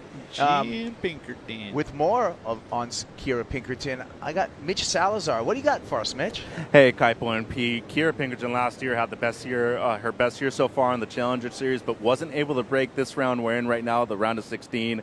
Had a lot of ninth place finishes, but was never able to break the quarterfinals until she reached Haleiwa. And at that point of the season, wasn't really in contention to qualify for the challenge, for the championship tour anymore. On the other hand, you have young Sierra Kerr, who's coming up in the rankings. She landed what is considered to be the best air by women so far at the Stop High event in Lakey Peak. And when you talk about two of the most progressive surfers out there in the women's divisions, two of them in the water right now, Kira Pinkerton, the only surfer from North America to win a World Junior Championship, and Sierra Kerr wanting to be the first surfer from Australia to win this event since Macy Callahan a few years ago. Thanks for all that info, Mitchell. Yeah, and Kira just took the lead at 6.43. There's all the judges' numbers, Pete. That's how I felt. I mean, I didn't want to go out too far on a limb there, but felt to me like just slightly better than Sierra Kerr's wave. Just a bit more work done on the outside. You know, similar finish. So it's going to come down now to that next best wave, this next 8.5 minutes with Sierra Kerr. It's an important priority moment for her. She's got to put a good number, right? She's got to match at least the number she has right now to apply pressure to Kira. Kira's been in a lot more one-on-one heats than Sierra has, so the experience definitely lies with Kira. She would be probably pretty settled, whereas, Kira would be a bit more settled than Sierra would in this moment. But we'll see how she handles it. This is the moments that you only can emulate by putting a jersey on and executing out there in those certain scenarios. Wave coming through here. Looks like there's a couple waves on the set, and it's decision time for Sierra Kerr. Doesn't want the first one. Second one looks like it's a bigger wave. Is she in position for this wave? It's just starting to cap on the reef there. And Sierra's going to pull, is on. Here we go. Nice snap. Accelerating on that down carve, but the wave selection, the wave let her down. And priority switches to Kira Pinkerton, who has the lead. Yeah, unfortunately, I feel like that was a little bit of a priority error. I know it's a set wave, but the fact that it shut down so quickly, obviously didn't get a good number there. Still some time, so it's not going to cost her the heat or anything, but I did feel like that was an important moment to be able to grab the lead. I had to get to her feet and get her feet settled for the carve, and then made it late. Never able to get back up for the finish move. A nice two-turn combo there, could have done it, but the fact that she had to catch it in the white water and get to her feet made it nearly impossible to be able to fit two moves in. Yeah, so Sierra Kerr still searching for a 5.27 as we cut through the glare here. We're catching up with Kira Pinkerton, unable to finish that wave, so likely the situation will remain the same in the water. Well, Kira Pinkerton should have Sierra Kerr with priority. What were you going to say, Pete? I was just going to say that I feel like that was a mistake too there. I mean, that wave quality was kind of, it didn't seem like it had great quality on that wave for Kira. And then the fall obviously didn't help. Yeah, so this is opportunity now for Sierra Kerr to come back. Sierra needing that 5.27. Here she goes. Taking a look at this one. Looking nice on the takeoff. Rolls into it. Nice steep first section. Carves right under the lip, right back into the white water there. Sets her board and gets away from the water. Needs to time a finish and does so. So there you go. Sierra Kerr, 5.27. What do you think, Peter? Erase all of that. She's now back in the lead. That's exactly what she wanted to wait for and do. She just got lucky that there was a couple of errors back-to-back that got her back into position. That's going to be the lead. A 5.27. Pretty safe to say that that's going to be enough there to take that lead. Although it's not going to be a gigantic lead. Being that Kira did actually pick up a little bit on her last wave, but that carve right there and that snap was awesome. Especially that it was in the glare. She got all low and it was committed because of the fact that she put her arm and laid out the body, got almost horizontal with the water, and that is a committed maneuver there. I feel like it could be the best wave of the heat. We'll see what the judges think. It was a smaller wave, but the surfing was on. And that was the last of Kira Pinkerton. That came in at a 5.17, so that raised the need for Sierra Kerr slightly to a 5.44. We're still waiting for the number for Sierra Kerr. We're having a little bit of trouble seeing it through the cameras. The judges are probably having the same exact problem with that glare, unless they've got a good pair of polarized Oakleys. Yeah, the judges do have a replay up in the tower, and the number is in. At a 6.3, that's enough to put Sierra Kerr up in the lead, Peter. Not quite the best wave of the heat, but it did get her the lead. Turning her head, she's hearing right now from our on-site announcers. And she's realizing now that she has the lead. Kira Pinkerton needs a 6.04. 4 minutes remaining. Pinkerton with priority.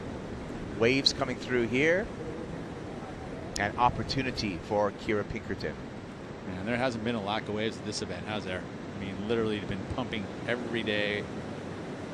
Good conditions, and finals day should probably be, if the morning and everything holds, we should have an epic finals day. Well, you rode the swell in Hawaii. That swell is in the Pacific right now, on its way to California. Your gut on how big it's going to be tomorrow? I the energy's there. I'll say that because a lot of the coastal buoys have been upwards of 25 seconds, 24 seconds, 22 seconds, which is the interval is strong. It's the strongest we've had all season long. You don't usually see 25-second interval. Yeah. And so that being that it was a very strong storm, it was above Hawaii, so it had a lot of time to unwrap, and that's why you see that longer interval. So it's going to be very strong lines in the morning and build all day long. The biggest part of the swell is going to come in the evening. Going to be interesting to see how it handles it. How Seaside Reef handles this. Yeah. I feel like the morning's going to just be unbelievable. I think we're all going to wake up and we're going to see this beautiful offshore with the fuller tide and these really strong lines, and it's going to be just like, it's going to look really good.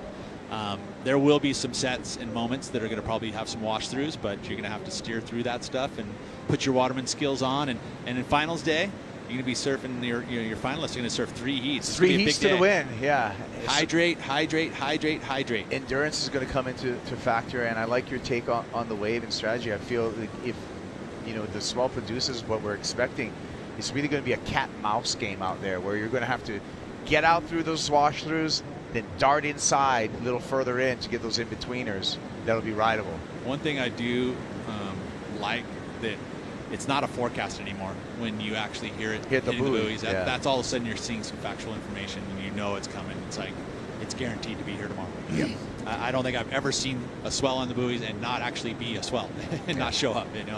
I've had forecasts say there's going to be swell. And then forecasts are computer models, right? But then the buoys actually move in the ocean, measuring the open ocean swell, and that's when we know things are for real. And there's like 40 of them all through the Pacific. So, they're just because one might be out of whack. Oh, look at that.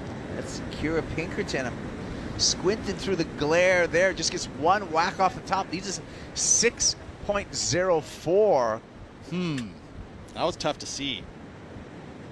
Did she get like speed out of that with acceleration out of the maneuver? Because if she did, it felt like she got it went up and hit it, but didn't quite like punch it and get a bunch of speed out of it. We'll see.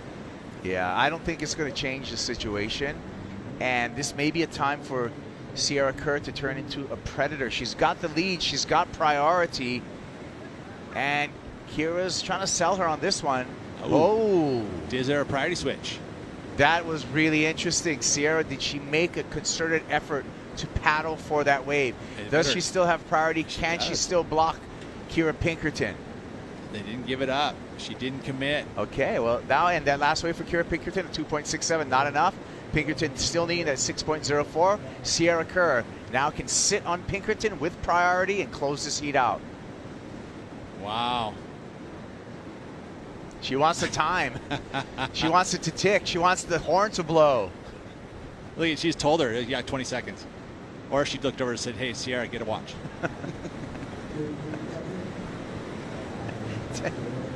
I made you laugh, Kaipo. That's cool. Here we go, the countdown. And look at calm, cool, and collected. Sierra Kerr, we're going to see you in the quarterfinals. Wow. A couple youngsters into the quarters. Wow. Well, as I calm down from that, that was a pretty cool heat. We're going to go take a break. We're going to reset. We'll be back with the final heat of the day when we return to the SAMBAZON World Junior Championships hosted by Best Western.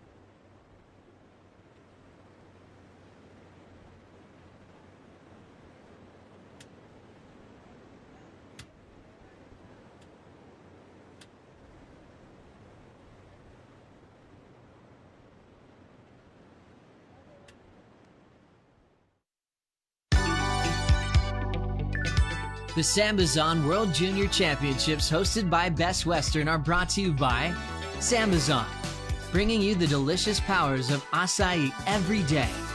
By Best Western Hotels and Resorts. By Sports San Diego. And Pura Vida. Live free. Thank you for joining us here at the SAMBAZON World Junior Championships, hosted by Best Western. Last heat of the day out in the water, and only one more spot for finals day. Zali Kelly up and riding in the red jersey, and Kelly goes down. Zali Kelly out of Australia. Another Australian here, Ellie Harrison, the blue jersey, linking up a couple of turns. Aggressive. Second turn. Looking good right now for Ellie. Lines up on the inside. Wave continues to peel down the line, and Ellie continues to attack before the kickout. So early exchange advantage to Ellie Harrison. That was aggressive, as you had mentioned, just compressing and whipping through the maneuvers. Did not get affected whatsoever by this new chop that has shown up, and even a little bit more for even the last heat. So, you know, you watch all day long, it's smooth as silk, and all of a sudden you go to surf your heat, and conditions change, and that's part of surfing. Got to adjust to the conditions, whatever you're dealt with. And it looks like Ellie has been, at least for the first exchange, has made that adjustment. No worries. Yeah. There you see the heat. Both Australians out in the water. Zali Kelly, 19 years old, and Ellie Harrison, 17 years old. Again, these are the junior championships, 20 and under to be able to compete in this. Well, I'm thinking the two youngsters, Sierra Kerr, this is her first World Junior. Pretty sure. And also Brooks, her first. Erin Brooks, yeah. Yeah. I mean, we've been three years absent from a World Junior. Yeah, last so time they we would have ran been like 10. Yeah, last time we ran was 2019. Here's Zali Kelly from New South Wales. Pump and Built. I don't know where that is.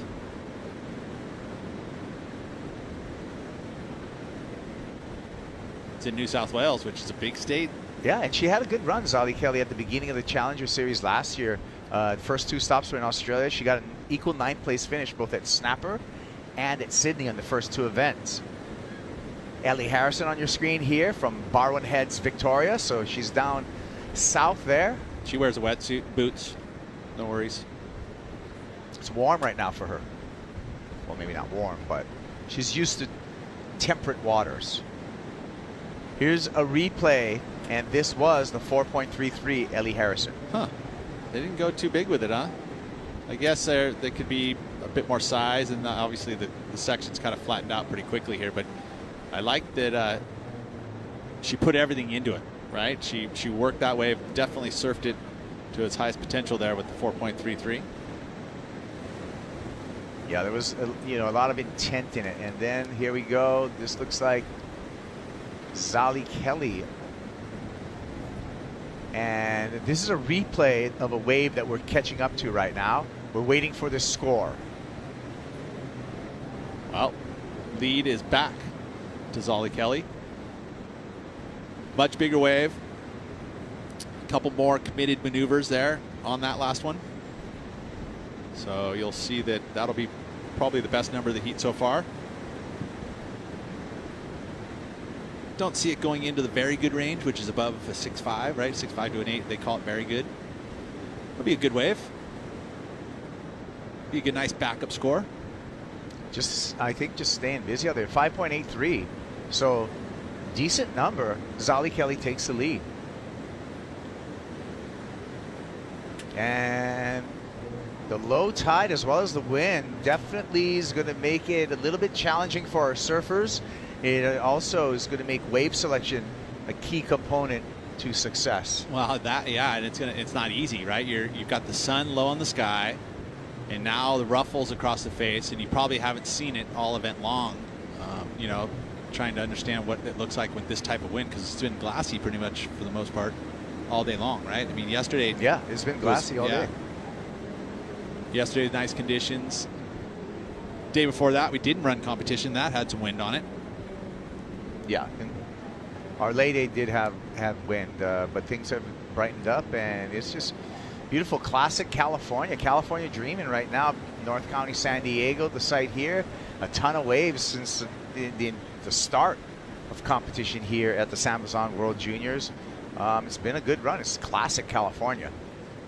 I was just thinking that this would be a great venue for a regional QS. This time of year, have an event. Well, the winner of this heat is going up against Sierra Kerr in quarterfinal number 4, and that's going to be quite a challenge. But I want to hear from Sierra. Sierra is with Mitchell Salazar. Thank you, Kaipo. Sierra, first of all, congratulations. Closely contested heat up against an up-and-coming surfer and a former champion at this event. What was it like going up against?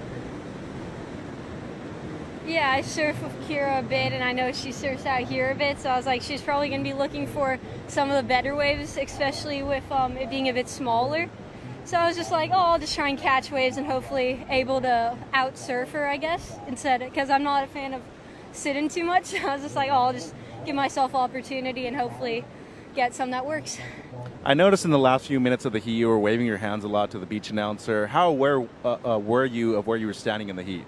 Yeah, I kept hearing that someone needed, like, I think it was a 6.4, but I couldn't tell, because I was kind of stuck on the inside, I couldn't tell who they were talking about, so that's why I kept waving. I was just waiting, and I didn't actually know until I saw Kira. There was this wave, and I saw Kira paddling for her. I'm like, oh, she must need a squirrel, she'd be sitting on me, so I actually didn't know until I saw Kira catch the wave. So you've partially grown up in this area too, having Josh, your dad, in your corner, and obviously the support of everybody here, but there's also a big community with all the Aussies. What's it like having everybody here?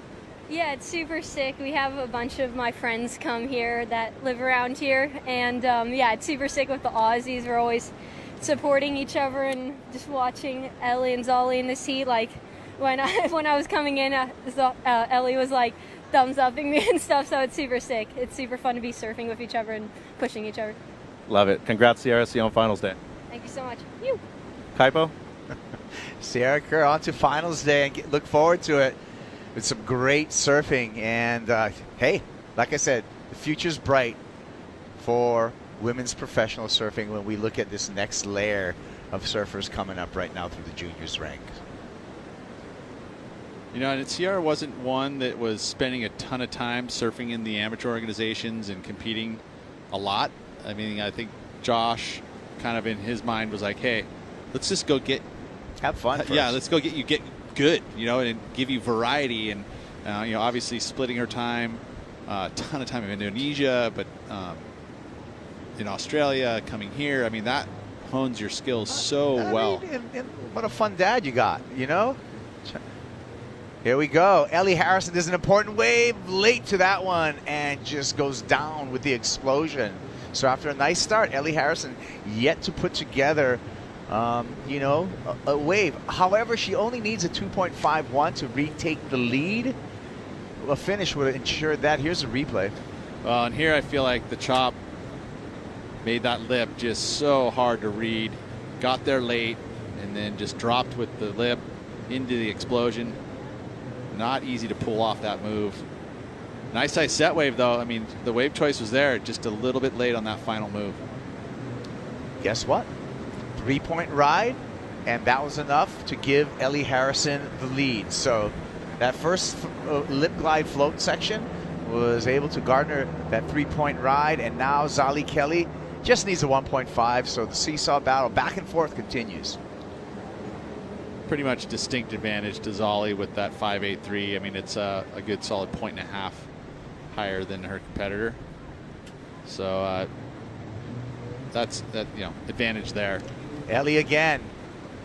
Nice snap to open up with. Comes around that corner, gets another body extending snap, and finishes it all up. Looking to better her 3-point ride and extend the lead. 19 minutes on the countdown. Well, I would say she's going to extend her lead. By how much? Don't know, but it's still, I think this has actually just evened it up. If it betters the 4.33, you can watch it from this angle here. First turn, pretty good. Had to steer through the chop. And that was more of a timing snap to set up the final move here. Yeah, it's not going to change much. It will add to her points, but 4.33 just drops. So identical scores in the scoreline of the leader, Ellie Harrison, 4.33 and a 4.33. 2.83 is the requirement for Zali Kelly. Plenty of time out in this final heat of the day. 18 minutes on the countdown. That's why I was saying about the 5.83 is the distinct advantage. You look at the score needed in order to catch the lead. It isn't much. Just a 3-point ride's going to do it. She posts another 5.55, and then that makes that job for Ellie way harder in this back 15 minutes, 18 minutes. But that's the virtue of having the best wave in the heat. It's a strong position to have. Kelly with the priority. Waves coming through here. Lower tide is draining a little bit of the energy, I feel, out of this swell. We're still at the tail end of yesterday's swell. Yet to really see any of the advancing of that new swell, Pete. Yeah, you won't, I don't think. Just by looking at the near shore buoys and all the Just stuff. give us a time. What time? What time? Tonight. Tonight. Yeah, Do you have an approximate time tonight? 9:30, 12? It's going to be more midnight-ish. Midnight-ish? Yeah. By morning, you're going to see a First signs change. at midnight, and then boom, we wake up tomorrow morning. There's going to be a distinct change, triple overhead. Yeah, Seaside it was a reef. really strong storm. Hawaii just got the sideband energy of it. It wasn't pushing at Hawaii; it was pushing across the top of Hawaii and straight at the west coast. So we're going to get the brunt. We're going to get most. Yeah, wow. It's going to be solid. I mean, unfortunately, the storm is going to rip apart probably Santa Barbara North. It's going to have a bunch of south winds on it. So all the energy is going to be down here in San Diego. San Diego. I mean, it's going to be beautiful winds here. What about that Cortez Banks place? There's guys headed there. Big enough for it? Of the two teams that I knew that were going to go. Give us the info, Pete. One is on the way out. I'm not going to leak too much because it's not my job. I just hear things. But there is some surfers headed out to the Cortez Banks, and then there's other surfers that aren't. Thanks for the info, Pete. Yeah, Here we go. limited info. Let's check out Zali Kelly. Already is going to take the lead because that series of backhand turns is going to earn her that 2.83 and more. Right, and then now Ellie's going to get down to second, and she's going to need to post something like a 6.65. Right, so that was the alleviation of the pressure there. Zali now is in distinct out front. She's going to go into double digits. Ellie Harrison needs to clear this whitewater. A lot of time in that whitewater. Snaps it once. Kind of struggles through that second turn. The water looking really ugly right there. Ellie Harrison hopping. Meets the oncoming section. Just had to really battle with that wave the whole way through. Yeah, it wasn't an easy wave to ride, was it? Very challenging with all of that chop on the face. So as we're waiting for those scores, where are the big wave guys going to go tomorrow? You're still trying to dig it out, aren't you? I'm a reporter. Yeah, well, no comment. Are you serious? Figure it out, Kaipo. Ellie Harrison on the replay. Can you talk over the replay right now? Yes, this was the wave that had a ton of chop on the face, so very hard to steer through it, especially when you got into this inside section here. Actually, the score that came in for Zali not as high as I thought it was going to be. This is that wave here. This one came in at the 3.37, right, Kipes? Yeah, 3.37 for this wave right here. Zali Kelly. This is enough to give her the lead, but the requirement for Ellie Harrison, not a giant one, a 4.88, just a mid-range score. So I was thinking really more, even heat right now. Yeah, I was thinking more 5-ish on that one there. I missed something. Got to pay closer attention. Maybe it was just because I caught that last snap. That last snap was pretty solid. Last wave for Ellie Harrison, a 3.3, not enough. So the remainder for blue is still that 4.88. You can see the separation of the two surfers. Zali Kelly, the furthest out with priority and the lead. We're over halfway through the heat with 14 minutes and 5 seconds on the clock.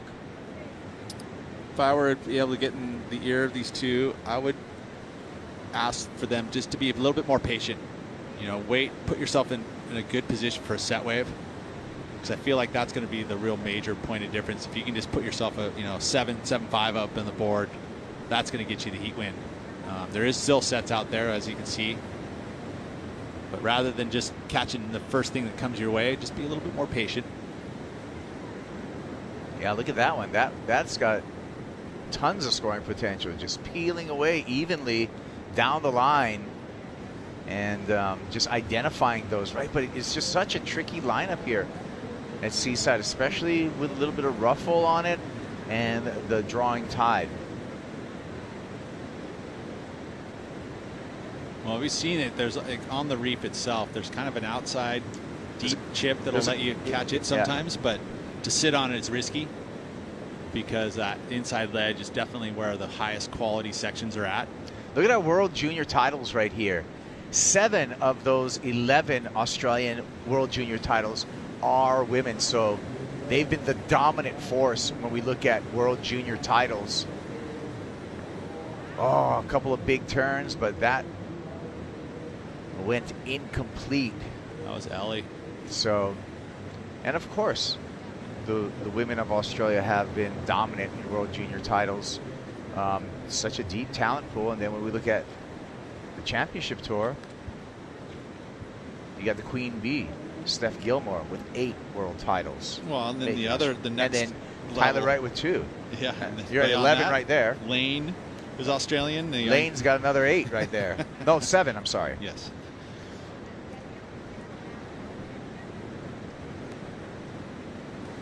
That's a lot of world titles. 17. Good math. Just between those 3. What happened here? Glide up and over behind it here, and then just pushes a little too hard.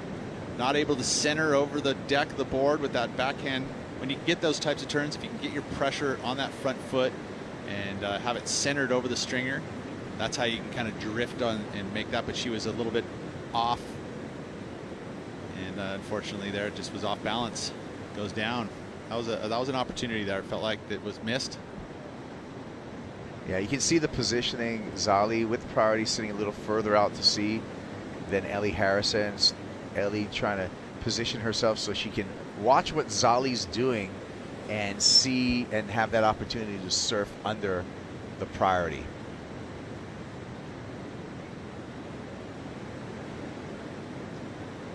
So Jamie Mitchell's in town. Greg Long's in town. Ian Walsh is in town. Paige Alms is in town. I'm just giving you some tips on who made the jaunt across the pond. Yeah. And where are they going? I don't know. Okay. There's a lot of big waves. They could go to LA. Well, you I mean, with your forecast, you eliminated everything kind of north of Santa Barbara with that south wind. So now I'm looking at a couple of spots. Generally, I'm thinking Blacks. What else, Kaipo? Where else can we go? You can go to Todos Santos, or you could go to the Cortez Banks. There's. You leaked it. Everyone, grab your boat. It is a mission. Head on out there. Good luck. Yeah, there's a mission. Think about going 100 miles. Todos Santos is not a secret anymore. You know what I mean? So we can openly talk about that. Really? You think it's? Yeah, no. Todos Santos is not a secret. You're right. It's just tough to get out there. Yeah. It is. It's like you need equipment. Yeah, and the bank would be even more of a mission. Big time. 100 miles out there, no cell service. You're on your own. You're going out there. You're bringing everything with you. Done it before. It is like going to the moon. You're in outer space. There's no landmarks to use or anything like that, right? I will say though, there is something that's actually almost better than landmarks. Is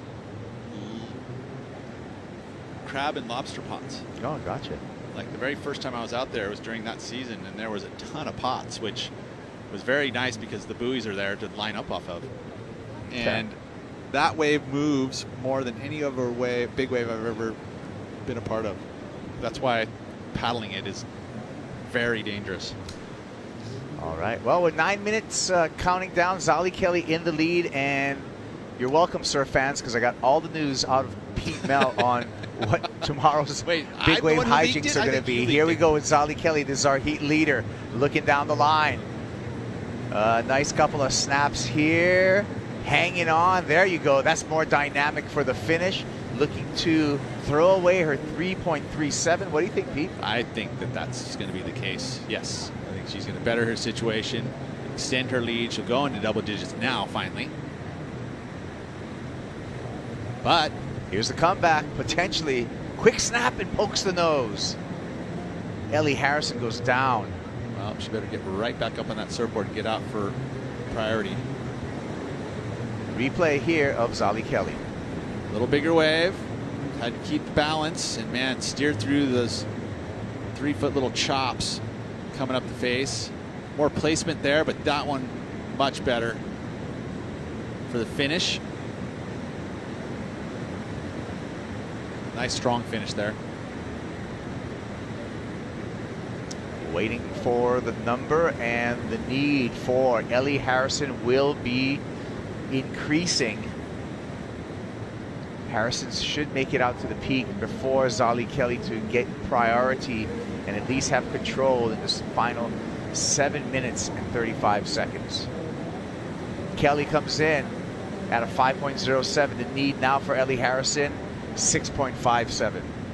That's what I thought that last wave would have done. The 3.37 would have been in that range, and that would have been, then I was talking about the number needed for Ellie will be the best wave of the heat.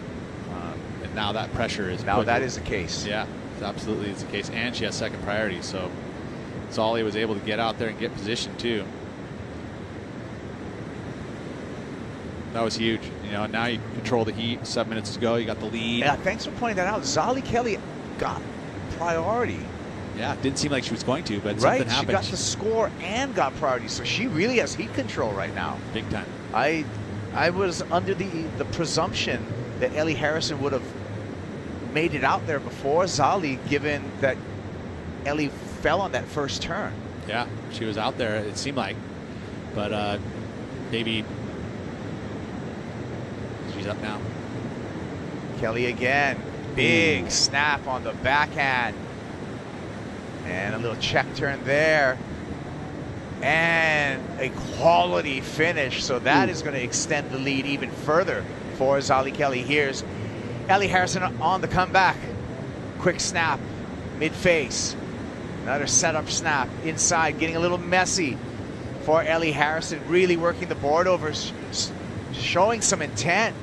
Able to finish it off. That was a great exchange. Both, some of the best surfing both these women have put on in this heat.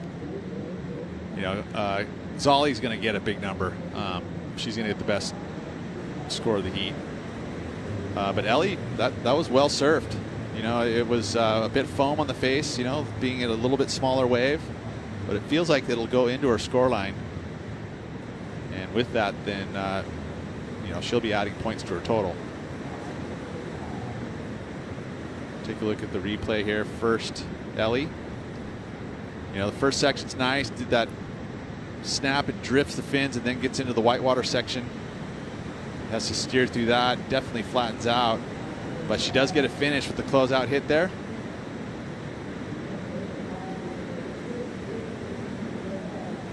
And here's the number is in for Zali. Yeah, there's a 6.83, Peter. Yeah, this final turn here, this is what solidified it. Hooking it, pushing the board, getting the nose back into the pocket of the wave.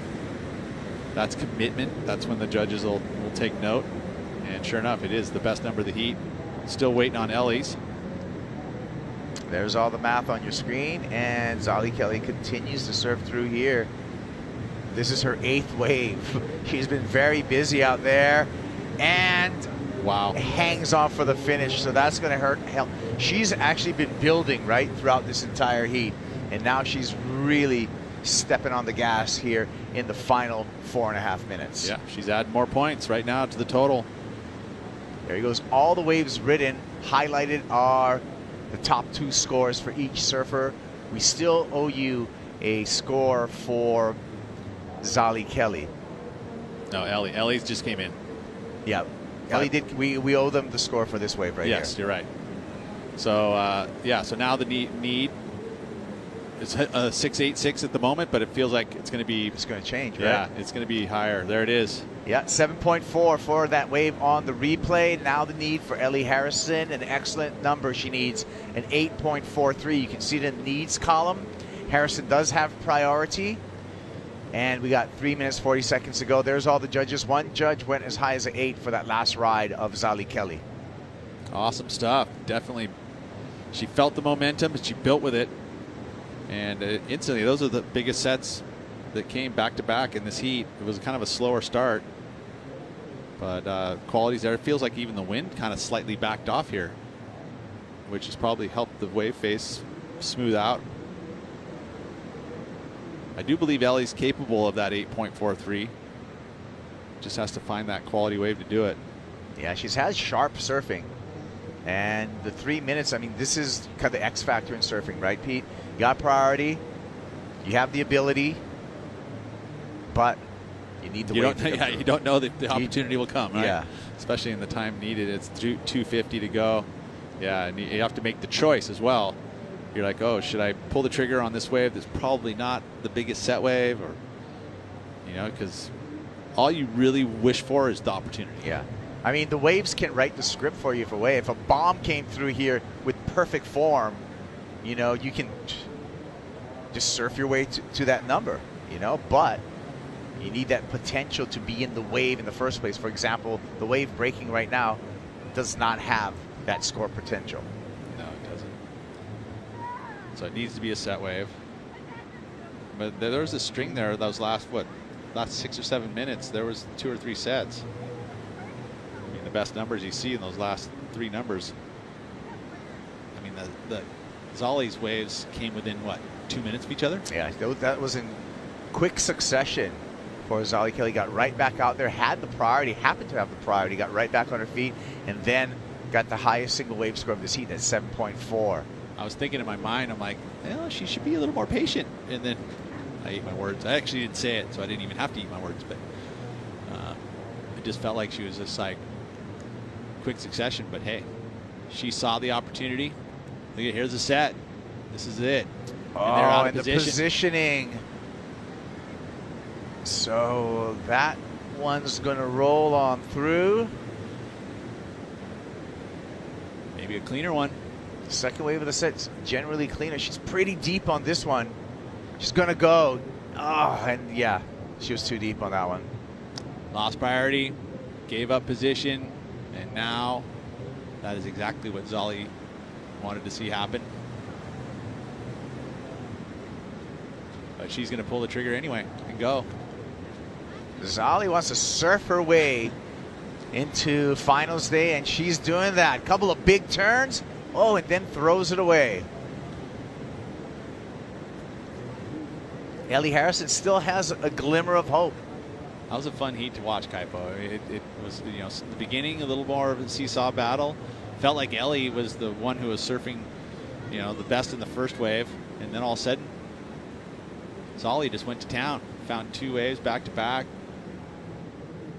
Built through the heat, built the momentum. And now looks like she's going to be in the quarterfinals. Another set coming through here. Last chance, Kaipo.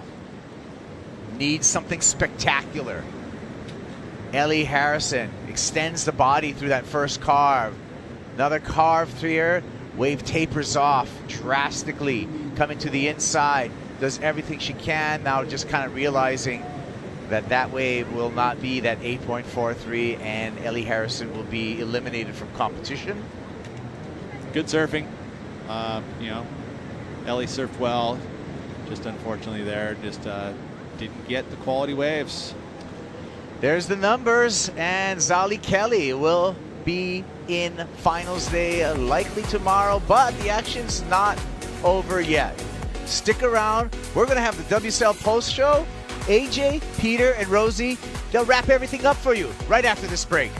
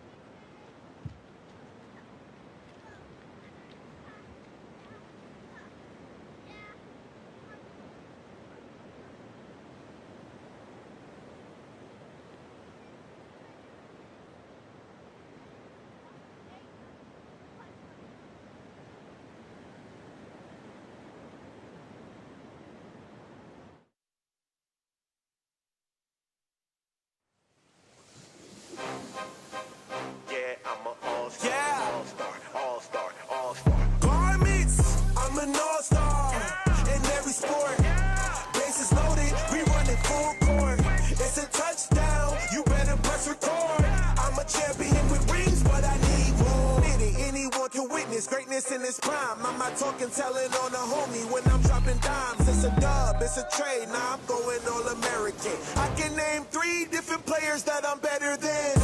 I'm an all-star.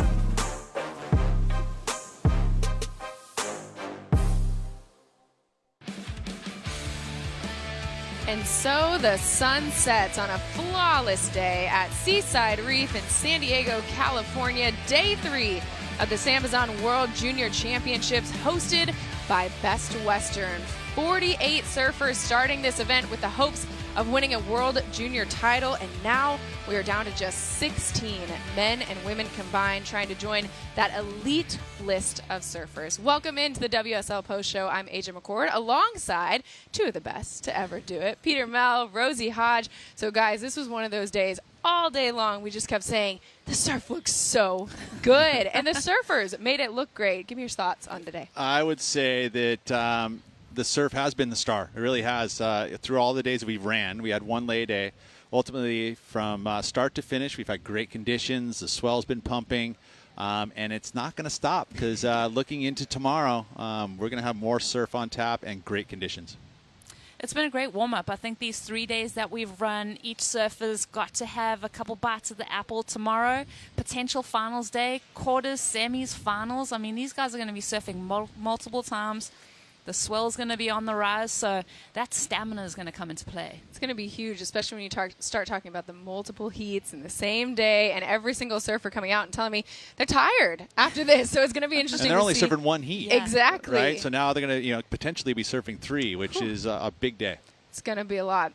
All right, today we had some really great heats. We're going to start with the men's heat. This is the one that we loved watching today. Let's get you to this one between Cade Matson and Levi Slawson. What are you guys' thoughts on this heat? This one was a good one. You got Levi, who is obviously the crowd favorite, being from this beach right here, but also just up the road, San Clemente. So you have 2 North American surfers that are both standouts. I think the Cade's probably got the more accolades at the moment, but I'll tell you what, Levi put on a show.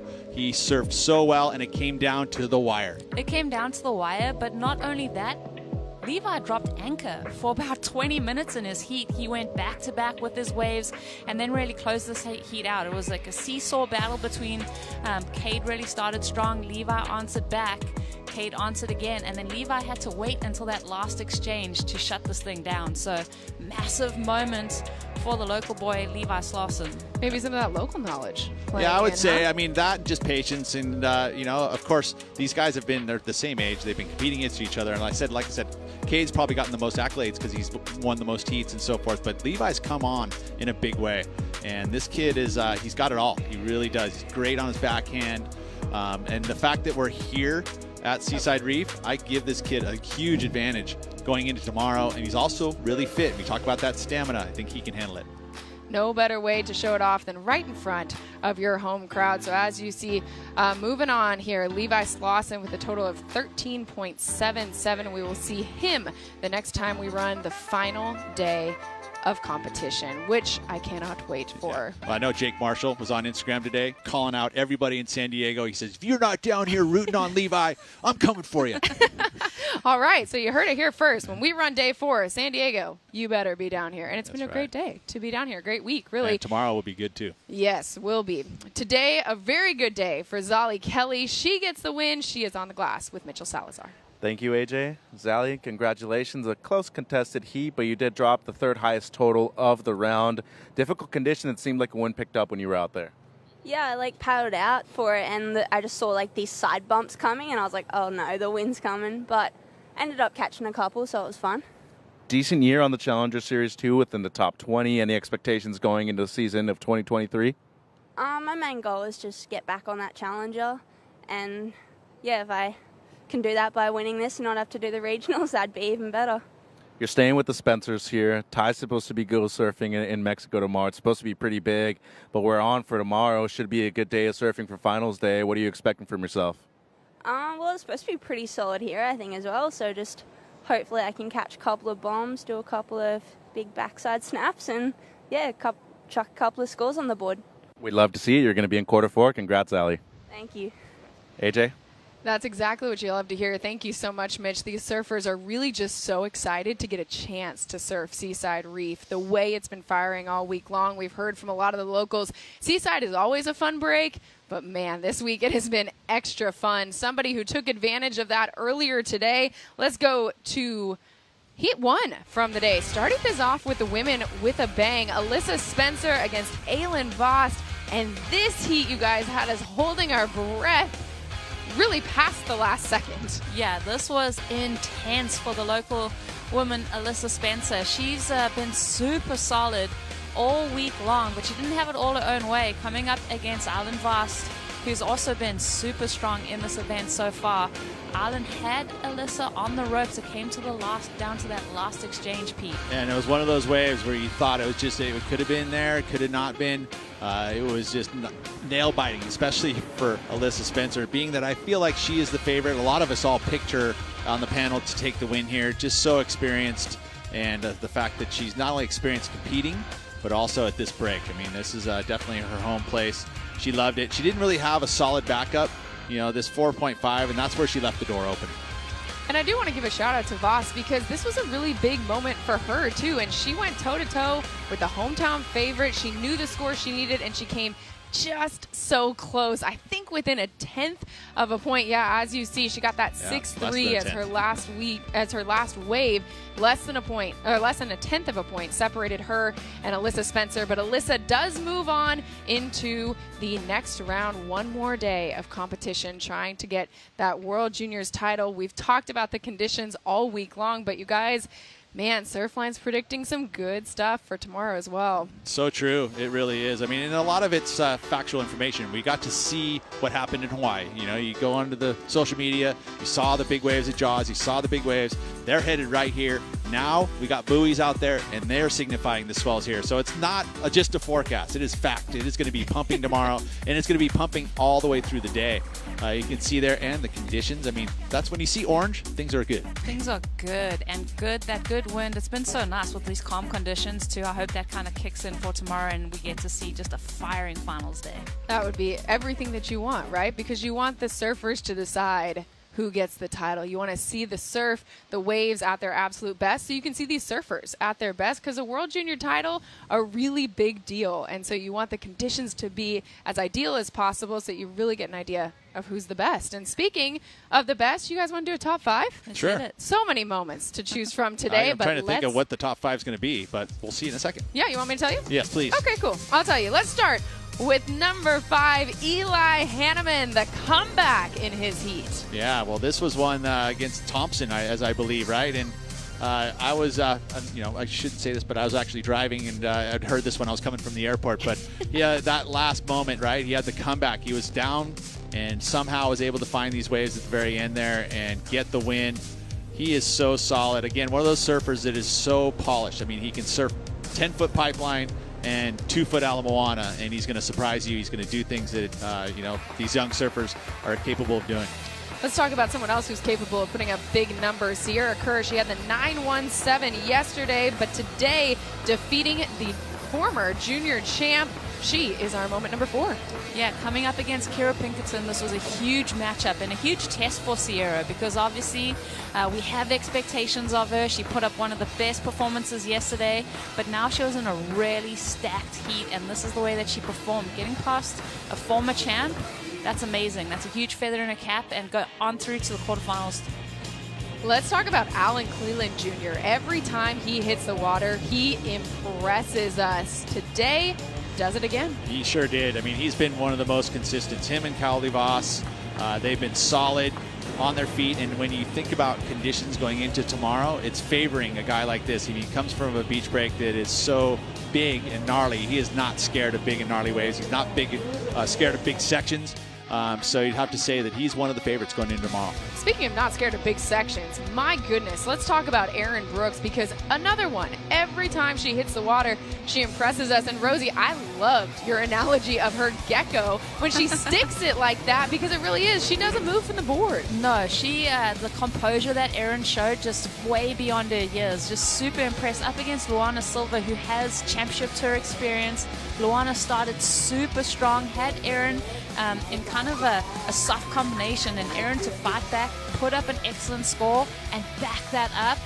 Very, very impressive. Dad loving it as well as her coach. Now, Cowley Vaast is another name that we have said time and time again as he has made his way, made his presence felt, really burst onto the scene last year. And Pete, with Cowley in particular, what did you like about the way he served today? Similar to Alan Cleland, just so positive on his feet, just great wave choice. Every move's just perfectly, the style, the power, and going into a swell like tomorrow, you just say that he's just going to get better and better. I mean, you can see dialed in equipment, just looking the part, and has been so consistent, putting up consistent 8s and 9s for most of the event.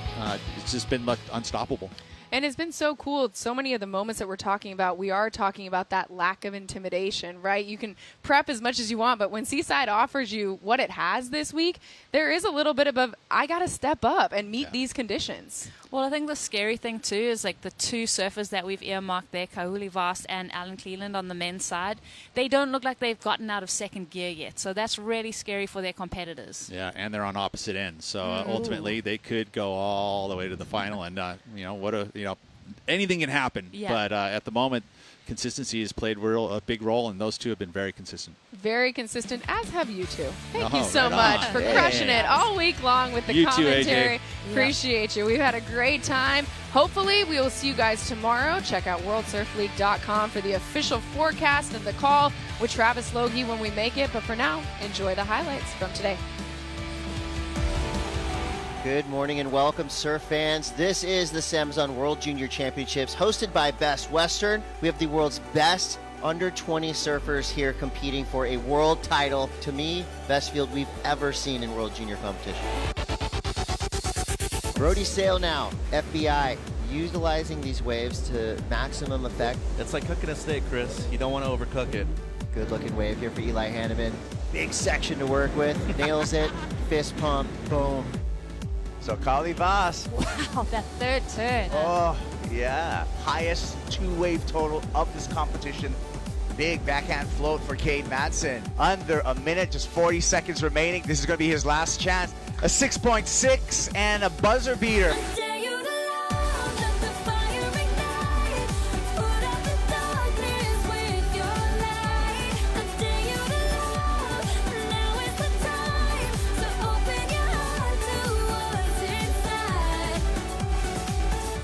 Nicely placed for Alyssa Spencer. She's staying with it.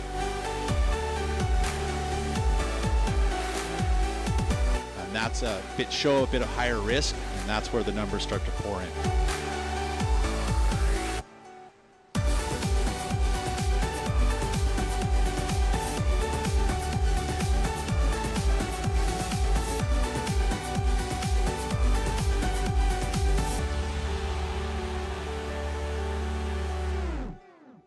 This copyrighted event broadcast is produced by the World Surf League for broadcast around the world and may not be retransmitted, reproduced, rebroadcast, or otherwise distributed or used in any form without the written consent of the World Surf League.